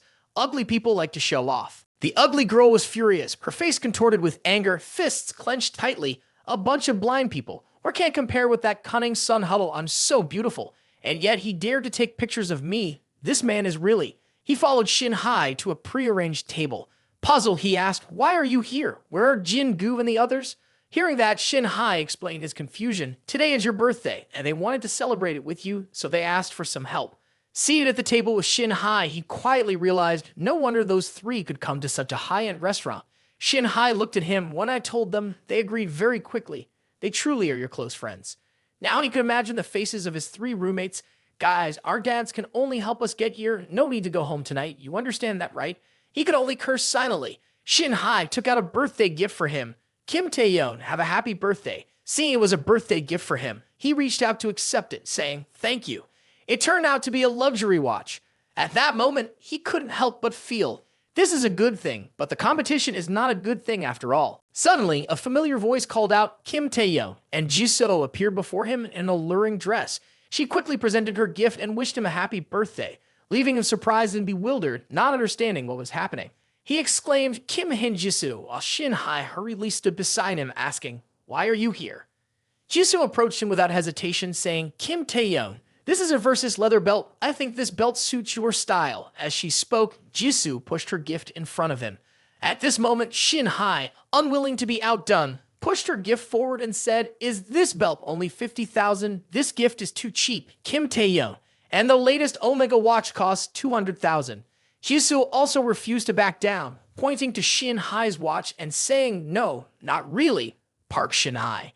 Kim Taehyung has given you many gifts and you only bought a $20,000 watch. Although my leather belt is only 50,000, that's all the money I have." He sat between two arguing women, feeling tired and unable to bear it. Finally, he dismissed all the arguments and expressed a disgusted look. "Take it back. I don't need your gifts." Shin Hai tried to hold back her laughter, surprised by his words. Meanwhile, Jisoo felt as if he loved her, her face blushing as she said, "He tells me to return the belt, yet he spent all his money to buy me a gift. Indeed, he still loves me." Unexpectedly, Jisoo's favorability increased by another 3%, bringing Kim Hin Jisoo's current favorability to 94%. He was amazed and thought to himself, "Oh, what's wrong with this woman? I rejected her gift, yet her favorability towards me increased." Jisoo unexpectedly drew closer and hugged him tightly, saying, "Kim Taehyung, I genuinely like you more and more every day." Shin Hai, alarmed, shouted, "What are you doing? Let him go." Nearby guests, hearing the commotion between the two women, gathered around to eavesdrop. Jisoo opened her gift box and handed it to him, saying, "Kim Taehyung, you don't need to say anything. I understand everything, just like how I understand you. I remember the bunny girl outfit you mentioned before." Kim Taehyung looked at Jisoo's gift in surprise, while Shin Hai, upon seeing it, immediately scolded, "Kim Hin Jisoo, why is your face so thick?" Hin Jisoo shamelessly replied, "So what? When you truly love someone, isn't it supposed to be like this?" Nearby, a woman witnessed the tug of war between the two women for the man. She looked at them and thought to herself, "Oh my, an unbelievable scene is unfolding. Two beautiful women are competing for him, and this man is caught in the middle, unable to escape." Shin Hai suddenly stood up. "Hi, Jisoo, let's go to the restroom, shall we?" The opportunistic woman who had been observing them thought to herself, a perfect chance. Entering the restroom, the two women immediately began to argue. "Hi, Jisoo, Kim Taehyung's attitude is crystal clear, yet you still linger around him. It's so boring. Can't you see that Kim Taehyung is not interested? You should be the one to leave." The woman who had followed them in earlier suddenly intervened with a loud shout, "Lady, stop arguing. You're both beautiful and intelligent. Wake up. That man is clearly a scammer, both poor and ugly. He is not worthy of either of you. I'm truly speechless. Upon Shin Hai's inquiry, who are you? The woman didn't answer directly, but continued passionately. All of you are high-quality ladies. Men would line up endlessly to pursue any of you. Why argue over a poor and wretched man like him? I'm truly speechless. We should help each other. Hinjisu and Shin Hai looked at her, bewildered by her words. Then they resumed their argument for the second round. Hinjisu said, I remember someone saying that even if Kim Taehyung has another girl, you wouldn't be jealous. Why the sudden change? If you like someone else, that's fine by me. But if that person is detestable. The woman who had been talking endlessly earlier was finally ignored by the two. Kim Taehyung saw the two women heading into the restroom to argue, ruining the mood for a meal. He discreetly slipped away alone, thinking they're next to each other. Just to argue, no point in staying. I'll sneak out. As he was leaving, a voice called out, Kim Taehyung. He turned around and it was Kim Ji-won. He asked Kim Ji-won, why are you here? Kim Taehyung scratched his head and came up with an excuse, saying, I had plans with my roommate. Unexpectedly, those guys pulled me into their mess. Kim Ji-won responded cheerfully, my family dines here too. Maybe it's fate. She approached, took Kim Taehyung's hand and said, right, Kim Taehyung, I've sorted out all the documents. The exhibition will open in 2 days and the promotion is all set. It's going great. The girl who had advised the two not to argue was now slinking out. As she reached the elevator, she caught sight of Kim Taehyung holding hands with another girl entering. Her expression seemed about to explode, thinking it's unbelievable. This woman is even more beautiful than the previous two. Why does every beauty surround him? I'll expose that scumbag for sure. Heading down to the first floor, Kim Taehyung asked, you said you were going to have a family dinner. Why did you suddenly come down here? I came down to pick you up. Your friend, is it a guy or a girl? Kim Ji-won smiled and replied, it's a girl. We've known each other for many years. When Kim Ji-won saw them, she exclaimed, oh, they're here. Of course, her friend and family greeted her warmly. Hi, Kyo. Hi, Kyo greeted her uncle. Uncle Yang, it's been a long time. Still coming down here to pick up your family. This Kim Ji-won is quite something. Kim Ji-won extended her hand to introduce Kim Taehyung to her friend, but he had already left without them noticing. The girl from earlier also hurriedly descended to the lower floor, took out her phone, and snapped pictures as evidence, saying the scumbag is smart, but I've captured it all. He's done for sure. Kim Taehyung sweated, thinking the world is too small. I didn't expect Kim Ji-won and Yang Pyong-yoon to be friends. Although they haven't defined any relationship with me, there's nothing to panic about. But the thought of them meeting and potentially arguing like Kim Hae-jisoo and Park Shin-hai gives me a headache. It's better to find a place to hide. Isn't this too coincidental? As he was walking, Kim Taehyung spotted a street musician. He approached, slung his arm over the musician's shoulders, and said, hey buddy, it's time for a shift change. The manager told me to take over. The musician looked at him in confusion. Ha, shift change. Kim Taehyung swiftly removed the man's clothes and put them on, saying, I forgot to bring my own clothes. I'll borrow yours for a bit. I'll return them to you shortly. Seated, Kim Taehyung spoke to the musician. That's right. The manager said if you work even for a day, you get paid for a day. The man happily left upon hearing this. Really? Thanks for covering for me. I'll be on my way. After the man left, Kim Taehyung smugly thought to himself, this way, no one will pay attention to me. I can play a song casually, and I've successfully slipped away this time. I'm quite clever. Kim Taehyung placed his hands on the keys, and a strange sensation rushed into his head. Like that, he played a captivating song that drew everyone's attention in the room, and all eyes were focused on him, listening intently. The girl raised her phone to record, pleasantly surprised by the melody of the song. Hai Kyo and Yang Yang looked up, and Hai Kyo recognized, this music is golden hour.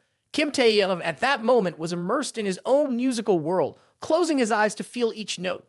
Those present were also captivated by this irresistibly melodic tune. It reminds me of the most beautiful memories with my boyfriend. What a wonderful piece of music. Jisoo and Shin Hai, stuck in the crowd, realized it's Kim Taehyung. I'm moved, but not by a sad tune. It's magical, like being in a flower garden. The bright light seems to carry a touch of melancholy. Both Jisoo and Shin Hai were drawn further into his music. This music is so beautiful. I didn't expect Kim Taehyung to play the guitar. At this moment, Kim Taehyung seemed to radiate as the music brought back nostalgic hues. The melody reached Hai Kyo and Yang Yang, immersing them in its enchantment. Jisoo and Shin Hai were also captivated. In their imagination, Hai Kyo was gently lifted high by him, their eyes locked with deep affection. Kim Taehyung. Yang Yang transformed into a bride, walking up an elegant aisle hand in hand with him. I want to marry you. shin high, and he were joyfully exploring Hawaii, playfully splashing in the cool, clear waters. I can't imagine days without you. Jisoo, in a highly seductive pose, the two riding a horse through the streets. I can't forget you behind me. Behind him, the four girls all looked at each other's faces, each blushing. I must be so lucky to become his. He's truly captivating, like a treasure chest, always surprising me. I really want him, just want to have him. I only want him wealthy, handsome, humble, responsible.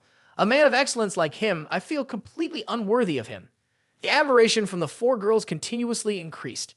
Kim Ji-won gained an additional 20% admiration, making her current admiration level 74%. Yang Pyong-yoon gained an additional 10% admiration, reaching a current admiration level of 87%. Kim Hin-jiso gained an additional 5% admiration, bringing her current admiration level to 99%. Feeling the increasing admiration from the girls, he couldn't help but be surprised. Oh my, what's happening? Did I just charm them unintentionally? After finishing the piece, everyone applauded, praising him. People approached, expressing their admiration, and some even jokingly suggesting marriage. You're handsome, and you're really talented. I could cry listening to you. What's your name? I have a grade 9 pianist, but I'd only be like fetching your shoes. How do you practice, huh? I want to marry you. I've never heard music so beautiful. He felt awkward, muttering to himself, oh no, now, I want to be humble and not attract the attention of others. How do I gracefully retreat from this? Behind him, Hai Kyo and Yang Yang looked on in admiration. Indeed, they have noticed, and it's all because of my piano piece that the admiration level increased. Even Kim Hin-jiso is only 1% away from a successful maneuver. Is this situation good or bad? Two men immediately rushed in to manage the chaos. Make way a little, please. A man with blonde hair, seemingly a foreigner, stepped forward. This was Jung Koo-won, the most famous pianist in Seoul. He took off his glasses, smiling. The person who played the golden hour just now is a talent that can be trained. If you join my team, I guarantee that within a year. Before the man could finish speaking, he had already run away. Everyone looked puzzled, and the man was astonished. Where did he go? At this point, he'd already escaped from the restaurant, thinking to himself, phew, luckily there was a sudden appearance of a pianist, diverting everyone's attention. Sneak away, sneak away. Thank you, unknown pianist. The girl who was about to turn around was now holding her phone and crying. My piano prince, I love him. When will I get to see him again? Hoo.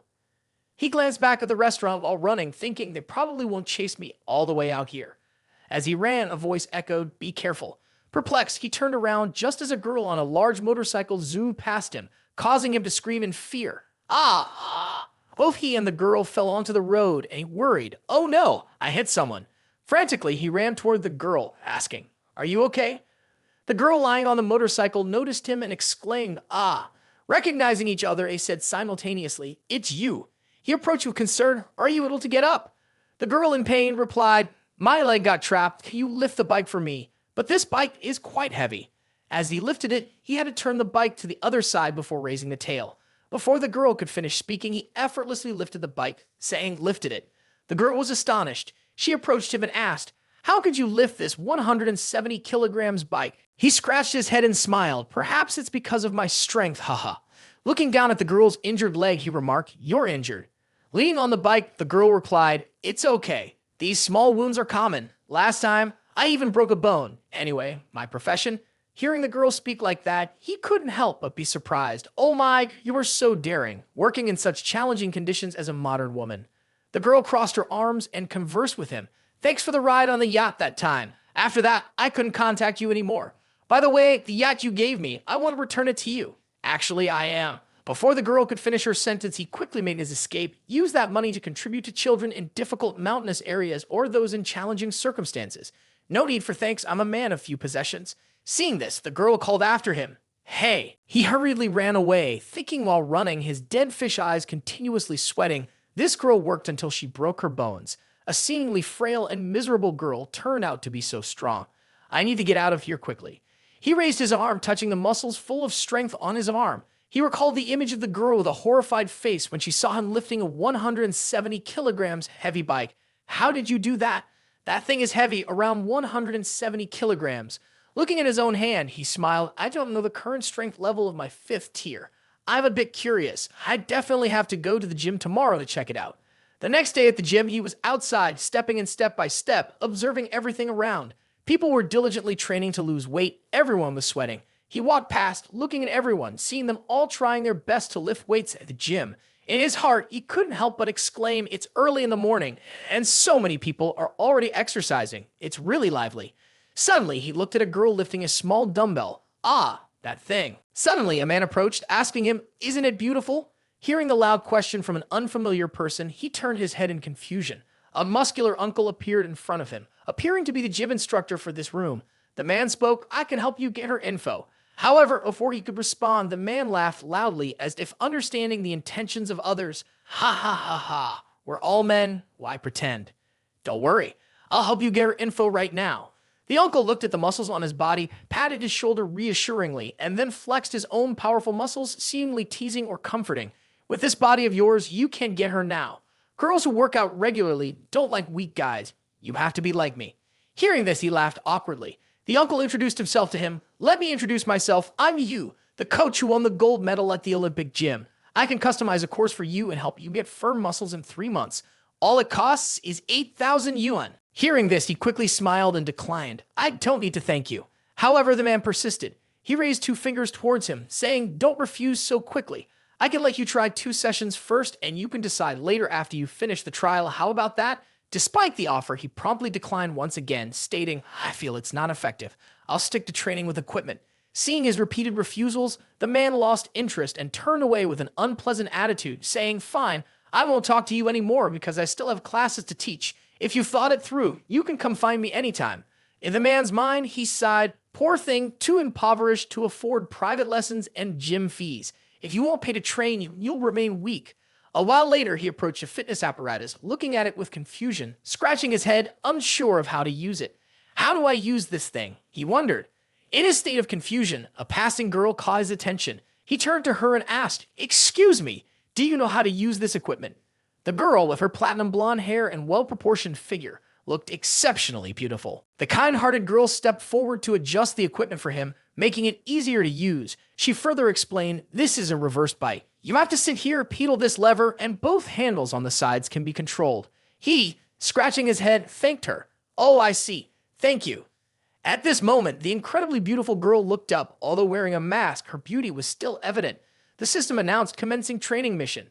This girl is named Lee Sang-yi, 24 years old, 167 centimeters tall, weighing 49 kilograms. Favorability towards the host is 0%. Suddenly, he encountered a girl for training at the gym, surprising him. "This system is amazing. It detected target even when wearing a mask. Does your system have X-ray vision?" Hearing this, the system responded, "As long as it's at close range, it can detect whether the other person has undergone plastic surgery or not."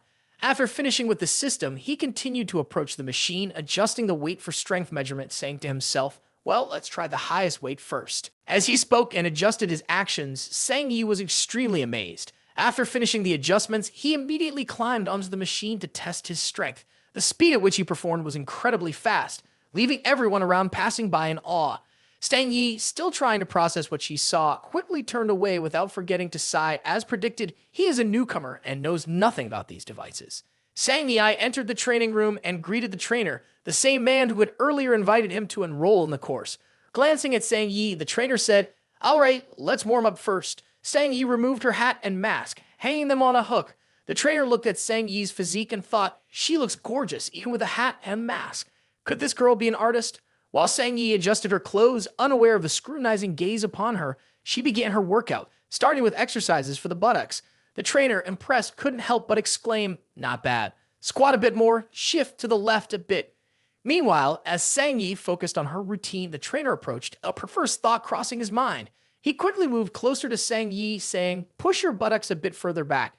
Do you feel the muscles working here?" While speaking, he touched Sang-yi's buttocks. This action startled Sang-yi, leaving her in shock. Moving on to the next exercise, it was the squat with legs open. The trainer was getting uncomfortably close to Sang-yi, saying, "Relax a bit more, I'll support your legs." Sang-yi couldn't tolerate it any longer. She stood up, pushing the trainer away, angrily scolding, "Trainer, do you find your actions a bit too much?" However, the trainer remained oblivious to his wrongdoing, persisting and denying. "What do you mean? I'm just focusing on helping you with warm-up exercises. Are you suspecting that I'm taking advantage of you?" Sang-yi's face became tense. "If the next session is like this, please provide me with a different workout. I'm not comfortable sharing personal space with everyone." The trainer, hearing this, calmly agreed, "Fine, I'll give you a different exercise." In his mind, the trainer harbored an intention. It seems I can't achieve that unless I make her endure a bit of pain. After deciding, he adjusted the exercises towards a different direction, mainly aiming to exhaust Sang Yi. The trainer clapped his hands, and Sang Yi had to perform exercises rapidly to the beat of his command. The trainer continuously shouted, jumping jacks for a minute, burpees for a minute, then alternate for a minute. Come on, let's add another round. Sang Yi was pushed to exhaustion, breathing heavily as she looked at the trainer with confusion. Trainer, is this intensity too high? Shouldn't training be done gradually? The trainer crossed his arms, shouting loudly, if you paid for my class, I'll take responsibility for you. If it's not effective, your money will be wasted, and even my gold medal winning reputation will be damaged. He continued, do you understand that attending a fitness class requires diligent training? You can't do this and you can't do that. So what can I do for you now? Sang Yi gritted her teeth in anger, stopped the lecture, and just continued. She proceeded with the following exercises at a high intensity, stating, it's just a bit tired. I've endured the coldness of the company for 2 years and still persevered. Finally, I got a job at the internet university, so I need to showcase my best physique. The trainer checked his watch, smirked, and looked at Sang Yi. These exercises make me tremble uncontrollably. Even female trainers would be exhausted doing them. It would be great if you quickly admit your mistakes and accept my first course. Sang Yi, now sweating profusely, caught the trainer's eyes on her well-toned body. Enough, it's been a year. I haven't met a high-quality female student with such a figure. Well, the lamb is about to reach my plate. Ha ha. Suddenly, Sang Yi collapsed on the ground. Seeing this, the trainer was extremely alarmed. Oh, has this girl exhausted herself? The exhausted girl fainted during her workout. The trainer shook her and called out, hey, hey. At that moment, he happened to glance at the girl who had passed out. She was someone with whom he had a complicated training relationship. Hastily, he ran over and asked, what happened to her? Yu Jin pointed at him and said, this is a private training room. Get out. Ignoring his words, he went straight to her, placed his hand on her neck, and checked her pulse. She had already fainted, and here he was in a private room. Yu Jin pushed him away from the girl, saying, step back. I will perform artificial respiration for her. Disregarding him, he exclaimed, her heart rate is too fast, and she's still breathing.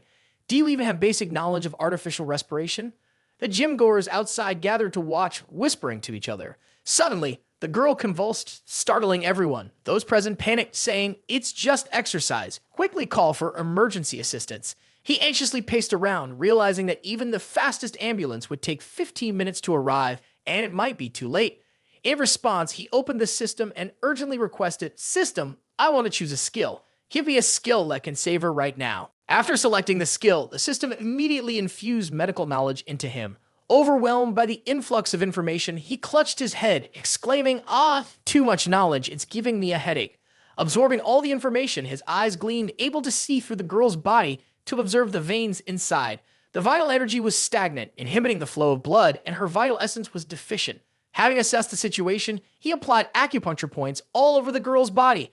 100 beatings point, bright origin point, internal gate point. Onlookers outside the glass door commented, what is he doing? It looks like acupuncture. Is he trying to save this girl, and does it even work? He looks young and inexperienced in medicine. Don't do acupuncture and make things worse.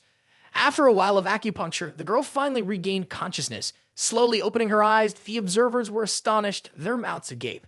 He, on the other hand, cheerfully helped the girl sit up, saying her current condition doesn't allow her to lie down. I'll help her sit up against the wall. Those outside showered him with praises, saying, impressive. You look so young, and who would have thought you're an expert? When we saw the girl convulsing, we thought it was all over. Well done, young man. Your heroic deeds could make it to the news. He graciously thanked them, saying, thank you, but I hope everyone won't crowd around anymore. She needs fresh air to recover now. Right after that, he led her to sit down by the wall. Sang Yi looked at him gratefully and said, thank you for saving me. Her goodwill towards him increased by 15 points after he rescued her. He looked at Sang Yi and asked, did you faint because your heart rate was too fast, or were you moving so vigorously just now? Well, the trainer mentioned that intense exercise is effective during training.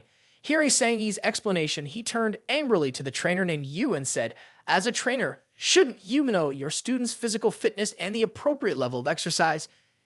Did you intentionally push her beyond her body's endurance, or were you just careless? The gym goers around overheard his words and started gossiping about Yu Jin, saying, isn't Yu Jin supposed to be a top trainer? How did he make such a mistake? He wanted to perform artificial respiration earlier, but he doesn't even have basic therapeutic knowledge. How can he be a trainer? Angry at the comments, Yu Jin approached them and pointed at him, saying, do you dare to question my professionalism? I have a certificate in advanced physical training. What certification do you have? Without saying anything, he advanced, prompting Yu-jin to shout in his face, "You have nothing, right? I can tell you only know a little about traditional medicine. She fainted because of some illness, and she'll wake up on her own. You're just making noise here like a blind cat encountering a dead mouse." Sang-yi stepped forward, intervening, and looked at him, saying, "Don't argue with this kind of person. I'll cancel a class at the reception desk, and you'll get an immediate refund." Afterward, the two turned away and left. However, Yu-jin still didn't stop. He shouted, "Wait, you think you can tarnish my reputation and just walk away like that?" Yu-jin blushed and said, "I want to challenge you. That's the only way to restore my honor. If you refuse, don't ever think of coming to the prestigious gym again." Hearing him, he turned around, smiled, and said, "Fine, I accept the challenge. Whether I come to this room or not doesn't matter. The main thing is that I'm upset for no reason." Immediately after, the two entered the battle. Onlookers whispered to each other, "That kid over there dares to challenge Yu-jin. Life must be boring for him. Yu-jin is not just an ordinary muscle trainer. He must have some other identity." Yu-jin won the championship 3 times in a row in the city's underground boxing tournament. Although he withdrew from competitive boxing, he has been a trainer here for 2 years. But every day he still trains, and what he practices is deadly fist techniques. In the arena, Yu-jin asked, "Need to wear gloves?" "No need, I'm not used to that." "You're a gunner without them," he replied. Right after, Yu-jin launched an attack. He delivered rapid strikes toward him. He dodged his punches, thinking too fast.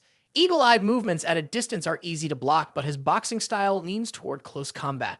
The range of his movements is very short. Without the flexibility of a 5th level, it's really impossible to avoid. He deftly parried his attacks. This guy surely wasn't an ordinary fitness trainer. Yu-jin unexpectedly smirked and said goodbye. Yu-jin continued to land consecutive punches on him. The gym-goers anxiously observed the unfolding situation of the match. Despite the continuous punches from Yu-jin, he remained standing there. Yu-jin looked at him in astonishment. How is this possible? Right after, he immediately retaliated against Yu-jin, using the new punching techniques he had learned from him, saying, "Thank you for teaching me boxing. I've learned a lot."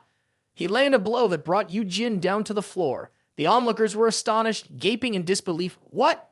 Did he really win? The ambulance that had been called earlier was now in action.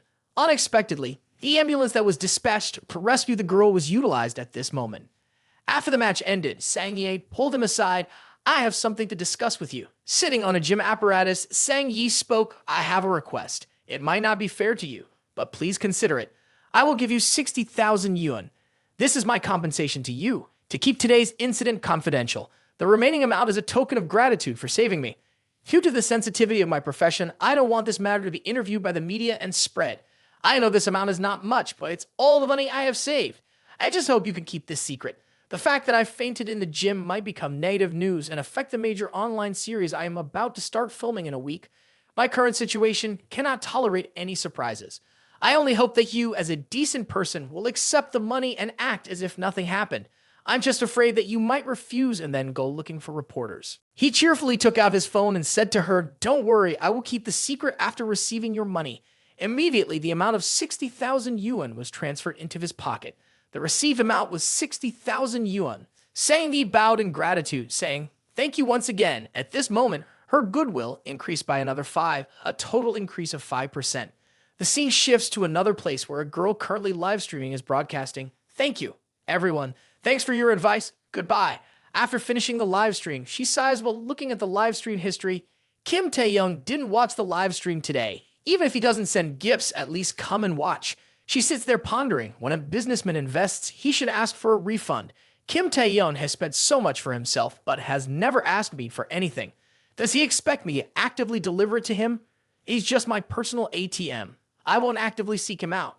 Immediately, she pats her own face and says, "Hello, Kim Taehyung. Next week, I'll come to your place.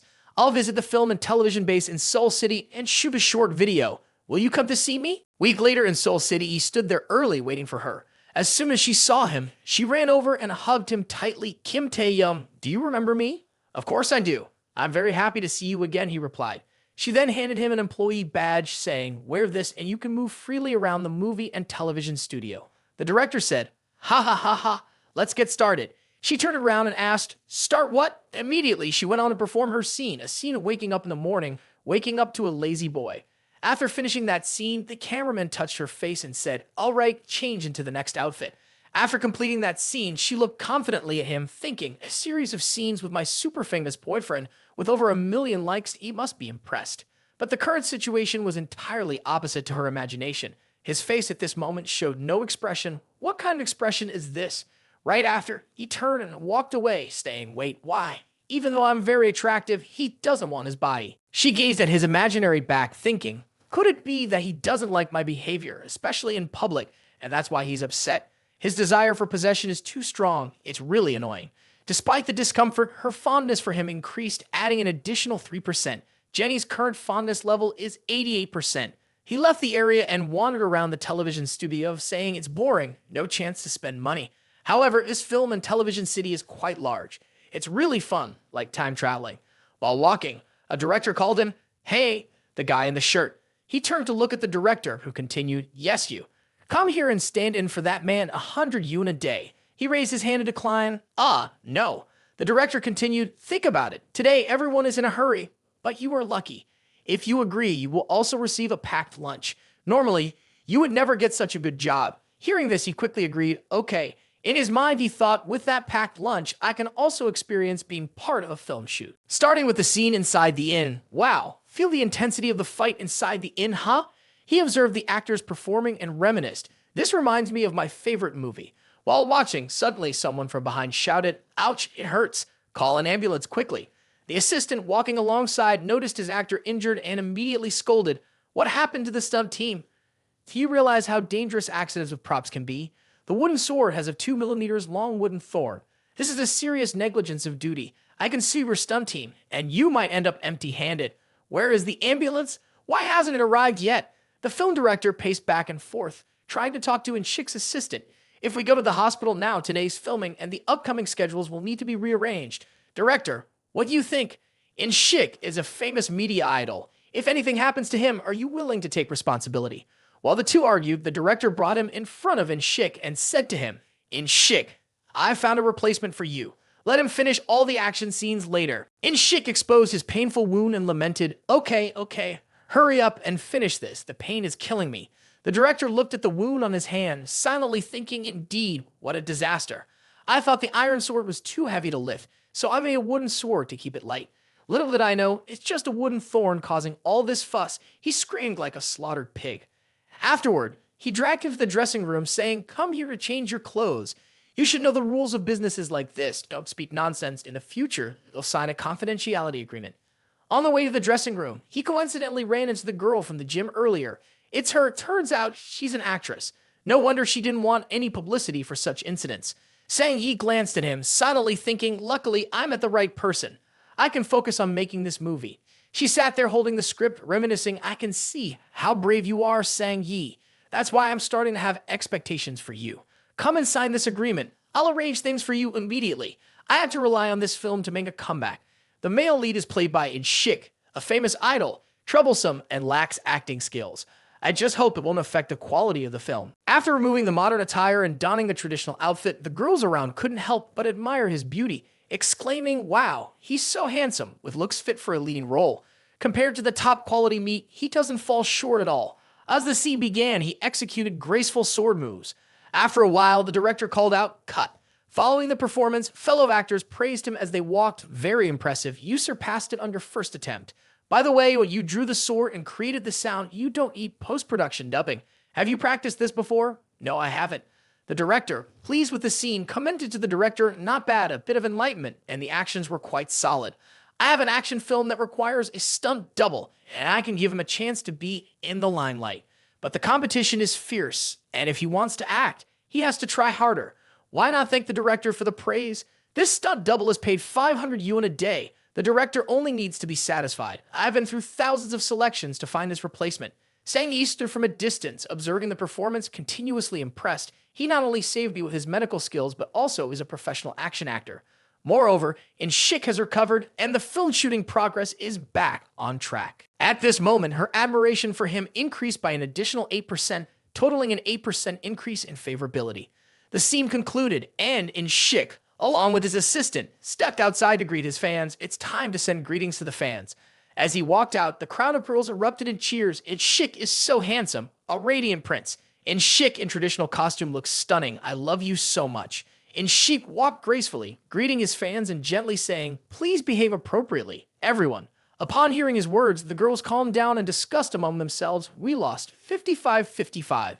This 10,000 yuan is truly worth it, and Chic is amazing. Of course, as enthusiastic fans of In Chic, we still get this small privilege. We need to take more photos and make them more exquisite. When In Chic's new song is released, all fans must remember to log in to Chabahua every day. Everyone has to buy 10 albums of the new song, and then everyone must work diligently to consume the proofs of product authenticity.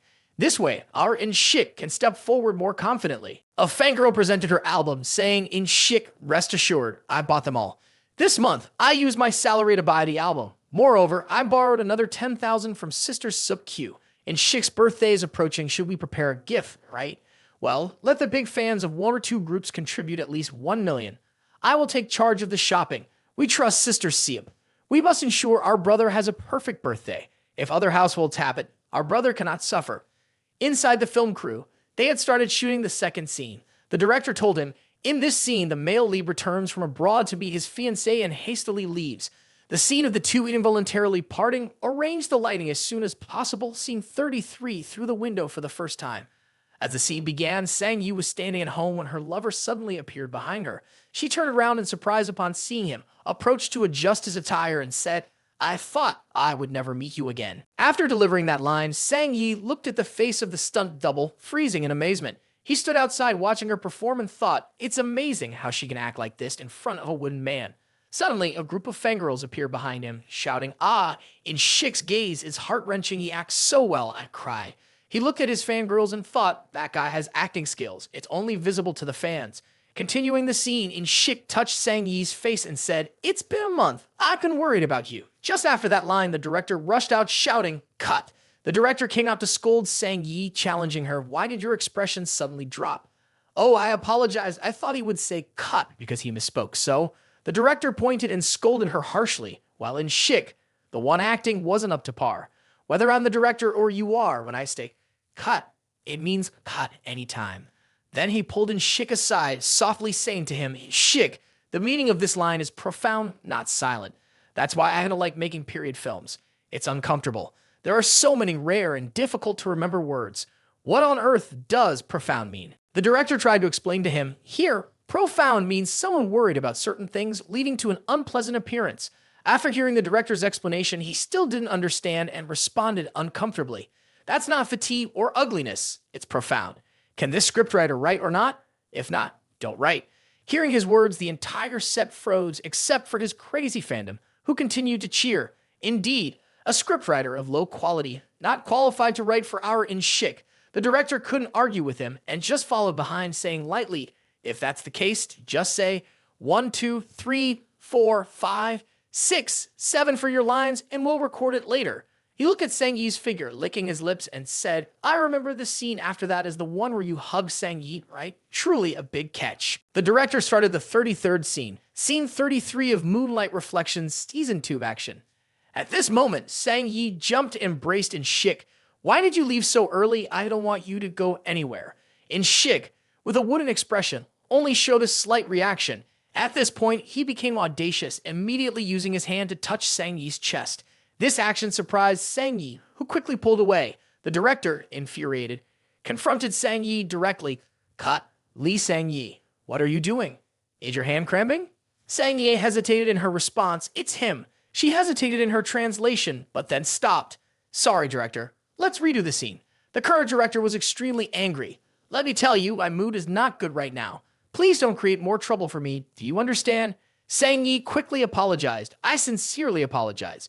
In Chic's fans also chimed in at this point. Oh my god, In Chic has been working so hard, he even sweats. His sacrifice is so heartbreaking. It's all because of Lee Sang-yi. She made the director cut and redo the scene multiple times.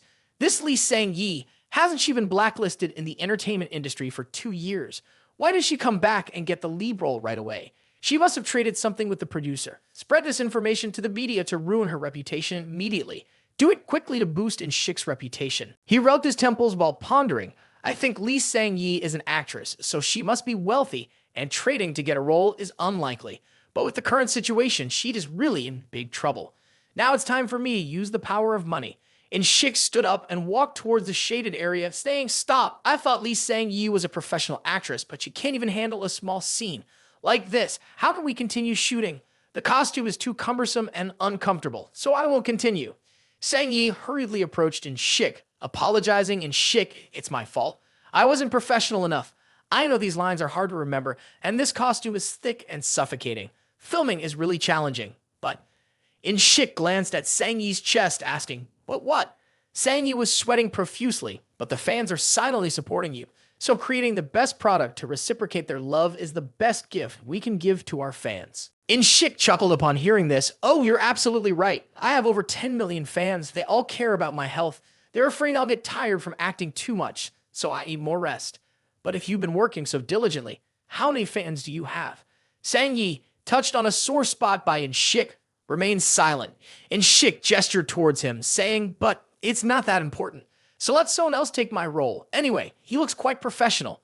The director, hearing this, looked bewilderedly at Sang-yi. He stepped forward to reprimand In Shik. "Don't be foolish, In Shik. He'll only cause you more trouble." In Shik's manager hurriedly intervened. "Director, please maintain a distance. Don't disturb In Shik's rest like this." The director was now at a loss, but Sang-yi, standing behind, sneered, "Promoting an ordinary actor to the lead role, huh?" He immediately approached the group. "You asked me to take on the lead role, so I'll accept." The furious director shouted, "What does this have to do with you? You're just a stunt double. You can leave now." Immediately, the manager stepped forward, grabbing his hand. "Don't create any more trouble. You need to leave now." Unfazed, he didn't budge. "What's going on? Isn't In Shik the most influential person on this set? He just said I'd play the lead role. Did I misunderstand?" Provoked by his challenge, the director was furious. "Where did this idiot come from? From now on, you don't need to come to the set anymore. Just go." Surprised by his attitude, Sang-yi, who was challenging him, stood out now. In Shik, facing the challenge, also spoke up. "That's right, what I said is true. You will play the male lead in this film." The director, upon hearing this, turned back immediately. In Shik, "Isn't this a violation of the contract terms? Stand behind and let the director give me the script. I'll memorize the lines right away." In Shik happily smiled. "Ha ha ha ha. Memorize the script, huh? Do you really think you'll become the male lead? If you're planning to slap yourself in the face, go ahead. I'll wait and see what you'll do with this mediocre role of yours." The director continued to approach In Shik, advising him, "In Shik, this film and everything else are quite expensive. Giving such a waste of space the opportunity to act is truly a waste. If the investors discover this, it will be a real nuisance." But In Shik didn't care. He just focused on his fans. "Who said I'm wasting this film? Do you think I'm a fool? Do you think that guy can peacefully coexist with my fans over there?" Immediately, the director turned to look at In Shik's fans, a group of crazy and passionate people, each face filled with anger. The fanatics started taking pictures. "I will open everyone's eyes. There's a trash trying to snatch our idol's lead role. Come and capture his stupid face. It would be hilarious if he becomes the male lead in this film. Take pictures of him and send them to the reporters so everyone can see his face. Call and harass him. Throw shrimp paste at his house. That'll teach him a lesson." In Shik was delighted, and the director was extremely perplexed. Sang-yi came forward, handing the script to him. "Here's my script, including the lines for the male lead. You can take a look to understand the content." He took the script from Sang-yi, saying, "Thank you." The director smirked. "You're helping an outdated actor who's been in the shadows, only playing supporting roles. Lee Sang-yi, don't forget that you're just a has-been actor under a ban for the past 2 years. Don't think that being cast as the female lead alongside In Shik gives you the right to do anything. Arguing with In Shik, you might end up in ruins in the future." He reviewed the script, contemplating the director's words. Banned for 2 years, she understands the female lead of the film very well. The emotional transitions and pronunciation emphasis are marked extremely professionally by her. It's as if she is the only one on this film set who wants the film to be brilliantly successful. Once she confirms, "I'll definitely work with her on this scene to the end." Determined, he said, "Director, let's start shooting." Hearing his words, the director was extremely angry. "Are you the director, or am I the director?" The director reacted, "This is the peace charm that I brought from the Guanyin Temple to ask for your well-being a few days ago." Holding it, he said, "The sunset is approaching, and it's time for me to leave." Sang-yi, surprised, remarked, he can remember his lines after just a quick glance, but that's only the first line, so there's nothing surprising about it. Continuing the scene, Sang-yi followed his figure. As the sunset gradually descends, it's also the time when pain suppresses pain, a tear covering another tear. A group of hair rushed over. He hugged Sang-yi and gently touched Sang-yi's face. Those in pain will also remember those in pain, and in the future, surely our minds will never forget her figure. Sang Yi's eyes teared up, "I love you." And then the two exchanged a gentle kiss. In Shik's fan took out their phone to record him, but they were captivated by Sang Yi's acting, saying, "Oh my god, so romantic."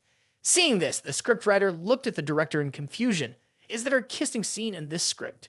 The director pondered, no, there isn't, but once emotions are involved, a kiss will become very smooth. People behind the scenes discussed, compared to his acting skills, in Shik is truly incomparable. Shit, don't talk so loudly. Upon hearing this, Shik became extremely angry, then clapped his hands. You remember the lines very well, but there's no kissing scene in the script. He pointed at Sang Yi's face. Now I suspect you're using filming as an excuse to harass the female actor. Curious, Sang Yi turned to Shik. So, can't we kiss in that scene? Shik, annoyed, responded, do you not understand human language? Embarrassed, Sang Yi turned away, saying, I immersed myself in the role so much that I couldn't control myself, and kissed him. At this point, Sang Yi approached and expressed joy. The recent scene was truly wonderful. Thank you for acting with me. I genuinely felt emotions, very authentic about that performance. Happily, he responded, this is my first time acting. I truly feel delighted about it. Sang Yi was utterly astonished. What? I thought you were a professional actor. Lee Sang Yi's favorability increased by 12%. On the other side, Shik's face darkened as he scolded Sang Yi. Lee Sang Yi, are you saying you have no emotions when acting with me? Or are you deliberately praising him to undermine me? I despise people who live with two faces like you the most. Sang Yi, flustered, hurriedly denied, you misunderstood it. I didn't mean that. Shik pointed towards him. The substitute actor can press the transform button now. Moreover, the director wants to replace the female lead as well. Sang Yi, hearing this, seemed to feel the world collapsing around him. He bowed to Shik. No, I'm not the two-faced person you described. If I did something wrong, I sincerely apologize. The manager beside them arrogantly spoke up, apologizing so quickly. Do you think you often make others uncomfortable? We won't accept any apology from you. The director also defended Shik. No wonder you were banned nationwide for 2 years. Maybe you should stop acting. Go home and learn how to be a better person. That would be better. Sang Yi turned pale, sweating. No, I've already signed a contract with the company. You can't replace me like this. The director, hearing this, yelled loudly, pointing at himself, I'm sorry. I am the most powerful person on this set and I can replace anyone as I please. I'm well aware of your contract, a compensation of $100 million for damages, a lifelong dedication to the company. The contract states as follows. 1. After the release of Moonlit Glasses, if there is a profit of over 300%, the company will provide all resources for Lee Sang Yi's comprehensive development. 2. If the set requirements are not met, Lee Sang Yi will have to dedicate his life to the company without time constraints. 3. If Lee Sang Yi violates any terms of the contract in any form, he must compensate the company with $100 million. At this moment, Sang Yi became so overwhelmed that he couldn't stand on his own, and Shik went to him saying, be careful. Looking at the crowd bullying Sang Yi, he remarked, planning to use dirty money to turn it into clean money. Shik, indifferent, spoke up, clean money, huh? Ha ha ha ha. Those without money are all fools. After being praised by her with a few casual words, do you think your acting skills are really good? Don't forget, you're just a useless stuntman. The manager next to them sarcastically remarked, so, do you know what you need in this entertainment world? Let me tell you, it's money. If you don't have money, you're just a lifelong stuntman. The director, noting their comments, became extremely perplexed. Shik's fans also spoke up in defense. Is this world all chaotic and crazy now? Doesn't Word want to ruin everything? Is there any way to deal with this quickly? Or should we report it to the police? Just throw him in jail. But what would be the charges against him? Isn't imposing our idol a crime already? Let's go protest at the police station, create pressure on the police department, whatever it takes to get him into jail. At this point, he no longer concealed it. Fine, I won't hide anymore. I'll present my black card right away. I'm not just a stuntman or someone lacking money. I will cover all the damages compensation for Lee Sang Yi. Counting the people around him as he spoke, he continued. A stuntman demanding a $100 million compensation, and there's also a leading actor. Want to give him a couple of punches to wake him up. He's in character, haha. Assistant, quickly take out the card reader to let him complete his role. Hurry, haha. The card reader just came out and he immediately swiped it. At the scene, the card reader announced, the transaction amount is $100 million. As soon as they heard this, the whole scene fell silent. He shook the black card in his hand, and no matter how many times I hear it, the sound of ting ting is still the most pleasant. This situation reminds me of a poem A faithful dog has its master's favor, barking at anyone it encounters. Everyone present was now filled with fear. In just 2 ting-ting sounds, everyone fell silent. Nice poem, nice poem. In Shik's fan exclaimed. He turned to Sang Yi, is it okay now? Sang Yi's eyes were teary. At this moment, the director took out his phone and called someone. I've called Chairman Jiang, Lee Sang Yi. From now on, you have no more connection to Emperor Entertainment. Once you leave Emperor Entertainment, other entertainment companies will never sign a contract with you. Hearing this, Sang Yi knelt down on the ground. What's going on with me? And Shik pointed at the two. So, it's Lee Sang Yi. You're dating another wealthy young tycoon. If you want, I can also give you 100 million, help you compensate the contract, and even secure a role for you. Just be obedient and serve me for one night. The current fan spoke up. Indeed, those dirty money. They think they're superior when they're nothing but scum. No matter how much money you have, you can't become clean. That girl, don't touch our idol in Shik. Just be content and follow that dirty rich young master. Let our idol be. Let him shine. Lee Sang Yi has canceled the contract and is dating a filthy rich guy. Tonight will be the brightest night for us. Sang Yi, terrified, knelt down on the ground, quickly hugging his head. No, it can't be like this. Seeing Sang Yi like that, he remains silent. He turned to the group of fans. Thank you, anonymous fans, for reminding me.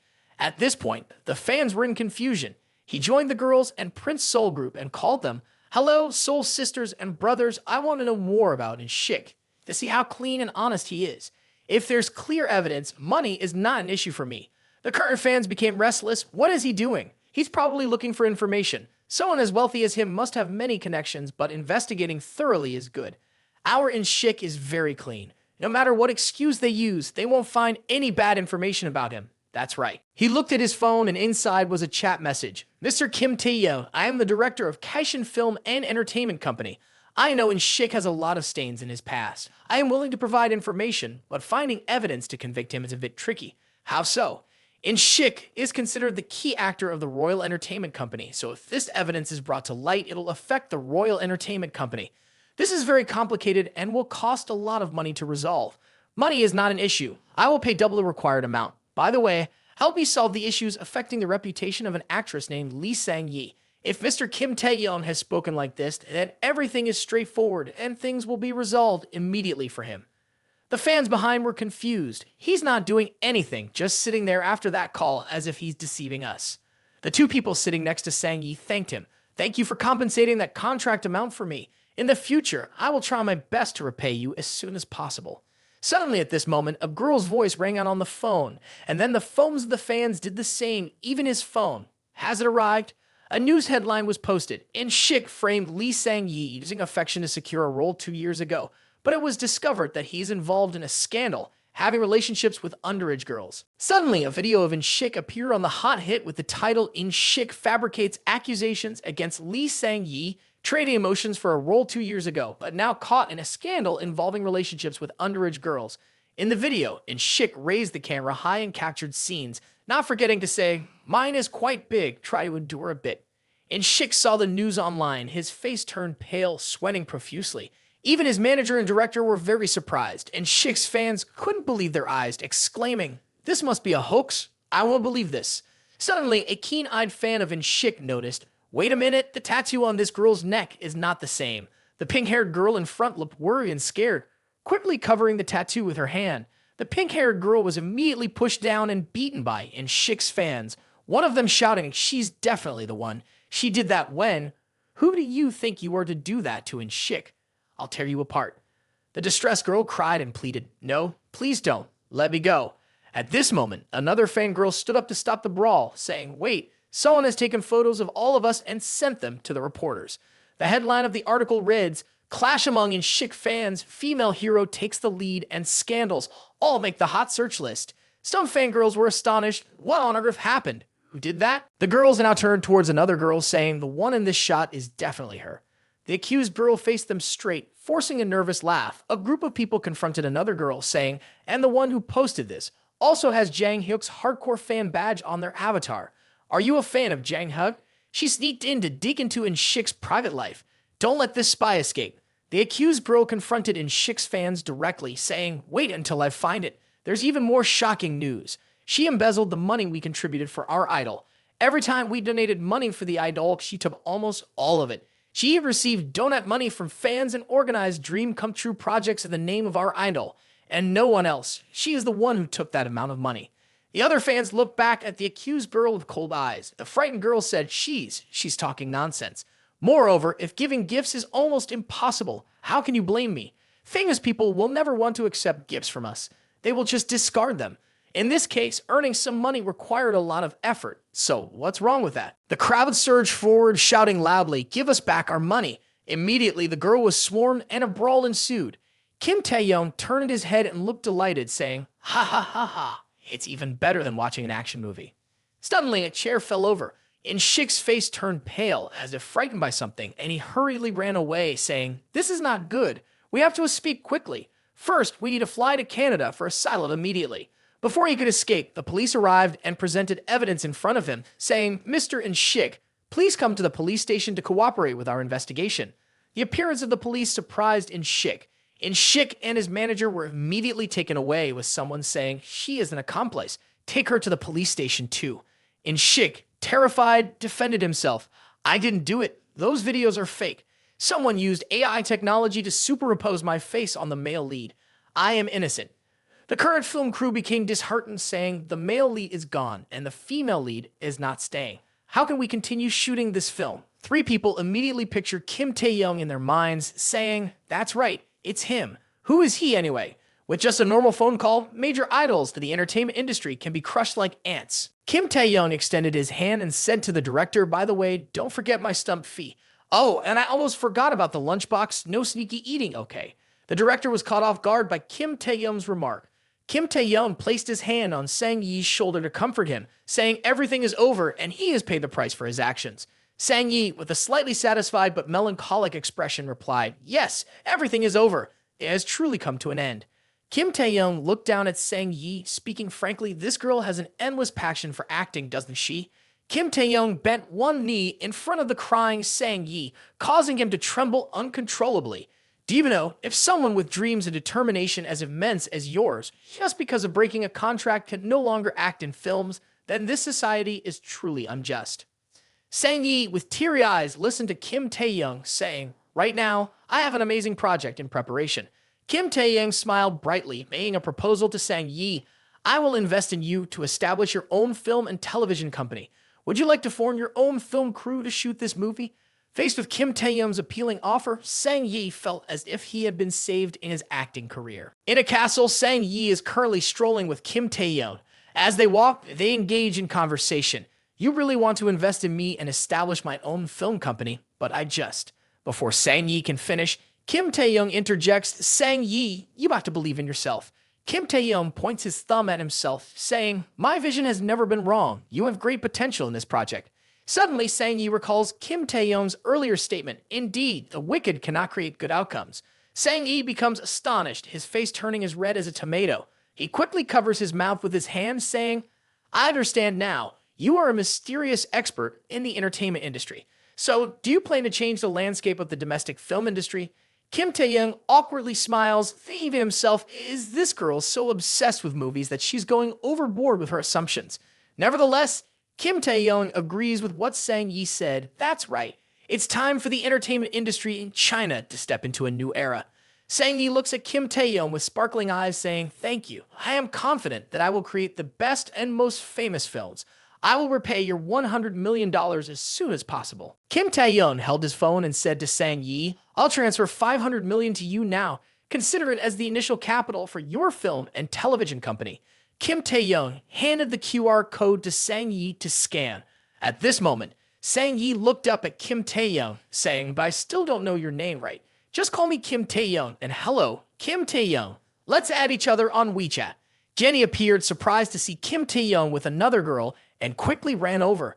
Kim Taehyung immediately waved to Jenny, saying, "Jenny, what a coincidence. Have you finished shooting the short video?" Jenny approached with curiosity, asking Kim Taehyung, "Who is this beautiful girl?" Seeing this, Sang Yi greeted Jenny, saying, "Hello, I am Lee Sang Yi." Jenny looked at Kim Taehyung with confusion. "Is this Kim Taehyung's girlfriend?" Sang Yi hurriedly explained, "Kim Taehyung and I just met." Hearing this, Jenny immediately reached out to link arms with Kim Taehyung, displaying the authority of the one who arrived first. That's right, Kim Taehyung is really generous. I've only known him for less than an hour, and he already bought me a sports car, worth over 30 million. Kim Taehyung helplessly thought to himself, who asked to answer like that? Sang-yi, seemingly indifferent, turned away, saying, well then, see you later. I have to go prepare the contract and plan the details for the 500 million investment. Jenny, upon hearing the amount, was astonished. 500 million? How long have you and Kim Taehyung known each other? Why would he invest 500 million in you? Jenny pulled Sang-yi back, saying, no need to rush like this. It's already past 5 in the evening. Why don't we have dinner together? Kim Taehyung also agreed. That's right. Let's have dinner together. I'll treat this time. Sang-yi felt embarrassed. This is a bit shameful. Jenny, holding Kim Taehyung's hand, challenged with her eyes. There's nothing to be ashamed of. Having dinner with an investor is entirely normal, isn't it? Or does Lee Sang-yi have some hidden intentions, whether pure or not, for a 500 million dinner without any rewards? Sang-yi became awkward and embarrassed, his cheeks flushing and his eyes avoiding direct contact with Kim Taehyung. No, it's not like that. Let's go to dinner together. I apologize for the misunderstanding. I'll have this meal. On the other side, Jenny crossed her arms, looking at Sang-yi suspiciously, thinking to herself, investment collaboration, is it a profitable deal or a scam? Where did this demon come from trying to deceive Kim Taehyung? For money? But first, I need to step over my own corpse. At the luxurious and extravagant restaurant, the city's finest, the three of them sat at the dining table and engaged in conversation. The food had already been brought to the table. Sang-yi chatted happily with Kim Taehyung, saying, I was really desperate back then, but luckily, I met the owner Taehyung here. Jenny paid little attention to their story, constantly staring at her phone, muttering to herself, the name Lee Sang-yi sounds a bit familiar. I'll check her background. She's probably just an adult film actress. Just as she glanced through, she noticed numerous hot searches and Schick arrested. A Lee Sang-yi framing case by Schick has turned the tide. Mysterious wealthy man pays hundreds of millions in compensation for Lee Sang-yi's contract. Acting skills of the male actor who worked with Lee Sang-yi. Emperor Company issues statement regarding Lee Sang-yi's contract violation. Jenny's eyes lit up as she looked at Sang-yi in front of her, unable to contain her astonishment. What's going on? She's currently trending at the top. She actually graduated from the Virginia School of Arts. With outstanding looks and acting abilities, many entertainment companies rushed to sign contracts with her. When she just graduated, her family was relatively well off, but she wanted to build her reputation based on her own talent. So she signed a contract with Emperor, a company in Seoul, a distant city, and became an artist under their guidance. Observing the scene of Sang-yi and Kim Taehyung chatting happily, Jenny couldn't help but feel envy for the perfectly matched couple. Good looks, impressive background, high education, and currently topping nationwide searches. Her path to becoming a star is undoubtedly paved. Jenny glanced at the food on her plate with a melancholic expression, her face turning pale with self-pity. And here I am, just a female radio broadcaster with a bit of fame. Jenny clicked on the hot search about Lee Sang-yi's beautiful scenes with a handsome cast. There's a popular video in the search results, buzzing in the online community. As she clicked on the video, she saw a scene of Kim Taehyung and Sang-yi kissing from a previous performance. Jenny looked at the two in astonishment, feeling bewildered. How is this possible? They only met not long ago and they've already filmed a kissing scene together. Jenny's face darkened as if she had discovered something. This woman is not simple at all. She must have known Kim Taehyung's identity for a long time. Today, she deliberately used acting skills to seek Kim Taehyung's help and get money from him. Otherwise, how could such a coincidence happen? Jenny relied solely on her beauty and deductive mind. She gripped her dress tightly, determined. No, I can't let this continue. If I ignore this, sooner or later, Kim Taehyung will be deceived by her. After a satisfying meal and a chat with Sang-yi, it was time to bid farewell. As Sang-yi left, she waved to Kim Taehyung. At this moment, Kim Taehyung turned back, smiling at Jenny. I'll take my leave now. Jenny agreed, yes, sure. Suddenly, she embraced her own arm, feeling embarrassed as she spoke words that lacked purity. As for the installment payment from before, I want to repay you right now. In her heart, Jenny was determined. I've decided to express my feelings directly if I like.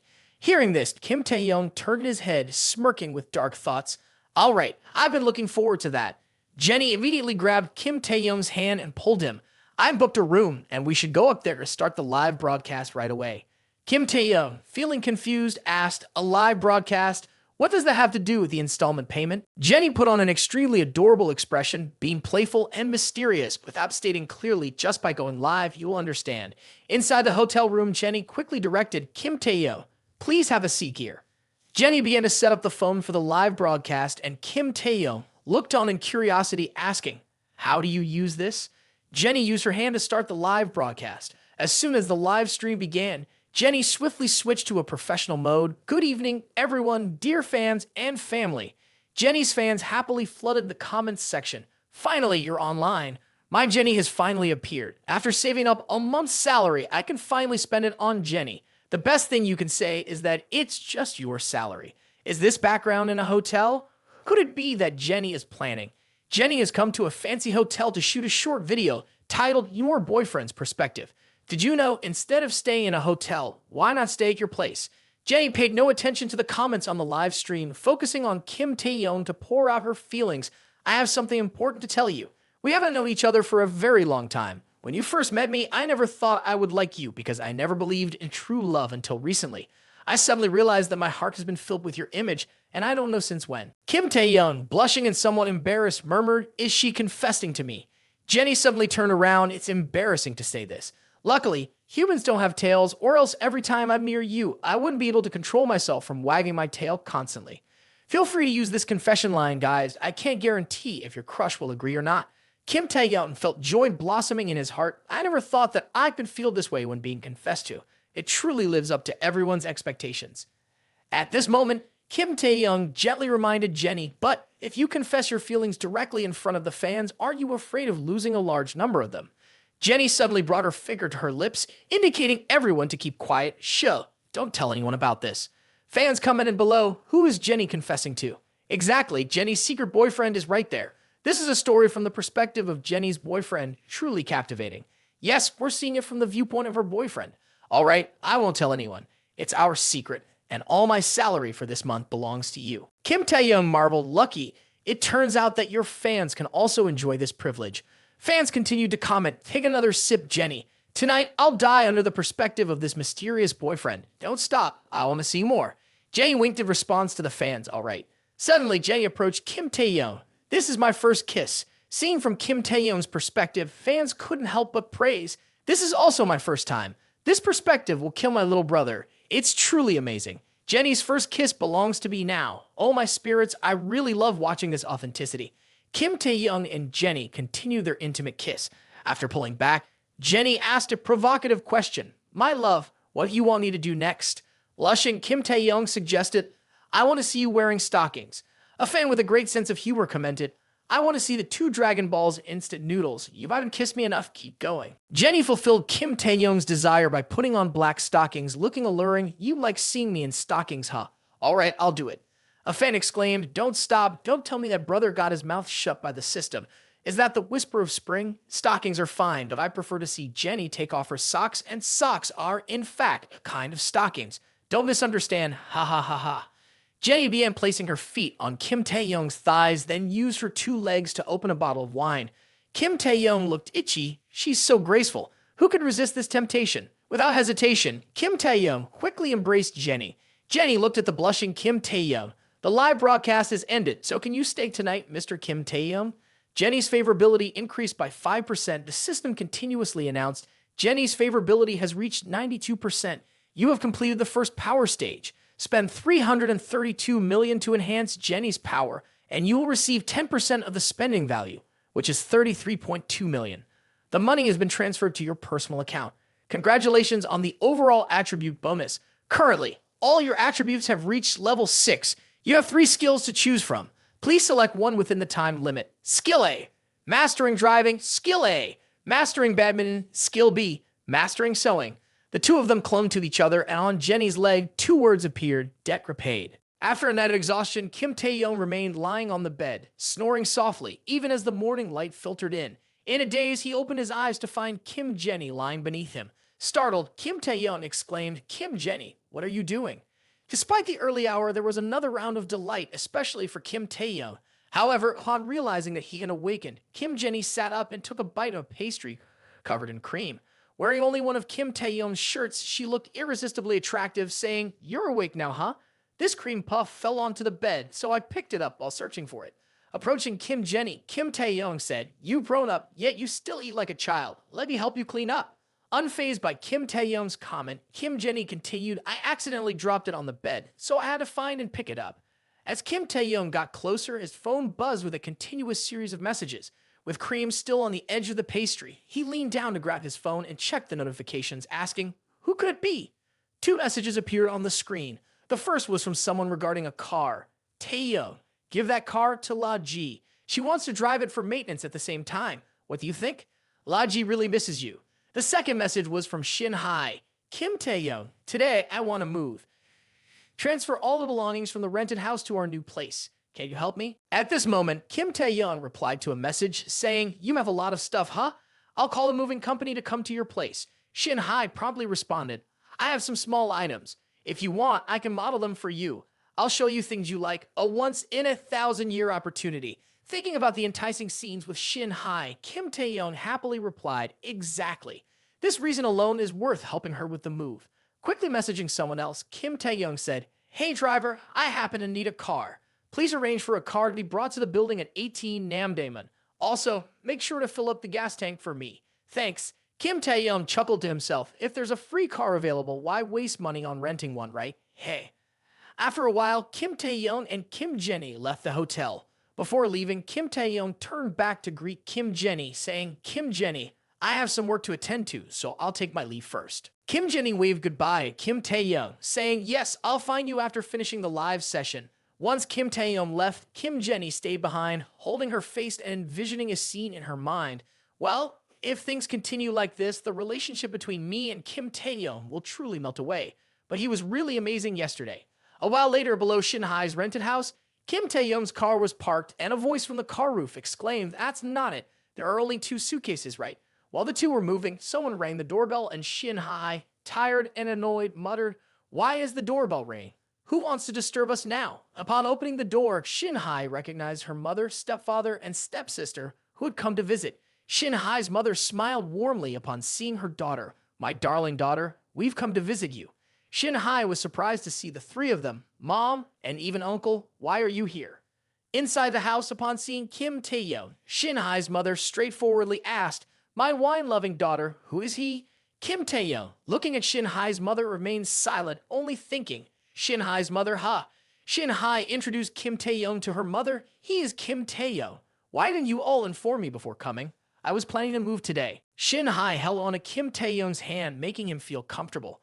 Right then, Shin Hai's mother politely greeted, "Hello, everyone. I'm here to help Shin Hai move."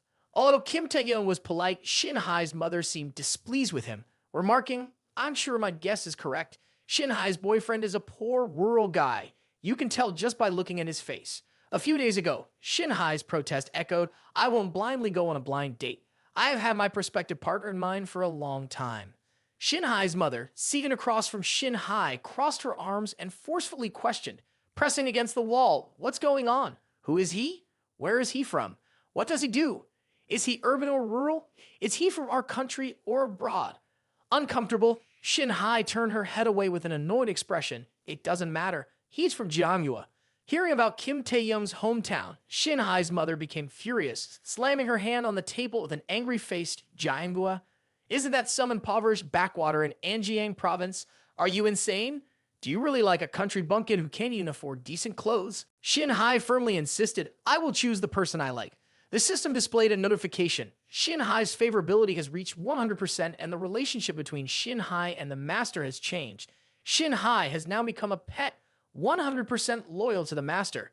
Shin Hai's mindset on every matter would revolve around being 100% loyal to the master. She would dedicate herself entirely to the master. Seeing her daughter resisting like this, Shin Hai's mother became even more enraged. "What is this? Truly an unfilial daughter. Do you know how hard I worked to raise you? Do you know how much money I spent on your 4 years of college? I did that not because I want you to marry into a wealthy family and live comfortably for the rest of your life." Shin Hai paid no attention to her mother's words and turned away, saying, "I don't need you to understand. In any case, in this lifetime, I only love him. He is also very wealthy and will never let me suffer. Mom doesn't understand at all. The love I have for him is immense. In your eyes, it's all about money." Shin Hai's mother, trailing behind, spoke as if she knew everything. "So, you think I don't know how much money that poor country bumpkin has in that backwater place?" The more Shin Hai spoke, the more determined and passionate she became, affirming the immense love she had for Kim Taehyung. "I love everything about him. Even if he doesn't have a penny now, I will love him for the rest of my life." Shin Hai's mother continued to yell incessantly. Break up with him immediately. You haven't done anything wrong with him, right? I haven't finished speaking. Quickly come back here now. Back in the present, Shin Hai's mother sat in the cabin, glaring at Kim Taehyung and loudly declared, So, you are Shin Hai's boyfriend. I won't go on any longer. You quickly leave my daughter right now. Kim Taehyung, bewildered, pointed at himself, but I'm not her boyfriend. This Kim Taehyung is really something. Shin Hai's mother, increasingly frustrated, stood up, pointed straight at him, and yelled, What? Is Shin Hai's supposed boyfriend not the one you mentioned earlier? He doesn't even acknowledge her. Blushing, Shin Hai looked at her mother and said, I never said Kim Taehyung is my boyfriend. Currently, I'm not worthy enough to be his girlfriend. Shin Hai is also too infatuated. Shin Hai's mother, hearing Shin Hai's words, widened her eyes, both eyes turning red. What are you talking about? Approaching, Shin Hai's mother grabbed Shin Hai's hand. Are you out of your mind? With your current situation, even the wealthiest families in the city are not suitable for you. Yet you value someone like him who can't even afford decent clothes. Shin Hai's uncle spoke up to intervene. Sister, please don't get too angry. Let's clarify everything first. Being pulled away uncomfortably, Shin Hai said, Let me be. Shin Hai's mother scolded Shin Hai's uncle. What else needs clarification? Everything is already clear. Shin Hai's uncle then turned to Kim Taehyung. If we look closely, this young man must have some talent, because our Shin Hai would never like someone just for their good looks. However, everything must be examined and evaluated objectively. Young man, can we ask you a few questions? Kim Taehyung cheerfully responded, No problem. I just feared that you too would want to talk to me. Shin Hai's uncle, with a stern expression, asked Kim Taehyung as if ready to punch him, What do your parents do for a living? Are they just ordinary workers? Do you have a job now? Still don't? No job is not a big deal. Do you have any stable income? Stable how? Not very stable then. So, have your parents prepared a house and a car for you to get married in the future? No, right. At this point, Shin Hai's brother-in-law also helplessly turned to speak to Shin Hai's mother. Sister, I think Shin Hai's boyfriend is really bad. Nothing works for him. He's nothing more than a worthless guy. His wife beside him advised, Just keep your mouth shut. Shin Hai's mother, infuriated to the point of trembling, shouted loudly, That's enough. Shin Hai's mother kept admonishing Shin Hai sternly, Leave this worthless guy immediately. If not, I'll erase your name from the family registry right away. Hearing this, Shin Hai was shocked. Mom, what are you saying? You've gone too far. Shin Hai's mother was extremely angry to the point her face turned green. Shin Hai's aunt held Shin Hai's mother's hand and tried to advise her, Sister, calm down. Our child is still naive.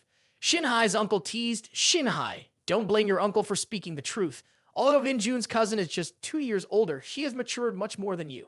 Shin Hai's aunt rushed to grab her husband's hand to restrain him. I think you shouldn't interfere in other people's family matters. Her husband refused to listen. Why? She swatted away his hand. When men talk about women, please keep quiet. I am educating my precious niece. Shin Hai's uncle imagined a scene between his daughter and another man. Shin Hai, you still don't know anything. Minjun's boyfriend, her cousin, is the only son of Seek Siam, the owner of Sea Motorbike Company. They only met a few times, and Minjun has already conquered him. They've been together for only 2 weeks, and he has sent a lot of things to our house, like a refrigerator, air conditioner, dishwasher. Shin Hai, my niece, is sure that your boyfriend hasn't sent anything to your family, right? Kim Taehyung happily added, a refrigerator, air conditioner, dishwasher, huh?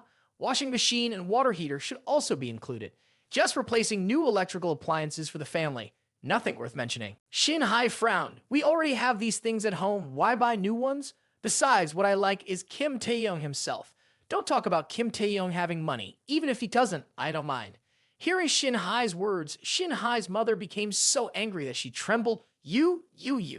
Shin Hai crossed her arms, smirking, taunting her uncle. Ah, so that's it. Today, Mom came here to force me to stay away from Kim Taehyung, right? And you, Uncle, you came here to brag about Sister Minjun. But she and her boyfriend won't show up here. Suddenly, the uncle's phone rang. He quickly took it out and answered the call on the other end. Unfortunately, Minjun will definitely come here, and I'll have to go pick her up. It's really difficult for my niece to find a boyfriend in a shabby rented house in Namdaemun town. The uncle pressed the phone speaker, making it audible to everyone with a mocking expression. Hey, Minjun, where are you? Are you late because you were busy buying gifts for the family? Speak up, I can't hear well.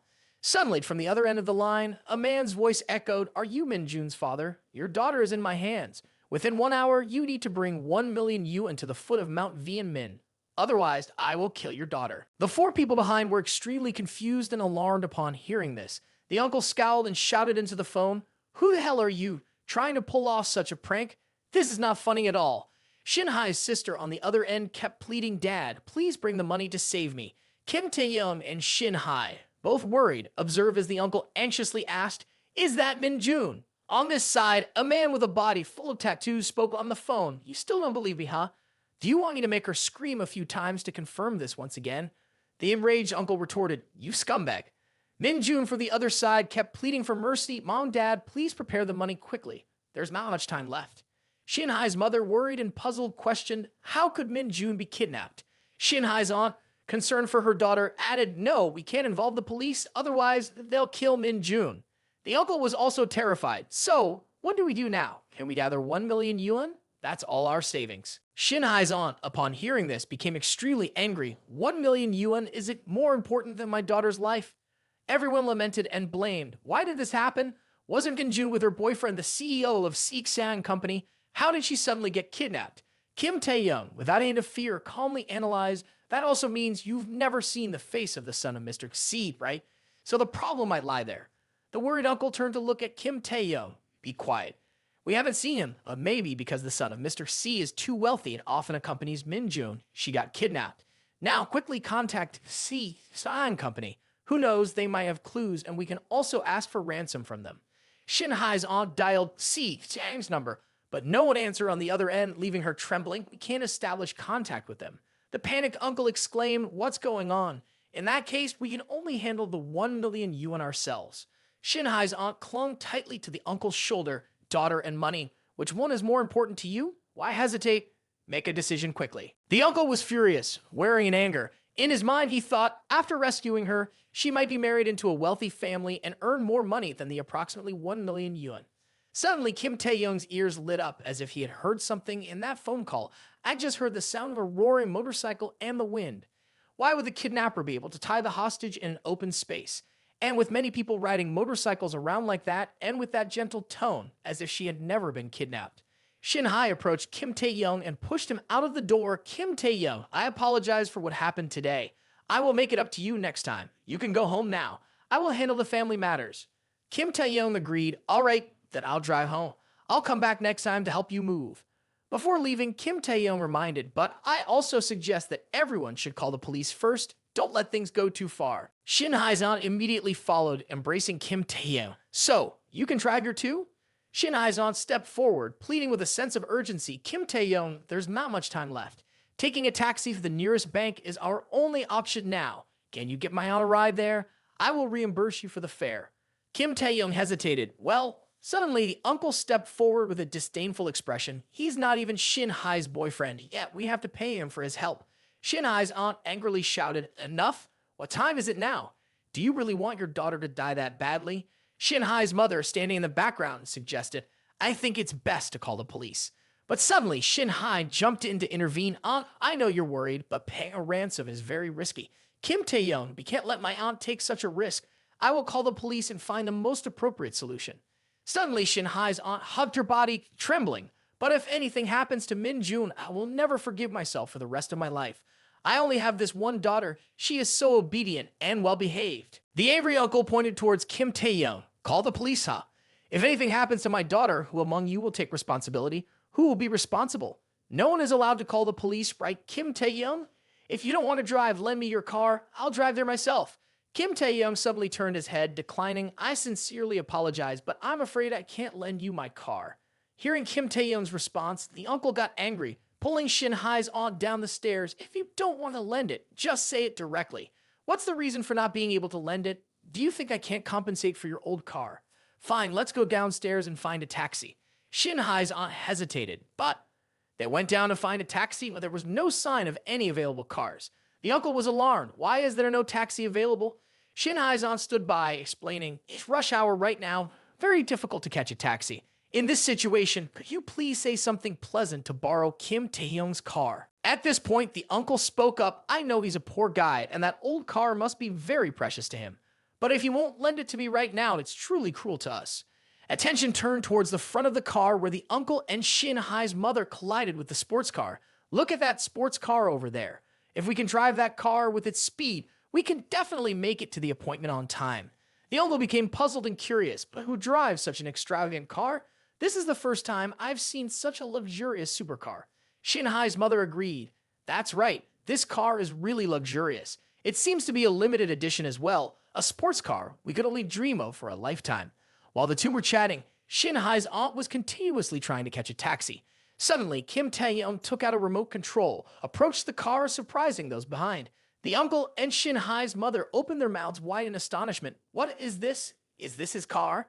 Shinhai's mother pointed at the modest car and asked Kim Taehyung, Kim Taehyung, is this your car? Kim Taehyung cheerfully shook the keys in his hand. My friend lent it back to me for 2 days. Any more questions? Shinhai's mother dared not say a word, silently evaluating in her mind, this car must be worth at least several million yuan. What kind of friend lends such an expensive car so casually? Shinhai's mother turned her face faster than flipping a pancake. My dear daughter, is your boyfriend wealthy? Tell me, is he? Shinhai uncomfortably turned her head away. Kim Taehyung is very humble. He never shows off to others. Shinhai's mother was astonished. So where do you plan to move, my dear? Shinhai bluntly replied, to the #1 mansion of Power Max. Shinhai's mother couldn't believe her eyes. What? The super mansion worth over 300 million yuan? Shinhai's uncle also approached to eavesdrop. That mansion has never been rented out before. Did he buy it outright? Shinhai crossed her arms. So, what do you two think? It took them a while to realize Kim Taehyung's wealth. Upon learning the truth, their faces turned pale, breaking into a sweat. Someone who could afford a luxurious house and drive such an extravagant car. We treated him like a stray dog just now. The two sisters looked at each other. It's over. It's really over. The richer people are, the more grudges they hold. Now the only way is to quickly go and apologize to him. Shinhai's mother and uncle approached Kim Taehyung, pleading, Kim Taehyung, we sincerely apologize to you. It's true that we were blind. Kim Taehyung shrugged it off. Why be angry? What did you do to make me angry? Shinhai's mother and uncle held on to Kim Taehyung, not letting go as they begged. We said many disrespectful words to you earlier. We truly apologized. We were truly blind, unintentionally saying those things. We're old. Our eyes and ears aren't what they used to be. Please forgive us. Meanwhile, Shinhai's aunt saw the three people to the point of trembling. She immediately knelt with both knees in front of Kim Taehyung and tearfully implored, Shinhai's boyfriend, please let me get your ride with you. I'll pay you whatever amount you want. I couldn't get a taxi through any of my phone apps. If we're any later, I'm afraid that my Min-jun will. Seeing the earnest plea from Shinhai's aunt, Kim Taehyung agreed, all right, I'll give you a ride.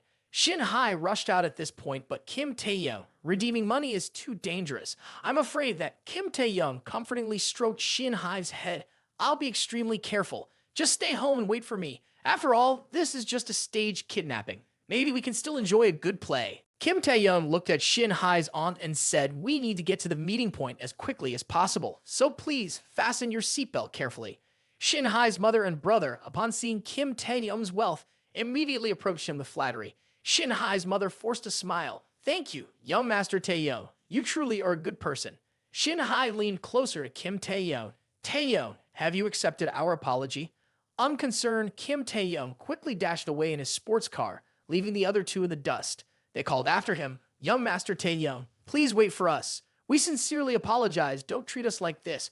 When someone shows their face, they shouldn't expect others to treat them any differently. The sports car was stuck in a sea of vehicles, completely immobilized in the traffic jam. Shinhai's aunt, sitting in the passenger seat, anxiously clasped her hands together, praying for mercy from the heavens. Why is there a traffic jam at this moment?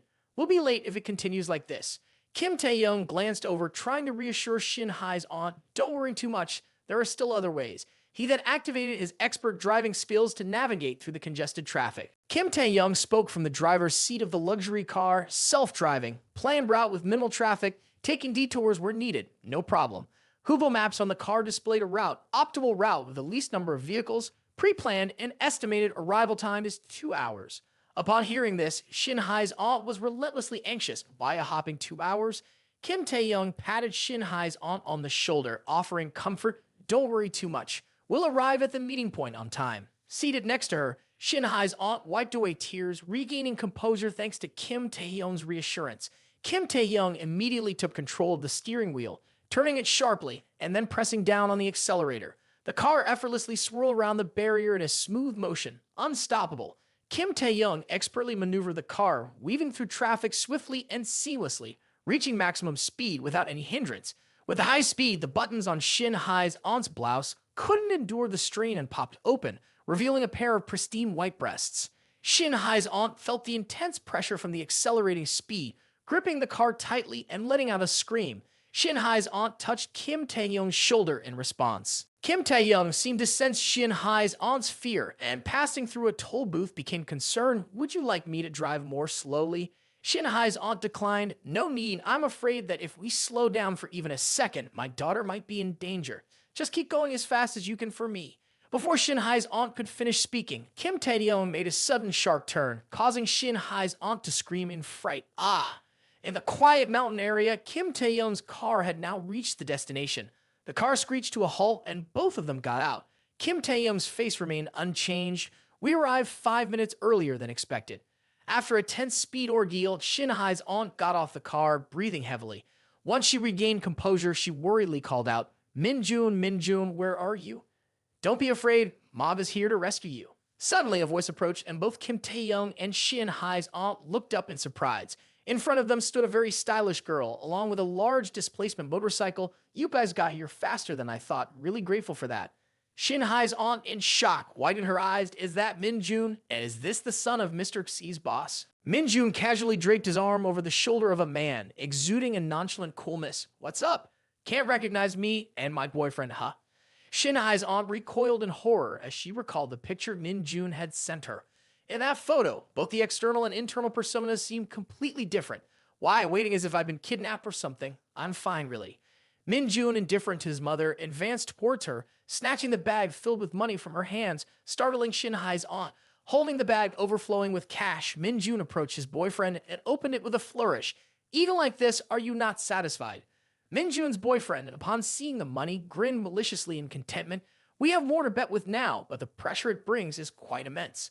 Shin Hai's aunt was held back by two young men, calling out incessantly, "Minjun, what's happening to you? Why are you dressed like this? Someone is forcing you to do this, right? Don't be afraid, your mother is here and won't dare to harm you anymore." Minjun's boyfriend laughed heartily and gestured towards them. "Ha ha ha ha. Is this Minjun's mother? Minjun and I aren't deceiving anyone. My family indeed has its own company, and if Minjun follows me, she'll never suffer. Moreover, we can enjoy it together every day. Speed is the intense passion of all of us." Minjun felt uneasy as her boyfriend casually draped his arm, saying, "Talk to me when you drive over." Minjun chewed on a piece of bubblegum, wearing a dark expression. "Well, Mom, now you understand, don't you? It's just a play I've orchestrated from start to finish. Indeed, a misbehaving child." Shin Hai's aunt helplessly collapsed to the ground. She sat on the floor, crying. "Oh, what are you saying, my child? Your parents have worked so hard to raise you. How did you turn out like this? Hoo. Kim Taehyung stood beside her, comforting Shin Hai's aunt by placing a hand on her shoulder. "Oh, please don't be so sorrowful. Why didn't you call home to confirm first? They're probably anxiously waiting for news from you." Hearing Kim Taehyung's sensible words, Shin Hai's aunt stifled her tears. "You're right." Minjun, noticing Kim Taehyung, asked, "Hello, and who are you?" Kim Taehyung looked up and replied, "Oh, me? I'm just a friend of Shin Hai." Minjun, adopting a sinister demeanor, said, "Oh, so this is the person my dad wants to disgrace today, huh?" Suddenly, the system echoed with a ting-ting sound, initiating the power mission. A beautiful woman named Du Minjun, 23 years old, with a height of 164 centimeters and a weight of 47 kilograms. When the favorability of the target towards the client exceeds 90%, then 10% of the amount used for the target will be refunded to the client in the form of personal property. When the favorability of the target towards the client reaches 100%, the mode of address will change, and the relationship between the client and the target will also change, with the current favorability being negative 10%. Kim Taehyung muttered helplessly in his mind, "What is this? Does the system think it can turn her into a well-behaved cat?" Minjun leaned on her boyfriend's shoulder, then pointed at Kim Taehyung with a lollipop stick. "If you can win over Shin Hai, then you can be considered quite capable. However, a well-behaved child like her should just stay in her mother's embrace." As they spoke, a car pulled up and a voice explained, Hey, are you planning to continue this conversation forever?" Hearing the voice, Minjun and her boyfriend turned to look. Kai Zhengsong, the eldest son of the Kai family, appeared with a threatening and disdainful expression. "You've got the money, so start the competition right away." How long do you plan to stage this disgusting family drama for everyone to watch? Minjun, not one to be submissive, replied with a strong personality, excited to lose like that, huh? Just wait and see. She patted her boyfriend on the shoulder with a confident expression, sighing, I believe you'll definitely win this time. Stay ahead of him in the cheap section and overtake him on the open road because your car is much faster than his. Her boyfriend cheerfully agreed, okay, this time I'll bet everything I have, and if I fail, I won't show my face in this world anymore. It was clear that he was talking big, and the crowd erupted in cheers as the game began. In their respective positions, Minjun's boyfriend and Kai Sheng-san lined up at the starting point. Even before the race began, Minjun's boyfriend boasted confidently, let's see how I beat him. The female referee announced loudly, the official race begins. After a while, the referee's voice echoed, end. The race had concluded, and the winner was Kai Sheng-san. He celebrated joyfully, while Minjun's boyfriend and Minjun were left frustrated, questioning, why? Minjun consoled, it's okay, Xian. We only lost a small amount this time. We'll definitely win next time. Hearing Minjun's words, Kai Sheng-san approached and pointed at her, a little money, huh? Do you think you're capable of paying me hundreds of thousands, haha? Accept the defeat and become mine, Minjun. I've heard that even Seek Xiang has never laid a finger on you. Today, let me verify if that's true. Minjun, with a tart expression, turned back to confront the man. Did you fall down a well, or are you daydreaming in broad daylight, big brother?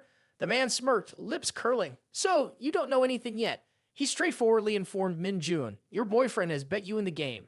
Minjun, taken aback, dropped her lollipop. What on earth? Minjun's mother couldn't believe what she was hearing. Her current expression resembled the world crumbling down. Kim Taehyung, standing behind, was equally astonished. The man embraced a girl in his arms with several followers behind him, relishing the feeling of victory. You understand the rules of the game now, right? From now on, you'll become my plaything. If you dare to run away, means you violated the rules, and you know the consequences. Furious, Minjun rushed to grab Seek Xiang and scolded, did you really bet me without my consent? Are you insane, Seek-san? Seek Xiang, now the madman's expression, replied, I've sold my life for this match, and you have to contribute something. This time, Kai Sheng-san also bet his girlfriend, but she's 100 times better than you. You've never let me touch you before. Do you really think you're worth that much? Minjun gritted her teeth in anger, raising her hand to slap Seek Xiang out of frustration. You! However, suddenly, Kai Sheng-san grabbed Minjun's wrist tightly, his face extremely menacing. Stay quiet. The owner has commanded you not to hit anyone. Kai Sheng-san seized Minjun's hand and pulled her forcefully. Get on the bite and obediently lie down. Call the owner and follow my orders now. Minjun, being dragged away, exclaimed in fear, wait! On the other side, Minjun's mother, feeling pity for her daughter, quickly stepped forward and told Kai Sheng-san, release my daughter now. You're breaking the law, and I will call the police to arrest you. Kai Sheng-san, indifferent to Minjun's mother, placed Minjun on his motorcycle, paying no attention to her words. This lady really doesn't understand the situation, does she? Ask her daughter if she wants to call the police first. Kai Sheng-san used force to press Minjun onto the seat of his motorcycle. Minjun, in pain, couldn't utter a word. Minjun's mother rushed forward to save her daughter. Let my daughter go. However, one of Kai Sheng-san's henchmen, without mercy, delivered a hard slap to Minjun's mother's face. Kai Sheng-san glanced at Minjun's mother provocatively. Don't get so angry. Look closely. This on doesn't look too bad either. Both of you could become models inside my fancy car. Kai Sheng-san was truly merciless. Minjun struggled fiercely under the motorcycle seat. Don't touch my mother. Minjun's mother was tightly held by two henchmen, but despite that, she comforted her daughter. Minjun, don't be afraid. Both Minjun and her mother were tightly bound and stood in front of Kai Sheng-san. Kai Sheng-san found the situation exhilarating. This scenario is so exciting. Why don't you lift your head and call your owner? While Kai Sheng-san was enjoying himself, Kim Taehyung's voice interrupted. I apologize for disrupting your fun. Immediately, Kai Sheng-san and his two henchmen turned towards the source of the voice. Kim Taehyung, with great arrogance, spoke to Kai Sheng-san. By the rules, Minjun has lost, that's for sure. But whatever you want, I'll comply. However, you also have to follow some rules. If I propose a bet against you, how about that? Kai Sheng-san questioned, who are you and why do you want to bet with me? Do you even have money to gamble? Kim Taehyung, confident in his financial standing, replied, I can offer any amount you want, and I can bet as much or as little as I please. Hearing this, Kai Sheng-san looked down at Kim Taehyung as if he were an ant. Is that so? Is that car yours then? Kai Zheng-song sneered in front of Minjun's mother, Minjun, and Kim Taehyung. If that's the case, using that limited edition sports car, and this lady too, I'll compete with you. After that, I might as well take both the mother and daughter. Minjun mumbled, Kai Zheng-song, this scoundrel. Seeing Minjun agitated, Kai Zheng-song responded uncomfortably, being impulsive, daring to talk to your owner like that. Immediately, one of Kai Zheng-song's henchmen approached, delivering a painful slap to Minjun's face. Suddenly, Kim Taehyung couldn't help but burst into laughter, making Kai Zheng-song startle. Haha, is that so? Do you feel a bit stingy now? The two henchmen, seeing Kim Taehyung acting recklessly, stepped forward threateningly. You. Kai Zheng-song stepped forward, commanding his two henchmen, hold on. How do you want to play this? Kim Taehyung swiftly produced his powerful black card, a sports car, a beautiful lady, and adding this black card. It holds 200 million yuan, that's my bet. As for you, do you have enough money to gamble with me? Kai Zheng-song pointed to the girl behind him. This is interesting. All right, then I'll bet an additional 100 million yuan, plus Du Minjun and the lovely lady here, all in on my side. Kai Zheng-song's girlfriend waved and winked at Kim Taehyung without any restraint. See, Siang found it intriguing and wanted to join the game. Wait, I want to bet too. Can we participate? Kim Taehyung agreed, sure, but I just don't know what you're betting. Seek Siang, without any remorse, stated, I can bet 40% of the shares in a fantasy company.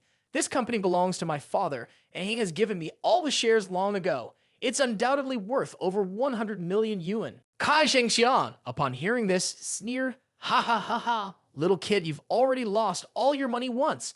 Are you sure you want to bet those shares now? Anyway, the total amount in the bet will be 300 million yuan.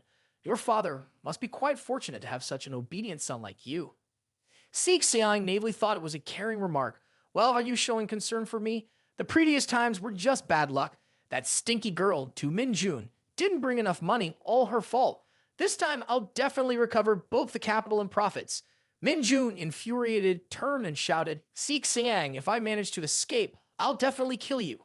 Minjun's mother turned to Kim Taehyung. Kim Taehyung, this is a family matter we've caused. You don't have to do something dangerous. If you lose, your money will. Before Minjun's mother could finish, Kim Taehyung spoke up. Hey, Aunt Min, don't think about pessimistic things like that. So, what if I win the bet? Kim Taehyung had carefully calculated in his mind, I'll have many rewards if I win this game.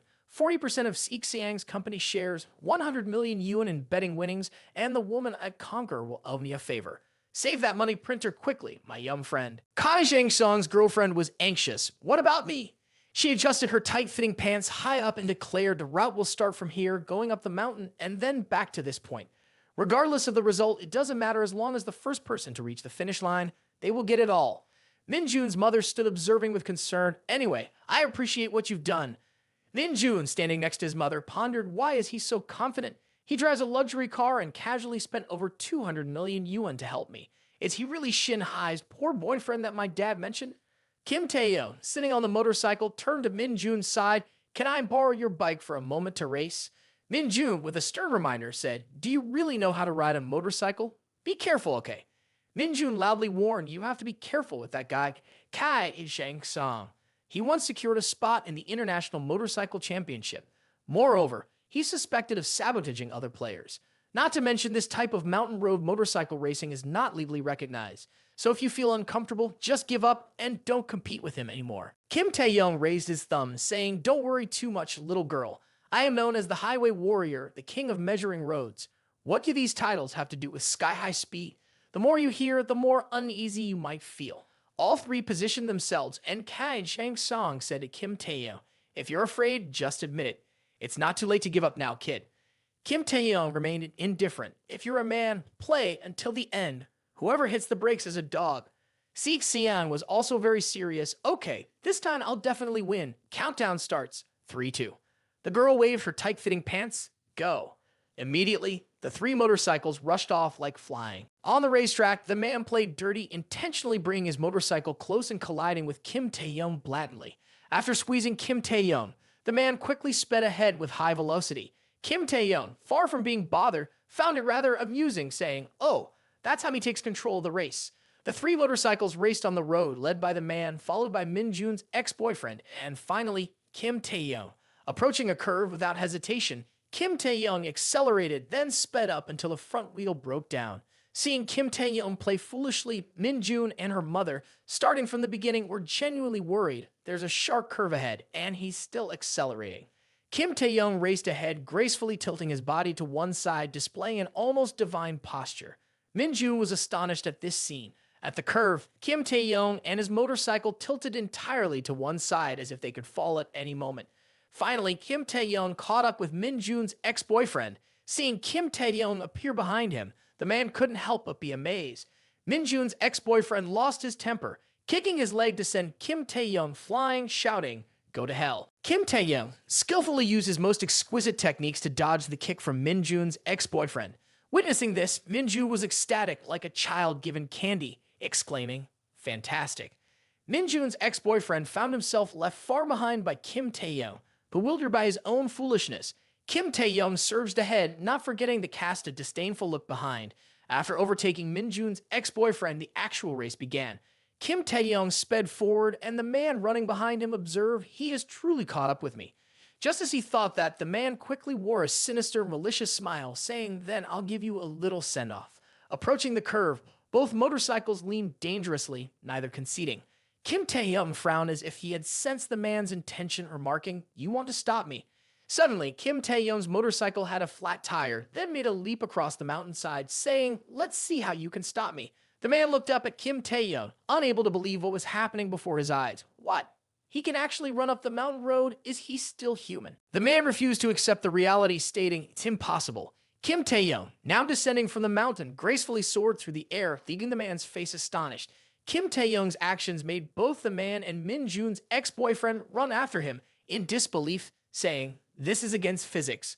Observers at the starting point, watching every scene through a phone, also felt a mix of anxiety and surprise. Kim Tae-young, in midair, looked down, and the two defeated opponents mockingly said, "Why are you looking at me like that? Focus on the road." After saying that, Kim Tae-young sprinted forward, leading the race. The worried man commented, "This isn't good." Min-jun's ex-boyfriend, distracted, continued to gaze at Kim Tae-young. Eventually, his vehicle collided with the mountainside, causing him to crash along with the motorcycle. After the impact, Kim Tae-young seamlessly continued to soar like a flying bird. The man, chasing after, looked at Kim Tae-young's receding figure, his face darkening with frustration, muttering, "You forced me to do this. Seems like he wants to play dirty." After this thought, the man quickly pressed a button on the motorcycle. The bike seemed to be energized, emitting a blue flame from the exhaust, making it run even faster. The man swiftly sped forward with a triumphant face, an extremely sinister and chilling expression, saying, "I not only want you to lose, but I also want you to die." Engaging in foul play and driven by the intention to kill Kim Tae-young, the man appeared to catch up quickly, threatening, "I'll kill you." Min-jun, witnessing this, turned pale with fear, exclaiming, "No." As the man approached, Kim Tae-young tilted his bike to one side, causing the rear wheel to malfunction. Kim Tae-young's wheel blocked the man's bike, propelling the man high into the air. In midair, the man, now realizing the fear, shouted, "Why is this happening?" On the current racetrack, only Kim Tae-young remained, dominating the scene without fear of anyone. The man in the air had already left the motorcycle, helplessly yelling, "Oh no! Oh no." Kim Tae-young gracefully cruised to the finish line. The female referee raised her tight shorts and exclaimed, "The game is over, and the winner is Kim Tae-young."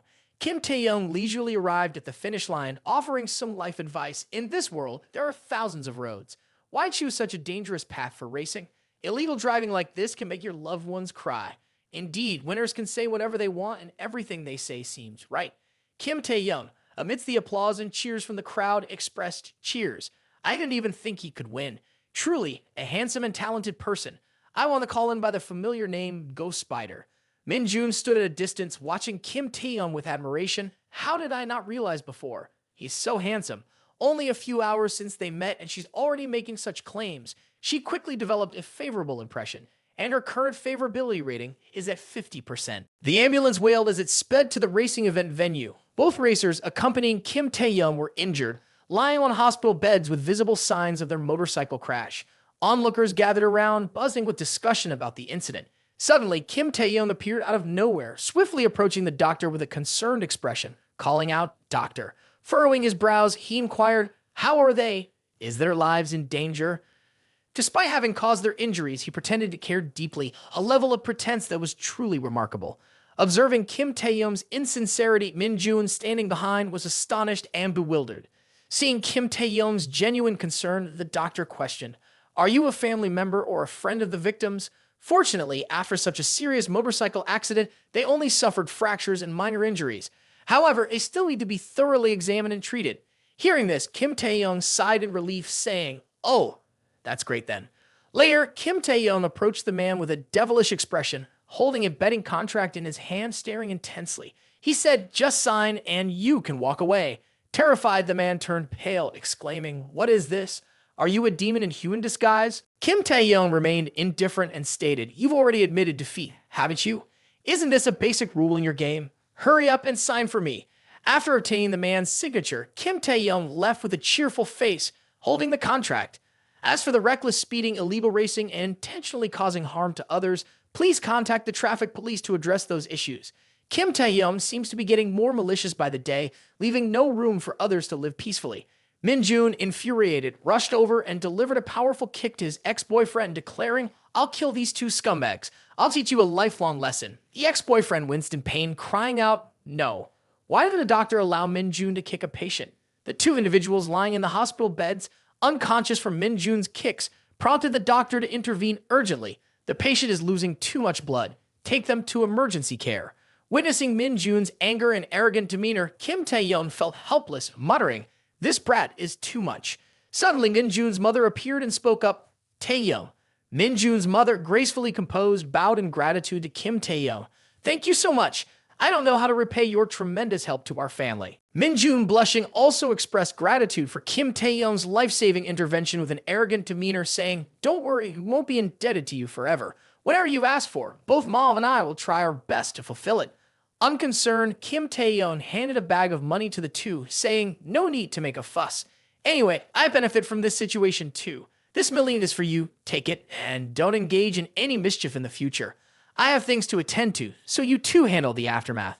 After speaking, Kim Tae-young swiftly turned and left in a charismatic manner. Both Min-joon and his mother watched him with flushed faces. Min-joon commented, "This Kim Tae-young is truly different from the majority." "Do you think so too, Mom?" Min-joon looked at Kim Tae-young with eyes full of love, stating, "I've made a decision for myself." Min-joon's current favorability towards Kim Tae-young increased by 20%. His mother wondered, "What decision?" Determined, Min-joon clenched his fist. "I want to pursue him." Startled, Min-joon's mother exclaimed, "Wait, isn't he already Shin Hai's boyfriend?" Unperturbed, Min-joon replied, "I don't care about that." Transitioning to the street food scene outside the school, Kim Tae-young and his roommate enjoyed snacks together with enthusiasm. Tae-young cheerfully placed an order, saying, "Boss, give me 3 regular sausages, 1 slightly fried, and another one with an extra layer of egg on the outside. Make it deliciously fragrant." The stall owner, upon hearing this, happily grinned and said, "Ha ha ha ha. Order confirmed, young gentleman." This stall owner seemed to be operating as if he were in a live stream with such a lively confirmation of the order. Kim Tae-young suggested, "Later, let's also have a bowl of noodles, play some games, and enjoy ourselves." Suddenly, Min-joon emerged from behind some bushes, his gaze quickly fixing on Kim Tae-young. He then touched his shoulder, making Kim Tae-young turn around in surprise. On this side, Min-joon, eyes gleaming, wanted to snatch a piece of sausage from Kim Tae-young's hand. Min-joon took a big bite, his face extremely satisfied as he devoured the entire sausage. This mouth wasn't small either, guys. Min-joon raised 2 fingers in a cute gesture, saying hello. Seeing Min-joon enjoying the food, Kim Tae-young looked at the sausage in his hand, feeling both sad and helpless, muttering, "Do Min-joon, why are you here?" 3 friends from the dormitory with Kim Tae-young watched Min-joon and exclaimed, "Beautiful, she's incredibly beautiful. Why is she looking for Kim Tae-young?" Mischievously licking his lips, Min-joon approached Kim Tae-young teasingly and said, "Care to guess?" He then suggested, "How about you take me along in a little while?" "Can you do that?" The 3 friends helplessly exclaimed, "Another fiery girl looking for Kim Tae-young." Kim Tae-young immediately disagreed, saying, "No, girls usually come to me like a flash of lightning." The 3 friends, hearing this, were astonished, mouths agape, saying that fast, huh? Min-joon frowned unhappily, saying, "Hey." Suddenly, a sniffling sound echoed, and Hyun-jisoo mysteriously appeared behind Min-joon, standing tall and posing. She spoke firmly. Indeed, this shameless one dared to eat Kim Tae-young's sausage without seeking permission. "I'm the one who should handle this." After speaking, Hyun-jisoo used her chest to push Min-joon aside, displaying her dominance, and commanded, "Get out of here quickly." However, Min-joon, unyielding, quickly grabbed Hyun-jisoo's hand. Then, with an unmerciful shove, She fell forward without hesitation, and Hin Jisoo cried out in pain. Minjun, with a dark and mocking expression, taunted, "Who do you think you are challenging me like this? Back when I was in the gang, people used to call me the big sister, you know." Underneath Minjun, Hin Jisoo could only grit her teeth in frustration. Refusing to back down, she used her free hand to grab Minjun's hair and yanked her down. The two beautiful girls engaged in a public brawl in the bustling street amidst the passing crowd. "Let go of me, you dog. Release me quickly. If you don't let go, I'll break your arm," they shouted at each other. Kim Taehyung's three friends found the scene quite entertaining. Another interesting drama to watch. Kim Taehyung could only hurriedly cover his face with his hands. They need to stop this cat and mouse game quickly. Then he activated his traditional Chinese medicine skills, approaching the two girls. With nimble fingers, he applied pressure to specific points on their bodies, causing both of them to stiffen. The two girls clutched their arms and screamed in pain. "Oh, it hurts too much." Kim Taehyung glanced at the two girls with a displeased attitude and reprimanded, "Could you stop this cat and mouse game? Hin Jisoo, are you secretly stalking me again?" Upon hearing this, Hin Jisoo pretended to be innocent and shifted the topic, saying, "Kim Taehyung, do you hate me?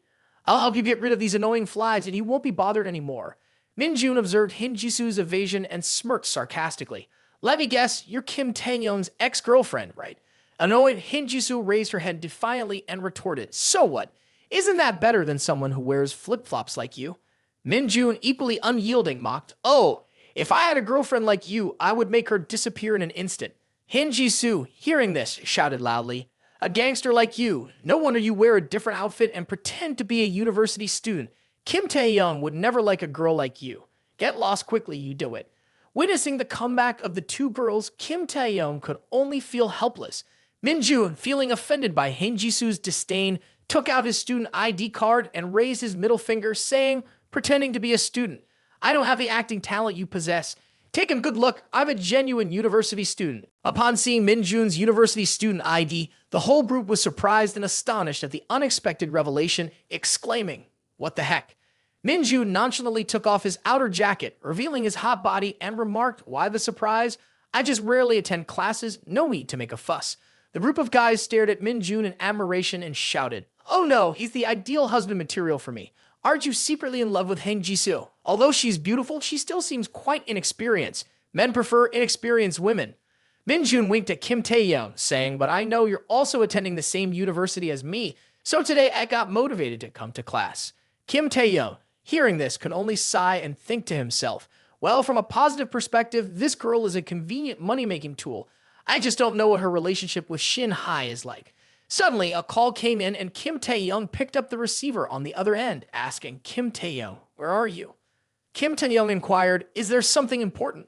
The voice on the other end continued, "There's an exhibition at the museum today. Did you forget about it?" Kim Taehyung, upon hearing this, suddenly remembered, "I remember now. A few days ago, she mentioned that today is the first day of the Cultural Heritage Exhibition." Immediately, Kim Taehyung pretended to justify himself. "Of course I remember. I changed clothes and am on my way to the museum."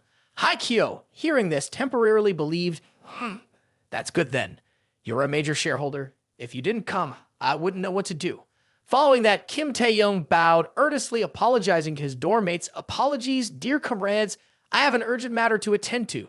Please go to the internet cafe and I'll cover all the expenses." His friends agreed, saying, "All right, let's go then. You handle your busy matters and don't come begging for favors later." After bidding farewell to his friends, Kim Taehyung approached his bicycle and checked his phone, muttering, "Why didn't I use the shared bike service?" Minjun approached to talk to Kim Taehyung. "Where do you want to go? I can ride my motorcycle to take you there as quickly as possible." Kim Taehyung declined, "No need. I can go on my own." Minjun firmly refused and held onto Kim Taehyung's hand, demanding to learn the acupuncture technique immediately. "So when can you teach me the acupuncture technique you just demonstrated?" Hin Jisoo, seeing the obstacle in front of her, shouted loudly, "Let go of them, you dog. Leave Kim Taehyung alone." Kim Taehyung, feeling a headache from the commotion caused by the two girls, helplessly said, "It's too noisy. My head is starting to buzz like bees. I can teach you acupuncture, but it depends on whether you can grasp it or not." Clarifying further, Kim Taehyung confronted Minjun directly, "But first, you need to go back and study the subjects you've abandoned. You haven't passed basic computer science and English at MP level. Then come back to talk to me." Minjun, in despair, cried and knelt down, "Just kill me already." Chasing after Kim Taehyung, Minjun pleaded, "Can you lower the requirements a bit?" The two male students watched Min-jun and commented 90, 60, 90. I also want a fiery woman like that to pursue. These figures are truly perfect. Han Ji-seo was so angry that her hands were shaking. At the museum, with a crowd of people coming and going, the inside spacious and bustling, Hai Kyo stood amidst the crowd and said, Director Song, you still look very young and prosperous. Under Director Song's management, the Anjiang Museum is truly thriving. I envy Mr. Song because he has an outstanding daughter like this. A middle-aged man approached and handed his business card to Hai Kyo. I'm Mr. Seop. I wonder if Director Song can let me invite you to dinner? Hai Kyo smiled awkwardly and gracefully declined. Thank you, but I'm currently on a diet, so I sincerely apologize. The man showed understanding. No problem at all. It's just a light dinner. I've reserved a table at a 5-star restaurant. For an elegant lady like Director Song, this is the only place worthy of you. The man thought happily to himself, ha ha ha ha. Let's immerse ourselves in the fragrance and sophistication of this handsome gentleman, miss. Kim Taehyung also arrived, saying, oh, here it is. He quickly handed food to Hai Kyo and cheerfully said, Hai Kyo. Seeing Kim Taehyung, Hai Kyo approached and asked, Kim Taehyung, what are you holding? Kim Taehyung quickly presented the food in front of Hai Kyo, saying, oh, this is the sausage I bought at the university gate. Would you like to try it? The cheerful old man remarked, ha ha ha ha. This is too funny, treating Hai Kyo to a sausage barbecue worth a few dozen yuan. This young man seems to have lost his mind. Surprisingly, Hai Kyo exclaimed, whoa, is that true? I've never had it before and I really want to try your sausage. Taking a bite, she continuously praised, wow, it's so delicious. Kim Taehyung joyfully said, of course. I often go to that place to eat. The stinky tofu at the nearby stall is also incredibly tasty. Hai Kyo expressed her desire to go there with Kim Taehyung, saying, next time, and you take me to eat there. The man behind them witnessed the scene with wide-open eyes. After finishing their meal, Hai Kyo held Kim Taehyung's hand and pulled him, saying, you glanced at everything here, right? Now let's head to the Artifact Appraisal Hall in the West Lobby. Kim Taehyung was puzzled. Artifact Appraisal Hall? What's that for? The atmosphere between the two turned rosy, leaving the man behind them frozen like a statue. At the Artifact Appraisal Hall of the Anjiang Museum, people queued up to chat with each other, saying, hi, this is a regular activity organized by my dad twice a month to appraise non-profit cultural relics and artifacts from all over the country. It's very popular in the Anjiang antique collecting community. A man eating a donut was live streaming. These donuts are so delicious. Everyone take a look at where I am right now at the Artifact Appraisal Hall of the Anjiang Museum. The live stream showed the image of the appraisal hall. It's really miserable here. Although I've never seen any museum in the US, it's probably twice as big as this one. The man continued addressing his audience on the live stream. This morning, I brought this little girl for appraisal. The people here are all famous experts in the antique world. After the appraisal, I can sell the artifact and have some money to go back to the US for a comfortable life. My buddy Sam has already arranged a good job for me in the US. The announcement echoed, number 174, please. Immediately, the live streaming man rushed up. It's my turn. Kim Taehyung, Hai Kyo, and two others walked together. Very lively, isn't it? That's right. An older man approached. Hai Kyo, your exhibition named National Treasures of the Homeland is truly significant. Where is Mr. Song now? Upon hearing this, Hai Kyo stepped forward. Thank you, Professor Kong, for your kind words. My father will arrive later, Professor. The man responded by raising his thumb. He must be excellent in educating children to have such a successful daughter. It seems Mr. Song is truly skilled in raising children. Hai Kyo humbly replied, Professor Kong, please don't praise me too much. I just want to express my gratitude for your constant presence in the Artifact Appraisal Association. After saying that, the man left. I'm old and have digestive issues. Need to use the restroom. Please excuse me. Hai Kyo responded, sure. Suddenly, in the appraisal area, a disgruntled person spoke up. Why call my number if there's no one on duty? I've been waiting for a long time, and I'm even live streaming. Many people are waiting now. Is this how your museum conducts artifact appraisals? Hai Kyo quickly stepped forward and spoke. Sincerely apologized. Professor Kong is occupied for a few minutes. If you can't wait, I'll help you appraise the artifact. The man, upon hearing this, immediately displayed disdain. Oh, so you have the ability to appraise my artifact.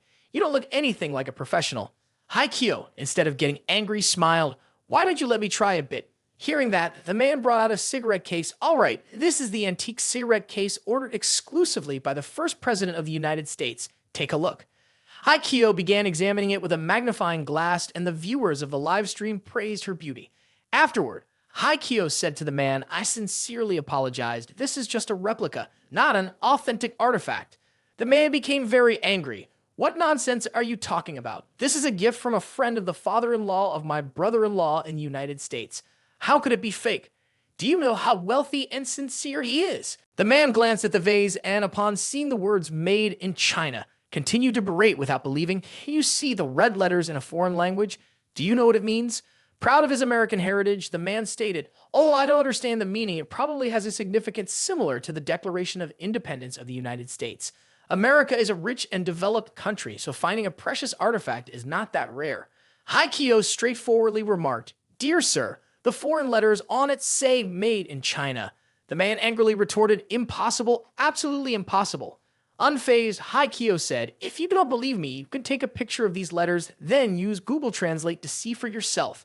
Suddenly, a man approached to take a photo of the inscription on the vase, stating, "I don't believe it.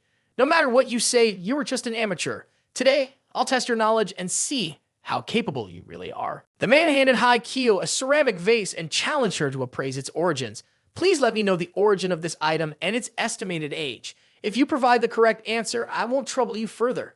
Holding the vase in her hands, Haikyo carefully observed it. She then responded to the man, "Due to my limited knowledge, experience, I can only offer a preliminary assessment. This item does appear to be exceptionally well crafted." Upon hearing Haikyo's words, the man arrogantly asserted, "If your knowledge and experience are limited, then you must admit that this tobacco pipe was a gift from my friend in the US. It's not a fake." Examining the vase meticulously yet objectively, Haikyo, recognizing its perfection, promptly provided her most accurate answer. "The glaze color has a rather novel feel, so if I'm not mistaken, this vase is also a reproduction." The enraged man shouted loudly, "This is nonsense. You know nothing and still pose as an expert. Did you buy your expertise or simply bluff your way into it?" Unsettled by the man's anger, Haikyo warned, "Be careful with your words or I'll call security and have you removed from here immediately." The man, upon hearing this, sneered at Haikyo, saying, "Call security?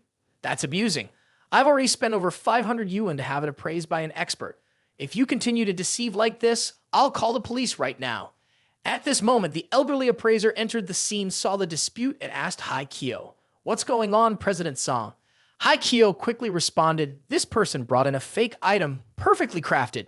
The man loudly retorted, "Master Kong has finally arrived, and this woman, I don't know where she came from. She glanced briefly and claimed my antique vase and the president's tobacco pipe are fake. Let's go and see. A woman without any expertise in a vast Jiang museum says she can fool me. I'm famous with over 30,000 subscribers. Does she realize she's trying to deceive an expert?" The elderly appraiser approached and whispered to Haikyo, "Haikyo, I know your appraisal skills are quite good, but to become a true artifact appraiser, you still have a long way to go. Appraisers not only need to know how to evaluate artifacts, but also how to handle more complex cases. That cultural relic clearly lacks evidence of forgery, so loosely providing him with a certificate should be enough to pacify him." Upon hearing this, Haikyo was startled and couldn't believe it. "Teacher Kong, why are you here?" Uncle chuckled mischievously. "Don't be so surprised, my dear. Back in the day, your father, I, and Ta worked together. We have to rely on a cleverness and flexibility to build the renowned antique appraisal booth we have today." The man smirked, cornering Haikyo. "So, young lady, have you accepted that my artifact is genuine? Confirm it and apologize to me immediately, while there's still a chance to salvage this situation." Haikyo found herself surrounded by the unique words of those around her. A priceless antique worth millions now claimed to be a high-quality fake. "Do you even know how to appraise artifacts, Haikyo? I can't defend you. You're no longer a child. You must acknowledge your mistake. Otherwise, how can you successfully run this museum? This is the culmination of your family's hard work over generations." Haikyo fell into silence, and suddenly a light shone on her. "What's all the commotion about?" Kim Taehyung approached, furrowing his brows and draping an arm over Haikyo's shoulder. "Tell me, who's the one bullying my woman?" Haikyo looked up at Kim Taehyung, blushing and flashed a beautiful smile. "Kim Taehyung." The man, uncomfortable at Kim Taehyung's appearance, asked, "And who are you?" Kim Taehyung raised his thumb, pointing at himself. "I'm the head expert among experts." Uncle introduced Kim Taehyung to the man. Yes, don't judge Taehyung by his age. He's one of the top artifact appraisers globally." Uncle slyly grinned. "I just went for a break and overheard a call from Mr. Song. Got to know that Kim Taehyung is the new and sole shareholder of a Jiang museum. Heard he's a shark with deep pockets. It's better to establish a good relationship with him." Upon hearing this, the man approached. "Then, can you take a look at this high-quality vase for me?" Kim Taehyung agreed. "Sure, so which dynasty does this vase belong to?" Proudly, the man answered, It's from the Song Dynasty. Hearing this, Kim Taehyung raised his head. The Song Dynasty, huh? I actually think it might be even older than that. The man, upon hearing this, excitedly clapped his hands together. Even older. Then it must be from the Song Dynasty. In that case, it becomes even more precious, doesn't it? Kim Taehyung scrutinized the vase and asked further, "So, did you acquire this porcelain through purchase, or did you find it yourself?" The man smirked as he replied, "Not to brag, but this ancient vase was passed down by my grandfather. It's considered a family heirloom." Kim Taehyung exclaimed, "Oh, that's impressive." Angry now, Kim Taehyung shouted on live, "Your grandfather has been alive since the Song Dynasty. I'm not a fool." The man, taken aback, retorted, "Are you joking with me?" Kim Taehyung, unfazed, said, "I don't have time to joke with someone who throws hand grenades like you. Don't waste our time. Just tell me how much you bought this vase for." The infuriated man continued, "You're truly an arrogant fool. Why do you have to be so stubborn? Fine, if you want to play, I'll play along until the end." Placing his certification paper on the table, the man declared, "Open your eyes wide and take a good look.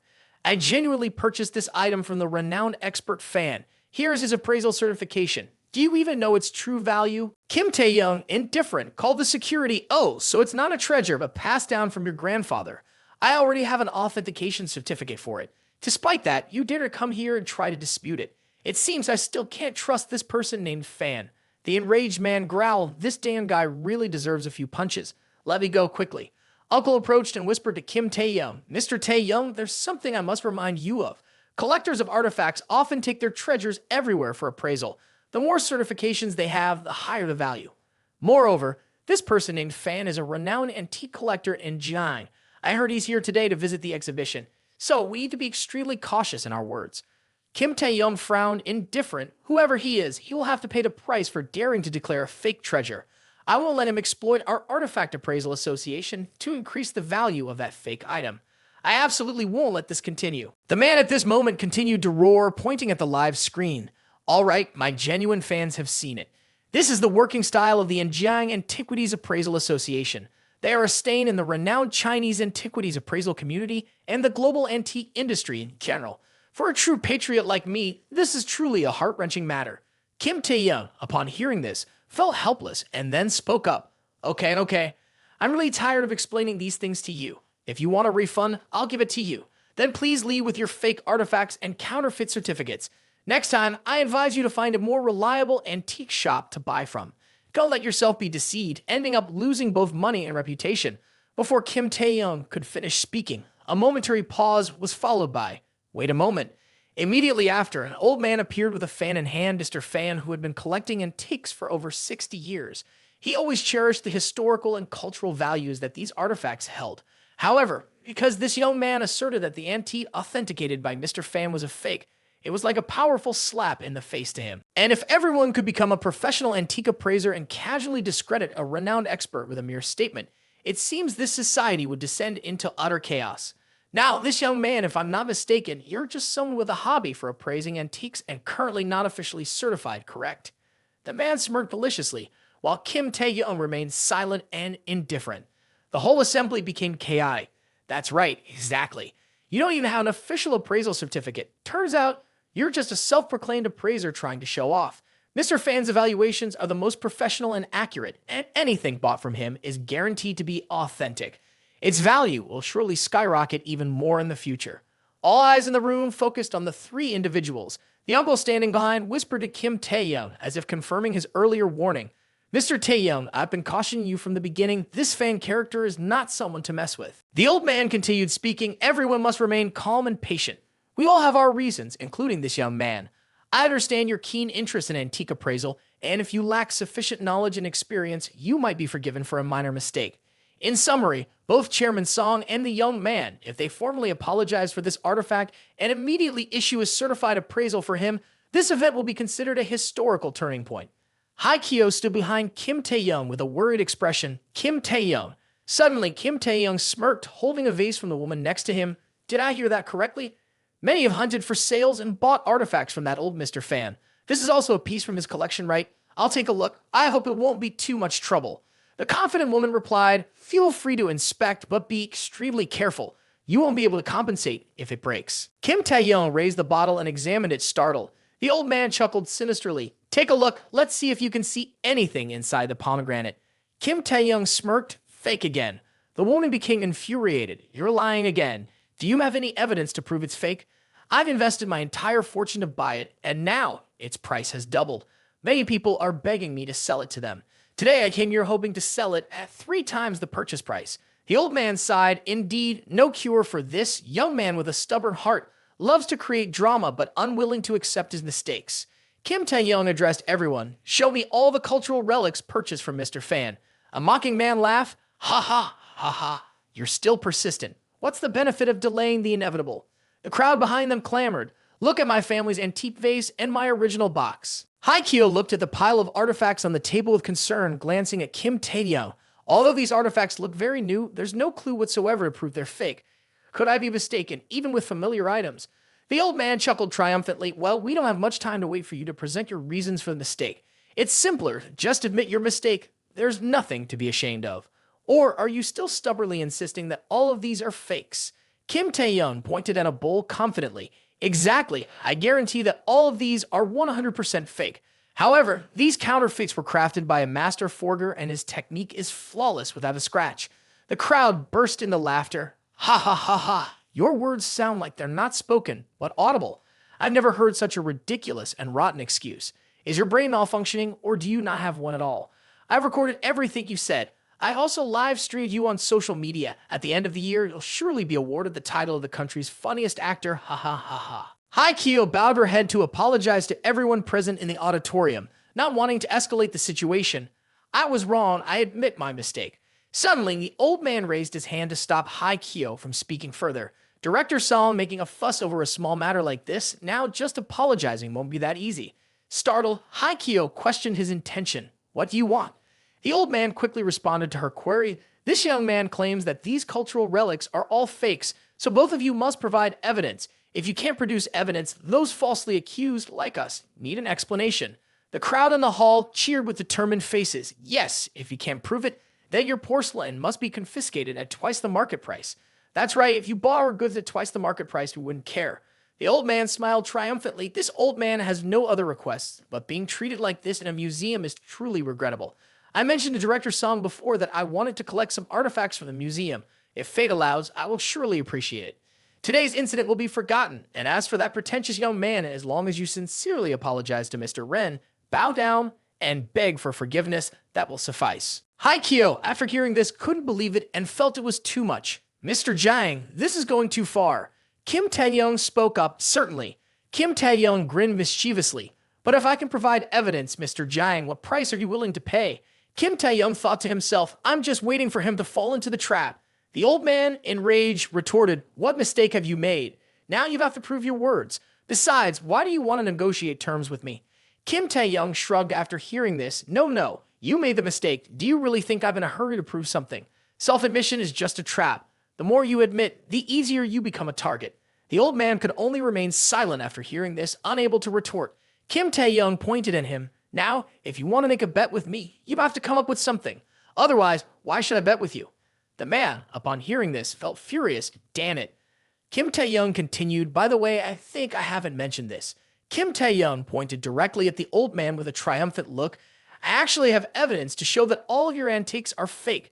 Would you like to come and test it? The crowd, successfully provoked by Kim Taehyung, immediately became furious and shouted, let's do the bet. Seeing Kim Taehyung's arrogance, the old man, using his fan, directly confronted him. It's been many years since I've encountered such arrogance. I'll bet half of my collection with you. Upon hearing this, the onlookers at the venue couldn't believe it. Half of Mr. Jang's collection, isn't that comparable to a museum? The old man proudly boasted, the value of my collection is at least 10 billion dong. Betting a museum with you is more than enough. After the terms of the bet were laid out, Kim Taehyung was also satisfied and spoke. All right, let's begin. Although there is the Cardin 14 dating method for determining antiquity, it's too slow. Today, I will do it quickly. Give me a hammer. The bystanders were puzzled. What does he want to do? He needs to examine the cross-section and horizontal cut of the cultural relics. Well, I think he has some interesting ideas. Everyone looked down on Kim Taehyung, but surely he must have heard rumors about the fake ancient ring, right? Does he really believe that? I wish he would smash my items. Anyway, he has to pay double the market price, and he hasn't even reacted yet, has he? The market price of cultural relics should also be determined by ordinary people. Perhaps it's just a rumor about the mark of an advanced forger. Ha ha ha ha. Kim Taehyung, holding a hammer, spoke loudly to everyone. All right, next, I will use the hammer to break the antique items that I believe are fake. I will compensate double if there's a mistake in identification. In this crucial moment, Kim Taehyung didn't forget to glance back at Hai Kyo, comforting her, don't worry. Hai Kyo seemed reassured, and her cheeks turned slightly red. Kim Taehyung, truly amazing. No matter what adversity he faces, he can calmly confront it, as if nothing in this world can stop him. The favorable impression increased by 8%. Hai Kyo's current favorable impression was 82%. Kim Taehyung looked at a fake vase and spoke up, so I will begin. The woman, seeing Kim Taehyung so determined, became very worried. Does he really want to smash it, or is he just overly confident? Kim Taehyung swung the hammer high, and the old man observed him while evaluating. This young man has some skills, but not many. Why doesn't he use the cross-section to assess authenticity and use it as evidence? If there are some poorly executed imitations of these cultural relics, he could really find flaws. The old man used his fan to conceal his wicked smile. It's a pity that these cultural relics are made by my own hands. How can I find a loophole? Truly overconfident. However, when it comes to flaws, there are still some issues to consider. Those are intentional marks I left behind. Every top forger does that out of pride. Each person leaves their own mark on their work, and I'm no exception. But if you think you can easily detect these cultural relics after smashing them, you're underestimating me. My marks are the size of a pet's head, and only I know where they are. Kim Taehyung forcefully struck down the ancient vase with one hand. If smashing with a hammer yields only a 5% chance of finding something, I will cut off every possibility you have. The man, seeing his vase shattered, was very pleased and exclaimed, ha ha ha ha, I bought this piece for 3 million. The pieces of the ancient vase fell to the ground, and someone remarked, fantastic, it's truly broken into many pieces. The man sat down, picked up a shard, and asked, can't you read this part? The woman wasn't sure. I can't, but it's probably correct. Now my daughter's medical expenses have been settled. The old man approached, took the shard from the man's hand, and said, look at the color of this part. It has a grayish-white and cool yellow hue, and the length makes it a genuine artifact. The man happily exclaimed, exactly as expected from Mr. Jiang.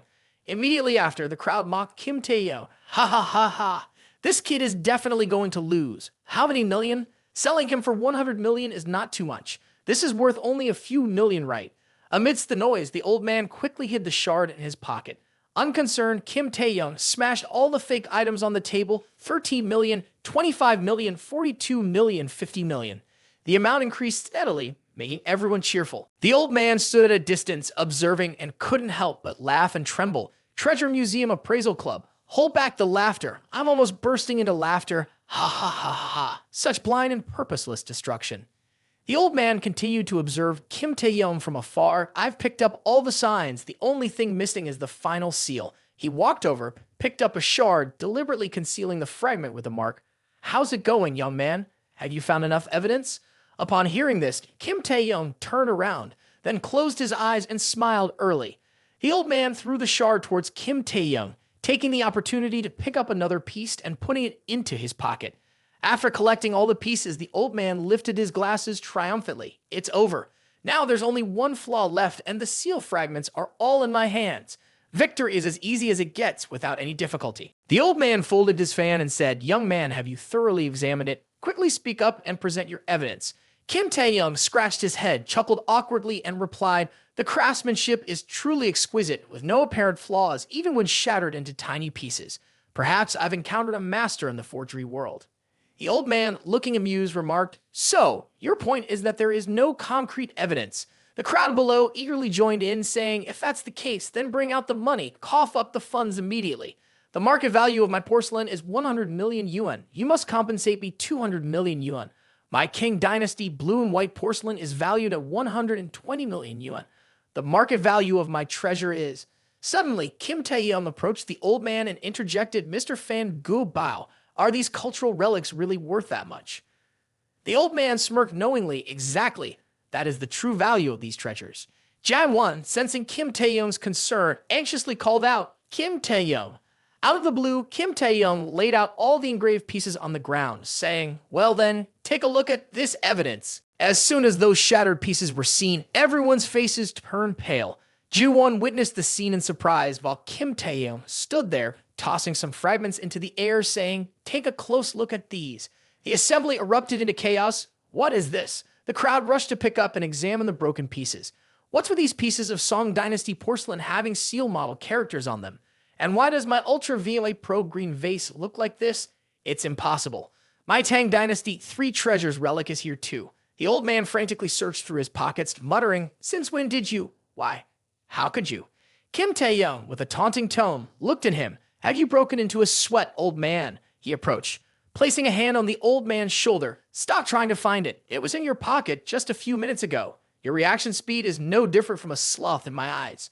The bewildered old man couldn't comprehend, but why could you? Kim Taehyung stepped forward to explain to everyone these cultural relics all look very real, but their common feature is that they are exceptionally well preserved. Some cultural relics and even national museums are not in such good condition. I think it's not because the foreigner lacks knowledge, but because he is too arrogant, believing that no one can identify what he creates. He's just relishing the sense of superiority, coupled with the unusually confident attitude. I guess none of these were actually made by him. After hearing this, everyone was left in utter confusion. The old man grew even more fearful as Kim Taehyung accurately revealed everything. "You, what are you talking about? It may not be me, but if I did it, how could you detect those signs?" Kim Taehyung, primarily observing the old man's expressions, replied, "I don't know. I just opened it and looked at it, then observed your reaction.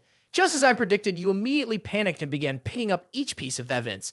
This is the first time I've seen someone collecting evidence to deceive themselves." The old man, infuriated, retorted, "Are you saying that if I didn't pick up those pieces, you would lose this bet? These are cultural relics worth hundreds of millions, and you dare risk so much money just to confirm your suspicion? Are you out of your mind?"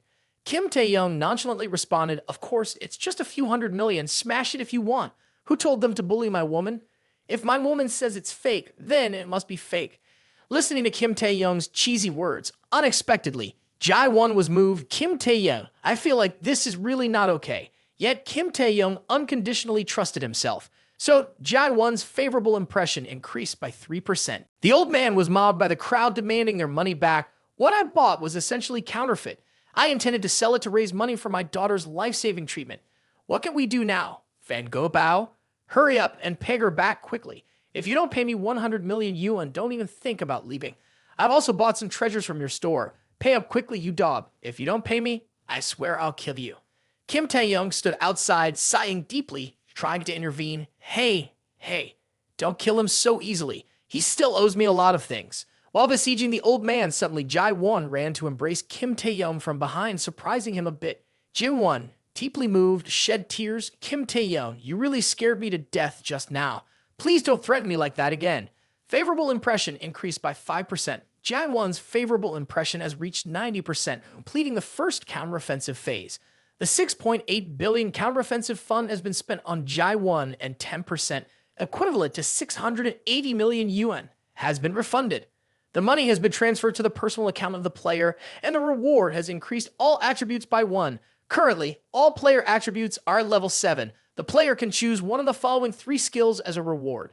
Please choose within the time limit. Option 1. Upgrade the C-level skill to master the 3rd martial arts discipline. Option 2. Upgrade the S-level skill in numerology. Option 3. Upgrade the B-level skill to expert horseback riding and flower viewing. Receiving such a large sum of money, Kim Taehyung was currently delighted in the sea of wealth. "Oh, 680 million yuan. If I save a bit, I won't have to work for a lifetime. This is my life goal." Kim Taehyung turned back to wipe away Jae-won's tears, comforting her. "I'm fine, right? Come on, beautiful girl, stop crying. There's an important task to do now." These words from Kim Taehyung puzzled Jae-won. Later, at the luxurious and splendid villa, looking at the old man's collection, Kim Taehyung couldn't help but exclaim, "Wow, Fan Gu Bao, you're truly the #1 collector in Yenjiang. There are so many precious treasures displayed here." Kim Taehyung cheekily grinned. "According to the agreement, I'll take half of that money." The old man, hearing this, immediately panicked. "Mr. Taehyung, all of these belong to me. I spent most of my life collecting them. Can you spare some money for my basic living expenses?" Kim Taehyung looked down with a dark expression. "What?" The old man, with a bruised face, hastily knelt on the ground. No need. "Mr. Taehyung, if you like any item, just take it." Ji-won sat in front of an antique, marveling. "Oh my god." Hearing this, Kim Taehyung curiously approached. "What's going on?" Jae-won replied, "The super treasure turns out to be here." At this moment, Ju-won turned her head and invited Kim Taehyung, "Come have tea with me later." In the evening, Kim Taehyung sat in a pavilion by the river, deeply engrossed in his phone. According to the latest news, Soo Hwang's live stream had been arrested by the police at the Moody border and was currently having prison meals at the Manhwa prison. Kim Taehyung, satisfied with the news, chuckled, "Manhwa prison, huh? I heard Manhwa is famous for its Manhwa specialty pho. Wishing my brother delicious meals in prison." Sitting there, Kim Taehyung became bored and curious. Why hasn't she arrived yet? Does she need to prepare so thoroughly just for a tea? At that moment, the sound of footsteps approached, and Jae-won, looking charming, emerged carrying a tea set.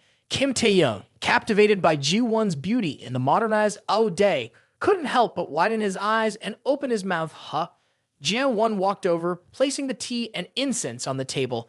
"Do you know the origin of this incense holder?" Kim Taehyung kept staring at Ji-won with a longing look. "You talk about the incense holder, but I am paying attention to the gray suit and your ant-like waist." Hearing this, Jae-won spun around for him to admire. "What? I bought this outfit back in high school. Wearing it is a bit tight now." Kim Taehyung opened the incense holder for observation. "Is this the love incense holder from Ji-Feng Temple's collection? Because it has a low base, if categorized as an artifact, it would be a level 3 artifact." Suddenly he remembered, but it has quite a touching story.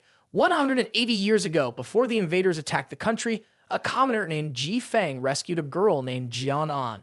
Jeon-an was the daughter of a Japanese businessman, and the two fell in love at first sight. Unable to dissuade his daughter, the businessman helplessly told Ji-Feng, "You were born a poor commoner. Only when you become a general can you marry my daughter." So Ji-Feng left Jeon-an with an incense holder as a predestined gift, then went off to battle.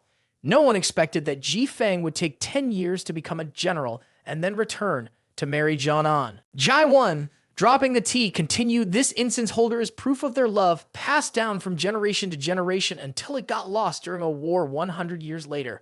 When I was little, I loved this story. I never expected to find the incense holder from the story today." Both looked at the incense holder, love enduring, never forgetting. These 6 words were carved by Ji-Feng on the incense holder. Kim Taehyung sipped the tea in his hand and exclaimed, "Such a touching story, and the tea is fragrant as well." Kim Taehyung hugged Jae-won and praised, "You look beautiful today." Upon hearing this, she boldly planted a fleeting kiss on his lips. Not letting her escape, he hugged her tightly, pulling her closer. They exchanged a long and uninterrupted kiss. While kissing, Jae-won's dress suddenly resisted, tearing slowly. Ji-won stood up, quickly using her hands to pull the dress back, trying to cover herself. How could this happen? On the other side, Kim Taehyung looked excited and blushing. He quickly draped his jacket over her. Then he lifted her in a princess carry. This made Ji-won somewhat shy. Kim Taehyung looked at her and asked, "Let me carry you to the changing room." Upon hearing that, she agreed and leaned against his firm chest. The sky had darkened, and it was unclear what these two individuals were going to do next. 2 days later, Kim Taehyung and Shin Hai drove to the #1 Long Wyan Villa in a luxury car.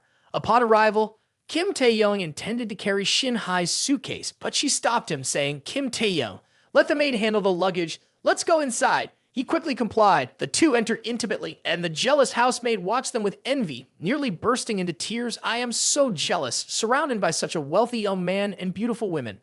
While she was envious, a voice rang out. Handsome young man, Hin Ji-soo, appeared in a beautiful maid outfit. "Let me help you." The maid, mesmerized by Hin Ji-soo's beauty, blushed and stammered, "Who are you?" Hin Ji-soo took the suitcase and dragged it away. "I am the new maid for Master Lam." After successfully charming the bodyguard and the maid, Hin Ji-soo confidently entered. Too simple. The wealthy really know how to indulge themselves. The maids they find are always so beautiful. On the other side, Kim Taehyung and Shin Hai strolled together in the villa. Shin Hai pointed to the lavender bathtub. "Kim Taehyung, look at this. These flowers were planted by my gardener. There are lavender, which you like, and orchids, which I like. There are many different types of flowers here." After hearing this, Kim Taehyung exclaimed, "Wow, it feels like there are a few more dogs here. It's amazing." The servant stepped forward, bowing respectfully. "Hello, Mr. Taehyung, greetings, Ms. Liu." Seeing this, he couldn't help but think, is this the life of the wealthy? Kim Taehyung laughed cheerfully. The servants cook, clean the house, and do the laundry without having to go to work. Playing games every day is the best life. Of course, there has to be a beautiful woman in my arms as well. Kim Taehyung looked at Shin Hai and praised, "You have taken care of it very well, Shin Hai. I'll give you a supercar as a reward." Shin Hai, feeling puzzled, said, but you've given me a lot already.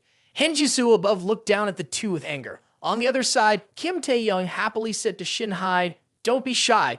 Tonight I'll give you a few $100 million to spend." Indeed, the rich can say anything. Henjisoo was so angry that her eyes almost popped out. "This wretched person, I really want to tear his face apart. I will make you a bit happier by tonight. Let's see who will be the winner." As the evening approached, the sunset gradually faded. Shin Hai stood in the kitchen cooking for Kim Taehyung, and the servant beside her exclaimed, "Mr. Taehyung is really lucky, having such a thoughtful girlfriend, cooking for him personally. No need for a maid." That's right. Shin Hai finished cooking and poured the dishes onto a plate, looking over at the maids, happily responding, "I just like the way he eats the dishes I personally cook."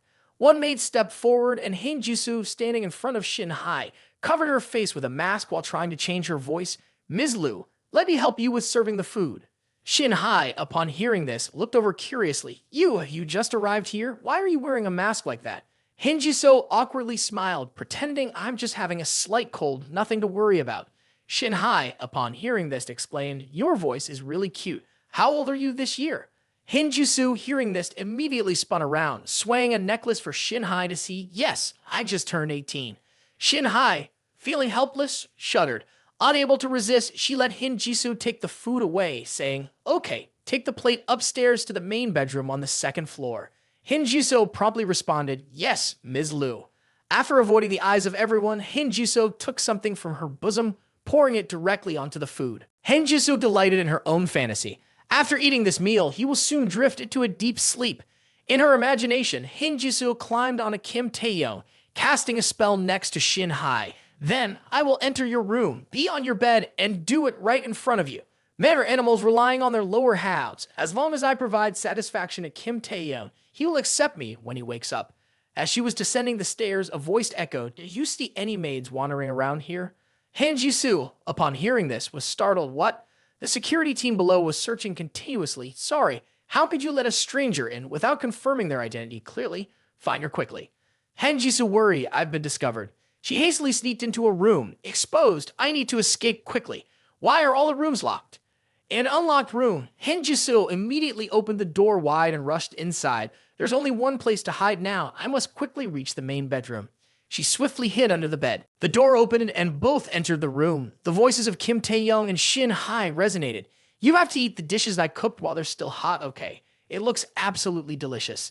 Henjisoo, lying under the bed, recognized them. It was indeed Kim Taehyung and Park Shin Hai. "Let's eat together and then go to sleep."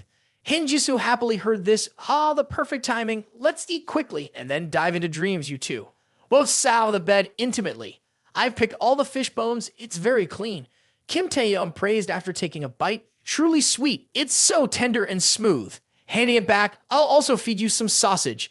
As soon as he finished speaking, Shin Hai took a big bite. With a seductive look, she exclaimed about the food. "Really sweet." Kim Taehyung worriedly asked, "Is the sausage too salty?" Shin Hai replied, "Everything you feed me is very sweet." Henjisoo, underneath the bed, felt uneasy. It can't be. Why haven't they fallen asleep yet? Lying under the bed, she pondered, "Why isn't the drug working? How is this possible?" Suddenly, someone's voice echoed, "Excuse me, Ms. Liu." Shin Hai responded, "Come in." The servant entered. Holding a bag in her hand, the security staff couldn't find the fake maid, so she probably escaped earlier, but she left behind a bag. "Ms. Liu, you may want to check it." Shin Hai replied, "Okay, go downstairs and make sure to tell them that I won't allow this to happen again, understood?" The servant quickly responded, "Yes, Ms. Liu." Henjisoo, under the bed, recognized it immediately, jolting, "This is not good in my bag." Shin Hai took the bag and opened it, surprising Kim Taehyung. "Oh, is this a bunny cosplay costume?" Shin Hai looked at the items in the bag happily, realizing, "So it's Kim Henjisoo, the one who sneaked into our villa. I'm afraid she was planning something terrible." Kim Taehyung looked around with a frown. Fortunately, she was quick. Otherwise, she would have been taken to the police station immediately. Henjisoo, under the bed, upon hearing this, couldn't help but shed tears. "Why, Kim Taehyung, how could you treat me like this? If I were taken to the police station, wouldn't I be unable to see him for many days?" Shin Hai touched Kim Taehyung's chest and pleaded for Henjisoo, "Please forgive her just this once. I've prepared something special for you." Hearing this, Kim Taehyung became perplexed. This is. Immediately, a peach-shaped candle was lit, which added an extra stimulation. This peach-shaped candle had a very distinctive fragrance. Shin Hai then removed her clothes. Under the bed, Han Jisoo had to keep covering her mouth to avoid making any sound. Shin Hai, completely bare, stood in front of Kim Taehyung. Blushing, Kim Taehyung stammered, "You're wearing a cosplay costume, a bunny outfit belonging to Kim Han Jisoo to seduce me." Han Jisoo, embarrassed, covered her blushing face with her hand. Shin Hai approached Kim Taehyung. "It's because you wanted to play those fun games, so let's play this game to the end." Han Jisoo, under the bed, was seething with anger, continuously scratching the floor with her nails, muttering angrily, "Dan, Dan, Dan." Kim Taehyung, amused, said, "Oh, so it's like this, huh? And the tail." Saying that, Kim Taehyung playfully spun the bunny tail. "Feels quite interesting, hey?" Han Jisoo, under the bed, was squirming with pleasure. "Damn female dog, it's too hot, too infuriating, too uncomfortable." Upstairs, the two players continued their intense activities. On the tree, two mourning cicadas were entwined. After finishing, both fell into a deep sleep. Finally, the scene came to a halt. Han Jisoo blushed and pondered. How many hours have passed? Quickly crawling out from under the bed, she thought, "I need to run outside quickly." While running, she was stopped by a strong foot. Shin Hai wrapped herself in a towel and stepped on Han Jisoo, saying, "You want to run? Not so easy." Han Jisoo turned her head in anger. Both whispered to each other, "Don't speak so loudly. You'll wake up Kim Taehyung. Do you want to meet the police?" Han Jisoo was surprised. "You? When did you?" Shin Hai replied, "You're wondering when I found out, right? Since you claim to have just turned 18. Han Jisoo was shocked. "What?" Shin Hai smirked. "After that, I designed a little trap for you. And that's how you easily fell into it. How does it feel to hear me and Kim Taehyung engaged in activities right above you? Angry, isn't it?" Enraged, Han Jisoo lunged. "You little, I'll kill you." Shin Hai calmly remarked, "Oh, it seems like I still need to call the police to lock up this wild dog."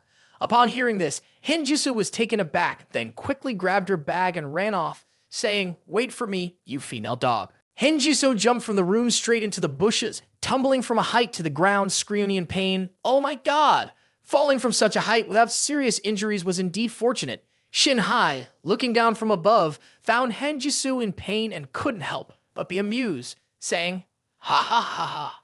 Slowly getting up with evident pain and numerous wounds, Han Jisoo lamented, "Oh, it hurts so much." Kim Taehyung, awakened by the noise from inside the room, asked, "What's going on?" Shin Hai turned her head, happily telling Kim Taehyung, "It's nothing. Finally, the mosquitoes have been driven away. Now let's go back to sleep. But you have to hug me tightly." Han Jisoo, running away below, cried in a pitiful manner, "They're having so much fun, and here I am, no different from a lost dog. What do I have that's not as good as that wretched Park Shin Hai?" While running with a disgruntled mood, she suddenly stopped, took out a piece of fabric from her pocket, and mumbled, "Hold on, this is Kim Taehyung's underwear."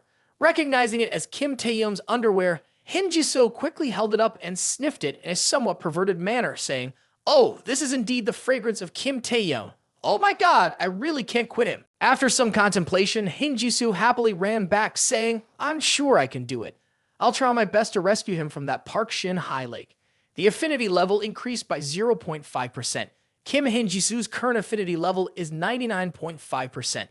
Seeing the notification, Kim Taehyung woke up groggily, drool still trickling down. What's going on? What happened? Why did the affinity level increase and 0.5%, huh? Does this system always have decimals like this? It was only then that Kim Taehyung realized, "Oh, wait a minute, where's my underwear?" A week later, at the Anjiang University Sports Festival, Han Jisoo, the head of the student council, stepped up to the podium to speak. "I am honored to be here speaking on behalf of the student council. Today, we gather here to organize a large-scale sports competition. The following is our cheerleading performance to showcase the spirit of unity, diligence, and enthusiasm. I also hope that through this sports festival, everyone can learn from each other and progress together. Let's give our all for the success of this sports festival. Now, let's enjoy the opening programs from each department." As soon as he finished speaking, a girl from the history department held the sign for her department, leading a parade of students from her major. Seeing the beautiful girls, some male students couldn't resist and wanted to get her information. "The representative of the history department is so beautiful. Does anyone know her name?" "I don't, but she seems to be slightly less attractive than Kim Han Jisoo and Park Shin Hai from the literature department. Oh, the delicious food is starting now." Just as he finished speaking, Shin Hai and Han Jisoo appeared together, holding the sign representing the literature department. The male students exclaimed, "Oh, indeed, those oranges are really juicy. I've already thought about the name of my child with Park Shin Hai. Wake up, buddy. Don't daydream in the middle of the day." Suddenly, the group of female students on the other side couldn't contain themselves and shouted Kim Taehyung's name. Senior Kim Taehyung. Kim Taehyung turned around, smiling, waving to the trailing group of female students. The girls continued like ardent fans, "Look at me." On this side, three golden-haired, black-skinned guys, noticing the situation, became envious of him. Wasn't it just last month that Kim Taehyung rescued a girl? How come he's still so famous? Who would have known? The guy in the lead spoke up. That's not really important. It's just a few girls, after all. The three representatives from the physical education department stepped forward. A female student screamed his name. "Hey, that's Pang Han. So handsome, my future husband." Pang Han confidently said, "In the end, today we are still the main characters." The girls were too noisy, causing a headache, and he had to cover his ears. Is that group E6?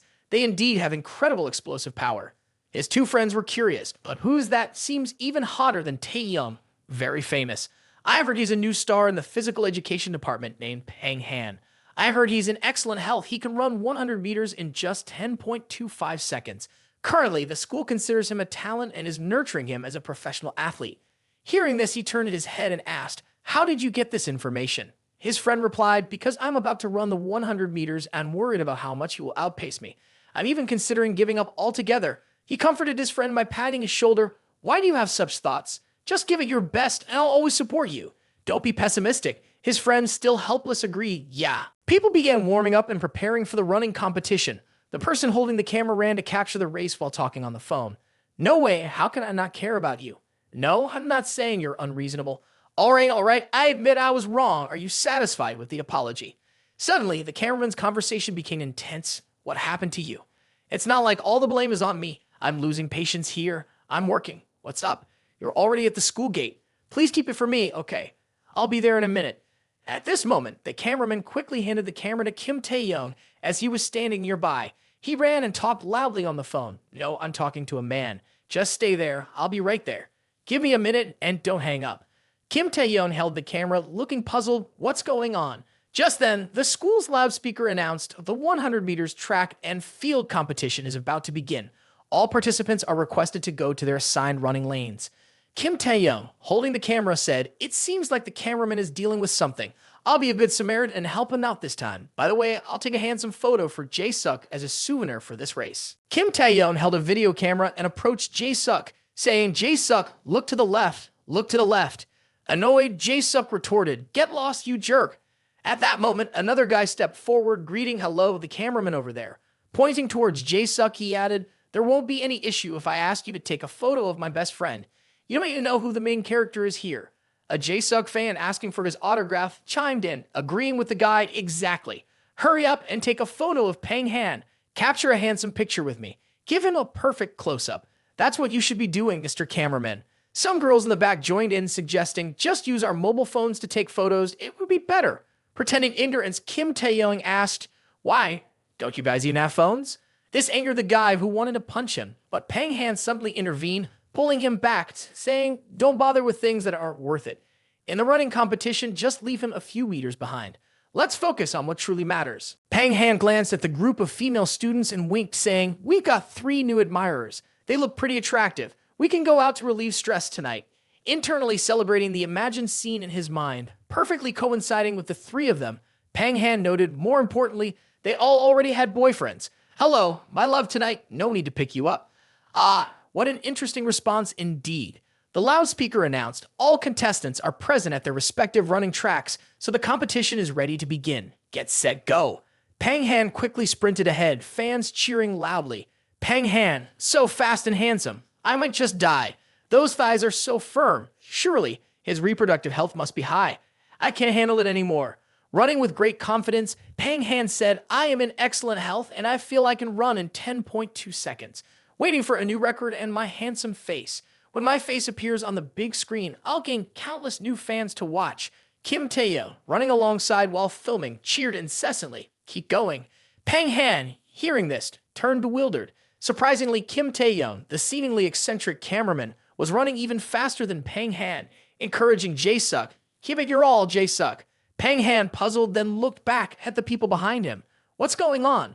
I remember leaving that slowpoke turtle far behind, but how is it possible? That cameraman, high as a kite, is keeping up with my speed. Kim Taehyung, holding the camera, confidently sprinted, leaving Pang Han bewildered. How can he run faster than me? It's impossible. He's even wearing leather shoes, and the camera with the gimbal weighs more than 10 kilograms, right? At this point, Pang Han already reached the finish line, and the MC announced loudly, "Cross the finish line, the champion for this round is Pang Han." On the large screen across the school, Pang Han's surprised and gaping face appeared, while the MC exclaimed the time for Pang Han in this competition is 10.55 seconds. Truly strange. Pang Han clearly had a perfect start and performed exceptionally well in the first 50 meters.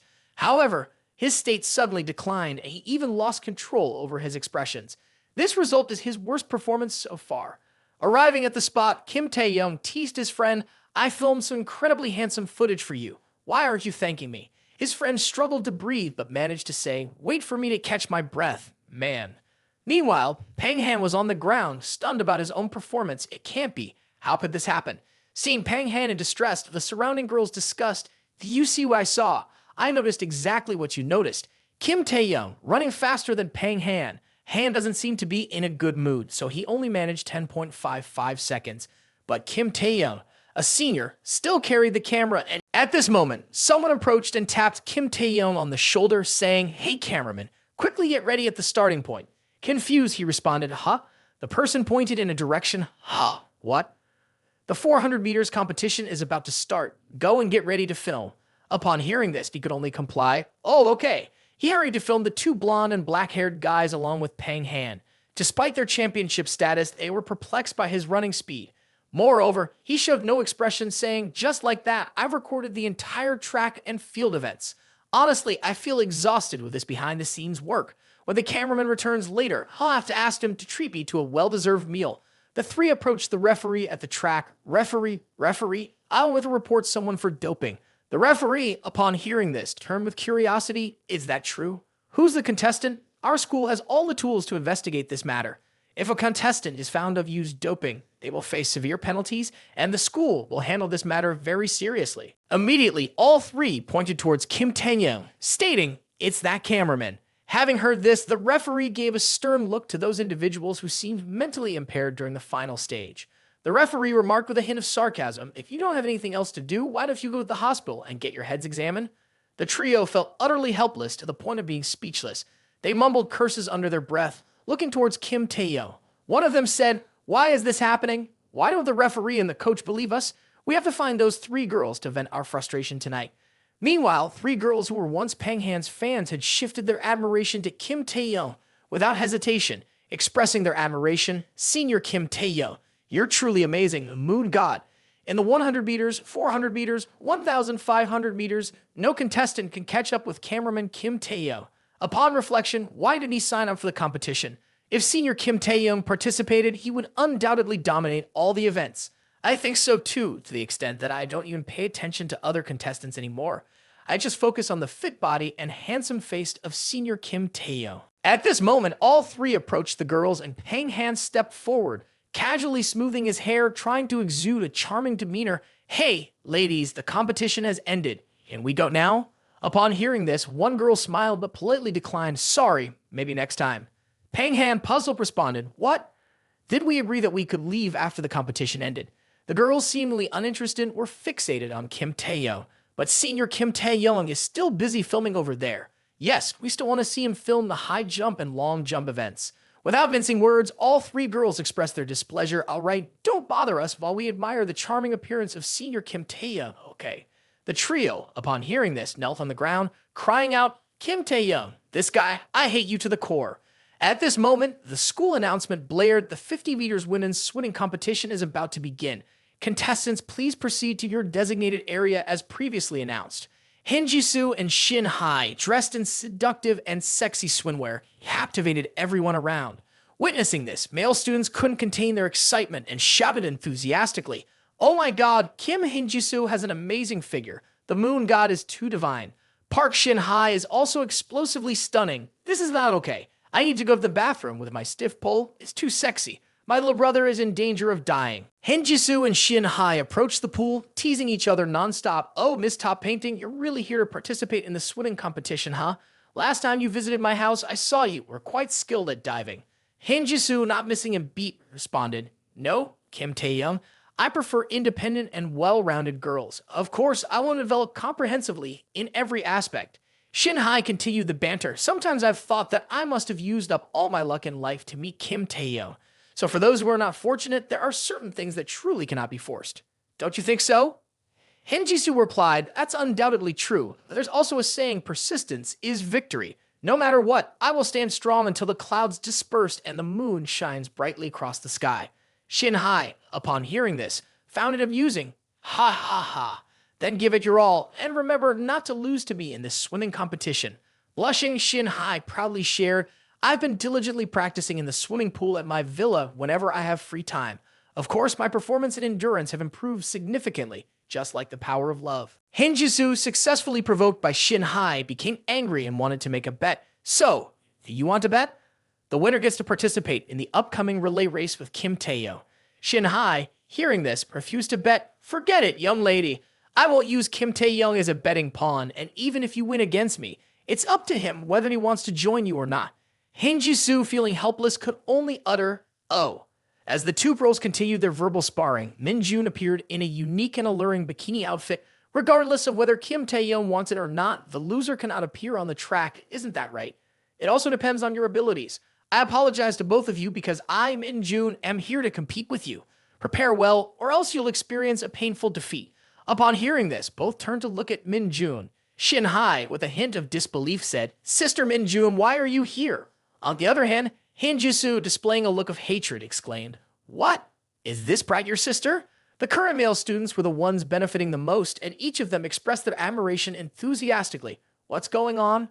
Who is that girl? She's no less impressive than Kim Jisoo and Park Shin-Hai. She seems like a bad girl, but I love this style. It's really exciting." The referee shouted loudly, "Get ready." All three got into position. "This is a matter between us and Kim Taehyung. Please don't interfere." Min-Jun refused to back down. So you think I'll listen to you? I am Du Min-Jun, and I want to pursue the man I like in an upright and honorable way." Jisoo, standing beside her, taunted, "Oh, so you also want to pursue my Kim Taehyung?" A splash echoed, and all three dove into the water. Shin-Hai swam confidently. "Let's see if Kim Taehyung likes both of you." Min-Jun, not to be outdone, said, "I don't want to do what you're thinking. I just want to make Kim Taehyung publicly pursue me." Jisoo, with a confident and mocking smile, remarked, "Ha ha ha ha ha. I advise you not to be too conceited." At that moment, outside the pool, Kim Taehyung and his friend walked by. His friend was surprised. Why is the swimming competition so lively? Suddenly, a boy rushed out from somewhere. "Move aside, Kim Jisoo and Park Shin-Hai are competing inside." After hearing that, both of his friends wanted to go inside, saying, "Is that so? I also want to see them. Let's go in together." Kim Taehyung quickly declined. "Sorry, I'm not a fan of crowded places." He thought to himself, "Every time I meet Kim Jisoo and Park Shin-Hai, nothing good happens. I need to avoid them whenever possible." Indeed, pursuing love comes with challenges, and this guy didn't hesitate. He came across a girl and pushed her aside without mercy, saying, "Get out of the way, quickly move aside." The girl, holding a tray of water, couldn't keep her balance and fell straight in front of the three. Hearing the loud noise, Taehyung turned back, and one of his friends went to check on the girl, saying, "Classmate, are you okay?" Unexpectedly, as soon as she turned over, the girl had fainted. All three of them sat down to check if the girl was okay. Amidst the sudden unconsciousness, "Classmate, what's wrong with her?" Kim Taehyung touched the girl's pulse and diagnosed weak pulse, stagnation of vital energy. This is definitely a sudden heart attack. He then proceeded to perform acupuncture on the girl and exclaimed loudly to everyone around, "Call for an ambulance quickly." Quickly, someone grabbed a phone and called for an ambulance, saying, "Hello, hello." Those standing there, unaware of what was happening, asked each other, "What's going on? It seems like someone fainted." At this point, the girl seemed to regain consciousness and her friend shouted, "She's awake." Then, turning to him with admiration, the friend said, "She woke up so quickly. Is it because of low calcium? I didn't expect that. Kim Taehyung, you also know how to administer first aid to others. Teach me. I want to learn this. You just want to learn how to save beautiful women, don't you? I understand your nature too well." Suddenly, Kim Taehyung rejected both of them, saying no. His expression was extremely serious as he spoke to his two friends. "The issue with this girl's heart is quite serious.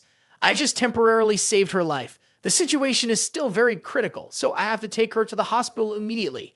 Everyone, upon hearing this, was perplexed. What? A while later at the city hospital, the girl was pushed into the sick room by a nurse. The doctor, seeing him accompanying the girl, handed him the documents to sign, saying, "You're a family member, right? Quickly sign here." He quickly denied, "No, I'm not." Before he could finish his words, a woman rushed in crying, Vien, don't scare mom like that." He recognized the woman immediately. "You're the one who was present at the appraisal of the antique yesterday, right?" Upon hearing his question, the woman, curious, asked back, "Mr. Expert, why is the expert here?" He sincerely replied, "I found this girl fainting at school, so I immediately brought her to the hospital." The woman, upon learning that he rescued and brought her daughter to the hospital, immediately bowed 90 degrees to express her gratitude. "Oh my God, sir, you are truly the great benefactor of our family.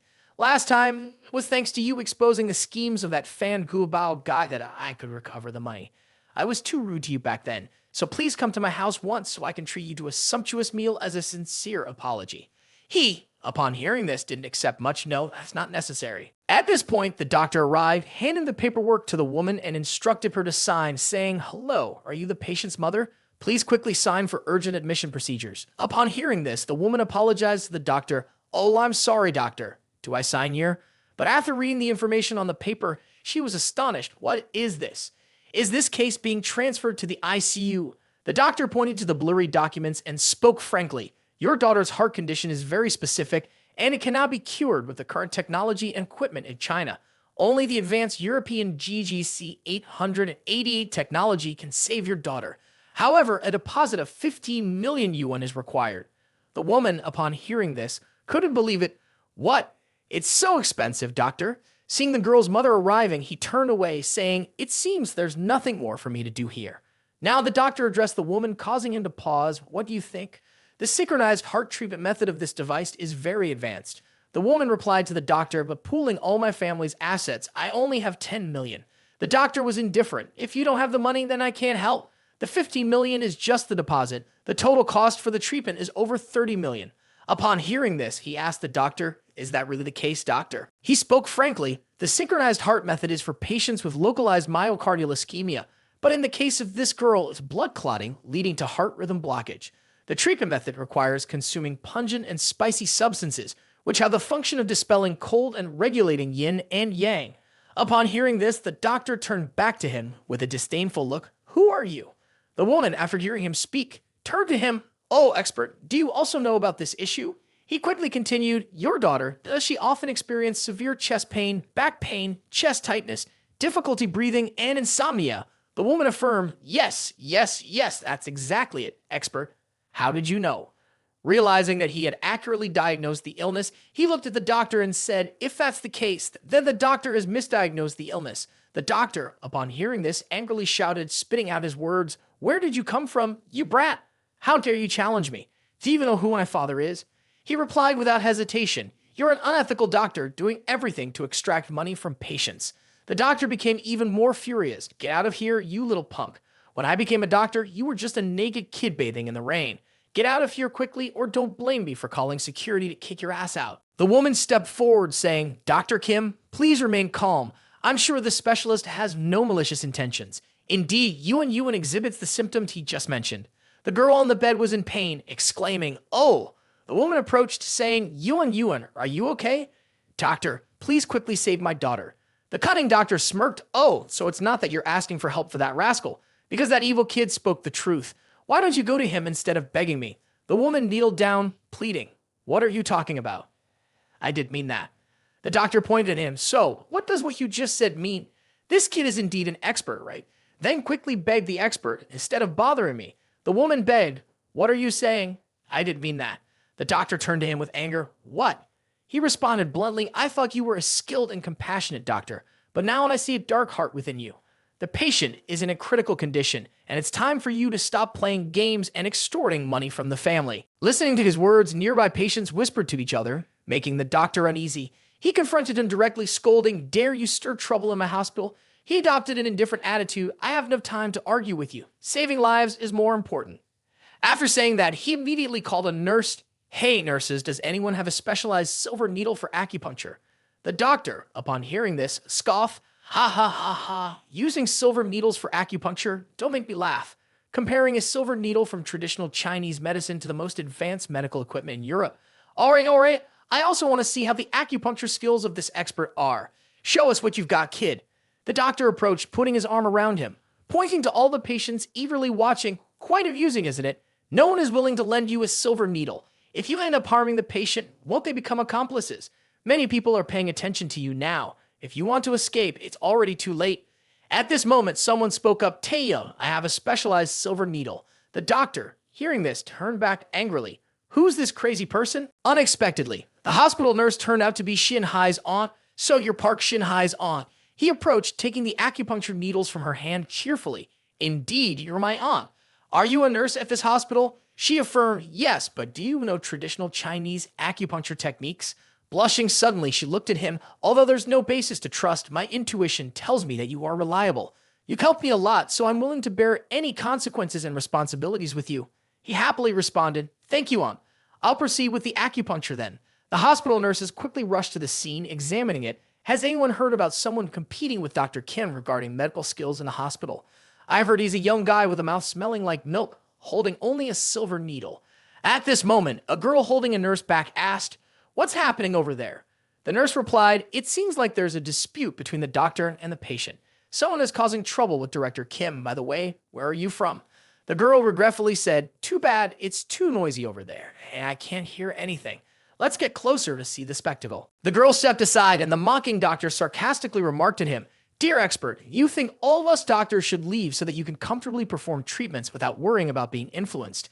He rolled up his sleeves, saying, no need. If you have the skills to replicate mine, please go ahead. The angry doctor cursed, skills, really? The girl standing in the corner was surprised. Why is it him? Kim Taehyung activated his super VIP PRO acupuncture skills, continuously needling 9 points, totaling 82 needle paths into the girl. The doctors on this side were continuously amazed. Wow, we shouldn't judge him by his youthful appearance. Although the acupoints he's needling are basic, his acupuncture technique reaches a supreme level. A bespectacled doctor also praised Kim Taehyung's acupuncture talent, continually expressing admiration. This young man's technique is truly extraordinary. This intrigued a curious young doctor to inquire, Dr. T, you are the top traditional Chinese medicine expert in our Thianfo hospital, and you are also one of the best in acupuncture skills. How can the technique of a young man still manage to surprise you? Dr. T also sweated and responded, his method is the Dragon Phoenix dance acupuncture. Hearing this, the nurses silently marveled. Although we don't know about this technique, judging by Dr. T's reaction, he must be amazing.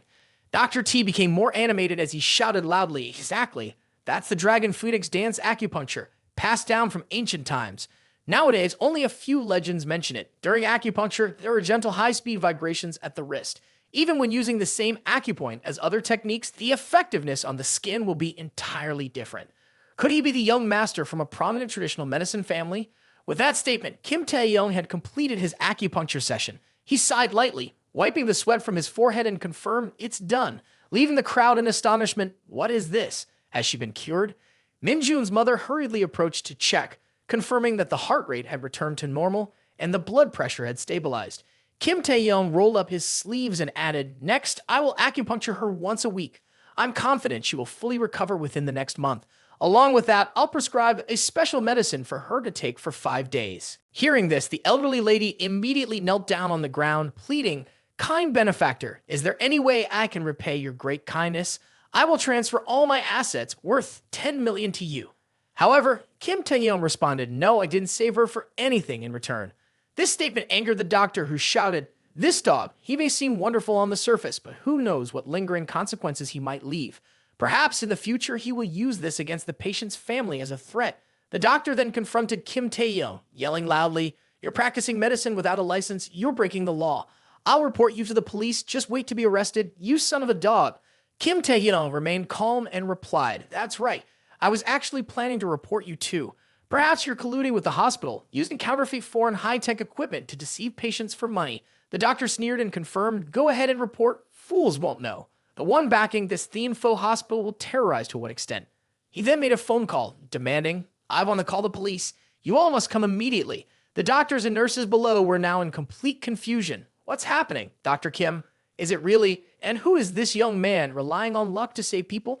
Don't talk nonsense. All the equipment is high-quality imported goods from the hospital. If it involves Dr. Kim, Thianfo Hospital won't let this slide. but the treatment costs are too high and many patients couldn't afford it, so they weren't treated properly. The red-haired nurse thought to herself, the hospital's internal affairs are even more complicated than this. That's why I had to go undercover to investigate it like this. However, the appearance of this young man has revealed even more secrets inside. Immediately, she called the undercover team, request to follow my instructions for the next steps. On the other side, Min-jun's mother hugged her daughter, reassuring Kim Taehyung, don't worry, we will stand by you and speak up for you. Min-jun's mother also comforted, don't be anxious. The police will thoroughly investigate this matter. Kim Taehyung, on his side, remained extremely calm, responding, Okay, we can discuss this later. I need to make a phone call. He stepped outside, thinking, I need to inform the school about the situation here. They must be very concerned about the female student. Then he noticed the red-haired girl and thought, isn't she the waitress from before? He immediately rushed over, shouting, what a coincidence, you changed your profession. Instead of being a waitress, you become a beautiful nurse. But being a nurse is excellent too. It's a compassionate job spreading love. You seem happier now. Not bad at all. Indeed, a waitress can turn into a good person. The red-haired girl also chuckled and said, thank you. Then he thought to himself, who is this waitress? Why does he keep mistaking me for her? Kim Taehyung continued to blabber, seeing you constantly searching for new jobs, you must be really sure on money. Does your family have a lot of debts? I'll help you pay off those debts. Don't be ashamed, I'm not the type to take advantage of others. I'm just a guy with virtual money and a warm heart. Unable to control herself any longer, the girl shouted, shut your mouth, for heaven's sake. After a while, the police arrived and asked, who called the police?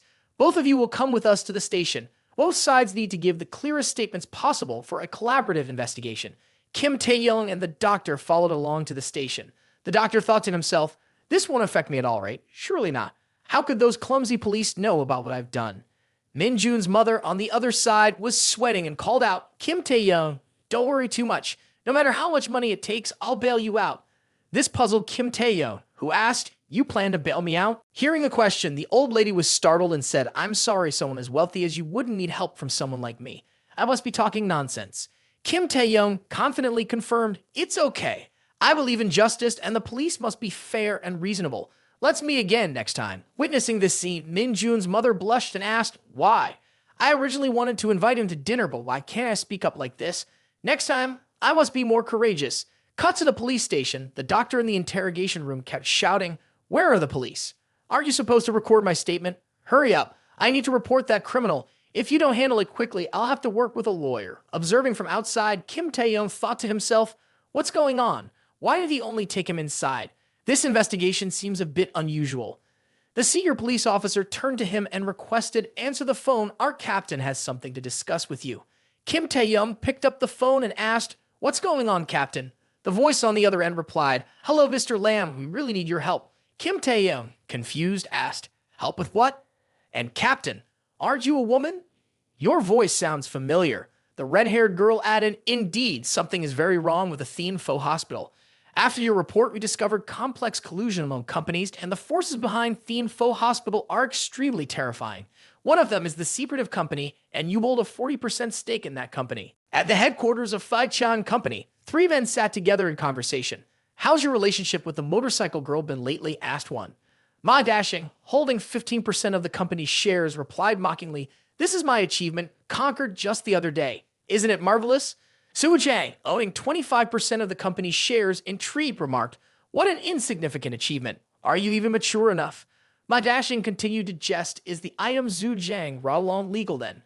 Zhu Jiang laid his hand on his possession and responded, well, I only enjoy playing with contraband, you know. Hang Dang, a shareholder holding 20% of the company's shares, stood with a serious expression and arms crossed, asking, what about Zhu Jiang, that man named Kim Taehyung? Is he really coming? Zhu Jiang affirmed, I called him, and he said he'll come soon. This Kim Taehyung person is just a student from an ordinary university. He genuinely believes he owns 40% of the company's shares and has come here to collect money right away, thinking that Phai Chan Company is just a regular company like any other. Ha ha ha ha. The funniest thing is Mr. C, who holds the largest share of the company, yet he raised such an obedient child to the extent of misfortune, losing all 40% of the company's shares to a student, so much so that now he has nothing left. Brother Madashing warned, brother, don't exert such great pressure or else our new shareholders might flee in distress. Hang Dang addressed the issue seriously. On this matter, our superiors must take full responsibility. Both Mr. C and his son cannot escape. Suddenly, the door swung open wide. So, who's going to lose their shoes? A confident figure stepped in. Greetings to the esteemed shareholders of Tycoon. I am Kim Taehyung. I've heard there's a shareholders meeting to distribute dividends soon. I feel ashamed to have money to distribute without doing anything, so I brought some coconuts for you all to enjoy. Hang Dang smirked as he glanced at my dashing. Right on time, a new commodity has appeared. My dashing exclaimed loudly, quickly sign this contract. Immediately, an associate handed the contract to him. He skimmed through it. So, this is the stock transfer contract of Tycoon Company. You want me to transfer my shares unconditionally to you all? The associate threatened him. If you don't sign, you won't be able to leave, son. But he was too scared to resist. 3 old men sat on the bench wanting to watch the comedian's performance, but the guy didn't like these guys, so he threw the contract away. Conveniently, he raised his hand to pick his nose with a provocative gesture. If I don't sign, will you bite me? The younger brother got furious when he saw his rude behavior. He rushed up wanting to punch him. Don't want to drink the invitation wine, but want to drink the penalty wine, huh? But he gently dodged, not even bothering to look at him. With force, its hand was pushed down slowly, causing pain. The 3 sitting saw him so strong, they hesitated. Zhu Zhang amused, just suppressing with one hand. Finally, they all agreed. Let's go up, just chop his right hand to lead the fingerprint. They all rushed up just to hit him. He felt they were really foolish. Too big-mouthed, aren't they? He sighed helplessly as the situation didn't match his intentions. Originally, I just wanted to cooperate with the police here to find some evidence and internal documents about Tycoon Company, but it seems that things are a bit more complicated than I thought. He threw a coconut at one guy's face, then just died. The coconut flew towards my dashing, all of them holding hot goods wanting to come back at him. He gently dodged all of them. The 3 guys were very surprised. He swiftly landed a powerful punch on one of the men, suddenly getting sucker punched in return, a gash appearing on his face, blood trickling down, leaving him uncomfortable as he sat down, grabbing the legs of an unconscious figure. If the system bestowed upon me the mastery of Chinese VIP legal skills and swordsmanship, surely I wouldn't find myself in such dire straits, he muttered. Turning, he struck the surrounding figures with force, keeping them at bay, leaving the others gaping in astonishment. What of the world? How could he be this strong? They muttered. Having subdued them all, he turned back, a smug expression on his face. You're the last one standing here, aren't you? His intimidating aura slowly closed in, Zhu Zhang recoiling in fear, but still putting on a brave front. Humph, you're just a petty thief. Oh, I'm a seasoned veteran with over 30 years of experience. Do you really think I'd be afraid of you? My dashing reached for his coconut, intending to strike surreptitiously. You're dead, you dog. Yet he unexpectedly cowered and submitted before him. Kim Taehyung, you're truly generous and magnanimous, buying me a ripe coconut upon our first meeting, being the first to welcome me. So I hope you'll be lenient with me. He only looked at my dashing, but spoke to Hang Dang instead. So this elder brother has a very far-sighted vision and looks very broad, doesn't he? Hang Dang, fearing, could only agree. Yes, what Kim Taehyung says is absolutely right, but he can spare anyone, immediately bringing out 3 contracts. So everyone knows what they need to do next, correct? All 3 nodded in unison. We know. After acquiring all the shares of the company, he left. Excellent. This shareholders meeting was even more successful than I thought, so let's just dissolve the meeting here. The 3 behind were furious, despicable. They scorned him. Young man, do you really think Tycoon Company is just an ordinary small company? You're too naive. He turned back inquiringly. What do you mean? Hang Dang recounted the company with a frightening face. Tycoon is just a subsidiary, and its parent company is actually based at Myanmar. Its terrorist industrial chain, you can't imagine the terrifying power behind it. He thought of a beautiful country with sweet girls and couldn't help but get excited. Myanmar, tropical landscapes, and strange customs. Seems like I need to make a trip to Myanmar to gather some important evidence. Oh, that police officer will reimburse me for this trip, won't she? And perhaps I can also discover some hot foreign girls to add to my collection. Wow, what an adventure this is turning out to be. He couldn't help but burst into laughter, thinking to himself, ha, all right, this is just fantastic. This made the other 3 confused, thinking he might be crazy. He spoke up, you 3 are lying on the ground. I have a lot of things to take care of, so can you guys look after the company for me for a while? Upon hearing these words, the 3 men, unable to see beyond immediate gain, foolishly shouted out, we value loyalty above all else. Do you think we would betray our boss like that? I would even sacrifice myself to save our boss for a knife. Do you think I would sell out our boss for a little benefit? The 3 men behind were very pleased to hear this. One of them calmly raised his hand with a smile on his face and said, We only work 5 hours a day, have weekends off, and don't work on holidays. Plus, our salary and bonuses are doubled compared to the other side. After being exploited too much, these three quickly capitulated under his feet.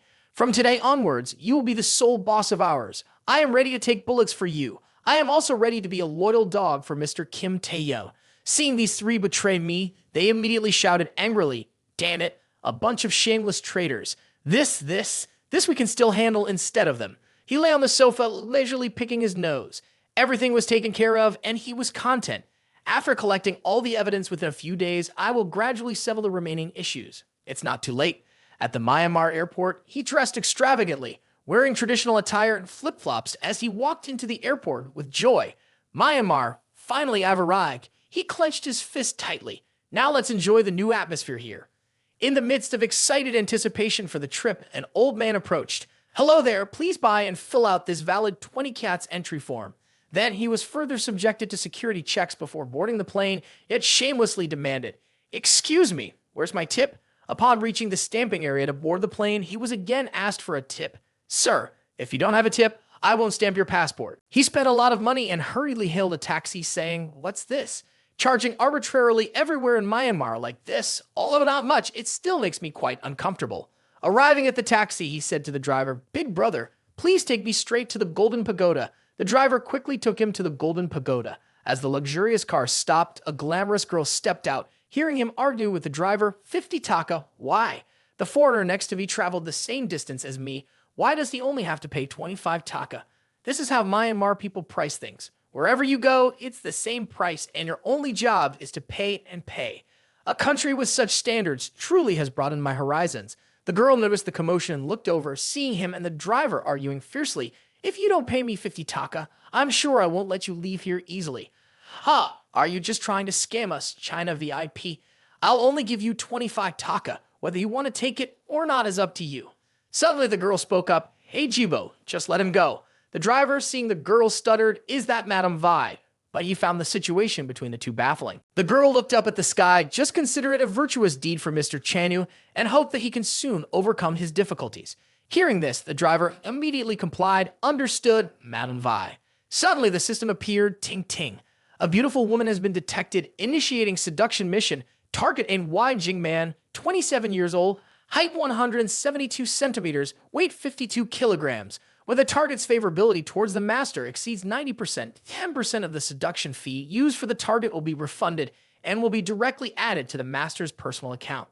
When the target's favorability towards the master reaches 100%, the target's identity will be changed and the target will be completely loyal to the master. The current favorability level is 0%.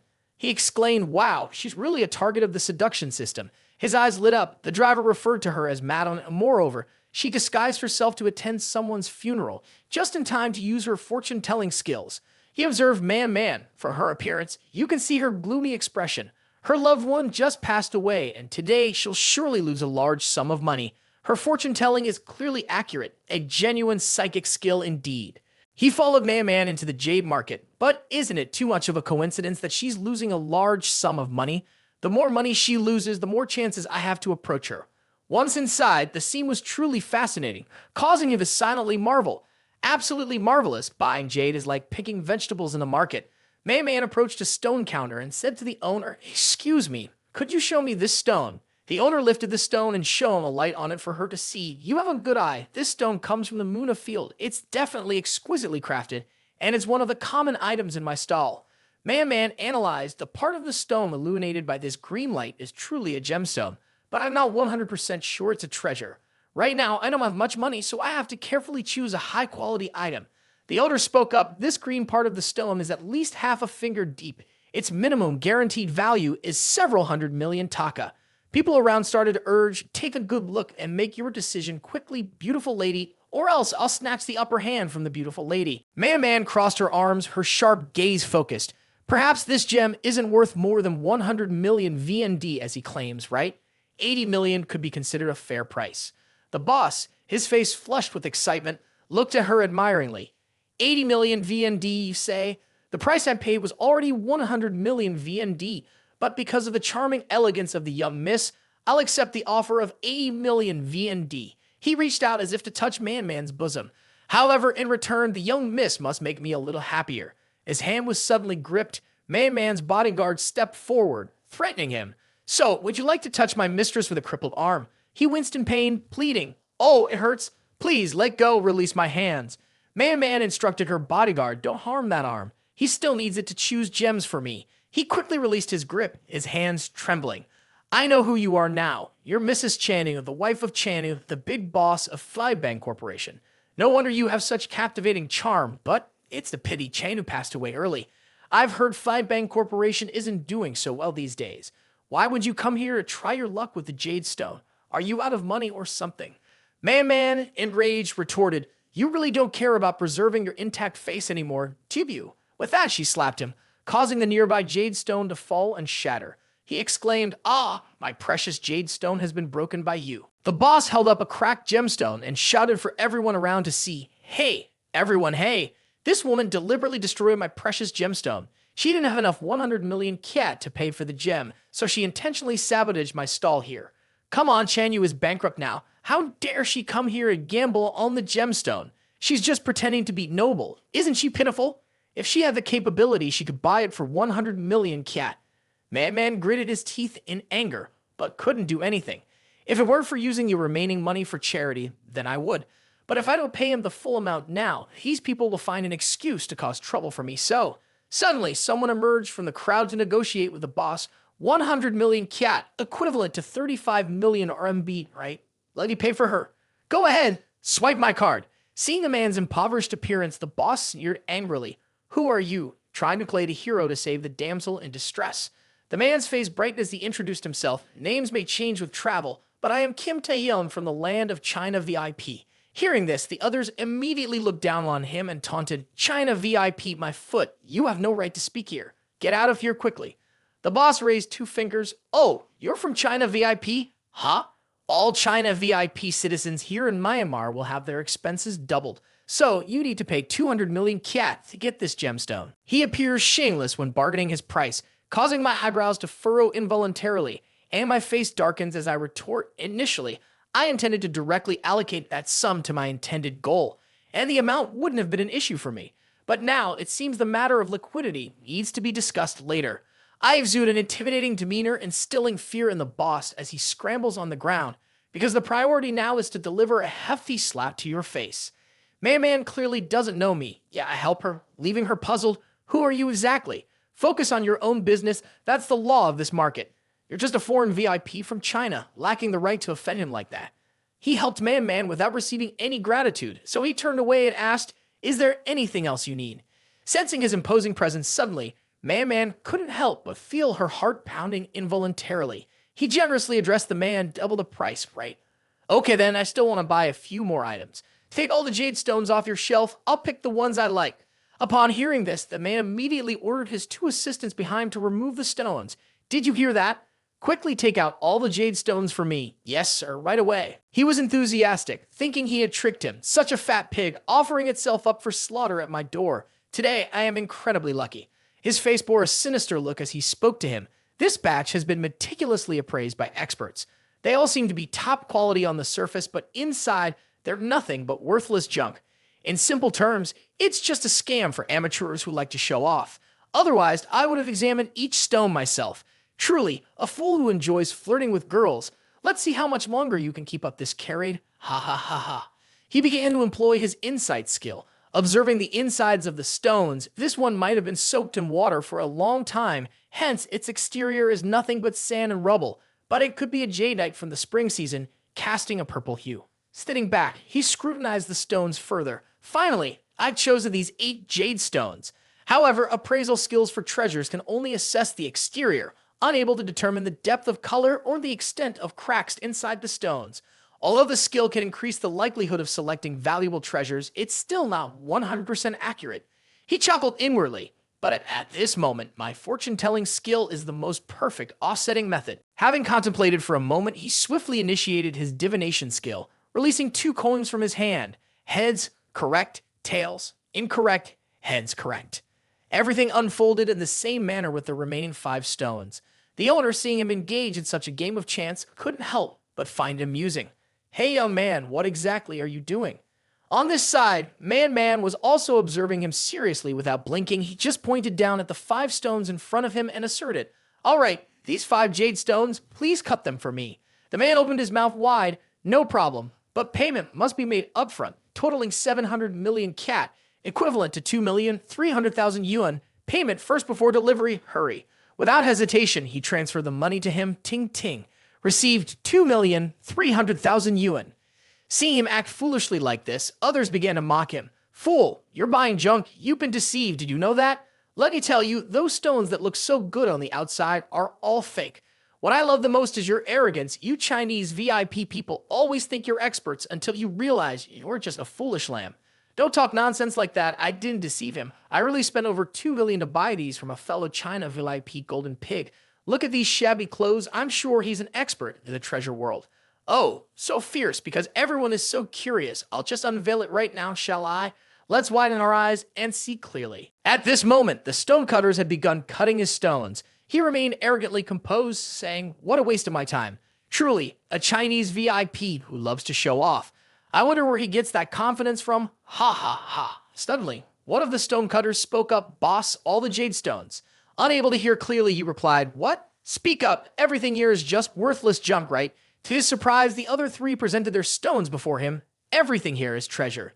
This caused his eyes to widen in disbelief. 2 pieces of green imperial jade, 2 pieces of perfect icy jade, 1 imperial green jade emperor. Everyone present was amazed. People began to bid for his stones. "I'll give you 3 million yuan for that imperial jade, handsome fellow. I'll pay 2 million yuan for the perfect icy jade. The imperial green jade emperor is worth 4 million yuan. Sell it to me. I'll buy the jade emperor for 6 million yuan. Suddenly, a well-dressed man approached and offered a very high price. 75 million yuan. I'll take all of them. What do you say? Man couldn't believe his ears. What? But he can sell it for some money instead. He pointed towards Man and said, "Everyone is offering a very high price, but my decision is to give all these jade stones to that beautiful young lady over there." Everyone was surprised by his words. What? A jade worth over 70 million yuan given away for free. You must be trying to get acquainted with high-ranking officials of Phi Bang, making long-term investments, catching big fish truly as deep as a dog's anus. Man stepped forward. "I don't know why you're helping me, but I really need this help right now." So, without finishing her sentence, she took off the jade necklace from her body, picked up the pendant, and handed it to him. "This jade pendant is mine. Why fate gives it to you from now on in Myanmar. Even if you encounter any trouble, as long as you take out this jade pendant, someone will help you immediately.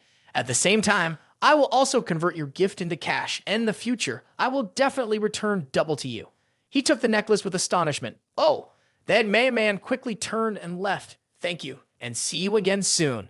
Wajing Man's favorability increased by 10%. He held the necklace and sniffed it, praising like a weirdo. "It's really warm, and it even has the scent of mother's milk." At the Golden Temple of Myanmar, he stood high, using a telescope to observe the entire scene below.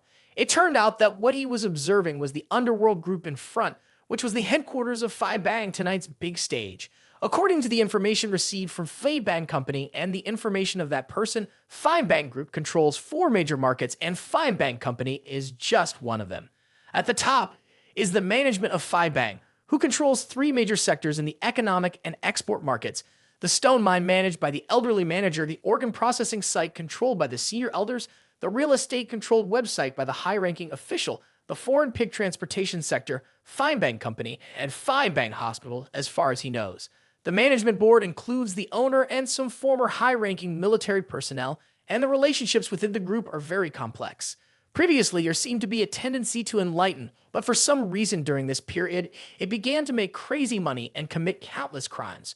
When he was still in the country, he went to the police headquarters to report, and the police were very grateful to him.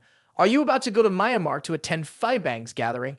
In fact, you have helped us a lot by collecting a lot of information and criminal evidence about Phi Bang Company." He appeared as a serious and upright young man, full of ambition. "I've long been fed up with the deceit in Myanmar. This is a rare opportunity for me to contribute my modest efforts, so I will proceed without hesitation, also taking the opportunity to travel." The police praised him after hearing this. "Well said, we need upright young people like you. Whatever happens, your personal safety comes first. You can leave the mission at any time if you feel in danger. Remember that." He assured firmly, "Don't worry." He blushed upon recalling something. "Let's have some fun a few days after completing the mission. What if I happen to have an unexpected encounter with some beautiful girl? At this point, he turned his attention to a girl standing on a ledge taking a selfie. He looked up and was mesmerized by her overwhelming aura. Suddenly, the girl slipped. He rushed over, caught her in his arms, concernedly asking, "Are you hurt anywhere?" The girl got up, still in shock. "I'm okay. That scared me to death. Luckily, you saved me." He blushed at the sight of her soul. Are Myanmar girls usually this open? The girl introduced herself to him. "I'm Eamon, and what's your name?" "You can call me Kim Taehyung." Curiously, the girl asked, "Are you here for sightseeing?" Suddenly, she grabbed his hand and pulled him along. "Then you must not miss this. Come with me here." She led him to a water park, which surprised him with its culture. Whoa, this is a water festival so impressive. Suddenly, he got splashed in the face. Turned out it was the girl's doing. She looked at him teasingly. In the water festival, those who don't attack proactively will become everyone's target. Upon hearing that, he grabbed a bucket of water, which was quite heavy. All right. Immediately, he enthusiastically joined in the water splashing fun with everyone. Suddenly, a guy shot water at the girl, catching her off guard. Oh. Then another guy flew over to splash water at him, but he skillfully dodged and splashed the water straight at the girl's face. He was having so much fun, he couldn't help but laugh out loud. As evening fell, they both walked into an alley. "You're still laughing. I got soaked terribly, and you didn't even protect me." He calmly replied, "This is what you taught me. There are only attackers and those being attacked." Suddenly, the girl asked him, "Did you have fun today?" He quickly responded, "Very much. Thank you for taking me to the water festival. This is quite an experience." Suddenly, the girl said something incomprehensible. "Just be happy." Immediately, a car pulled up, and two burly men stepped out. "Well done, I'm on." Suddenly, the girl stood in front of him, responding to the two thugs. "Meaningless, I'm a professional. This is a big golden pig. My reward will double." Then she lifted his chin teasingly. "Little brother, are you disappointed or surprised? Not only is there no connection you hoped for, but your life is also not guaranteed." He calmly addressed her. "These accidents are not surprising. VIP Chinese basically know the risk of being detained when traveling to Myanmar. It's just a pity a beautiful girl like you is doing this job." The girl seductively pressed a button on her chest. "Or else, if you give me $100 million China VIP, I can let you enjoy yourself before you die." The gunman chuckled menacingly. "I'm on and dare to accept yours. The boss finds out you stole the pig's money, you'll be skinned alive. All right, hurry up." His henchman approached, restraining his hands with handcuffs, then forcibly putting him into the car. "Hey, be obedient and get in the car." He sat in the car, looking out without a hint of fear. "I've heard for a long time that Myanmar is full of tricks, as expected. Though there are some deviations from the original plan, there are still a few hours until the shareholder meeting. Just need to please them a little." He was brought by those people to a factory or den. Upon arrival, the gunman barked in his face with an indifferent attitude. "You're here. Get down." The gem seller followed suit, stepping out from the water pipe. "Boss, it's really efficient." The leader of the fat ones, seeing him frail and weak, sneered, "Is it true that your stone shop was wrecked by this kid? He looks so feeble." He noticed the gem seller and immediately recognized him. "Ha, you're not the gem seller, boss." The gem seller, upon seeing him, yelled angrily, "You, the VIP Chinese, are so arrogant. Now that you're in my hands, Dao Ju, give me the knife." The fat one beside him patted his shoulder, advising, "No rush. Don't forget the terms of this deal. After I squeezed every penny out of him, he'll be yours." He looked at the fat one's face and recalled the information. According to Fei Tang's company information, this big black pig is one of the elders of Fei Tang. I didn't expect to meet him here first, the mastermind behind a human organ processing site, Dao Ju. The gem seller stepped forward, mocking him. "Ha ha ha ha. All right, kid. Do you know the consequences of provoking me? Next, enjoy the most painful time of your life." The door swung open, revealing a horde of people held captive for organ harvesting. Men on the left, women on the right, the attractive ones tagged for premium prices. They even captured some girls administering suspicious substances, leading them deeper inside, where these wretches were butchering people illegally for organs, using rudimentary tools capable of snuffing out lives like child's play. The sight of those filthy rooms, blood splattered everywhere, sent shivers down one's spine. The girl beside him cautioned, "Doesn't this terrify you to the bone? Now hand over your bank card password and call all your relatives, friends to ask for money." The gem merchant added cunningly, "By doing so, perhaps you could spare yourself from such physical torment." This figure stood behind him, observing his reaction. "Can you still manage to smile?" A glint of malice sparkled in his eyes. "Because I've devised a brilliant plan. It'll be too easy to hand these traffickers over directly to the Myanmar police." Recalling the hidden listening device the police provided, akin to a precious gem to him, this is a special tracking device insulated to avoid detection even by metal detectors. If you encounter danger, activate the insulation layer. We'll immediately pinpoint your location and execute a swift rescue operation. His face somber, he pondered a solution to deal with these inhumane individuals, take them all down first, then report to the police. Now let's delve into each form of torture practiced by this regime. Approaching a fiery furnace, they intended to press a hot iron rod against his flesh, rendering him in agony worse than death. The stout one ordered the girl, stop spouting nonsense to him and get straight to the point. The figure standing behind held him back. All right, boss. Hey, I also want to see this guy beg for mercy. The girl seized his bank card, wielding the iron rod threateningly. What's the password for your bank card? Unfazed, he replied, come closer, I'll tell you. She threatened. If you play tricks, I'll burn your forehead. The one behind him held a gun to his head. He can't pull any tricks. He calculated, it's just a few seconds closer. Everyone present wants it. As they interrogated him, his necklace fell off, landing on the ground. The girl was surprised to see the necklace. He found their reactions somewhat puzzling. The girl picked up his necklace, trembling. Why is this on your body? The stout one advanced, pushing the gun-wielding one aside. This gemstone is. Suddenly, a girl appeared, man, striding in with her guards in a dignified manner. Who dares to touch my people? Upon seeing man, this group remained motionless in disbelief. Man asked him, are you hurt? He recognized her. It's her. No longer pretending, he used his strength to break the handcuffs. You're here at the wrong time. I was about to go on a rampage, but you intervened. Man looked at him and laughed. So I'm ruining your good deeds, aren't I? Aren't you afraid? He brushed off with disdain. Just a bunch of cowards. Man assessed him. This guy is quite talented. The fondness increased by 1%. The stout one stepped forward to taunt. So he's my sister-in-law's lover. No wonder he's so skilled. The gem merchant boasted, turns out you're just a greedy little thing. Scheming to cause trouble with me, Mr. Dao Ju. Don't be courteous with her. Both sides aimed guns at each other, ready to start a battle. How dare you speak to my sister-in-law like that? Come on, are you afraid of me? Man shouted orders. Everyone drop your guns. Have you forgotten the gang rules set by Mr. Chanu? The stout one waved his hand. Huff. Let's give my sister-in-law some face now.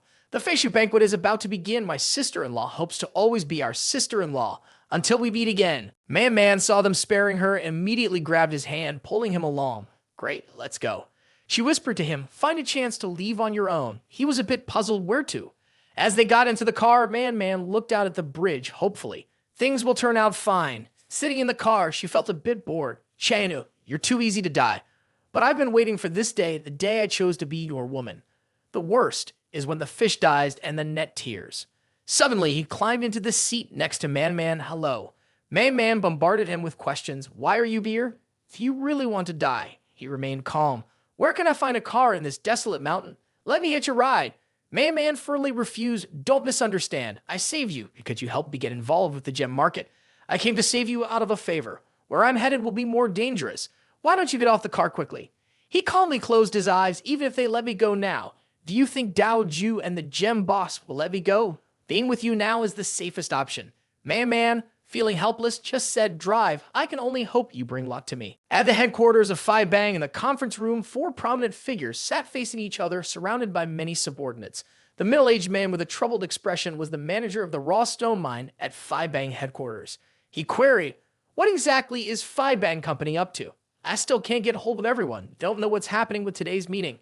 Kin Pleiades, the real estate control manager, spoke up with an extremely indifferent attitude, saying, no worries. They're just working on building a bridge overseas. If they can't make it, we'll find replacements. Send them a text. If they don't show up today, then don't bother coming back later. The hefty figure experiencing trouble with him was Dao Ju, questioning, why do you care about such trivial matters? The main players for today are already here. Lastly, there was Man, the widow of Phi Bang's leader Chanu. Seeing all of Phi Bang's key players had arrived, she couldn't help but smile mysteriously. All the actors have taken their places. The performance is about to begin. Man stood up and declared, now that everyone is here, let's get started. As per Phi Bang's annual tradition, the group income meeting is usually chaired by the group leader, Chanu.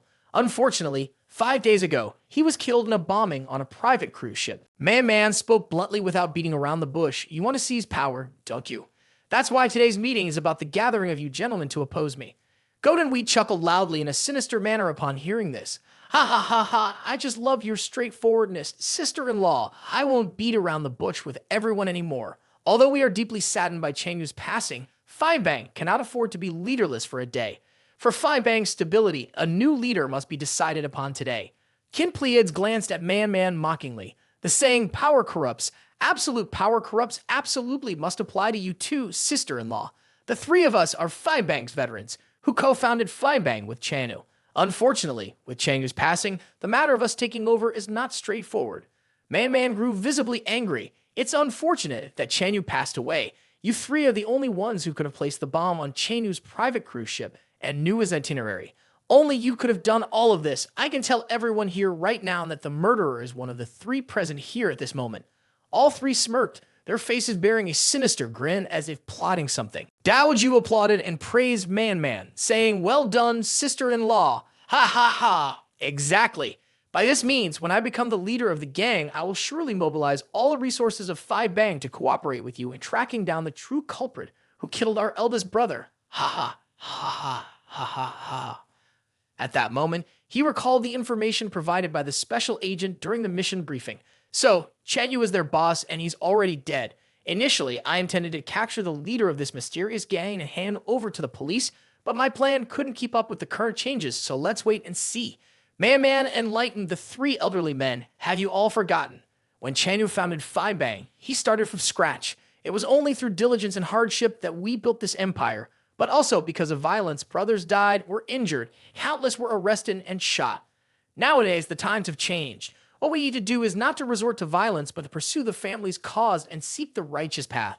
Chanu's final wish before he passed away was for Five Bang to tread the right path and engage in legitimate business. Although he was killed for this, I will fulfill his last wish and seek out the true murderer to avenge him. The younger siblings rallied behind Man, erupting in fierce cheers upon hearing her sharp arguments. We support you, sister-in-law. The era of fighting and killing is over, and sister-in-law speaks the truth. He exclaimed, "Wow, this sister-in-law has such a strong presence." Kin Pleiad shouted loudly, "Nonsense. Five Bang's position has lasted for many years, and you want to change it just because of your words." Goat and we remain indifferent, almost nonchalant. You've only been married to Chanu for less than a year. Chanu wanted to clean up Five Bang. Think about it. Isn't that suspicious? Come to think of it, you are the biggest suspect. You want to overthrow our Five Bang. Man, enraged, slammed the table hard upon hearing this. How dare you say that? Kin Pleiad sneered, "Sister-in-law, heard you went gambling at the Jade Market today because you're out of money. No matter what business we do it to survive. How can you force everyone to eat well?" Taehyung chuckled derisively, "Relying solely on your stone identification skills like a three-legged cat, in my opinion, whoever becomes the new leader among the three of us, you will follow. You can still maintain your position as the big sister-in-law. Women are women, and you have no right to run Five Bang." Man's bodyguards, furious, aimed their guns at Kin Pleiades. "Kin Pleiades, how dare you speak to my sister-in-law like that?" Suddenly, gunfire erupted, and one of Man's bodyguards was immediately shot dead. Kin Pleiades, incredibly arrogant, remarked, "Even a bodyguard dares to point a gun at me." Goat and we stepped forward and confessed, "Sister-in-law, there's no need for further investigation. I'm the one who killed Chanu. He was almost lying in the coffin, yet he still wanted to clean up Five Bang. If he hadn't died, thousands of Five Bang brothers would have nothing to eat." He surged forward with a desire to touch Man. "You're so beautiful. It's a shame to be a widow. Be my woman, and I can make you forget everything in just one night." Upon hearing this, Man pulled out a button and smirked. "Finally, you admit it yourself. I knew all three of you were involved in Chanu's murder. Kin Pleiades, you wonder where my money went. I bought all the explosives strategically placed throughout the Five Bang building. Either die or leave Five Bang. I'll give you 10 seconds to decide." The henchman, terrified, exclaimed, "What? Damn it. I don't want to die." Even the onlookers were shocked. "Let me out first. I didn't expect this woman to be so ruthless. But if it really explodes, it'll help the police avoid a lot of trouble. Should I jump out the window to escape? I wonder if I can endure jumping from the 5th floor with my level 7 strength and physique." Suddenly, Goat and we exclaimed with amusement, "Just press it, sis." Man, taken aback, was surprised. One of the men from the other faction spoke up, "I apologize, sister-in-law. Goat and we has given me more than what you've offered." Goat and we advised, Man, don't press it anymore. I told my younger brother to set up the explosives. I'll also bribe my brother to remove the detonator. This amount of money is truly worth spending. Nowadays, if you want to be a boss, you need money. The three men conversed openly, full of schemes. While Chanu may be the boss and still holds some power, when the three of us join forces, I still have a say. We all follow him, and most importantly, brothers, follow me. You'll earn a lot of money and food. My rough stone business brings in 870 billion. nearly 3 billion VIP Chinese dollars per year. Can you become a gang leader? It's easy to talk, but I'll let Man serve you one by one. Hearing this, another man laughed along. Ha ha ha ha. Daoju, you must have wanted Man for a long time. Recruit her. Chanu couldn't control himself when he was young, and his body has been damaged for a long time. Man may not be usable either, but there will surely be a few times when she marries you. Of course, I support it. It's just a pity that the sister-in-law is too beautiful. I also want to try. Ha ha ha ha. You're truly a big brother. From the day she married Chanu, it didn't seem like the original version. You take the position of the gang leader, and Man should let me try first, right? The more Man listened, the angrier she became, but she refrained from making any drastic actions as she was in a vulnerable position. She clenched her fist in frustration. Suddenly, he stepped forward and placed his hand on her shoulder as a gesture of comfort. He said, "It's not time to despair yet. Wait a moment, no matter what I say, cooperate with me." Man was taken aback by this. Without hesitation, he stepped outside looking handsome. He approached the three bosses of Phi Bang and said, "I also want to become the leader of Phi Bang." The three men felt he was just a little brat, not worth considering. One of them, with a runny nose, sneered, "Who do you think you are?" Both girls here were surprised to hear his words, as they didn't expect him to take this course of action. Daoju clarified his identity to the other two. This is Man's new thug, and he's very arrogant. The elderly frail man pointed at him and shouted, "Die, kill him." At this moment, he pulled out a contract agreement. "If I'm Man's thug, then open your dog eyes and see clearly what this is." Both of them looked at the contract in surprise. You're the new shareholder of Phi Bang Company." The entire hall was astonished. What?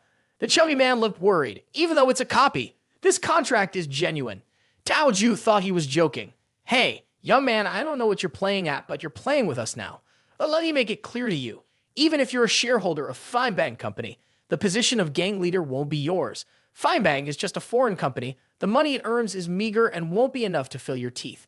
There's no room for you to speak here. Go back to your VIP China. There's no place for you to talk here. VIPs from China come here. Phi Bang is just pretending. If you don't leave, I'll break your legs." He smirked at the group. Because brothers can make money and eat meat, so seeking welfare is king. Man, hearing this, was surprised, and the frail man was furious. "So what's your point?" He was straightforward. "In that case, you should choose me and my sister-in-law. It turns out that all you need is to earn the most money to become the boss, so I'll support my sister-in-law." He gestured towards the people. "Because you guys are just drawing a cake, and I'm the one with enough determination to lead our brothers to earn money together." Upon hearing this, those men couldn't help but burst into laughter, clutching their stomachs. "Ha ha ha ha, are you trying to divide the pie? Is your company stronger than ours? Ha ha ha ha." Daoju pointed to himself. "Then let us make it clear, open your eyes, and see clearly.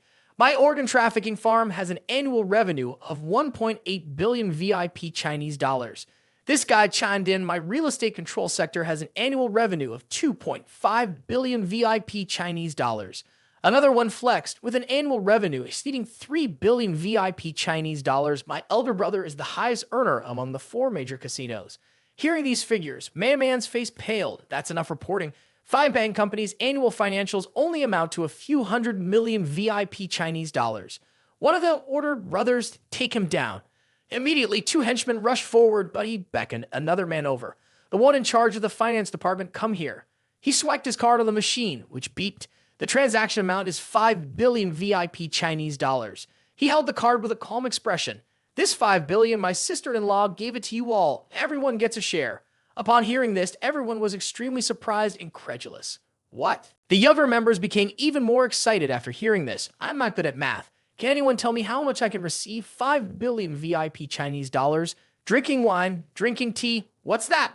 What's the concept? Let me do a calculation. The whole Phi Bang has over 3,000 brothers, and each person can receive over 1,400,000 yuan. I'll never make as much money in my lifetime as a younger brother." After finishing, he approached the other 3 and inquired, "What about you guys? Can you use billions to treat our brothers?" These guys were put in such a tight spot by him that their backs were drenched in sweat. He pointed with all 5 fingers. "If you can't take it out, are you saying you're drawing a cake? Brothers, after following my sister-in-law, will be eating meat wrapped in golden paper. And once we're on the right path, there will be no more risks. No one will be caught, no one will go to jail, and no one will fight and kill each other. From now on, we can earn high salaries and enjoy life. This is the path that my sister-in-law and Chanu want to lead everyone on. Now, Who will you choose to follow? The entire gang bowed down before Man. Sister-in-law, I was wrong, momentarily confused. Sister-in-law, you'll always be my sister-in-law. I'll follow you till the end of my life. Seeing everyone siding with Man, these three were so infuriated that they gnashed their teeth. Man found herself surrounded by everyone wanting to join her side. She looked at him. This man has completely changed the situation with just a few words. What's his foundation? He looked at these guys and understood their true nature. The underworld is the underworld. Loyalty is just empty talk. With money, anyone can become a child in the blink of an eye. Taehyung still couldn't accept it. You're really something. Sister-in-law, no wonder Chanu listened to you like that. You must have informed Lin Sin about this years ago. All right, you've all been duped by you. But what Taehyung said puzzled her. What? The three ordered the others. What nonsense are you talking to her? Only force can do the trick now. That's right. He saw them like this and was quite satisfied. Keep it up, just in time. He also ordered his faction, brothers. Let's avenge Boss Chanu. The heads of these three are worth 100 million VIP Chinese dollars each, and sister-in-law will pay on the spot. Man felt bewildered. Ha! My true heart is ablaze now. Let's go avenge Boss Chanu. Brothers, I must drink this tea. The battle erupted. Seeing bullets flying, he quickly rushed to shield Man. Be careful. Amidst the tense battle, two individuals could still play the hero-saving beauty scene. Kim Taehyung pressed Man to the ground, using his leg to block a spot more sensitive than any. The trembling girl exclaimed, "Ah!" Kim Taehyung stated the current situation, "I can't care about your life or death. Take care of yourself." Upon hearing this, she angrily muttered, "You." Suddenly, the bald-headed old man pointed a gun at Kim Taehyung and shouted, "You two dogs, go die." He swiftly grabbed the girl and pulled her behind as his shield, casually tossing 2 coins from his hand. The coins flew directly, cutting across the arm holding the gun. The man involuntarily dropped the gun, crying out in pain. Kim Taehyung caught the gun and aimed it at the bald-headed man. He directly fired, shooting at his limbs.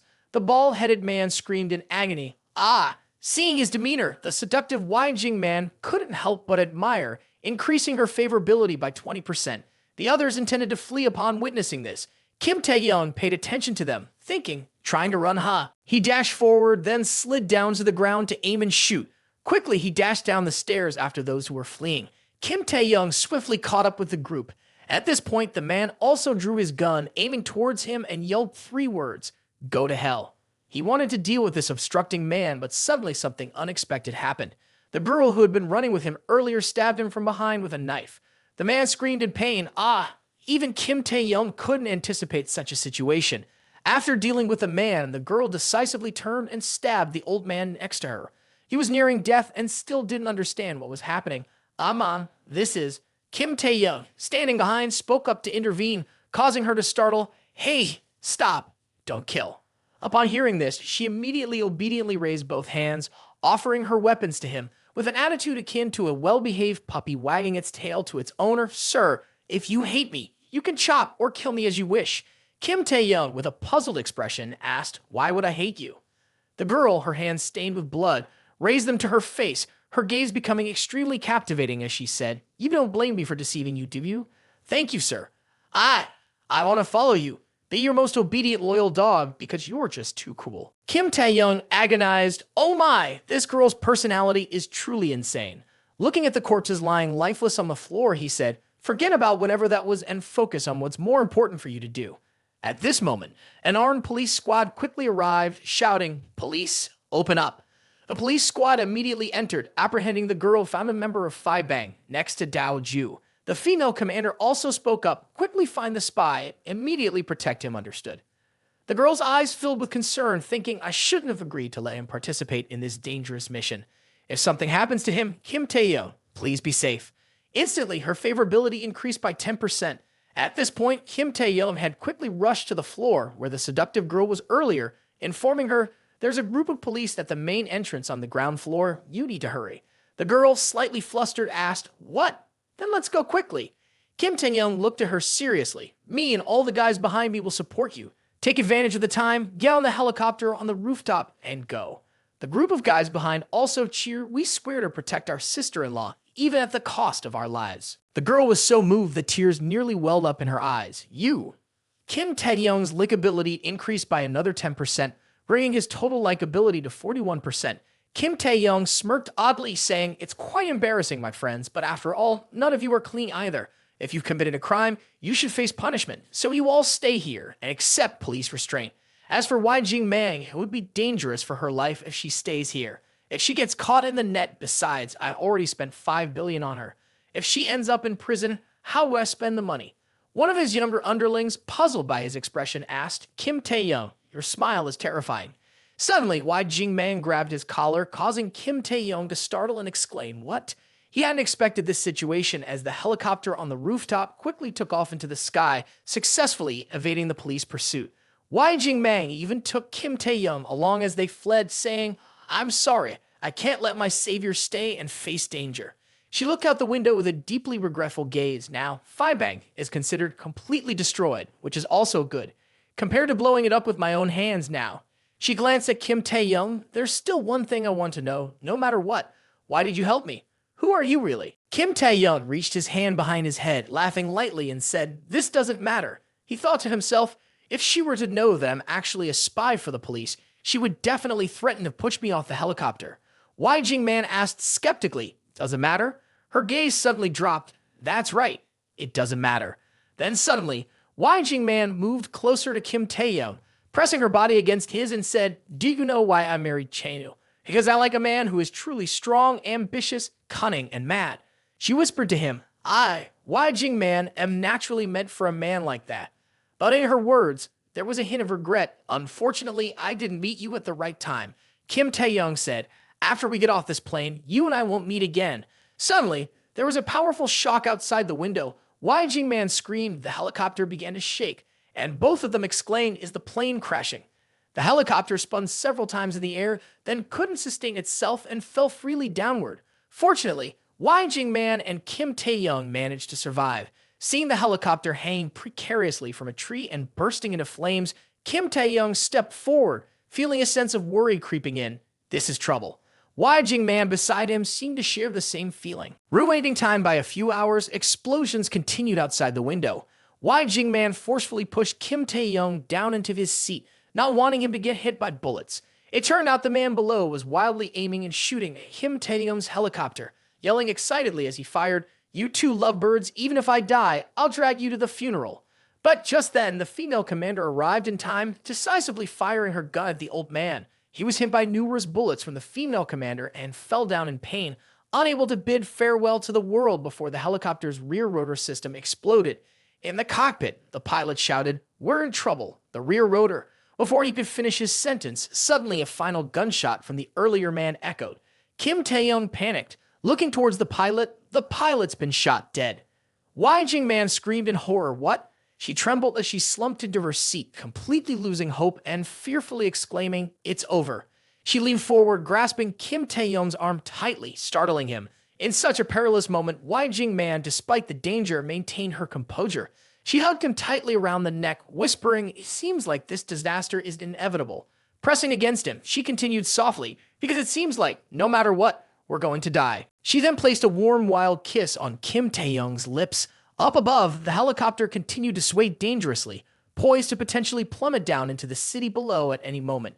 She relaxed momentarily, whispering seductively beside Kim Taehyung, "Right now, it wouldn't be a bad idea to play the fool a little."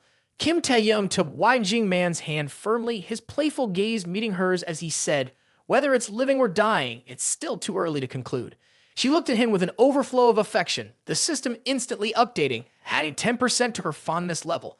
Wai Jingman's fondness ratio was now at 51%.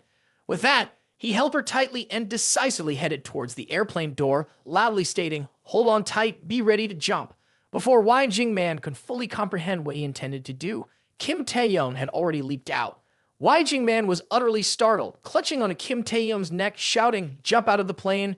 This height is too much. Even if there's an ocean below, we'll still die for sure. I don't want to fall into the sea and end up as meat pies." However, Kim Taehyung remained unfazed, stating, "It's not that high, it's less than 30 meters now." The system quickly issued a warning. Note, if a normal person falls incorrectly from a great height into water, death may occur within an 18-meter range. He held Wai Jingman tightly as she screamed in terror and exclaimed loudly, "What if it's less than 30 meters?" With that, they both plunged into the depths of the sea.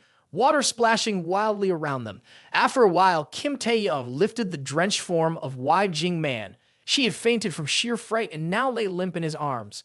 After some initial first aid, Wai Jing-man began to regain consciousness. Slowly opening her eyes, the first thing she saw was the handsome face of Kim Taehyung, still holding her. Seeing Wai Jing-man awake, he asked, "Are you awake?" Weakly, she replied, "Thank goodness we're not dead." Kim Taehyung chuckled lightly, "Most likely just luck. We fell into the water very close to this deserted island." He improvised an excuse, while Kim Taehyung thought to himself, "Of course, I can't tell her that I have the strength and swimming skills of a 7th grader." He carried Wai Jing-man for quite a distance, and they came across their helicopter crashed and entangled in the trees, the scene they had witnessed earlier. Kim Taehyung spoke up, "The helicopter is completely destroyed, look right there." Wai Jing-man sighed in relief, saying, "As long as we're alive, it's okay. We can make an emergency call on the beach." This remark surprised Kim Taehyung, noticing Wai Jing-man's peculiar behavior. He quickly approached her to check her temperature and pulse. He thought to himself, weakness in spirit and spleen, deficient vital energy, invasion of cold ki causing damage to the yang energy of the body. This syndrome of cold sensitivity seems to stem from excessive fear, followed by immersion in water and catching a cold. He quickly rose, supporting his hip, then looked around and thought, "First, we need to make a fire." Seeing this, Wai Jing-man grabbed his coattail, afraid that Kim Taehyung might leave. She begged, "Please don't go." Kim Taehyung looked at her gently, saying, "What's the matter? I'm just going to look for some food and firewood. I'll be back soon." But it seemed she had something else in mind. Wai Jing-man dashed forward unexpectedly, surprising Kim Taehyung with a sudden embrace, causing his eyes to widen in astonishment. She looked directly into his eyes and nonchalantly said, "Where do you think you're going now?" Kim Taehyung didn't shy away from her allure. He reached up to stroke Wai Jing-man's face, teasingly saying, "Is this how the elder sister shows her concern?" Wai Jing-man pouted, "If we're about to die, why bother with so many rules and regulations? If Lord wants us to die together, then why not do as you please? Right now, I just want to be your woman." Immediately, the system updated with an additional 20% favorability rating. Wai Jing-man's favorability rating is now 71%. He pulled her closer and placed a kiss on Wai Jing-man's forehead, saying, "Your sister-in-law is quite wild, isn't she? If she wants to be my woman, she'll have to wait until she's recovered." Kim Taehyung acknowledged inwardly that his face was already flushed, yet he persisted, saying, "Now wait for me here and behave yourself." Blushing from his kiss, she replied, "All right, go and come back quickly, okay?" As he gathered some dry firewood to bring back, Kim Taehyung glanced at the device in his hand and remarked, "Seems like this tracking device has been damaged by the seawater, but the police will search based on the direction of the crashed helicopter. Let's stay optimistic. We'll be rescued in a few days. Here's some bamboo. Let's take some back to use as a bed. It'll be useful." He was busily gathering some bamboo below, muttering to himself, "Luckily, I've watched plenty of wilderness survival videos, and bamboo about as thick as a finger is the best choice for weaving into a bed."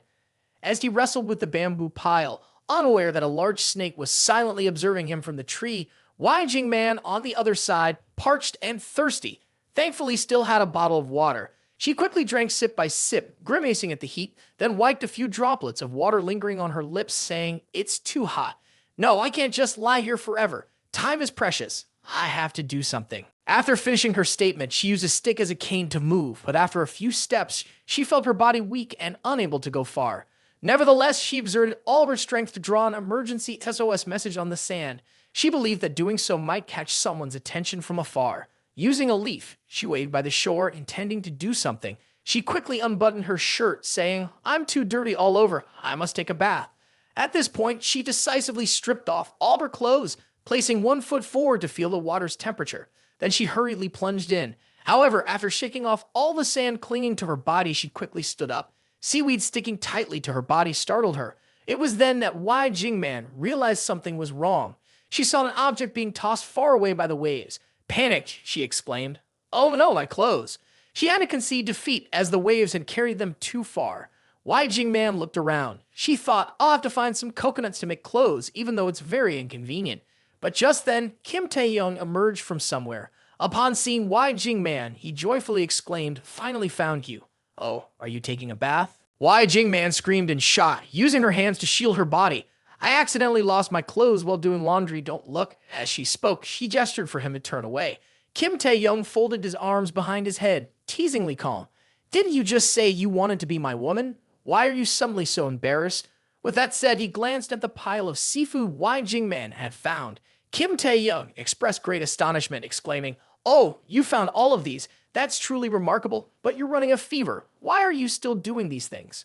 Wai Jingman nestled against a rock, gazing out at the distant sea waves, pensively remarking, "I grew up with the ocean from childhood. I've been the daughter of a poor family. What's the big deal about a little illness like this?" Hearing these words uttered by a girl who was inherently fragile, he felt a twinge of pity for her, having had to learn early on to be stronger. Suddenly, Wai Jingman turned back, a hint of suspicion in her voice as she asked, "By the way, why did it take you so long to gather firewood?" Kim Taehyung quickly grabbed the tail of a large python and pulled it out, calmly saying, "Oh, it's because this python is too long." Observing the scene, it was indeed a massive python. Not only that, but also 3 times the length of his body. Kim Taehyung spoke as if it were no big deal. "I had to drag it all over the place before getting here." Wai Jingman exclaimed in horror, "What?" Kim Taehyung looked at her, crouching amidst the rocks, trying to cover herself up, and then said, "Well, there's no other way. Let me find something for you to wear." With that, he decisively chopped the python into several pieces. His knife skills were truly impeccable. Each cut was smooth and precise. Then, using a small knife, he slit the python's skin along its body and carefully separated the skin from the meat inside. Clearly, he intended to use the python's skin to help her make a set of clothes. In no time, he completed his idea. Kim Taehyung handed the clean piece of skin to Wai Jingman and said, "Try wearing it. I've cleaned it thoroughly in this situation. There really is no other way." Wai Jingman reluctantly accepted the piece of python skin and put it on. She turned around and admired herself, saying, "Oh, it really suits me, and it fits perfectly too." Wai Jingman felt extremely excited about this new costume. Kim Taehyung stood admiring his perfect masterpiece. He said, "With the colossal size of this python, it could easily swallow a person whole." Wai Jingman, deeply impressed, approached Kim Taehyung and praised him affectionately. "You are truly amazing." Immediately, the system announced a 10% increase in affinity, and both felt extremely enthusiastic. Despite being stranded on a deserted island, these comforts weren't so bad after all. As the sun began to set, casting a darker hue, the evening sun pierced through layers of clouds, creating an incredibly romantic scene. Kim Taehyung cheerfully said, "Let's go tonight, we'll feast on grilled python meat and seafood." Kim Taehyung led Wai Jingman back to the tent he had set up earlier in the evening. As darkness began to fall, he lit a small fire both for cooking and warding off wild animals. Both of them were hungry, so they enjoyed skewers of delicious grilled meat together. Wai Jingman spoke up, "I'm actually a bit curious about you." Kim Taehyung, surprised, replied, "Oh, how so?" Wai Jingman tilted her head slightly towards Kim Taehyung. Gazing at him affectionately, she said, "You unexpectedly appeared and took over Fight Chan Company, then disguised yourself as a tourist, followed me to the Bang location, and effortlessly reversed the situation to escape the deadlock without caring about the fact that Bang had been wiped out. What kind of person are you?" Without letting her finish her words, Kim Taehyung cheerfully said, "I'm just an ordinary wealthy guy, haha." However, the more Wai Jingman heard this, the more excited she became. The more he avoided, the more mysterious he seemed, and she found it incredibly thrilling. Leaning towards him, Wai Jingman exclaimed, "It's okay if you don't speak. Strong men like to maintain this mysterious feeling. I really like it." Kim Taehyung, feeling pressured by her proximity, began to lose his words. His composure suddenly vanished, and hesitantly he said, "You." After finishing their grilled feast and feeling satisfied, rain started to pour. The raindrops grew heavier. The sound of them hitting the ground was melodious to the ears. The rain extinguished the fire gradually. Wai Jingman extended her hand, expressing regret, and sighed, "Oh, the fire." Kim Taehyung also spoke up, "Can't blame you. On these tropical islands, it rains a lot. Let's hope for better luck. Now it's time to sleep. I'm full already." Saying that, they both lay down on the bamboo bed Kim Taehyung had prepared earlier in the evening. The tent had no walls, and furthermore, Wai Jingman was dressed very elegantly, shivering all over. She said, "I feel very cold." Seeing this, Kim Taehyung quickly wrapped his arms around her, comforting her. "It's okay. Let me hold you." The close contact at such proximity made Wai Jingman feel much warmer, but it also stirred up some emotions within her. As he held her closer, his breath on her, Kim Taehyung said, "It's truly warm." He hesitated. "Hey, you're still feeling unwell." She began to move closer to him, placing a finger on Kim Taehyung's lips. "Sure, don't talk, just keep me warm." And then, inevitably, everything unfolded. Wai Jingman seemed to lose herself in ecstasy. A passionate night passed, with the morning sun shining brightly across the space. The The rain from the previous night seemed to have made today's sky even more beautiful. Time passed swiftly, and in the blink of an eye, they had spent 3 days together on the deserted island. Suddenly, from a distance, a fishing boat appeared. The fishermen aboard spotted the SOS signal that Wai Jing-man had made 3 days earlier. One of them shouted, "Captain, there's a distress signal on that island." The captain quickly maneuvered the small boat towards the shore, saying, "Hurry, let's go rescue them quickly." Some of the crew members exclaimed, "Perhaps the survivors have been starving for days, they're nearing death. Let's rescue them quickly." Kim Taehyung and Wai Jing-man were quickly brought onto the boat. Kim Taehyung expressed his gratitude to the captain, saying, "Thank you very much for your help." The captain, seeing their worn-out appearance, was also surprised. The crew members began to murmur in doubt, "Are these really people? They've been living on a deserted island for days." Kim Taehyung held Wai Jing-man with one arm while using the other to pat her head and laugh. He thought to himself, "Luckily, I have level 8 physical strength. Otherwise, I really don't know if I can handle this girl who hasn't had love for a year." Wai Jing-man, feeling satisfied, leaned against him. The system quickly announced, Wai Jing-man's affinity has increased by 20%. Wai Jing-man's affinity ratio has reached 91%, completing the first phase of the counterattack, allocating 5 billion funds for Wai Jing-man's counterattack and receiving back 10%. 500 million TV has been transferred to your personal account, rewarding all attributes by +1. Currently, all attributes are at level 8. Choose one of the 3 additional skills. Please select within the time limit. Skill A, Master Cooking. Skill B, Dancing Master. Skill C, Mastering Jump Rope. Transitioning to TNPU Hospital, a voice of admiration echoed, "Thank you, Dr. Liu. You are truly a talented young doctor." The woman quickly took her son away, unaware that she had misplaced her trust in this quack. Watching her leave, Dr. Liu smirked to himself, "He, another fool bringing in a pile of money." At the same time, the solemn footsteps of a group of people quickly approached. They were the police, swiftly presenting an order to suspend hospital operations. A surgeon solemnly stated, "Based on previous reports, we have conducted investigations and verified the evidence. Chairman of TNPU Hospital, CEO Liu, along with other doctors, have engaged in exploiting patients' medical conditions for profit, involving large sums of money, medical fraud, forced transactions, collusion with Flag Chang Company for organ trafficking, and a series of other criminal activities. The hospital will be shut down immediately." Hearing this, Dr. Liu was horrified, shouting, "What?" He clutched his head in panic. "Is it because of the acupuncture I did that day?" No. Exactly 1 week ago, at the Busan City Film and Television Department, a hurried figure burst in to report the news. "Ms. Lee, Mr. An, the boss, wishes to discuss a business collaboration with you." Holding a stack of documents, she responded gracefully, "All right, I'll meet with him."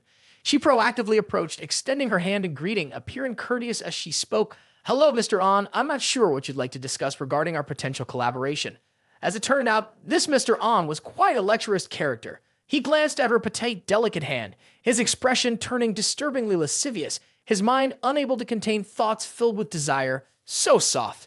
At this thought, he couldn't bring himself to grasp her hand any longer, reluctantly letting go. He stepped forward a few paces, casting a critical eye towards the film crew currently filming, remarking, "Is this the set where you're shooting?" Just by looking, one can tell it's not a major production. His eyes scanned the surroundings, his face betraying a hint of disdain, his demeanor only serving to deepen the girl's skepticism. He clasped his hands behind his back, continuing, "If we were to compare it to that other film, you'd surely be criticized harshly. Clearly, that film is of a much higher caliber." He glanced towards Lee Sang-yi and thought, clearly, they've invested millions of American dollars to create an enticing search as well as an attack on the internet giant, and it's all in vain. While he thought so, he pretended to understand, saying, "If I'm not mistaken, Sang-yi, you've invested $2 million in this film, right? But clearly, this isn't a good money-making opportunity." She didn't want any more beating around the bush and sternly said, "Mr. An, just say what you have to say directly. There's no need for this roundabout." Hearing her words, he didn't hesitate any longer. Mr. An turned back to face Sang-yi and said, "All right, enough beating around the bush. I'll invest $8 million to advertise your film. Sang-yi, nowadays making a good film isn't as effective as good advertising. With my investment, I guarantee you'll earn a lot of money." Sang-yi was surprised to hear this. "8 million, really?" Mr. An put on a confident face and said, I know. This amount couldn't have come at a better time. No need to shed tears of gratitude. When the time comes, we'll just split the profits, earning in a 3/7 ratio. Both of us will benefit." Suddenly, his face turned sinister, and he began to hint at his dark desires, his eyes leering at Sang-yi with longing. "Of course, Sang-yi, if you want to increase the profit percentage even higher, It's not impossible. Let's negotiate. Hearing his words, Sang-yi remained silent for a while, her mouth betraying a satisfied smile. She responded to the lecherous old man, "Sorry, my online streaming fee is $50 million. Upon hearing this, Mr. An was also shocked, his mouth gaping. Sang-yi decisively turned away, not forgetting to call her assistant back. "Huina, see the guest out." Huina quickly approached, bowing to signal him to leave. "Mr. An, please." Furious, Mr. An's eyes flashed angrily. He exclaimed indignantly, "How could it be like this? The live streaming fee for a small company like yours, how could it be so high? I understand now you're trying to hike up the price, aren't you? A small film like yours with a price tag of $50 million, are you trying to deceive me? Get out. Who do you think you are? This place isn't yours alone. You should leave. I'm not going anywhere." Assistant Huina spoke up, "Sir, you're mistaken. This entire studio has been contracted by our company. All the sets here are for our film. So if you don't leave, you're trespassing on private property." Mr. An gaped at the vast studio, only able to curse angrily, "Do BTF." At this moment, Sang-yi sent a message to Kim Taehyung. "Kim Taehyung, the film will be completed tomorrow. Will you be able to come in person?" Kim Taehyung immediately replied with a selfie saying, "I'm getting ready to go abroad. I will be back for a few days. Why?" Sang-yi thought, after all, he's a movie star, always busy with schedules all over the world. How could he have time to focus on this small network? Kim Taehyung reminded her, "Don't forget, advertising and film distribution costs a lot. I'll transfer some more money to you." Sang-yi replied, "No, I still have over 300 million. Kim Taehyung was pleased. "All right then. Don't always think about saving money. This advertising campaign should cost at least 200 million, and then announce the next part. The production cost for the next part should be at least 100 million. If you need money, just let me know." Sang-yi expressed astonishment. "Oh, there's so much of this." Kim Taehyung simply messaged back, "Listen to me, I can't talk to you anymore. I have to catch my flight." After finishing the conversation with Kim Taehyung, Sang-yi felt extremely determined. Kim Taehyung really trusts me. I absolutely can't let him down. I need to refine this film to make it even better. She quickly accessed the chat notes on her phone, where many messages between her and Kim Taehyung appear, clearly indicating the significance of this man in her life. In the messages, they conversed harmoniously, discussing the film's script. He had helped her a lot and always offered incredibly useful advice. Moreover, Kim Taehyung spared nothing for her, always ready to spend money to help improve the film. Suddenly, Hyuna rushed in, calling loudly, "Sang-yi, Sang-yi." Sang-yi responded cheerfully, "Yes, did you call me?" Seeing Sang-yi's unusually happy face, Huina teased, "Oh, Sang-yi, texting and smiling like this, is it your boyfriend?" Sang-yi blushed and quickly responded, No, it's not like that. Why did you call me?" Huina said, "The last 2 scenes have been filmed, so today marks the completion." Sang-yi turned away, still thinking about the girl next to Kim Taehyung. She tried to push away the emotions inside, reminding herself, Jia is his girlfriend. No more thoughts like that. What I need to do now is to put all my effort into completing this film. She walked over to where the film crew was discussing with the director. Sang-yi realized she needed to quickly return the money to Kim Taehyung. She pointed out a few points in the script and discussed them with the director because she had spent a lot of time refining the script and, of course, she couldn't let it fail. After the discussion with the director, the film crew quickly rearranged the sets according to Sang-yi's instructions. Time passed quickly. Today, it were only 5 days left until the film's public release. Sang-yi was invited to an interview with a TV reporter. The reporter spoke up, "Hello, viewers. In this segment, we bring you entertainment news. I've invited a very famous figure to the studio. Let's welcome her. Oh, Sang-yi, I feel like you're even more beautiful now. Indeed, the hardest working girl is always the most beautiful." Sang-yi responded cheerfully, "Hello, everyone. I'm Lee Sang-yi."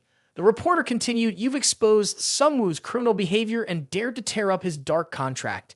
Now, internet users see you as a warrior, someone who never compromises and fights for rights. It's said that many people are looking for you to sign contracts. Is that true?" Sang-yi modestly replied, "Internet users do seem to have some affection for me, but I'm just one of many ordinary people trying to pursue their dreams. This time, I've also received help from a generous benefactor. As for signing contracts, it's true that many people want to collaborate, but I now have my own film and television company, albeit small. I'll work diligently to produce good films to repay the audiences who have supported me." She happily announced her upcoming project, my TV series Indomitable Spirit, which I directed, will soon be released online. Please stay tuned. Somewhere else, a man, while watching obscure films, angrily threw a bottle of wine at the screen, airing her news. He fumed UBTF, the prey was about to be caught but slipped away again. The man vented his anger on the maid beside him, kicking her hard, causing her to cry out in pain. He furiously remarked, "I can't believe a wealthy man suddenly appeared to rescue her." Another girl, trembling, handed him a glass of water, and he shakily said, "Young-hoon, don't be angry. This time we won. We received compensation of 100 million for damages. Lee Sang-yi, that wretched girl, isn't worth it." He smirked sinisterly. "Oh, Sang-yi, you sneaky thing, secretly getting involved with that wealthy guy, letting him buy back your freedom. I think you're innocent, but Jo Young-hoon never fails to achieve his goals." With that, he yanked hard on the chain around the other girl's neck, beginning to indulge in pleasure. Pulling her down to his level, he triumphantly declared, "No matter if it's a tycoon or a millionaire, if anyone dares to touch me, I'll use your own money to bring you down." The girl whimpered softly. With only 2 days left in the film editing room, everyone was busy focusing on the movie. Lee Sang-yi thought, tomorrow is the day the movie is released on social media. Everything has been checked many times, and there are absolutely no issues. Lost in thought, Huina rushed in. "Oh no, Miss Lee, have you seen the latest news?" Specifically, an account posted, "In order to gain dominance, Lee Sang-yi has actively sought to undermine unassailable regulations. Simultaneously, she has suppressed newcomers. She has resorted to all sorts of dirty tricks, leading to her former company freezing her out. Now she has found a wealthy man to support her. She has begun to break the original contract with Miyako Entertainment, along with a slew of witnesses. They say, back when we were in the same class, I even outperformed her. But Lee Sang-yi relied on her family's influence and always spoke ill of us. She forced us to obey her, but we dared not resist due to her family's power. It's disgusting how she still wants to clear her name." These people shed crocodile tears as they spread slander about Sang-yi just before the movie's release. They told reporters once she asked me to buy ice cream for her, causing to miss a very important sitting audition. Later, I found out she did it on purpose. Then, to prevent me from revealing the truth, she went around bad-mouthing me, completely ruining my reputation.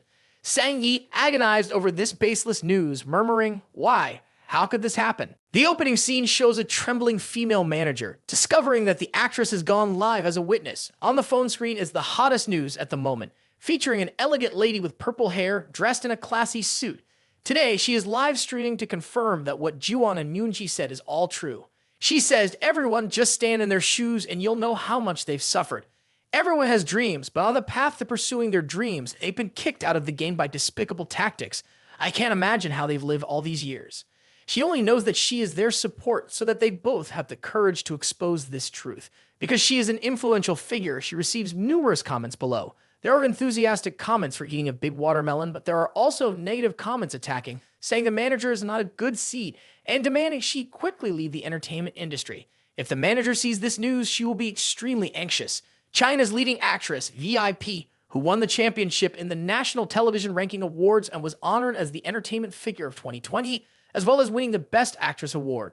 Why would she do this? They have never insulted her either. The live stream is spreading rapidly, because it is also being loudly endorsed by other famous actors. Sang-yi trembled and said, "This is all Jo Young-hoon's doing. When she debuted, she relied on Jo Young-hoon's resources to quickly become famous, so this must be his arrangement." From the start, Sang-yi knew that Jo Young-hoon wouldn't let her go easily, but she didn't expect him to choose this approach. Afterwards, the actress requested the manager to quickly call the most professional public relations team. They must explain this situation. The manager immediately called the public relations team, only to find out they demanded 20 million for their services. But even with this amount, they couldn't completely bury the news.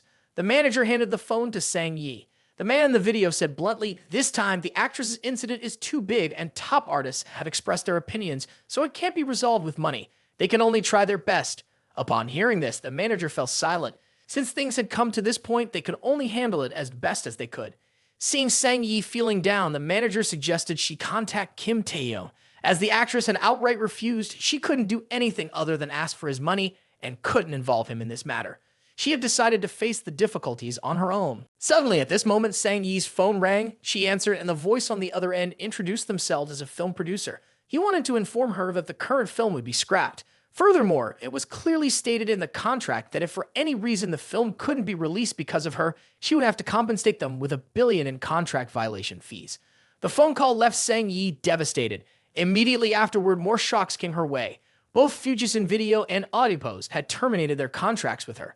Not only was her film not going to be released, but she also had to pay a hefty price for it. Sang-yi collapsed in despair. The manager called her frantically. Now Sang-yi was no different from an abandoned actor. Currently, all the films she starred in were being removed from every platform. Someone might have bribed the public opinion, so they had no way of suppressing this matter.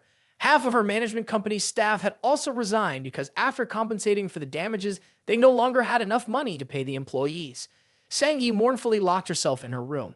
After a while, there was a knock on the door from outside. A woman with blue hair said she knew Sang-yi was inside and she understood she must be feeling desperate right now.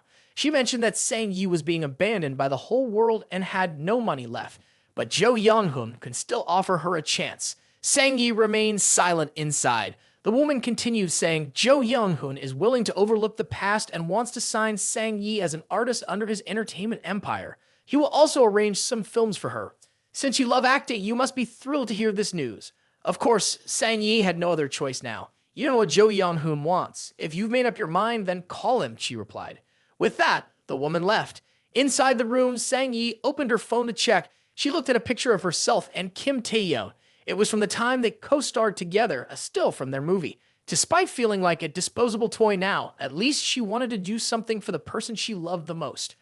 The next morning at the airport, Kim Taehyung happily hummed a tune. He was glad to be back home, reminiscing about the previous night. Kim Taehyung and this woman had spent a passionate night together, and she confided in him that she would be going to the Philippines to hide for a while. The seductive woman looked at Kim Taehyung. Now she was being followed too. She had to wait until the storm passed to be able to move freely again.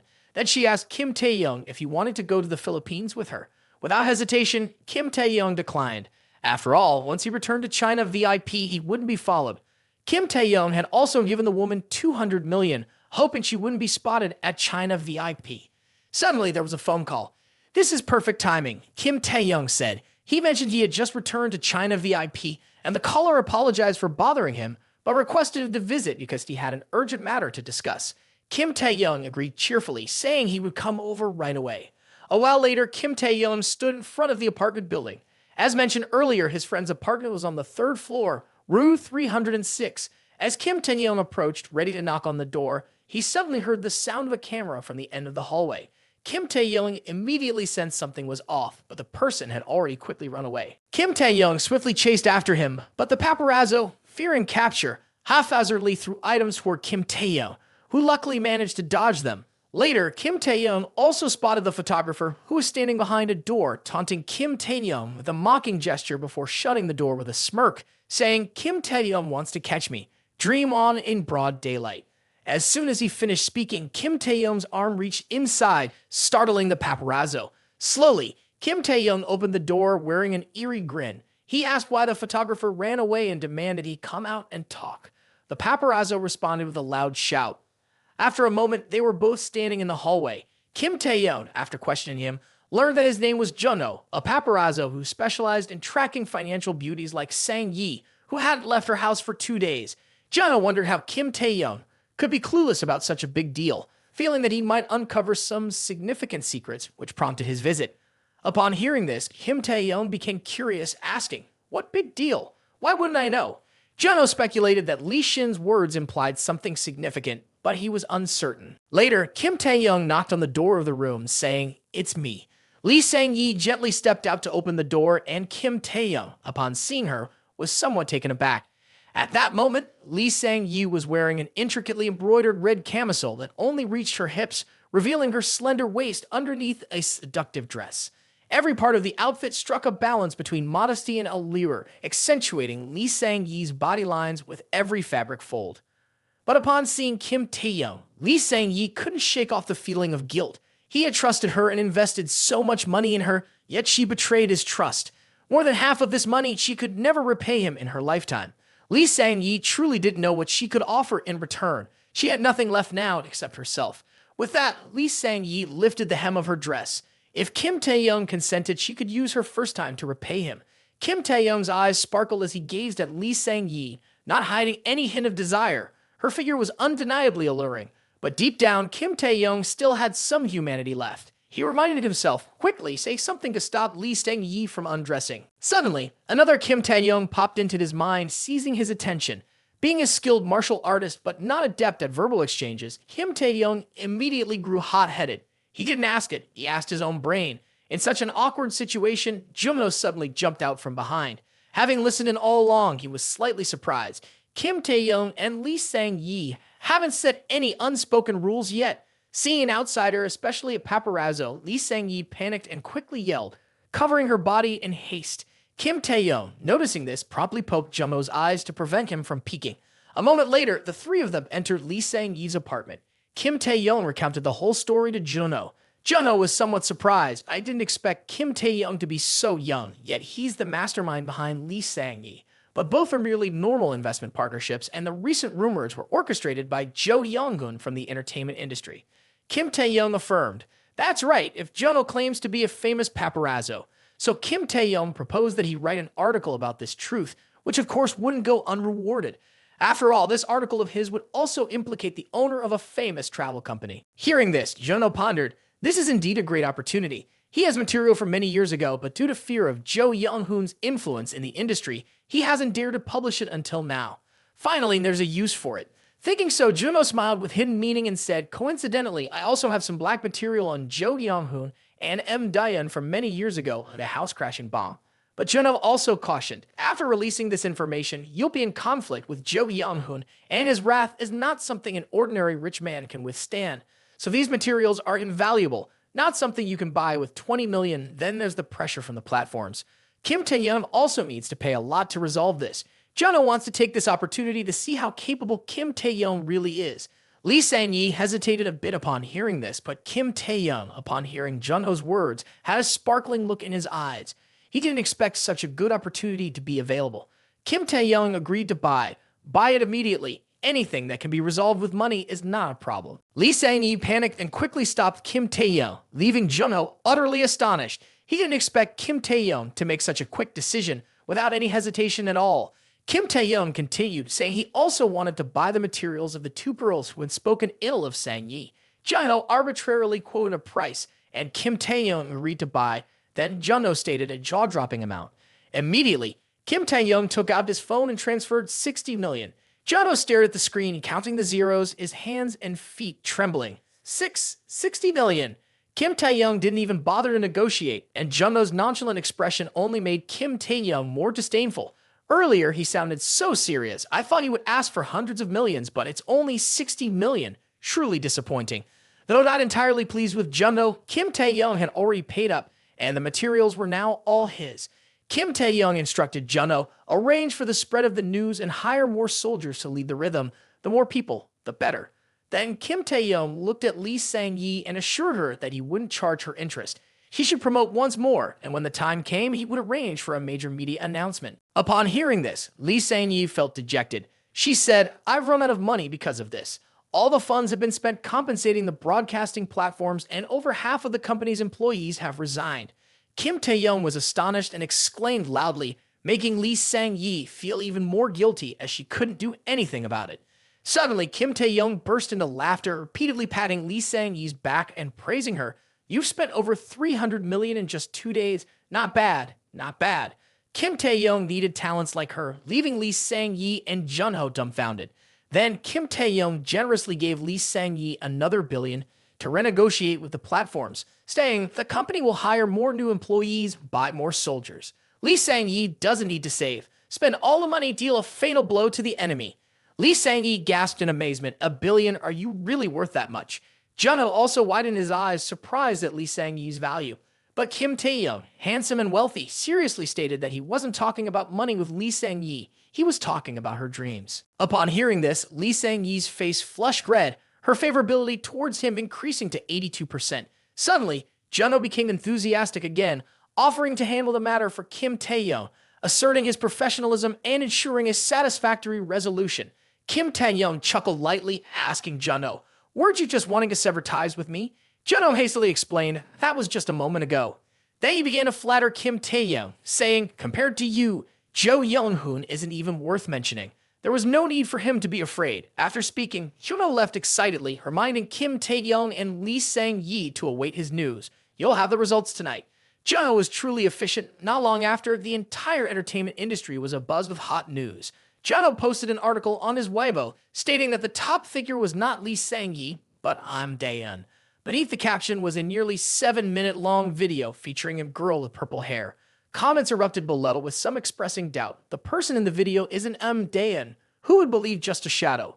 Others wondered, is the chairman mentioned by that female star Joe really the head of the Heavenly Entertainment? Right below this comment, someone immediately responded saying, I recognize this voice, it's Jo Young-hoon's.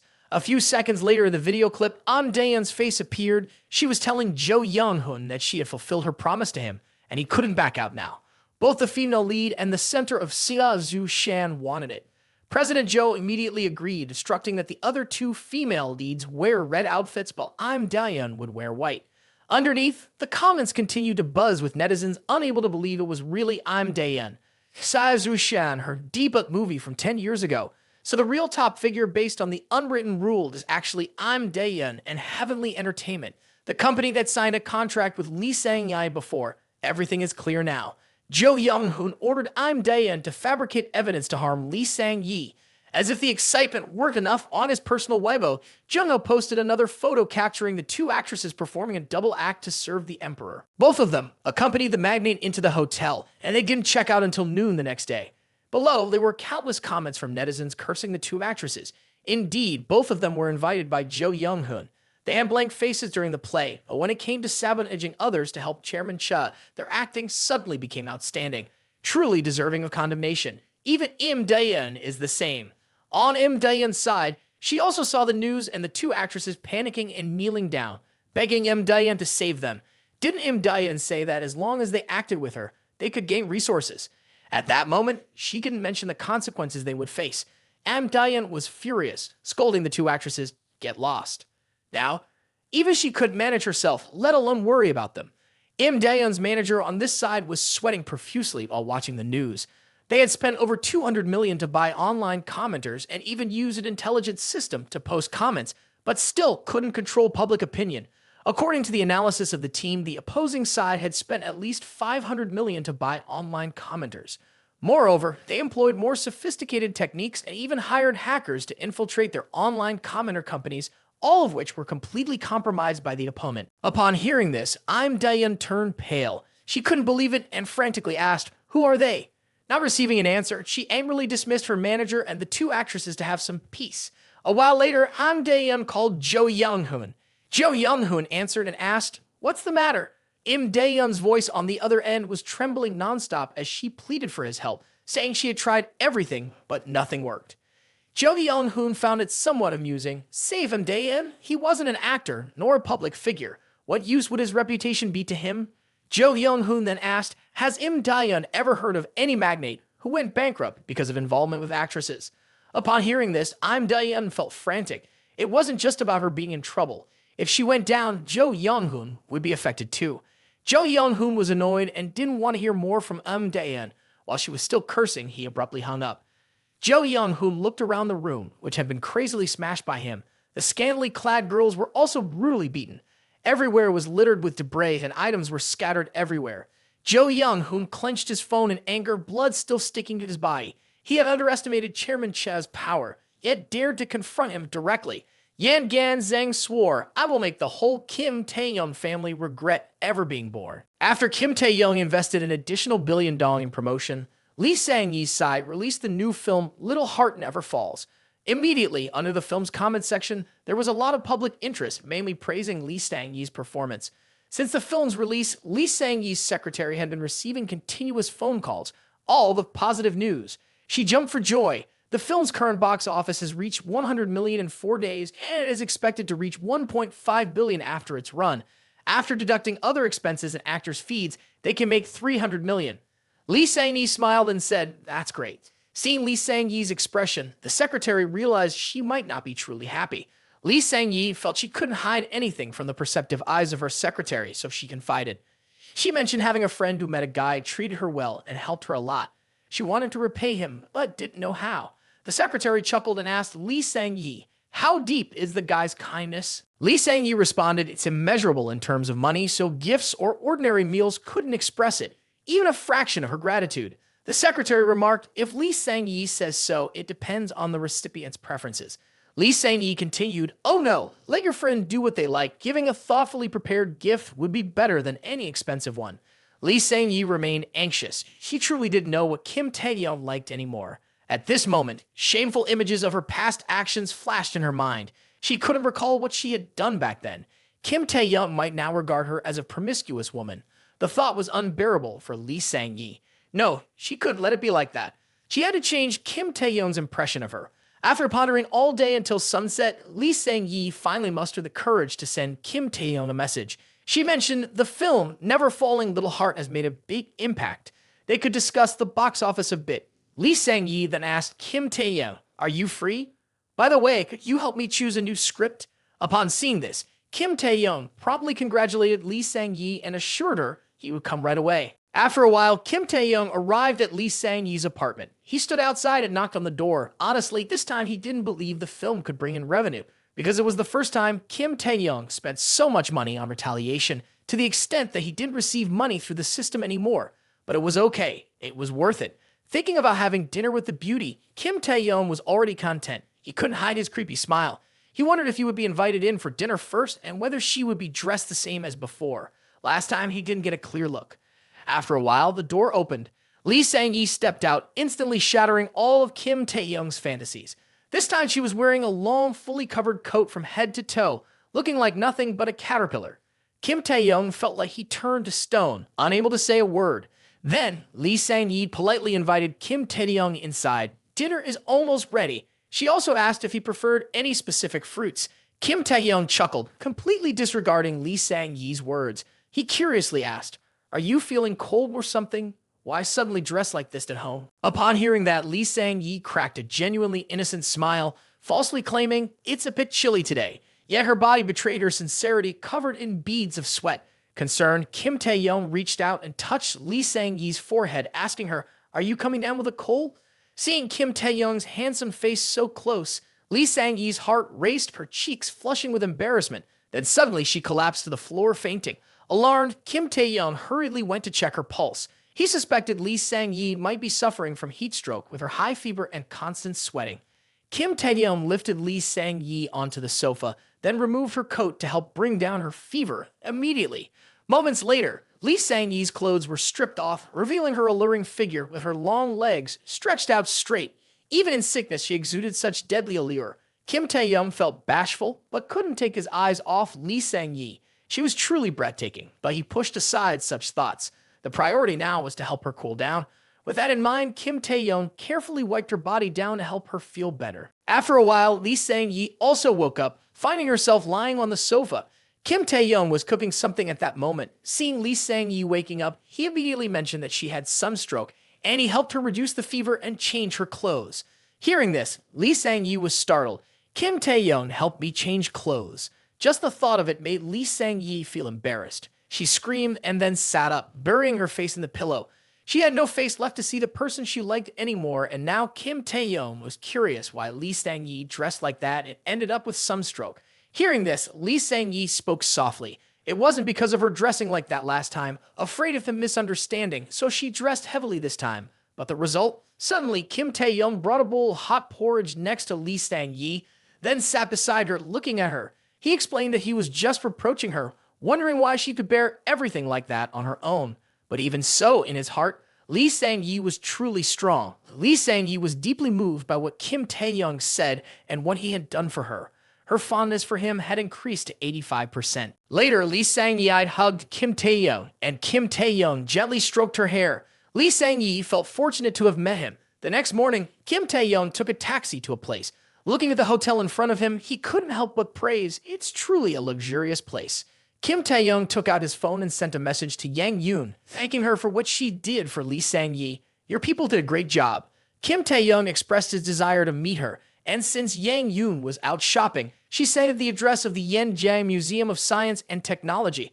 However, she later changed her mind and wanted the two to meet in room 101, coincidentally where Kim Taehyung had just arrived. As soon as I walked inside, I was surprised and exclaimed, "Wow, the inside of the robot is simulated from advanced machines that are displayed everywhere. Technology has reached a new height, witnessing new things in life. I couldn't help but marvel. Technology has truly advanced to this level." I took out my phone to see. The place is too big. Let me see what the name of the product Yang Yoon is looking for. But after looking at the phone for a while, it just made my head hurt even more. I don't understand anything written in it. Why is it all in foreign languages with just data? I looked at a pile of knowledge and my head hurt even more. Water production plant, level 1 cleanliness, filter system. As my mind was in a mess, a loud voice rang out, "Our filter clearly meets the standards." That shout made me pay attention and look over to observe what was happening. Unexpectedly, in a modern and advanced place, a fight broke out. The leader of this company kicked the poor man to the ground and followed by the words, "Shameless, get out of here." The daughter of the man, standing next to him in a panic, said, "Dad."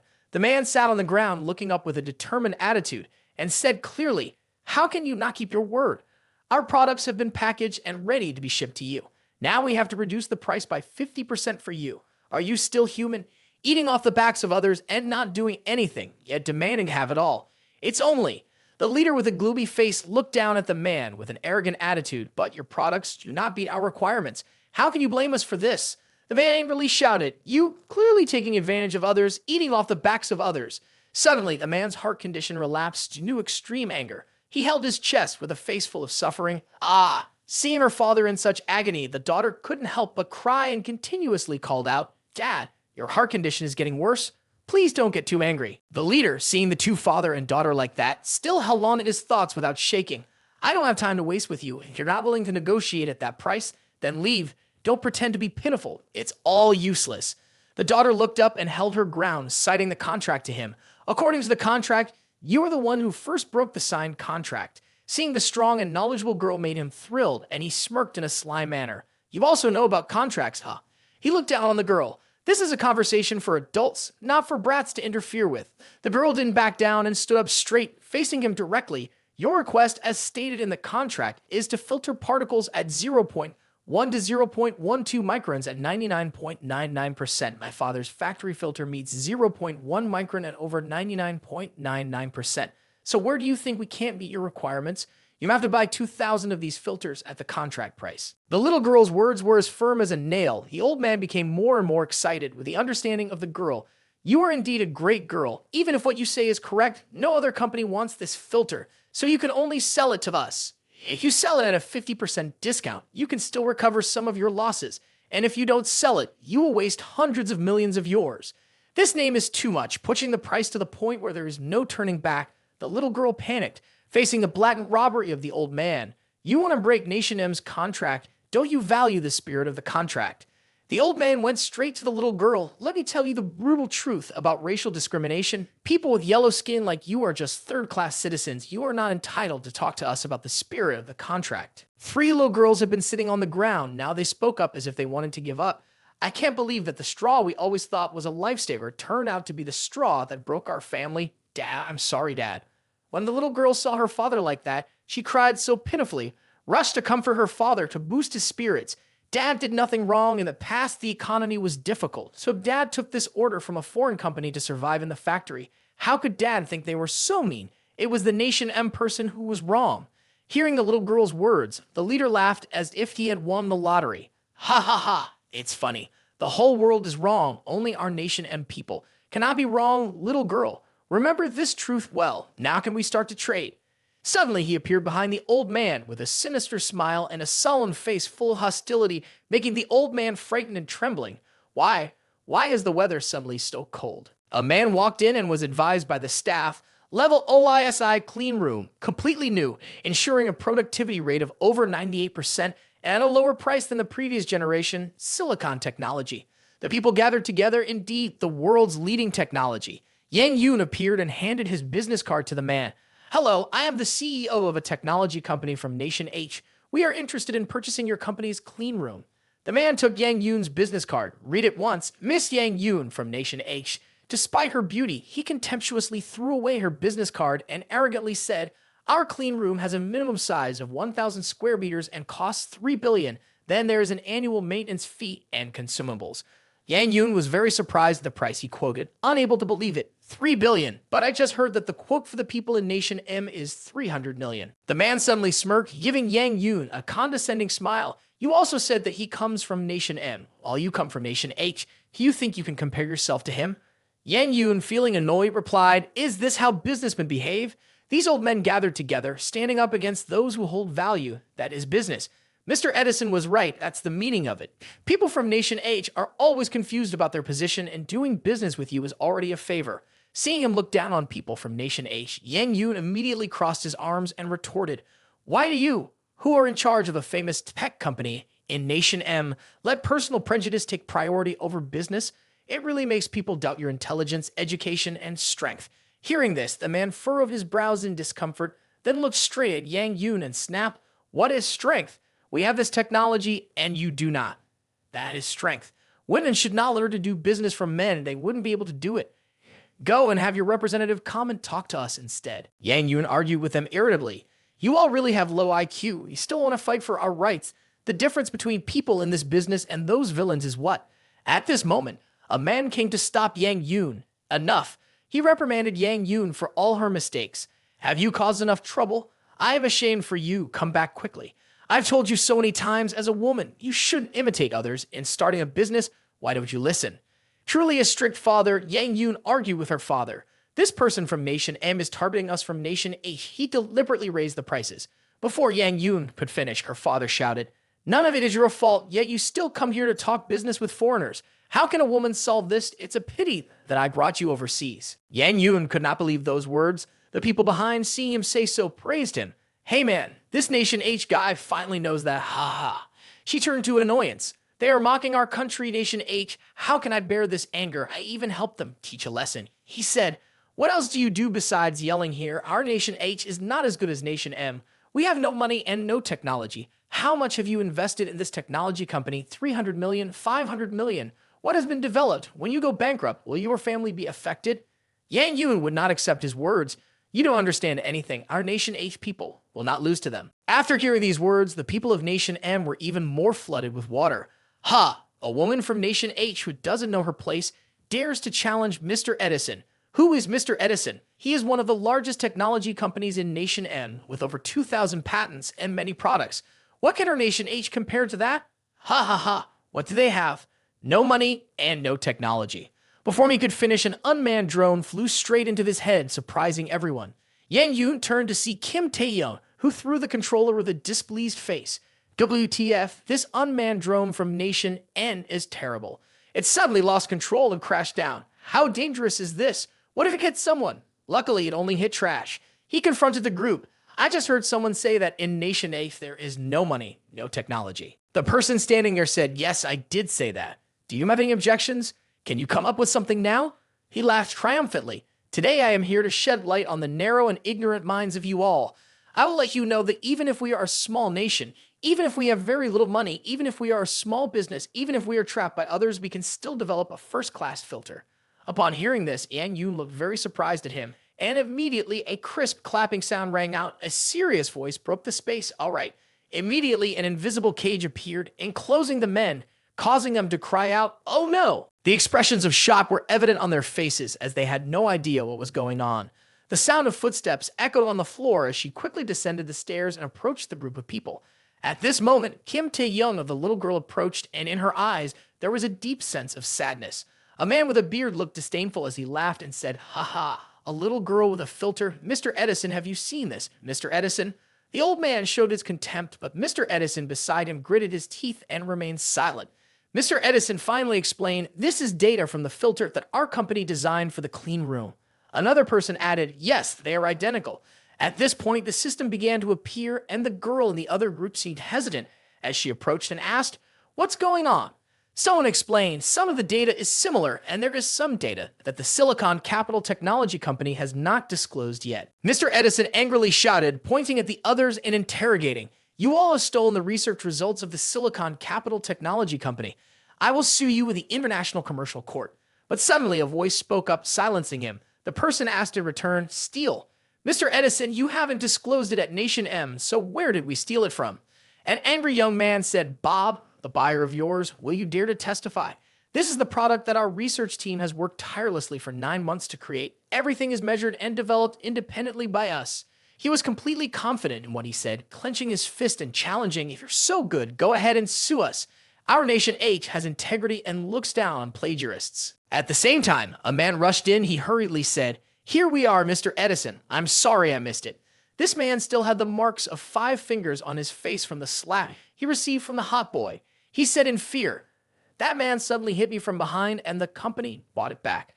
Mr. Edison got angry. He cursed under his breath, then shouted, "What a mess!" The people around couldn't help but be amazed.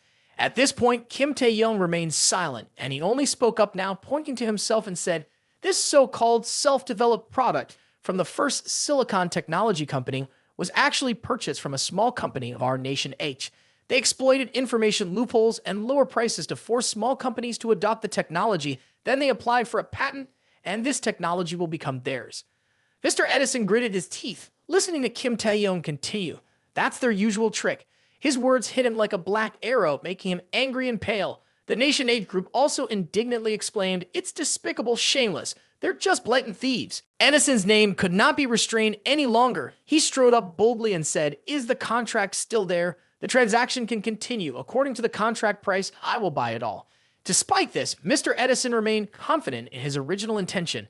This young man from Nation 8 showed his determination and said, "You want to buy it, but unfortunately, I will not sell it."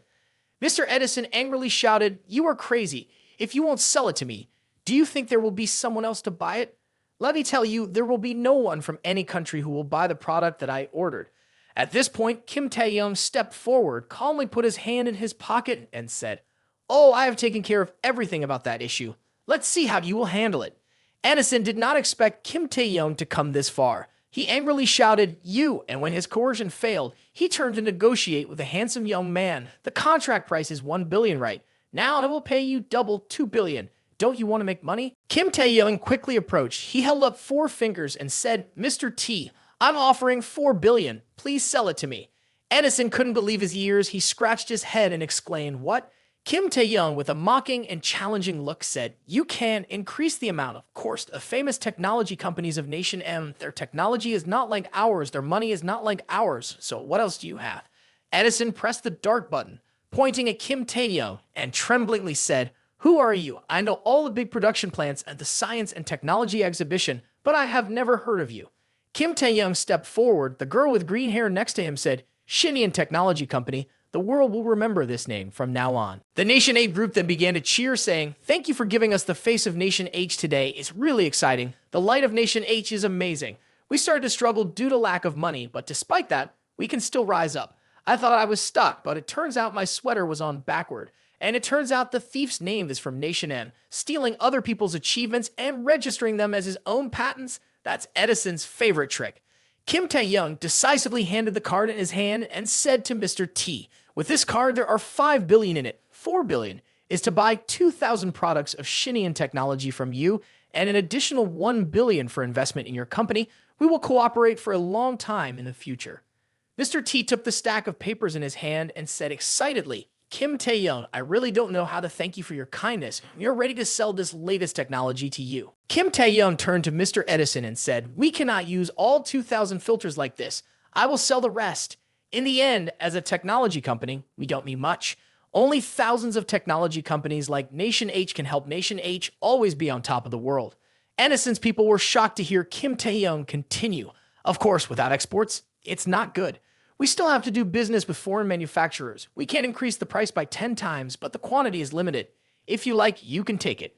At this point, the crowd rushed over. "Kim Taehyung, I come from Nation A, small Nation N has disappeared. Please look at me. I am Chairman Kim from Nation B. We really need this latest filter technology. Kim Taehyung, it's me. Please look at me." The crowd pushed Mr. Edison over without him realizing. Kim Taehyung humorously said, "Dan, you can still call me Dad." He stands there, and they rush in like a storm, pushing the girl next to Kim Taehyung. He says annoyed, "Hey, don't gather anymore? Don't even call me Dad, oh?" People around say, "We have no choice but to flatter Edison. I do the same." Kim Taehyung at this point is gentle, looking at the girl in his arms. "Are you okay?" The girl also gently replies, "Yes." Immediately, the system updates. Affection level plus 5%. Jiang Xuan's favorability rate is 92%. Complete the first counterattack phase. Allocate 6 billion counterattack funds to Jiang Xuan and return 10% of 600 million yuan. Transfer to your personal account. Reward all attributes plus 1. All attributes currently level 9. Select one of the 3 additional skills. Please choose within the time limit. Skill level S Mastering. Skill level S Proficient in Mathematics. Skill level P Pinnacle of Go. Kim Taehyung jumped for joy and thought to himself, "I used to want to learn to play Go, but I'd never had the time. Now the system really understands me. It has established top-notch Go skills for me." Suddenly, the crowd below was drawn to the words displayed above. If the technology company Mikey sells UK's research results, the World Science and Technology Exhibition will thoroughly investigate and cancel their participation in the exhibition. Mr. Edison was quickly dragged outside by the security while constantly cursing, "You have no right to detain me. We will meet again." Kim Taehyung calmly replied, "Yes, you have stolen from us so much and I will still find you to get it back." The old man fell to the ground, holding his head in pain, and confusedly asked, "Why does my head hurt like this?" The old man looked around in confusion. "Why is my head hurting like this? Where is Jiang Hiyan? Where are the people who were just watching?" He looked up at the announcement board, then was surprised and shocked. Stealing silicon technology what happened just now. He looked over at Yang Yun and was surprised. What? The old man was shocked. Yang Yun, who always thinks about starting a business and doing useless things, is now having a man like this. He continued to follow the two and took evidence of both of them dating, sending a picture of Yang Yun holding hands with a man and a message to Mr. Fang. Yang Yun's father, Mr. Jiang, I took this picture at the Science and Technology Exhibition. This Yang Yun is very unpleasant, wanting me to come and scold her to wake her up. Yang Yun's father, upon seeing the picture, became furious. Who is this? This person looks like a poor college student. He called his bodyguard, Mr. Shen. The person immediately came to receive the order. What is Mr. Jiang's order? Yang Yun whispered to the bodyguard, my wretched daughter, becoming more and more arrogant day by day. Not only is she determined to do whatever she wants with the chip, but now she has found a boyfriend like this. I think she just wants to provoke me. Go check out this guy. The bodyguard obeyed. Yes, sir. The blonde guy on this side just smirked, then clinked his glass with his congratulations. Bai Jiang, here's to a pleasant cooperation between us. Oh, yes. He sat and spoke arrogantly. Bai Jiang, we will not cooperate once or twice. You know best about my family, and you also know that my family is very keen on promoting marriage. It's just that my standards are very high, so girls with lower overall qualities cannot make it into my sight, but I really like Yang Yun. After listening to Mr. Yang Yun, he thought, although this Miao is quite romantic, what hot guy isn't romantic? This young Yang Yun is too noisy. He really needs to settle down. The most important thing is that our two families have equal financial resources, and we will work together in the future. Mr. Yang Yun raised his hand towards Mr. Jiang and said, let's cooperate happily. The other person seemed very happy to hear that, but deliberately asked, Mr. Jiang, what do you mean? Both of them shook hands happily, but then the secretary hurriedly ran in and said, it's not good. Mr. Jiang felt unhappy and said, what are you doing? Can't you see that I'm with Mr. Miao? Before Mr. Jiang finished speaking, the secretary presented him with the information, saying, look, this is the information about that person. The other person, confused, asked, what's going on? Mr. Jiang remained silent for a while. Then he took Miao's hand and said, Miao, this way. Miao, with a puzzled look, asked, do we need to negotiate the date and time? Of course, I am also very happy to do that as soon as possible. But Mr. Jiang escorted him to the door with a serious expression, bidding farewell and saying goodbye. See you next time. He continued to knock on the door, calling Mr. Jiang, Bai Jiang, Bai Jiang. As if Mr. Jiang did not care, he called Mr. Fang. Mr. Fang, Yang Yun can freely date. I fully support it. It seems that the old man has already found out about his wealth, and he said to Mr. Fang as a warning, I advise you to pay attention to your own business. Mr. Jiang was extremely excited. So the guy is none other than the legendary Mr. Jun. My obedient daughter has been close to him for a long time. He even invested in that chip company, and now it's stable. Mr. Jiang ordered Mr. Shen, go get the Tai Mao wine that I have been collecting for 30 years. I want to treat Mr. Jun well. The secretary immediately complied, yes, sir. Meanwhile, Yang Yun and his companion walked around happily. Yang Yun pointed ahead and said, look over there, His companion looked at the machine with some confusion and asked, what is this? Yang Yun explained, it's a holographic projection. Yang Yun introduced with his own understanding is even more advanced, developed by some of the highest technology companies in our country, AVRP, Smart Augmented Reality Projection, combining holographic projection, interactive augmented reality, and artificial intelligence. Both of them walked together in the holographic technology, and he suddenly said, I can feel the sunlight and wind. Yang Yun continued to explain holographic technology in general can only project present things, but this intelligent augmented reality projection can instantly create a scene, not predefined according to the customer's request, and users can also interact with the scene. He exclaimed, oh, this is amazing. The biggest problem now is the function of the chip, which is still relatively weak, but as nation Asia's chip technology improves, it will surpass other countries. He said sweetly, I really hope for this. Yang Yun, hearing this, blushed and quickly turned away. Kim Taehyung, let's try this AI VRP. They both entered a virtual space with the scenery of a wedding hall, which made him very excited. Let's have a romantic setting. Yang Yoon was dressed in a beautiful wedding gown by the virtual technology. He was also surprised to see his clothes change. Oh, is it that all the clothes are projected? He looked elsewhere. Haha, sorry, I thought there would be a sky full of cherry blossoms, or a sky full of stars or something. I didn't expect anyone to be so straightforward. Yang Yoon behind him looked at him spellbound without an escape. At this point, the priest asked, Miss, will you agree, whether healthy or sick, rich or poor, do you love the groom forever? The people below cheered and urged, marry him, marry him, marry him, marry him. This made Yang Yoon very confused. He looked at everything happening in front of him and couldn't help but be happy. Let me go. Can anyone be like this? It's great. Yang Yoon was confused. Marry him. Seeing Yang Yoon was not paying attention, he immediately asked, what did you say? Not letting him finish, she boldly gave him a sweet kiss, and they both immersed themselves in that sweet kiss. After breaking away from the kiss, Yang Yoon's face had a hint of embarrassment as she wondered, what am I doing? She then awkwardly apologized to him. I'm sorry. Kim Taehyung, He teasingly interrupted her. So Yang Yoon can also have this kind of expression. The virtual technology announced, the wedding is over, the newlyweds enter the bridal chamber. And so the two appeared in the bridal chamber, with Yang Yoon wearing a sexy housewife outfit. He was surprised and said, What? What is this? Yang Yoon turned to him and said, This is. Unable to bear it any longer, Yang Yoon ran away, leaving him behind. I'm sorry, I really didn't know it was like this. I'm so embarrassed. He called out anxiously, Hey Yang Yoon, come back. He sighed helplessly. Never mind. Let's go back to school first. Returning to Yang Yoon's house, she hurriedly ran inside, and the servants respectfully bowed their heads, saying, Miss, you're back.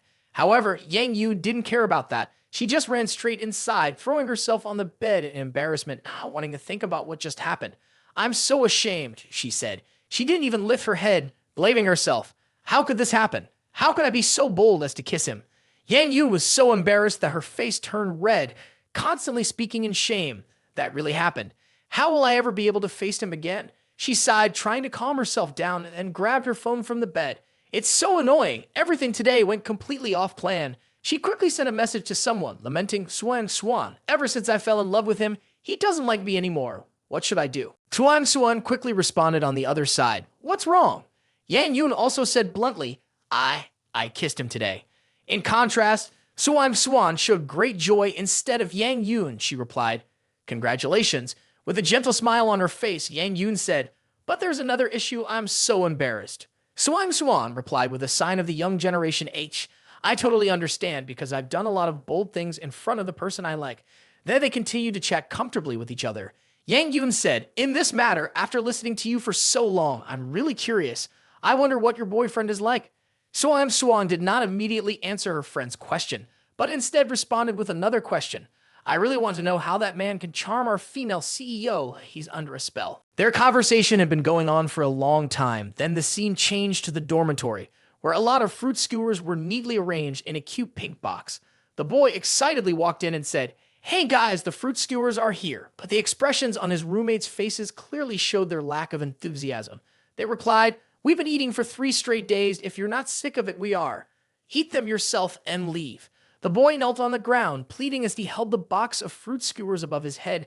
Come on, brothers. How can I eat so much by myself? Seeing his expression, his roommates quickly stood up and interrogated. So you still bought them? Quickly open it up. I had a feeling that something was off about this for a while now. The male student looked embarrassed. He began to scratch his head, trying to avoid their gaze, and then hesitantly said, That's because it turns out he had been eyeing a beautiful girl.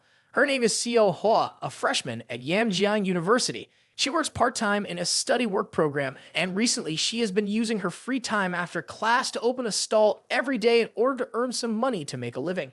As he spoke, he remembered the moment she talked to him. Hello, what flavor would you like? To be honest, this clueless male student had been captivated from the first moment. He said, Although this is the first time I've met her, her gentle smile immediately attracted me. At that moment, I thought about our future children.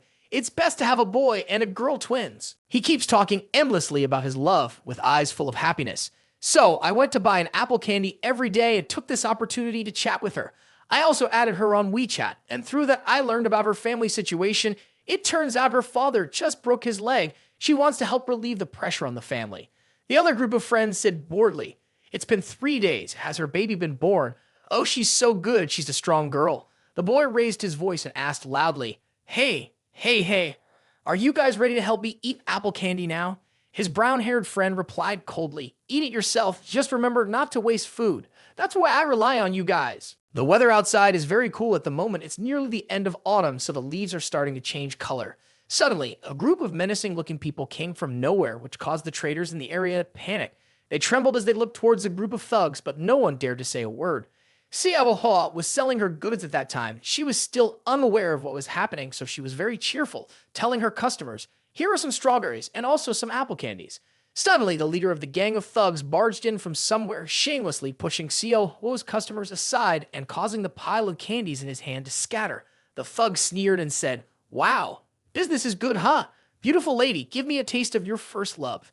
Xiao Hua was a little scared, but she still took a skewer of candy and handed it to him, smiling nervously as she said, this is the taste of first love. It's apple candy coated with sweet and sour syrup. Would you like to try it, sir? The face of the thug became extremely distorted. He rushed to grab Xiao Hua's hand. His tongue licked the candy apple stick. Come here, let me have a taste. Xiao Hua's face was almost terrified. She trembled and said, let go of me. Then she quickly pulled her hand back, trying to break free from his grip. The thug just gnawed on the candy stick in his hand and said, it's really delicious. No wonder it's so profitable. Xiao Hua, in fear, said, what are you planning to do? The aggressive crowd only started to change their tone, and he said, beautiful lady, you've been setting up your stall here for 3 days. It's time to pay the 2,000 yuan protection fee per month, or else. Xiao Hua exclaimed, why do you have to charge a protection fee? The guy next to him laughed sarcastically. What do you think? Setting up a stall here without greeting me first? Another guy quickly added, you really are clueless, aren't you? Xiao Hua gathered all of her courage and said, I don't know what that is. Setting up a stall here is legal. You have no right to collect any protection fees.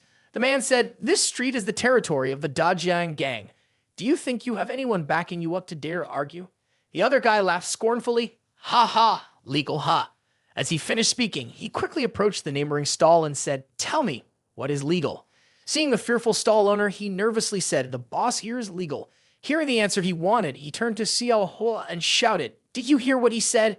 Xiao Hua pleaded, I don't have much money. I just set up a stall to earn a little living money. The man bent down, picked up some dirt in his hand, and then threw the dirt onto Xiao Hua's candy, shouting, if you don't pay me, I will add more ingredients for you every day. His actions had crossed the line for Xiao Hua, who burst into tears and said, my apple candy, how could you do this? Everyone around witnessed this scene and expressed their outrage, saying, this is not bullying, it's harassing a girl. This local gang has someone backing them up. Suddenly, a hurrying step approached. It was Chu Tong, who had long admired Xiao Hua. Seeing this scene, he couldn't bear it and quickly stepped forward to stand in front of Xiao Hua, loudly demanding, what are you all doing? Xiao Hua, startled, asked, Chu Tong, what are you doing? Chu Tong angrily questioned them. You are bullying a girl in broad daylight just like a group of robbers. You are truly despicable. The gang leader rushed to grab Chu Tong's collar and shouted, who do you think you are? Chu Tong softly retorted, and the guy next to him sneered, you're quite brave, trying to learn how to be a hero and save Ms. M, aren't you? Namakek bent his fingers, slowly stepping back and said, it doesn't matter whether you're a hero or a bear. Chu Tong struggled and shouted at the gang leader, let me go.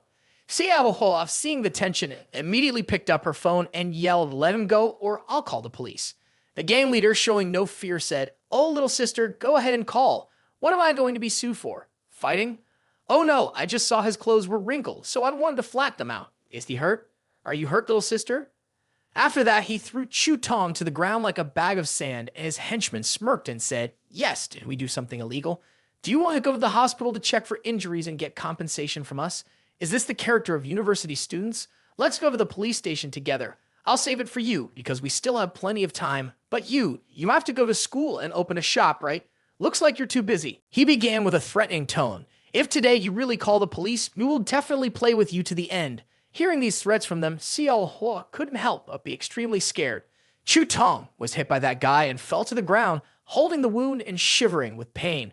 The girl behind had tears streaming down her pretty face, making people feel sorry for her.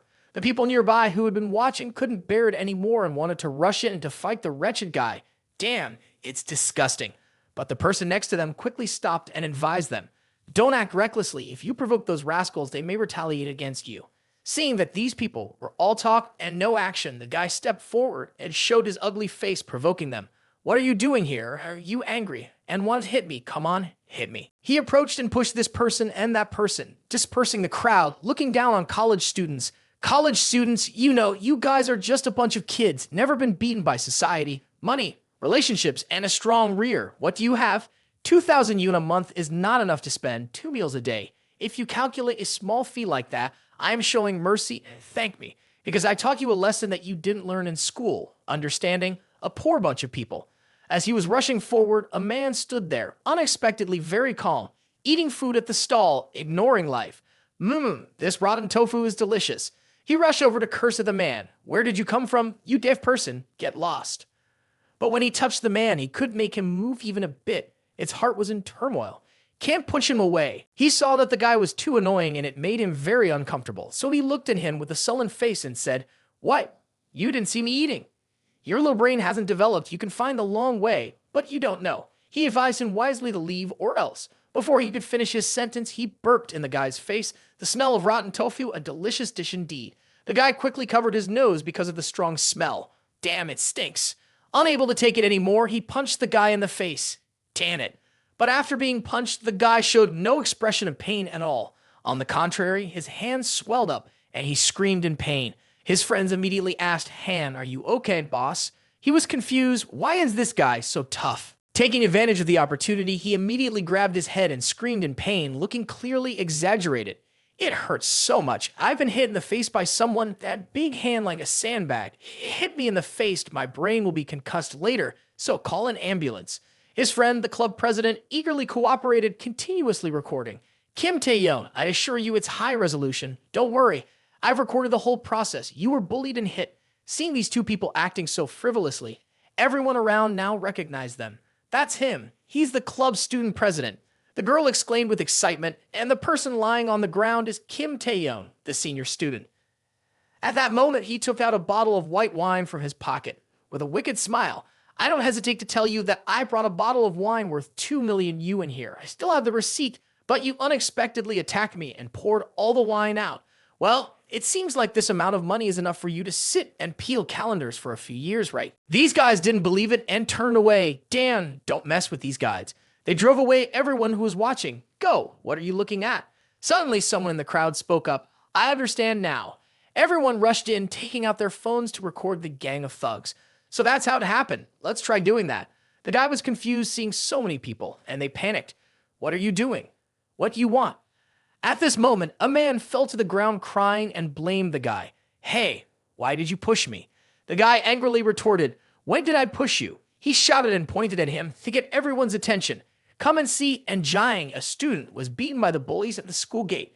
Is there a way to solve this? His big fist hit people. Even the audience didn't spare. People took out their phones and filmed him up close. Come on, look into the camera and cry even louder. Everyone look at this bully and cry. He couldn't take it anymore, so he walked over and threw the phone out of the other person's hand with an extremely angry attitude. Damn it, why are you filming so close to my face? The person who was hit fell to the ground and started sobbing. Oh no, my wrist is broken. The other person came over to help. Oh my god, this is the latest mobile phone. You just bought it yesterday. It's worth 20,000 yuan. It must be broken now, and there are medical expenses for the wrist, job loss expenses, and emotional damage expenses. You're so pitiful. I'm so jealous. Do you think you could also hit me? He started swearing, but no one cared anymore. They focused on live streaming. The girl put her phone down and started live streaming. Now let's get to work. I have no other choice but to try. The girl started posing and laughing. It's so lively here, I don't know what's happening, but let's watch. Several sensational comments appeared. What's going on? There are 3 men surrounded by a group of people. I am at the scene. These 3 men are gangsters. They rob and beat people in broad daylight. How can someone be so audacious? Call the police. Please call the police. Something big has happened at the gate of Yanjiang University, and the university did not handle it. The students passing by couldn't stand those gangsters, so I invested 50 yuan in the 3rd subject to promote traffic. This caused the university to become a hot search, pushed to the top. Something big happened in front of Yanjiang University gate. The university did not handle it. These guys were now surrounded by more and more people, leaving them with no way out. One of them shouted loudly, get out of the way, do you understand? Everyone pointed their phones to zoom in on his face. Who do you want to cause trouble with? You're causing trouble with university students. Don't you know that when university students quit, they can kill their enemies, and when they join, they can improve life, rectify the workplace, and adjust social trends? In the Nation Age era, we destroyed the president's palace. If you offend us, you are like throwing a stone at steel. The headmaster, representing all university students, spoke up. If you don't satisfy us today, don't even think about leaving. They then brandished hot sets, wanting to rush towards this group, saying, "Damn it, don't think we're really afraid of you."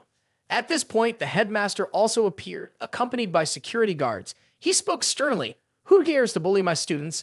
The troublemakers were taken aback. "Is it you, Headmaster and John?" The headmaster felt a bit embarrassed, so he lectured them.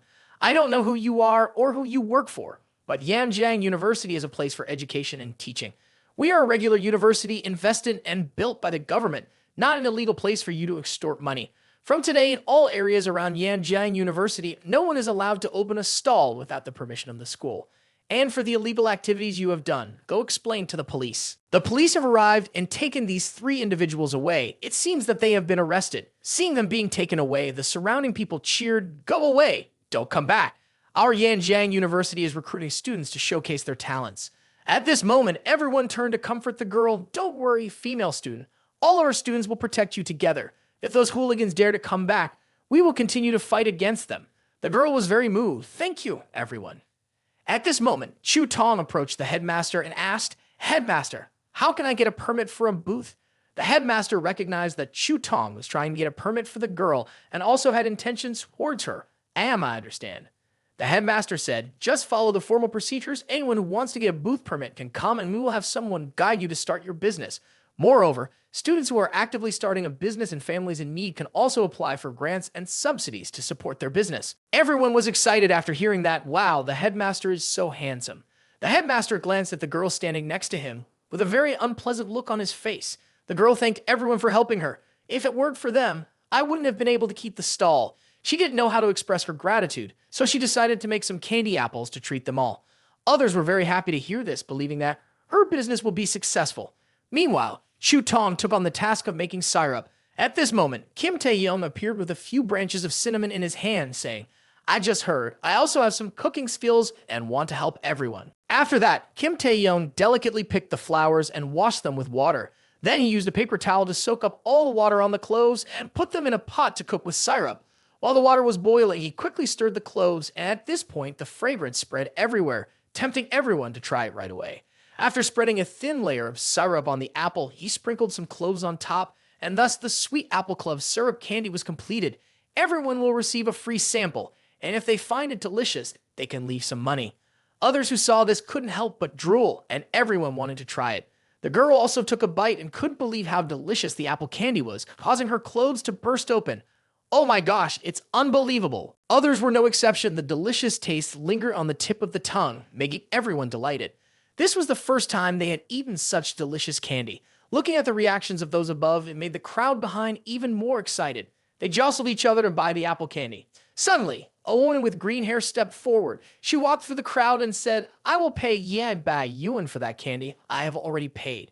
Seeing this, the girl grabbed a bar of candy and gave it to the woman, saying, "The first one is free, so I will refund the money." But the woman resolutely refused. Not exempt after tasting, the woman was also amazed by the taste of the apple candy, because she had never eaten such a delicious candy before. The thin layer of syrup, with the evenly spread taste of clove and cinnamon, crunchy and not sticky. This can only be created by controlling the temperature with precision. After eating, the woman immediately asked about the formula of creation, the exquisite taste of the candy. She then said, "It's not me who made it, but someone taught me." But when she looked around to search for Kim Taehyung, she couldn't find him anymore. The woman then threw her a business card and instructed her, "If you happen to meet him, tell him to contact me." She read the business card and realized that the woman was a food critic from the prestigious Michelin organization.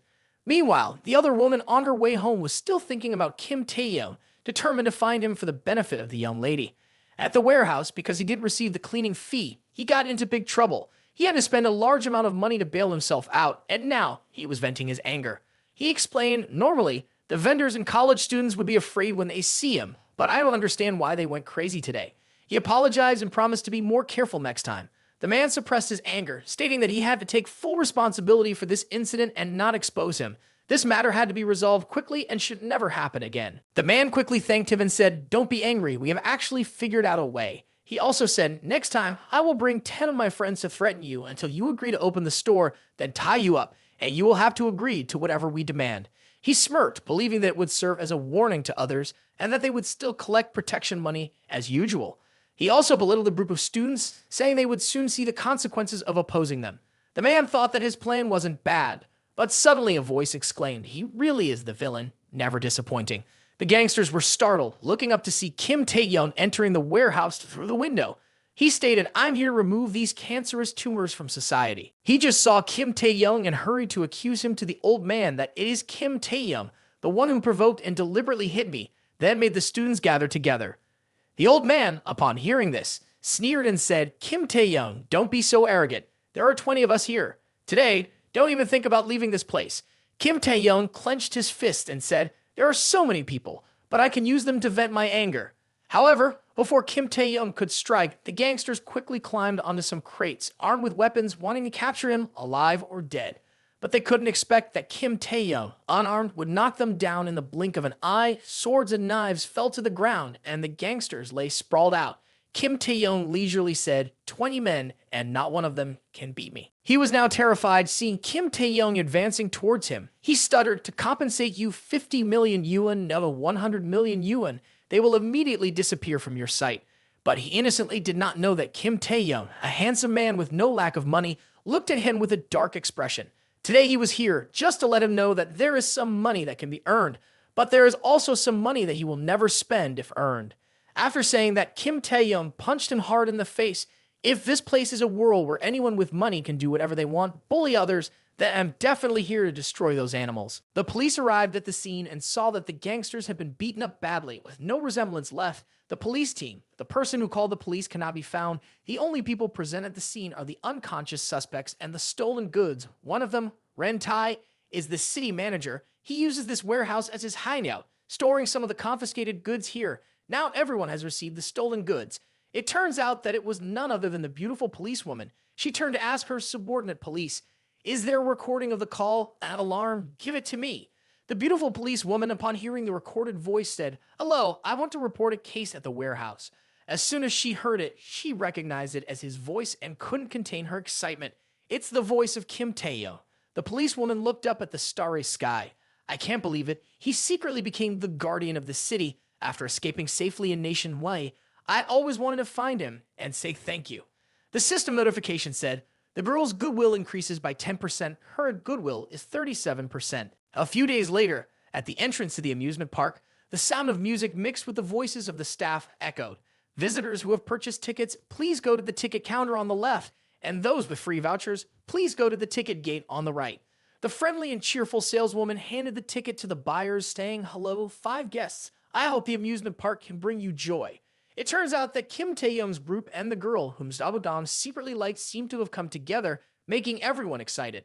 There are a lot of people, and it's very lively. Finally, it's the first day of business. There are a lot of advertisements, even a lucky draw to give out free discount vouchers, and we actually received 5 free discount vouchers. I'm sure we used up 10 years of luck. The remaining single friend felt jealous, perhaps pursuing a good girl like Xiao Hua. One may never stop encountering luck. Arriving in front of the large Ferris wheel, everyone marveled, "Wow, it's huge." As Kim Taehyung passed by, he was greeted by a welcoming bear. "Welcome to the amusement park." At this moment, everyone's phones simultaneously received text messages, and then everyone's expressions became very strange. One person pointed to the ice cream shop on the side of the road, which was crowded with people. "That ice cream shop is too crowded, it must be really good." The other two looked at each other and said in unison, "Kim Taehyung, please line up and buy one for us. We'll get other snacks." He quickly agreed, "Oh, okay." As he was walking to line up to buy ice cream, he saw a girl who looked like Park Shin-hye standing there with a child. The gentle girl handed a bunny-shaped balloon to the child, reminding them, "Be careful with it, and don't let the balloon fly away again." He felt something when he saw it. Ha! The cheerful child said, thank you, sis." When the girl turned around, she was none other than Park Shin-hye, and she flipped her hair and looked at him gently, as if it was a coincidence to be him. Kim Taehyung, it's a coincidence. He was really impressed by the way she pretended to meet by coincidence. At this moment, there was another girl behind her, recording a video on her phone, reviewing a day at the amusement park. "The weather is very nice. I'm at the amusement park." The girl turned around and it was indeed Kim Hin-jisoo, pretending to coincidentally meet him here. Kim Taehyung, what a coincidence. Suddenly, there was a girl eating ice cream at his feet, and unexpectedly, she was someone he knew. She displayed a captivating demeanor to attract Kim Taehyung. I almost bit my tongue. Kim Taehyung, you're here too. At this point, all four people looked at each other motionless, not saying a word. He helplessly said, "How could you all?" All three of them told him truthfully. I sent a red envelope with 100 yuan to showdown and asked him for help. I gave Yujing 200 yuan to find out where you were today. It felt like a romantic coincidence meeting. Kim Hin-jisoo boldly asked Kim Taehyung, "Am I beautiful today?" This girl said proudly, "I didn't spend money, I just directly blocked Zhang Xian, trying to squeeze his schedule out of him for today." Kim Taehyung remembered his three good roommates and became angry. "Thank you, Kim Taehyung, for the kind wishes they sent to you. We were really considerate." He was furious, and at this moment the girl approached Park Shin-hye and warned Park Shin-hye, "Even though you're 2 years older than me, relationships still have to follow the rules." Park Shin-hye didn't accept it. "Who do you think you are? You're not even Kim Taehyung's girlfriend. As for Kim Hin-jisoo, you better leave quickly," while Kim Taehyung isn't angry yet. But Kim Hin-jisoo didn't listen. Instead, she turned to hug Kim Taehyung. Beating is kissing, scolding is love. Do you guys have this unforgettable feeling? He was very uncomfortable. Kim Hin-jisoo looked straight at Park Shin-hye and said, "Men will soon feel tired. With gentleness and care, men want excitement and freshness. Can you give them that?" Kim Hin-jisoo then spoke to her cousin, Park Shin-hye. "As for a weak girl like you, participating in fun is just playing around with men." Her cousin, Park Shin-hye, approached Kim Hin-jisoo and cursed at her, "Get out of here. You're the type who clings to any man with money. Unlike me, once I sympathize with someone, I will never change. Kim Taehyung, let's go on a high-speed roller coaster." Park Shin-hye stood next to Kim Hin-jisoo with a displeased look on her face. "Kim Hin-jisoo, you really need a pair of glasses." She didn't expect that she couldn't see, and Kim Taehyung's look of disgust towards her. Park Shin-hye suggested to Kim Taehyung, "Let's go for a ride on the Ferris wheel." All three girls jostled to hold onto him, attracting attention and sparking discussions around them. "All these girls are top-notch. I envy them too much. What's going on? These three beautiful girls are fighting over one man." He was annoyed with these three girls. "Damn it, are you guys bothering me?" At this moment, he noticed something else.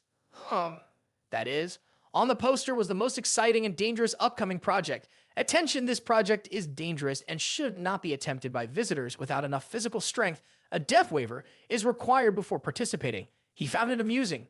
That's a good thing. He ran to sign the contract and quickly rushed inside, leaving the manager unable to keep up. "Stop following me." Seeing the three girls that he manages, the manager spoke up. "I'm sorry, you're about to sign a certificate of life and death to play the game." Before he could finish, all three girls spoke in unison. "Just sign it. It's not just a certificate of life and death, is it?"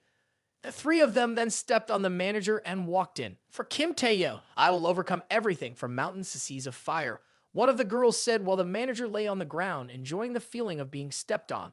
He now lay on a raft, content. This feels good, being stepped on by beauties like this.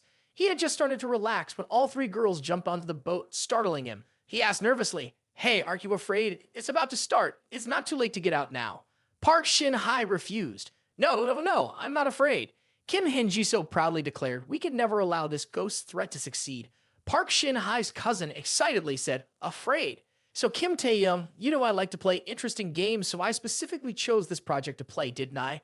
The system announced, "Immediate increase in favorability by 3%. Kim Taehyung was helpless. Forget that she is different from other girls, very brave. The other two looked at her angrily, counting down 3, 2, 1, go. Immediately the raft was released, the fierce boat plunged down the water. Park Shin-hye and Kim Hin-jisoo were originally scared, both screaming as they slid down, but only their cousin laughed excitedly. She quickly caught a fish, then Kim Hin-jisoo crawled back and grabbed Kim Taehyung's leg. "Please help me, I'm really scared." He felt itchy all over his eyes, then angrily removed the safety rope, criticizing her. "You're just pretending to be weak to win over men, while you always use the most direct methods to pursue them."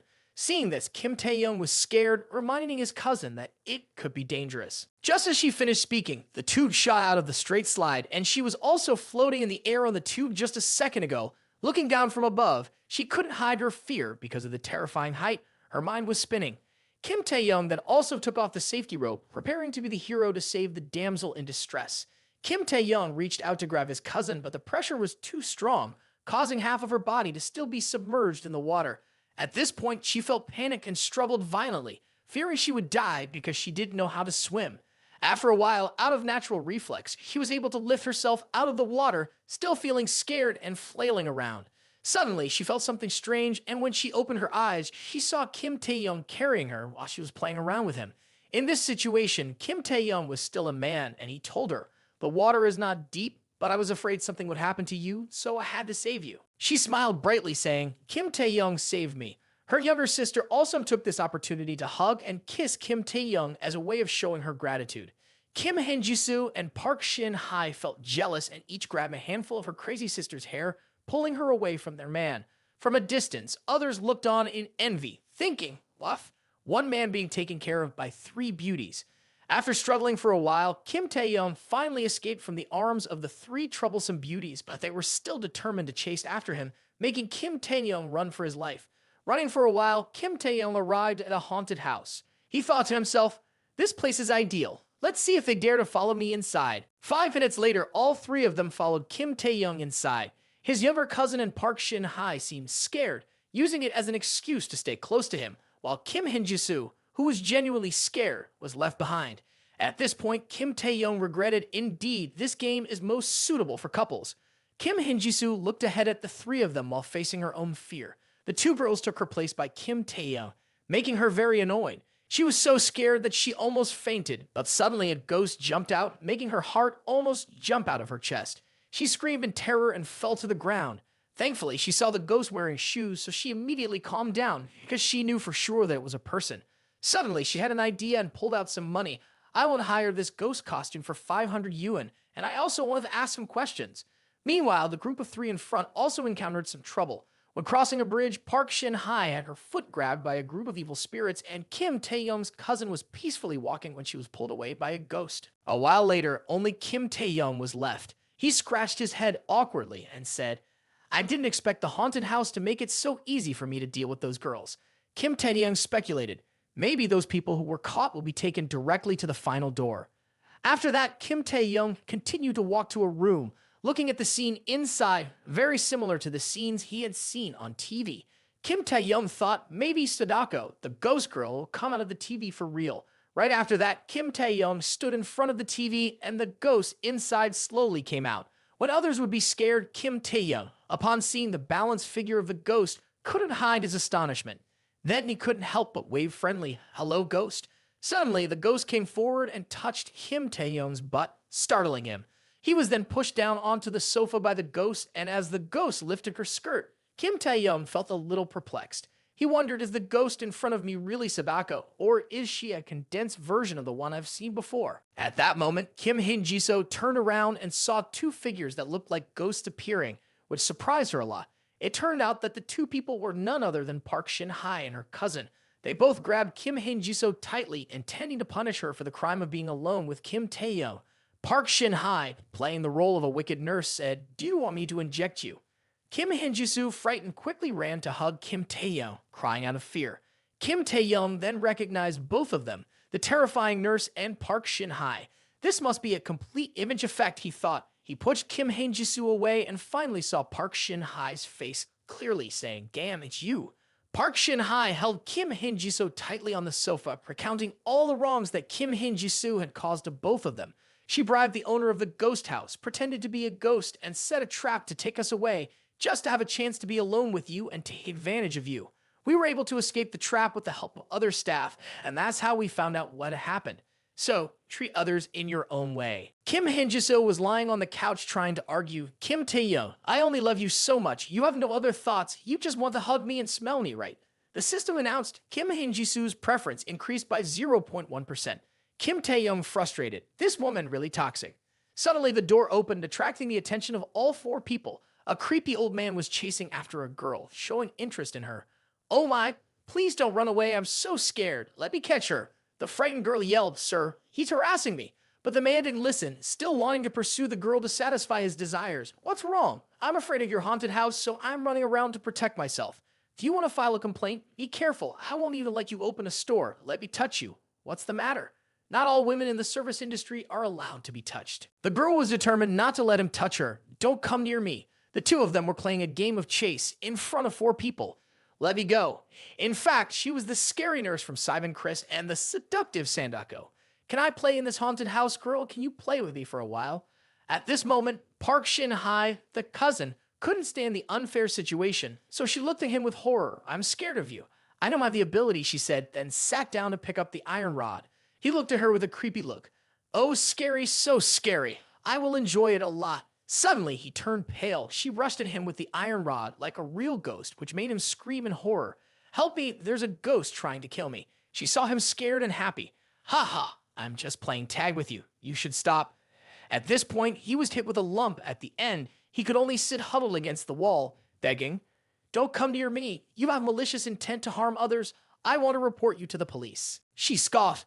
Oh, really? Do you have any evidence? He points to the camera installed in the room. There are cameras everywhere in this haunted house, and all the evidence of you harming me has been recorded. Not only will you lose your job, but I will also sue you and make you lose everything. She seemed uninterested and taunted him as she took out her phone. Don't forget, your face has been monitored. You're the one who posted about the shameless ghost girl on the dark website. It was so clear and interesting. There are many haunted houses. Let me see, you live in the West District. Oh, and you're a small business leader. You're married. I wonder what will happen if I send the surveillance video to your company and your wife. He was shocked. How do you know? Kim Hae-jisoo stared straight at the man, replying, I have been in this profession for many years, very familiar with the likes of trash like you. Do you want to post a flyer featuring a prominent figure or something in your community? From now on, if you step out and act lecherously towards women, I will chop you up for the rats to eat, she said before kicking him. Don't go out anymore. At this point, the man pretended he was wrong. I'm sorry, I was wrong. I will go out right now. But secretly, he took something out of his pocket. Kim Taehyung saw the action and quickly approached. Seeing the man holding a knife, you wretch, then you die. He quickly stood up to block the knife with an iron bar, surprising the man. She turned back and looked at him affectionately. Kim Taehyung. He also quickly slapped the man, leaving him dumbfounded. She looked at him until he was infatuated. Kim Taehyung. Then she clung to him like a monkey. Oh my God, you are so handsome. You are so strong, and I love you so much. The system announced affection level increased by 5%. This action made him terrifyingly scared, and he said, hurry up. Control that man. Right now outside, a group of men runs in. He really used a knife to hurt someone. Quickly take him to the police station, they said. She looked at them exhausted and said, oh my, it's really chaotic. He begs a levy go. She turned around and saw that Kim Taehyung had disappeared. Kim Taehyung, where are you? Kim Taehyung. Just now he was here, she said to herself. Ha ha. Anyway, I and Kim Taehyung have established a close relationship. I must have attracted him, she mumbled to herself. Kim Hae-jisoo approached, grabbed her hair, and pulled it in anger. How dare you lure Kim Taehyung over and over again in front of me, she said. She turned around and got into a fight with Kim Hae-jisoo, not forgetting to curse, you piece of dog skin plaster, sticking to Kim Taehyung every day. Look at your own morality. The other girl warned them, be careful, there's a door there. Before she could finish warning them, both fell inside. Park Shin-hye pushed the door open and looked in, then saw a scene that she didn't know how to describe. She exclaimed in surprise, I didn't expect to see such a scene. Continuing with the scene in the messy haunted house, at this point, Kim Hae-jisoo and Nu In-hyu are frantically fighting each other senselessly. Park Shin-hye, seeing this, quickly takes advantage and secretly turns on her camera to record. After a while of exhaustion, the three girls then realized that Kim Taehyung had left a long time ago. Meanwhile, outside, Kim Taehyung is sitting on a carousel in a very relaxed state. Finally, I can escape the claws of those girls. But not long after feeling at ease, he receives a message from someone. Kim Taehyung, can you help me a little? And just a moment later, at some competition venue in the city, it is a beautiful sunny day with a temperature of up to 42 degrees Celsius. Everyone outside is struggling under the scorching sun, but Kim Taehyung and Tutu are inside with VIP passes. Finally, I can meet Kim Taehyung. Today, I am helping a challenge for the fans to fulfill their desires at his request, which is for me to get the signature of a big character. Kim Taehyung, upon hearing this, was a bit surprised and said, so you always do this kind of content too? Tutu, upon hearing this, immediately expressed her determination. Yes, ever since I met you, Kim Taehyung, I wanted to become a better person in the future. But I can't do anything else but to encourage my fans to donate a small amount to me, and then I'd put in my effort to go to the countryside to help the less fortunate. Do you think that is reasonable, Kim Taehyung? Kim Taehyung, upon hearing this, confirmed with a thumbs up, that's very reasonable, dear. If you face any difficulties, you can let me know and I will help. Tutu happily confirmed, I don't need much help from you. Ironically, I found out that you, Kim Taehyung, are the sponsor for this Go competition, right? Upon hearing this, Kim Taehyung secretly thought, indeed, there is someone in the group who asked me to sponsor the Go competition, but I didn't have time to look into it. So I just randomly sponsored a few thousand yuan. I don't really like Go, so I'll have to consider it before going. At the same time, inside an auditorium, some kind of ceremony is taking place. The MC requested the Go team players to come to the stage for roll call. A girl with white hair and 3 fiery loops completely occupied the stage. Even Tutu felt, I can't match this girl. According to Tutu's introduction, this girl is the Go genius of Nation K. At the age of 13, she was selected for the remote Nation K's Go team. With her innate talent and extremely balanced body, she was loved by many fans. But before the introduction was finished, a girl slipped on the stairs and fell just as she was falling freely. Kim Taehyung appeared and caught her. His hand unexpectedly grasped what needed to be grasped, then he quickly helped the girl up. I just saved you, so don't misunderstand. It's okay. I also have to thank you a lot. As I was about to leave, suddenly the system continued to appear with a new notification. A subject in need of spiritual power has been detected. So let's start the mission. Name is Kim Jio-han, 24 years old, 168 centimeters tall, and weighs 46 kilograms. When the target's favorability towards the bearer exceeds 90%, then 10% of the payment will be considered as a gift. When the favorability reaches 100%, the relationship between the bearer and the target will change to a different state. The target's current favorability towards the bearer is 0%. Kim Taehyung read this and immediately felt, this mission is a bit challenging because this girl is a professional athlete from abroad, so spending money on her won't be easy. On the other side, Tutu saw an opportunity and immediately approached and called out to the girl, since Kim Taehyung has helped you, can you give me an autograph? Kim Jio-han? There is a fan of mine in Nation H who is also a fan of yours. He asked me to get an autograph for him. If I can get your autograph, I won't bother you again. But before he could finish his sentence, someone stood in the way and asked, what are you doing? Why don't you follow the other athletes? Why are you standing here, coach?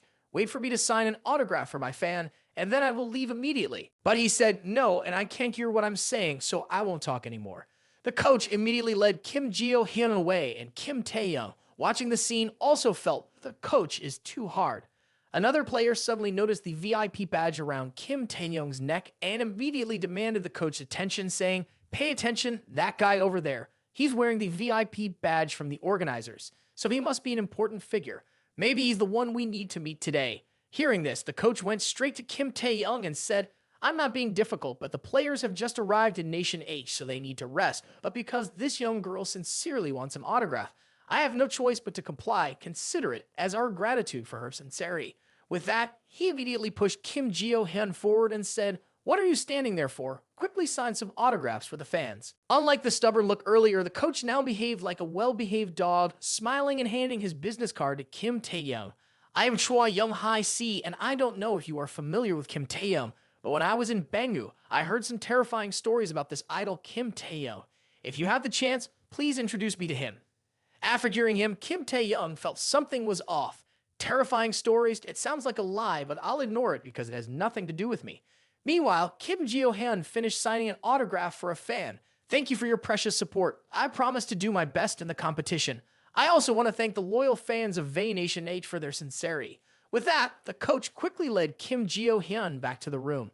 It's not early anymore, so I'll take the players to rest for a while. With his trained eye, Kim Taehyung immediately sensed that something was not right in the waiting room at the moment. The coach shouted seriously, we must win the championship of Go in this Nation H. We have won the championship twice before in a remarkable way. If we can win another one this time, the whole world will be incredibly impressed with us. We might even be recognized by UNESCO as a World Heritage Site. Therefore, we need to forget about ourselves for the country. Do you understand? As soon as he finished speaking, he went to pat Kim Jio-hyun on the shoulders and said, you are the only player that I have put all my trust in. Whether our country succeeds or fails, it all depends on you. Upon hearing this, Kim Jio-hyun confirmed, I understand. I will train hard and follow the coach's instructions. The coach, pleased with his determination, said, you are very obedient because you are so determined. Come to the waiting room in half an hour. I still need to teach you a few more postures for playing Go comfortably. The players immediately burst into a chorus of very creepy smiles when they heard this. Coach, you need to provide more guidance because Kim Jio-hyun is the seed for our championship. So everyone, let's go back to the room and rest a little. Kim Jio-hyun, remember that you have to be at the appointed place in a while for me to guide you, got it. As soon as the coach left, the female players surrounded Kim Jong-han and praised her. You are really lucky to be personally instructed by the coach.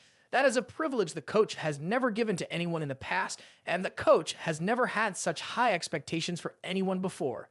Hearing this, Kim Jio-hyun immediately shed tears and said, "No, compared to those who came before, I still have a lot of shortcomings."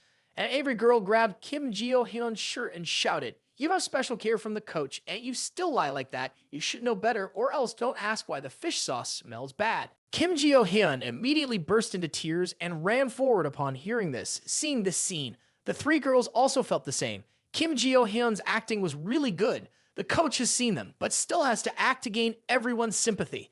But the next coaching session may be very exciting. A naive girl could be worn down by a mentor to the point of being unable to participate in the competition. But let's just let her go, because this is considered a procedure to gain the radiant glory of the famous. We have also experienced this, so we understand how uncomfortable it can be. Somewhere, Kim Taehyung and Tutu went to a chess event, and he looked around and thought, "I still need to carefully observe this place to feel the atmosphere of intense competition under the call."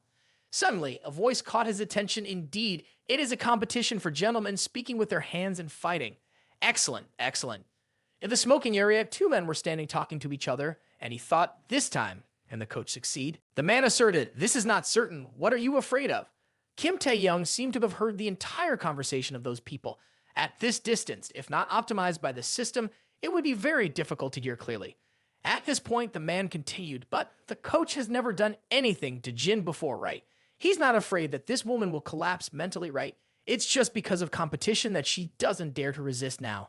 Let's learn from this, and as long as we can use that, we will definitely win the championship this time, right?" Speaking of which, Jin's figure is really beautiful. After the coach is bored with her, we also haha. He seemed to suspect something. What they are saying is about that coach. Meanwhile, Jin was being instructed by the coach, who was only enthusiastic, but on her face was just fear. Suddenly, the coach touched her shoulder and spoke, "Recently, you have regressed a lot in chess. Tomorrow's match is very important. Don't be too tense. Relax." She may hate it, but still had to thank him. "Thank you, coach, for caring. I will make adjustments when I come back." The coach was getting too much. He used his hand to touch her waist. "You are still too young and not experienced enough in competition. I can't help but worry. Let me massage the acupoints to help you relax."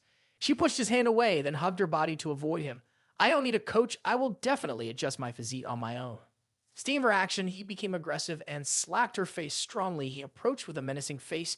"Jin, do you think I don't know that you secretly reported me to the Go Association before going on the expedition? The entire Go community is my network. Honestly, you reported me in the morning, and the president called me in the afternoon. He asked me to take care of you and stop you from saying meaningless things. What are you struggling with me for?" As he spoke, he grabbed her hair terrifyingly in front of her. He said, "Furthermore, everyone else has volunteered. Do you understand, Jin? Now all the people of Nation K are counting on you to win the championship, including your family. If you lose, do you think they can still hold their heads up in the country? You don't want your family to be ashamed because of you, do you? Think about your dreams. Think about why you learned to play Go. Be obedient and listen. After a while, you will feel comfortable." He finished his speech and left her lying on the Go board, crying out for help. "Who can help me?" At this moment, he continued his abusive behavior, threatening her. "Now that things have come to this, I advise you to be obedient. No one can save you." Suddenly, someone burst into the room, causing the coach to look away. It was Kim Taehyung, who was also recording everything with his phone as evidence, saying, "Look what I've got." Seeing him walking in, the man quickly pulled up his pants and said, "Haha, this is not the distinguished guest from earlier. I think there must be some misunderstanding here. I am guiding the members of the chess group." He didn't care about what the man said. "Guiding? The members of the team are undressing the female members. Your traditional guidance is really broadening your horizons." Jin hugged himself, shivering in horror. The coach came close and put his hand on his shoulder. "Haha, it's just a little physical punishment. Distinguished guest, please temporarily do not record our conversation." Suddenly, he turned and kicked the man in the stomach. "Give me your mother's head, evidence of your actions. Even beating the girl is disgusting." He kicked the man hard, but suddenly a hand stopped him. Jin shivered and looked at him, her eyes pleading, "Please stop and leave quickly." Suddenly, a group of people rushed in. "What's going on? These cowardly Nation H people will do anything to win. A guy from Nation H is attacking our coach. Where are the reporters? Call the reporters, take pictures of all of them, and post them online." Taking advantage of this opportunity, the coach said to everyone, "Call security, call the police. I am the head coach of the National Chess Federation. I have led teams in many competitions. I never thought I would be humiliated like this. In Nation H, I was in the chess room, guiding team members, and this guy barged in, accusing me of plotting against the team members. Not only that, he also tarnished the reputation of our national baseball team. You people from Nation H are shameless.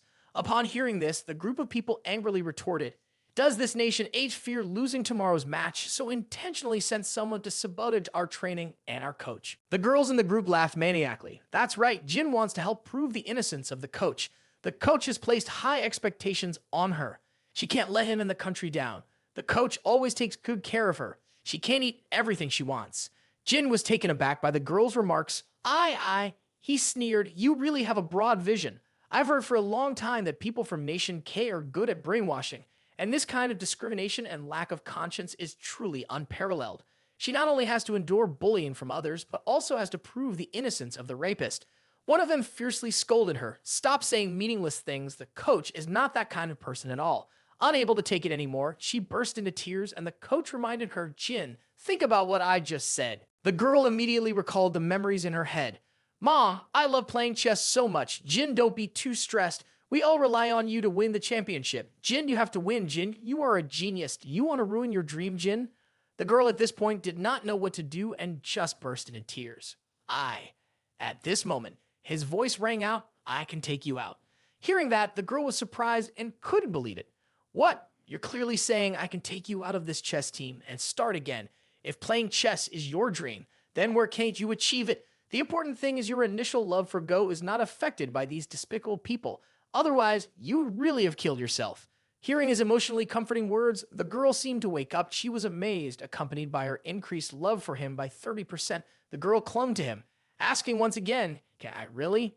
He asserted firmly, you can. At this moment, the coach handed the contract to the girl, speaking firmly, in front of me. You want to play the role of a hero rescuing a beauty, but it's really a pity. If you want to be a hero, you also need to have capital. This is her contract. If you have the ability, then swipe your credit card to compensate for the contract now. If you can do that, I will tear up the contract immediately. The people around pointed at the two of them, saying, you're just a little kid with a big mouth, wanting to take her away. The total damage of the contract is 2 billion yuan. Can you definitely afford it? Even the tycoons in our country may not be able to spend that much money in one go.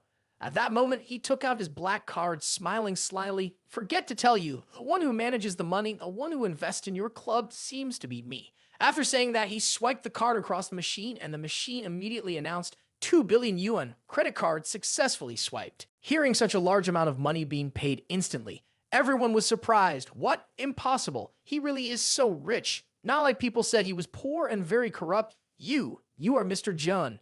He did not care and went to grab the contract from the coach's hand, tore it in front of everyone, and casually said, it's done. From now on, you are free. Hearing this, the girl cried in joy, and her good feelings towards him increased by 20%. She went to lean on his back and thank him. After everything was settled, he left, but before he went, he reminded the coach and the others, if there's nothing else, Coach, I advise you to live kindly. I've just obtained a lot of good things in this phone. If I see any negative comments about her on the internet, you will surely know the consequences you have to bear, understand? Most importantly, I'm the one that you can't mess with, got it? As he spoke, he turned back to look at the group of people with sharp eyes. After he left, the coach became uneasy, saying, he's really John. How is this possible? The foolish person next to him asked the coach, Coach, should we contact the reporters? Upon hearing the foolish words from that person, the coach couldn't help but slap him on the ear and scolded him. Should we contact any reporter? That is John. Do you know how much money he has? He directly bankrupted the camera corporation in Nation N. What should I do to fight against him? After hearing that, the foolish person trembled. Shouldn't we admit that then? But the coach still didn't let go. Can you admit it? How can you? Don't forget that behind us are wealthy tycoons. The chairman of 4-Star Corporation wants to get to know John, so I introduced him to the chairman when I was in Nation H. But now he dares to capture her. He has offended 4-Star Corporation and the country. When this competition ends, 4-Star Corporation will show him true power. At this moment, the foolish guy suddenly remembered, but coach, that damn girl is gone now, the match is tomorrow. Before he could finish, the coach interrupted with an unusually calm face. Don't worry, I have my own solution. The coach looked gloomy. The champion this time surely must come from our country. Over on a taxi, the man, the girl inside the car, he spoke up. Stay at the hotel, I arranged it for you earlier. Take a few days off and rest. The girl, upon hearing this, thanked him. Thank you, Kim. Why are you helping me like this? I have nothing to repay you. He didn't care but looked out the car door and said, I can't stand people who do things like this in a fair competition between countries. You may not be as good as others in the competition, but your character is the most important. The coach may seem strict on the outside, but inside, he is very despicable. The girl spoke up. You must be wondering why I didn't report that name. In fact, I've tried it for a long time, but the coach has a very high reputation in this country, and he has created countless champions in the world. So in the eyes of everyone here, he is a father figure in the world of Go.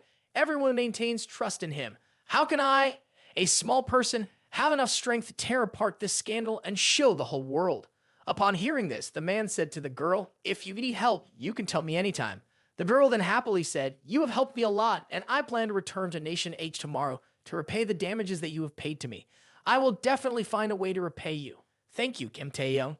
As she spoke, the girl's face turned red, along with an additional 8% of good feeling. The next day at the venue of the Go game competition inside the hall, the referee commented, in this international Go competition, in the final match, the ace player of the national team has been winning consecutive matches like a tiger coming down the mountain, unstoppable. That man goes first.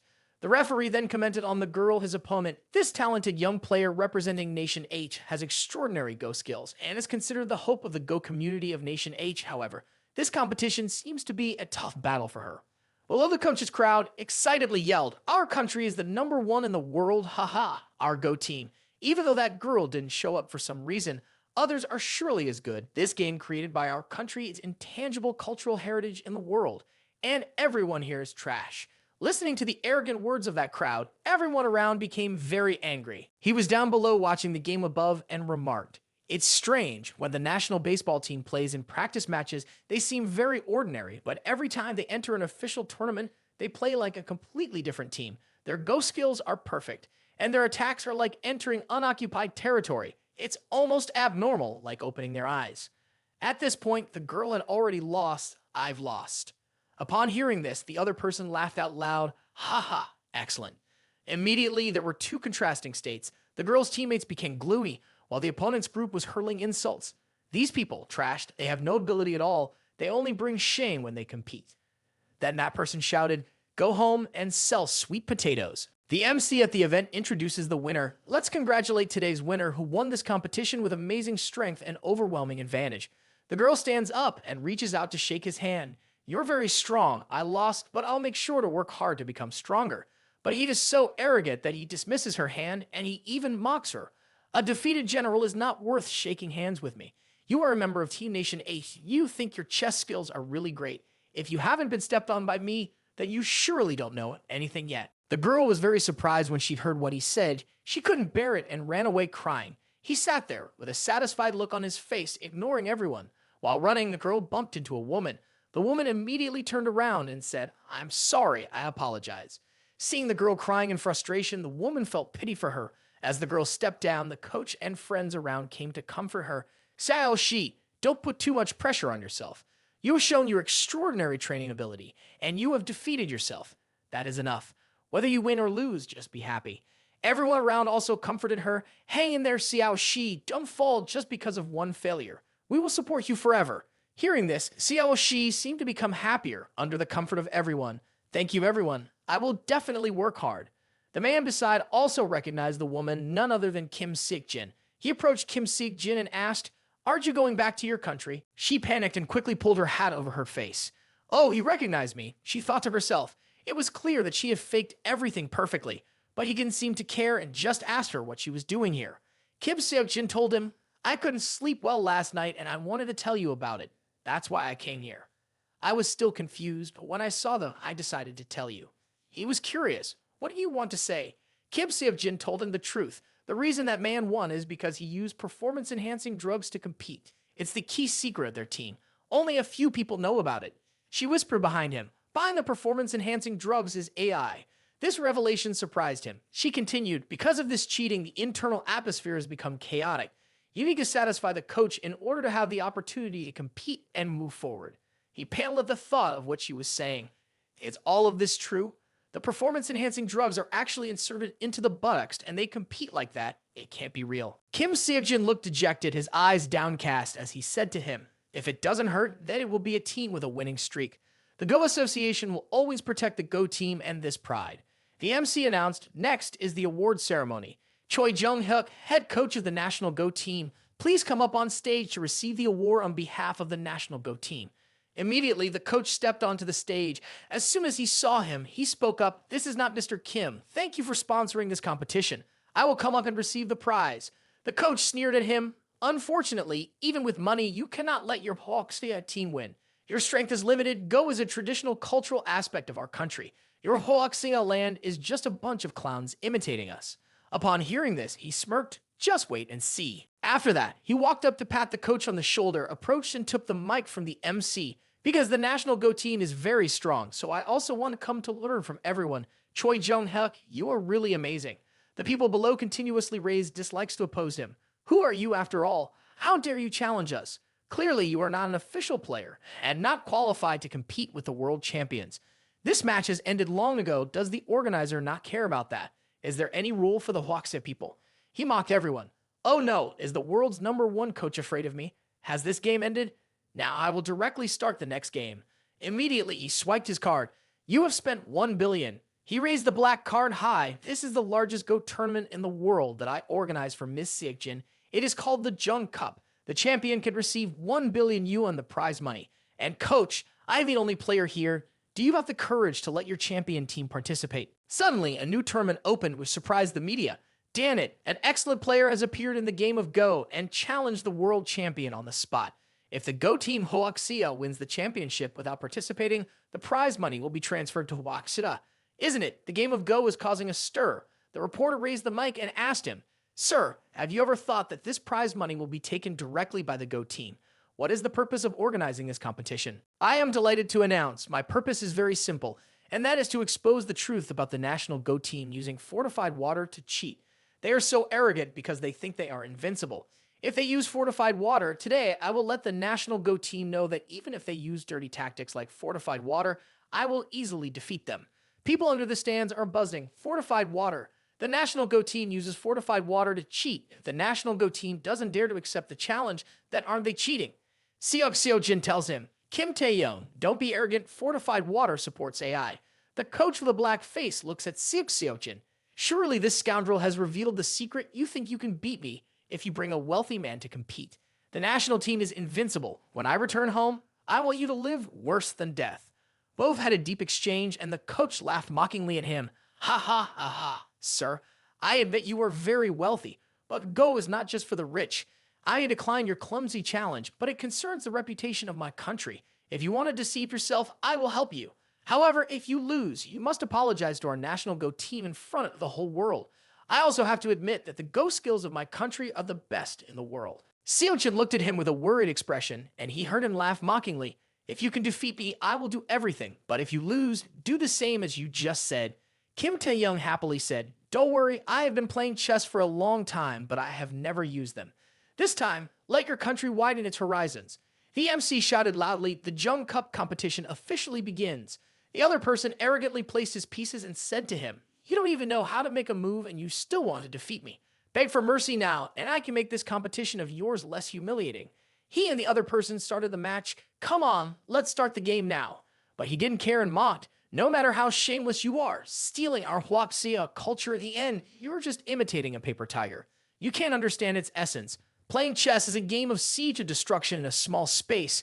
Competition is not just about skills, but also psychology. You never know who the winner is until the last moment." The other person looked down on him, pretending to be mysterious. He laughed. "Don't be too self-satisfied too soon. It will only make your defeat more shameful." The other person got angry. "When you kneel down begging for mercy, let's see if your mouth is still as tough."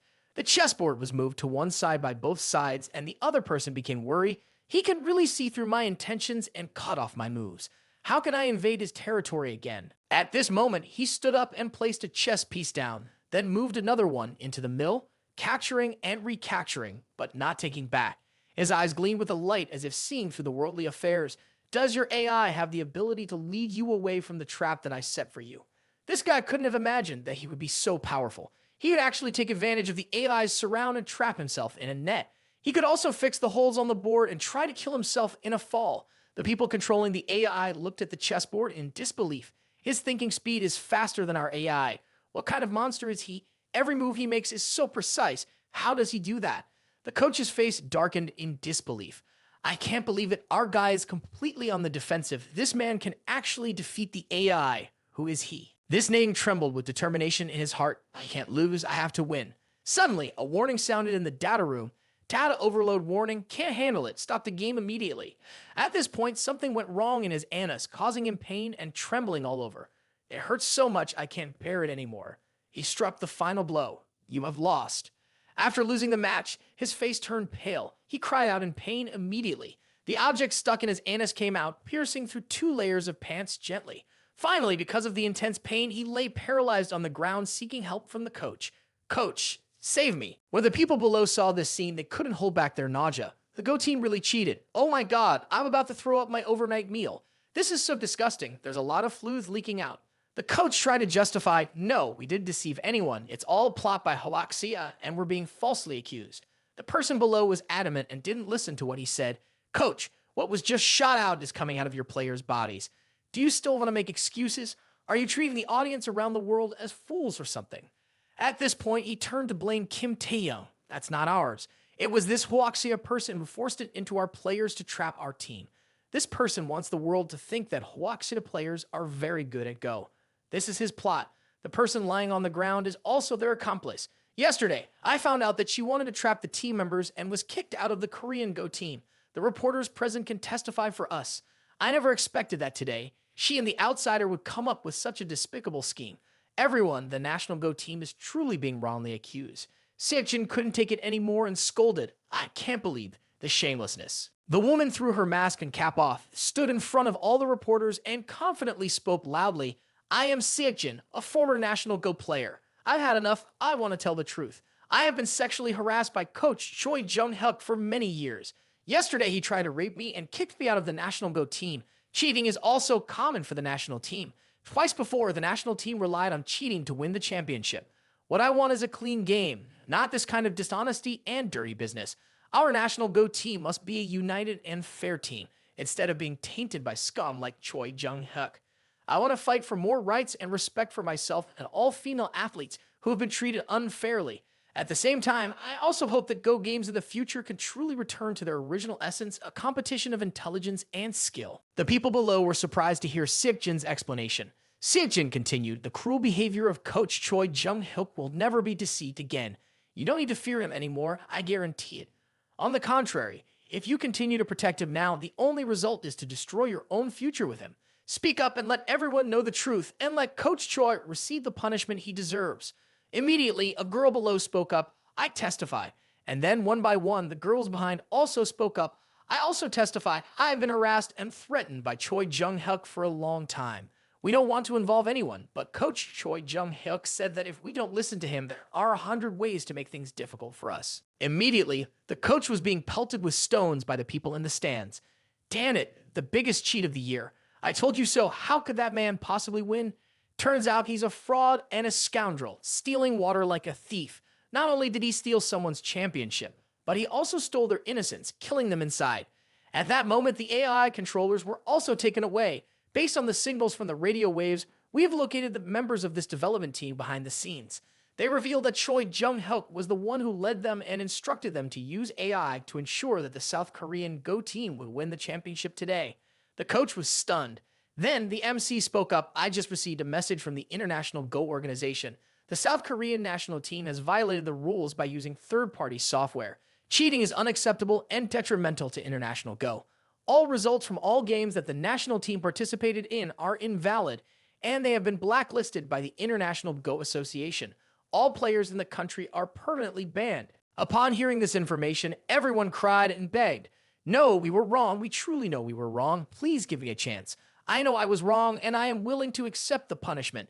I cannot lose my career. I cannot let the Go team ruin my reputation. I will be killed if I go back like this. Those below cheered. Evil will be punished. That's satisfying. The coach at this moment remembered Taehyung, quickly knelt at his feet and begged, Kim Taehyung, please give me a chance. Can I return the championship to you? Please, Go team is #1 in the world. I was wrong.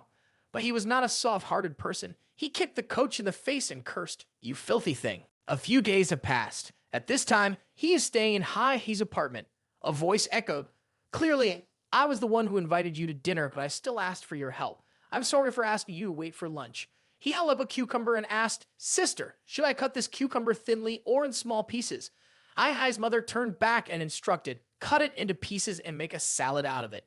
Hai-Hai's mother spoke up, Kim Taehyung, you can really call me by my name. My name is Baekmun. As she spoke, Baekmun looked at him shyly. After cutting the cucumber, he brought it over and said, Baekmun, it's cut now. Where's the soy sauce? Baekmun turned away shyly. Let me get it for you. Baekmun intended to pour soy sauce on the cucumber, but accidentally spilled the soy sauce from the bottle. Baekmun quickly grabbed a towel to wipe it and blamed himself. Why am I so clumsy? He said. It's okay. At that moment, Baekmun realized his mistake and stopped. He then shyly went to get clothes for him to change. I'll find clothes for you to change. Baekmun brought out a set of clothes for him, try it on, and see if it fits. He accepted it and thanked her. It's really a new brand.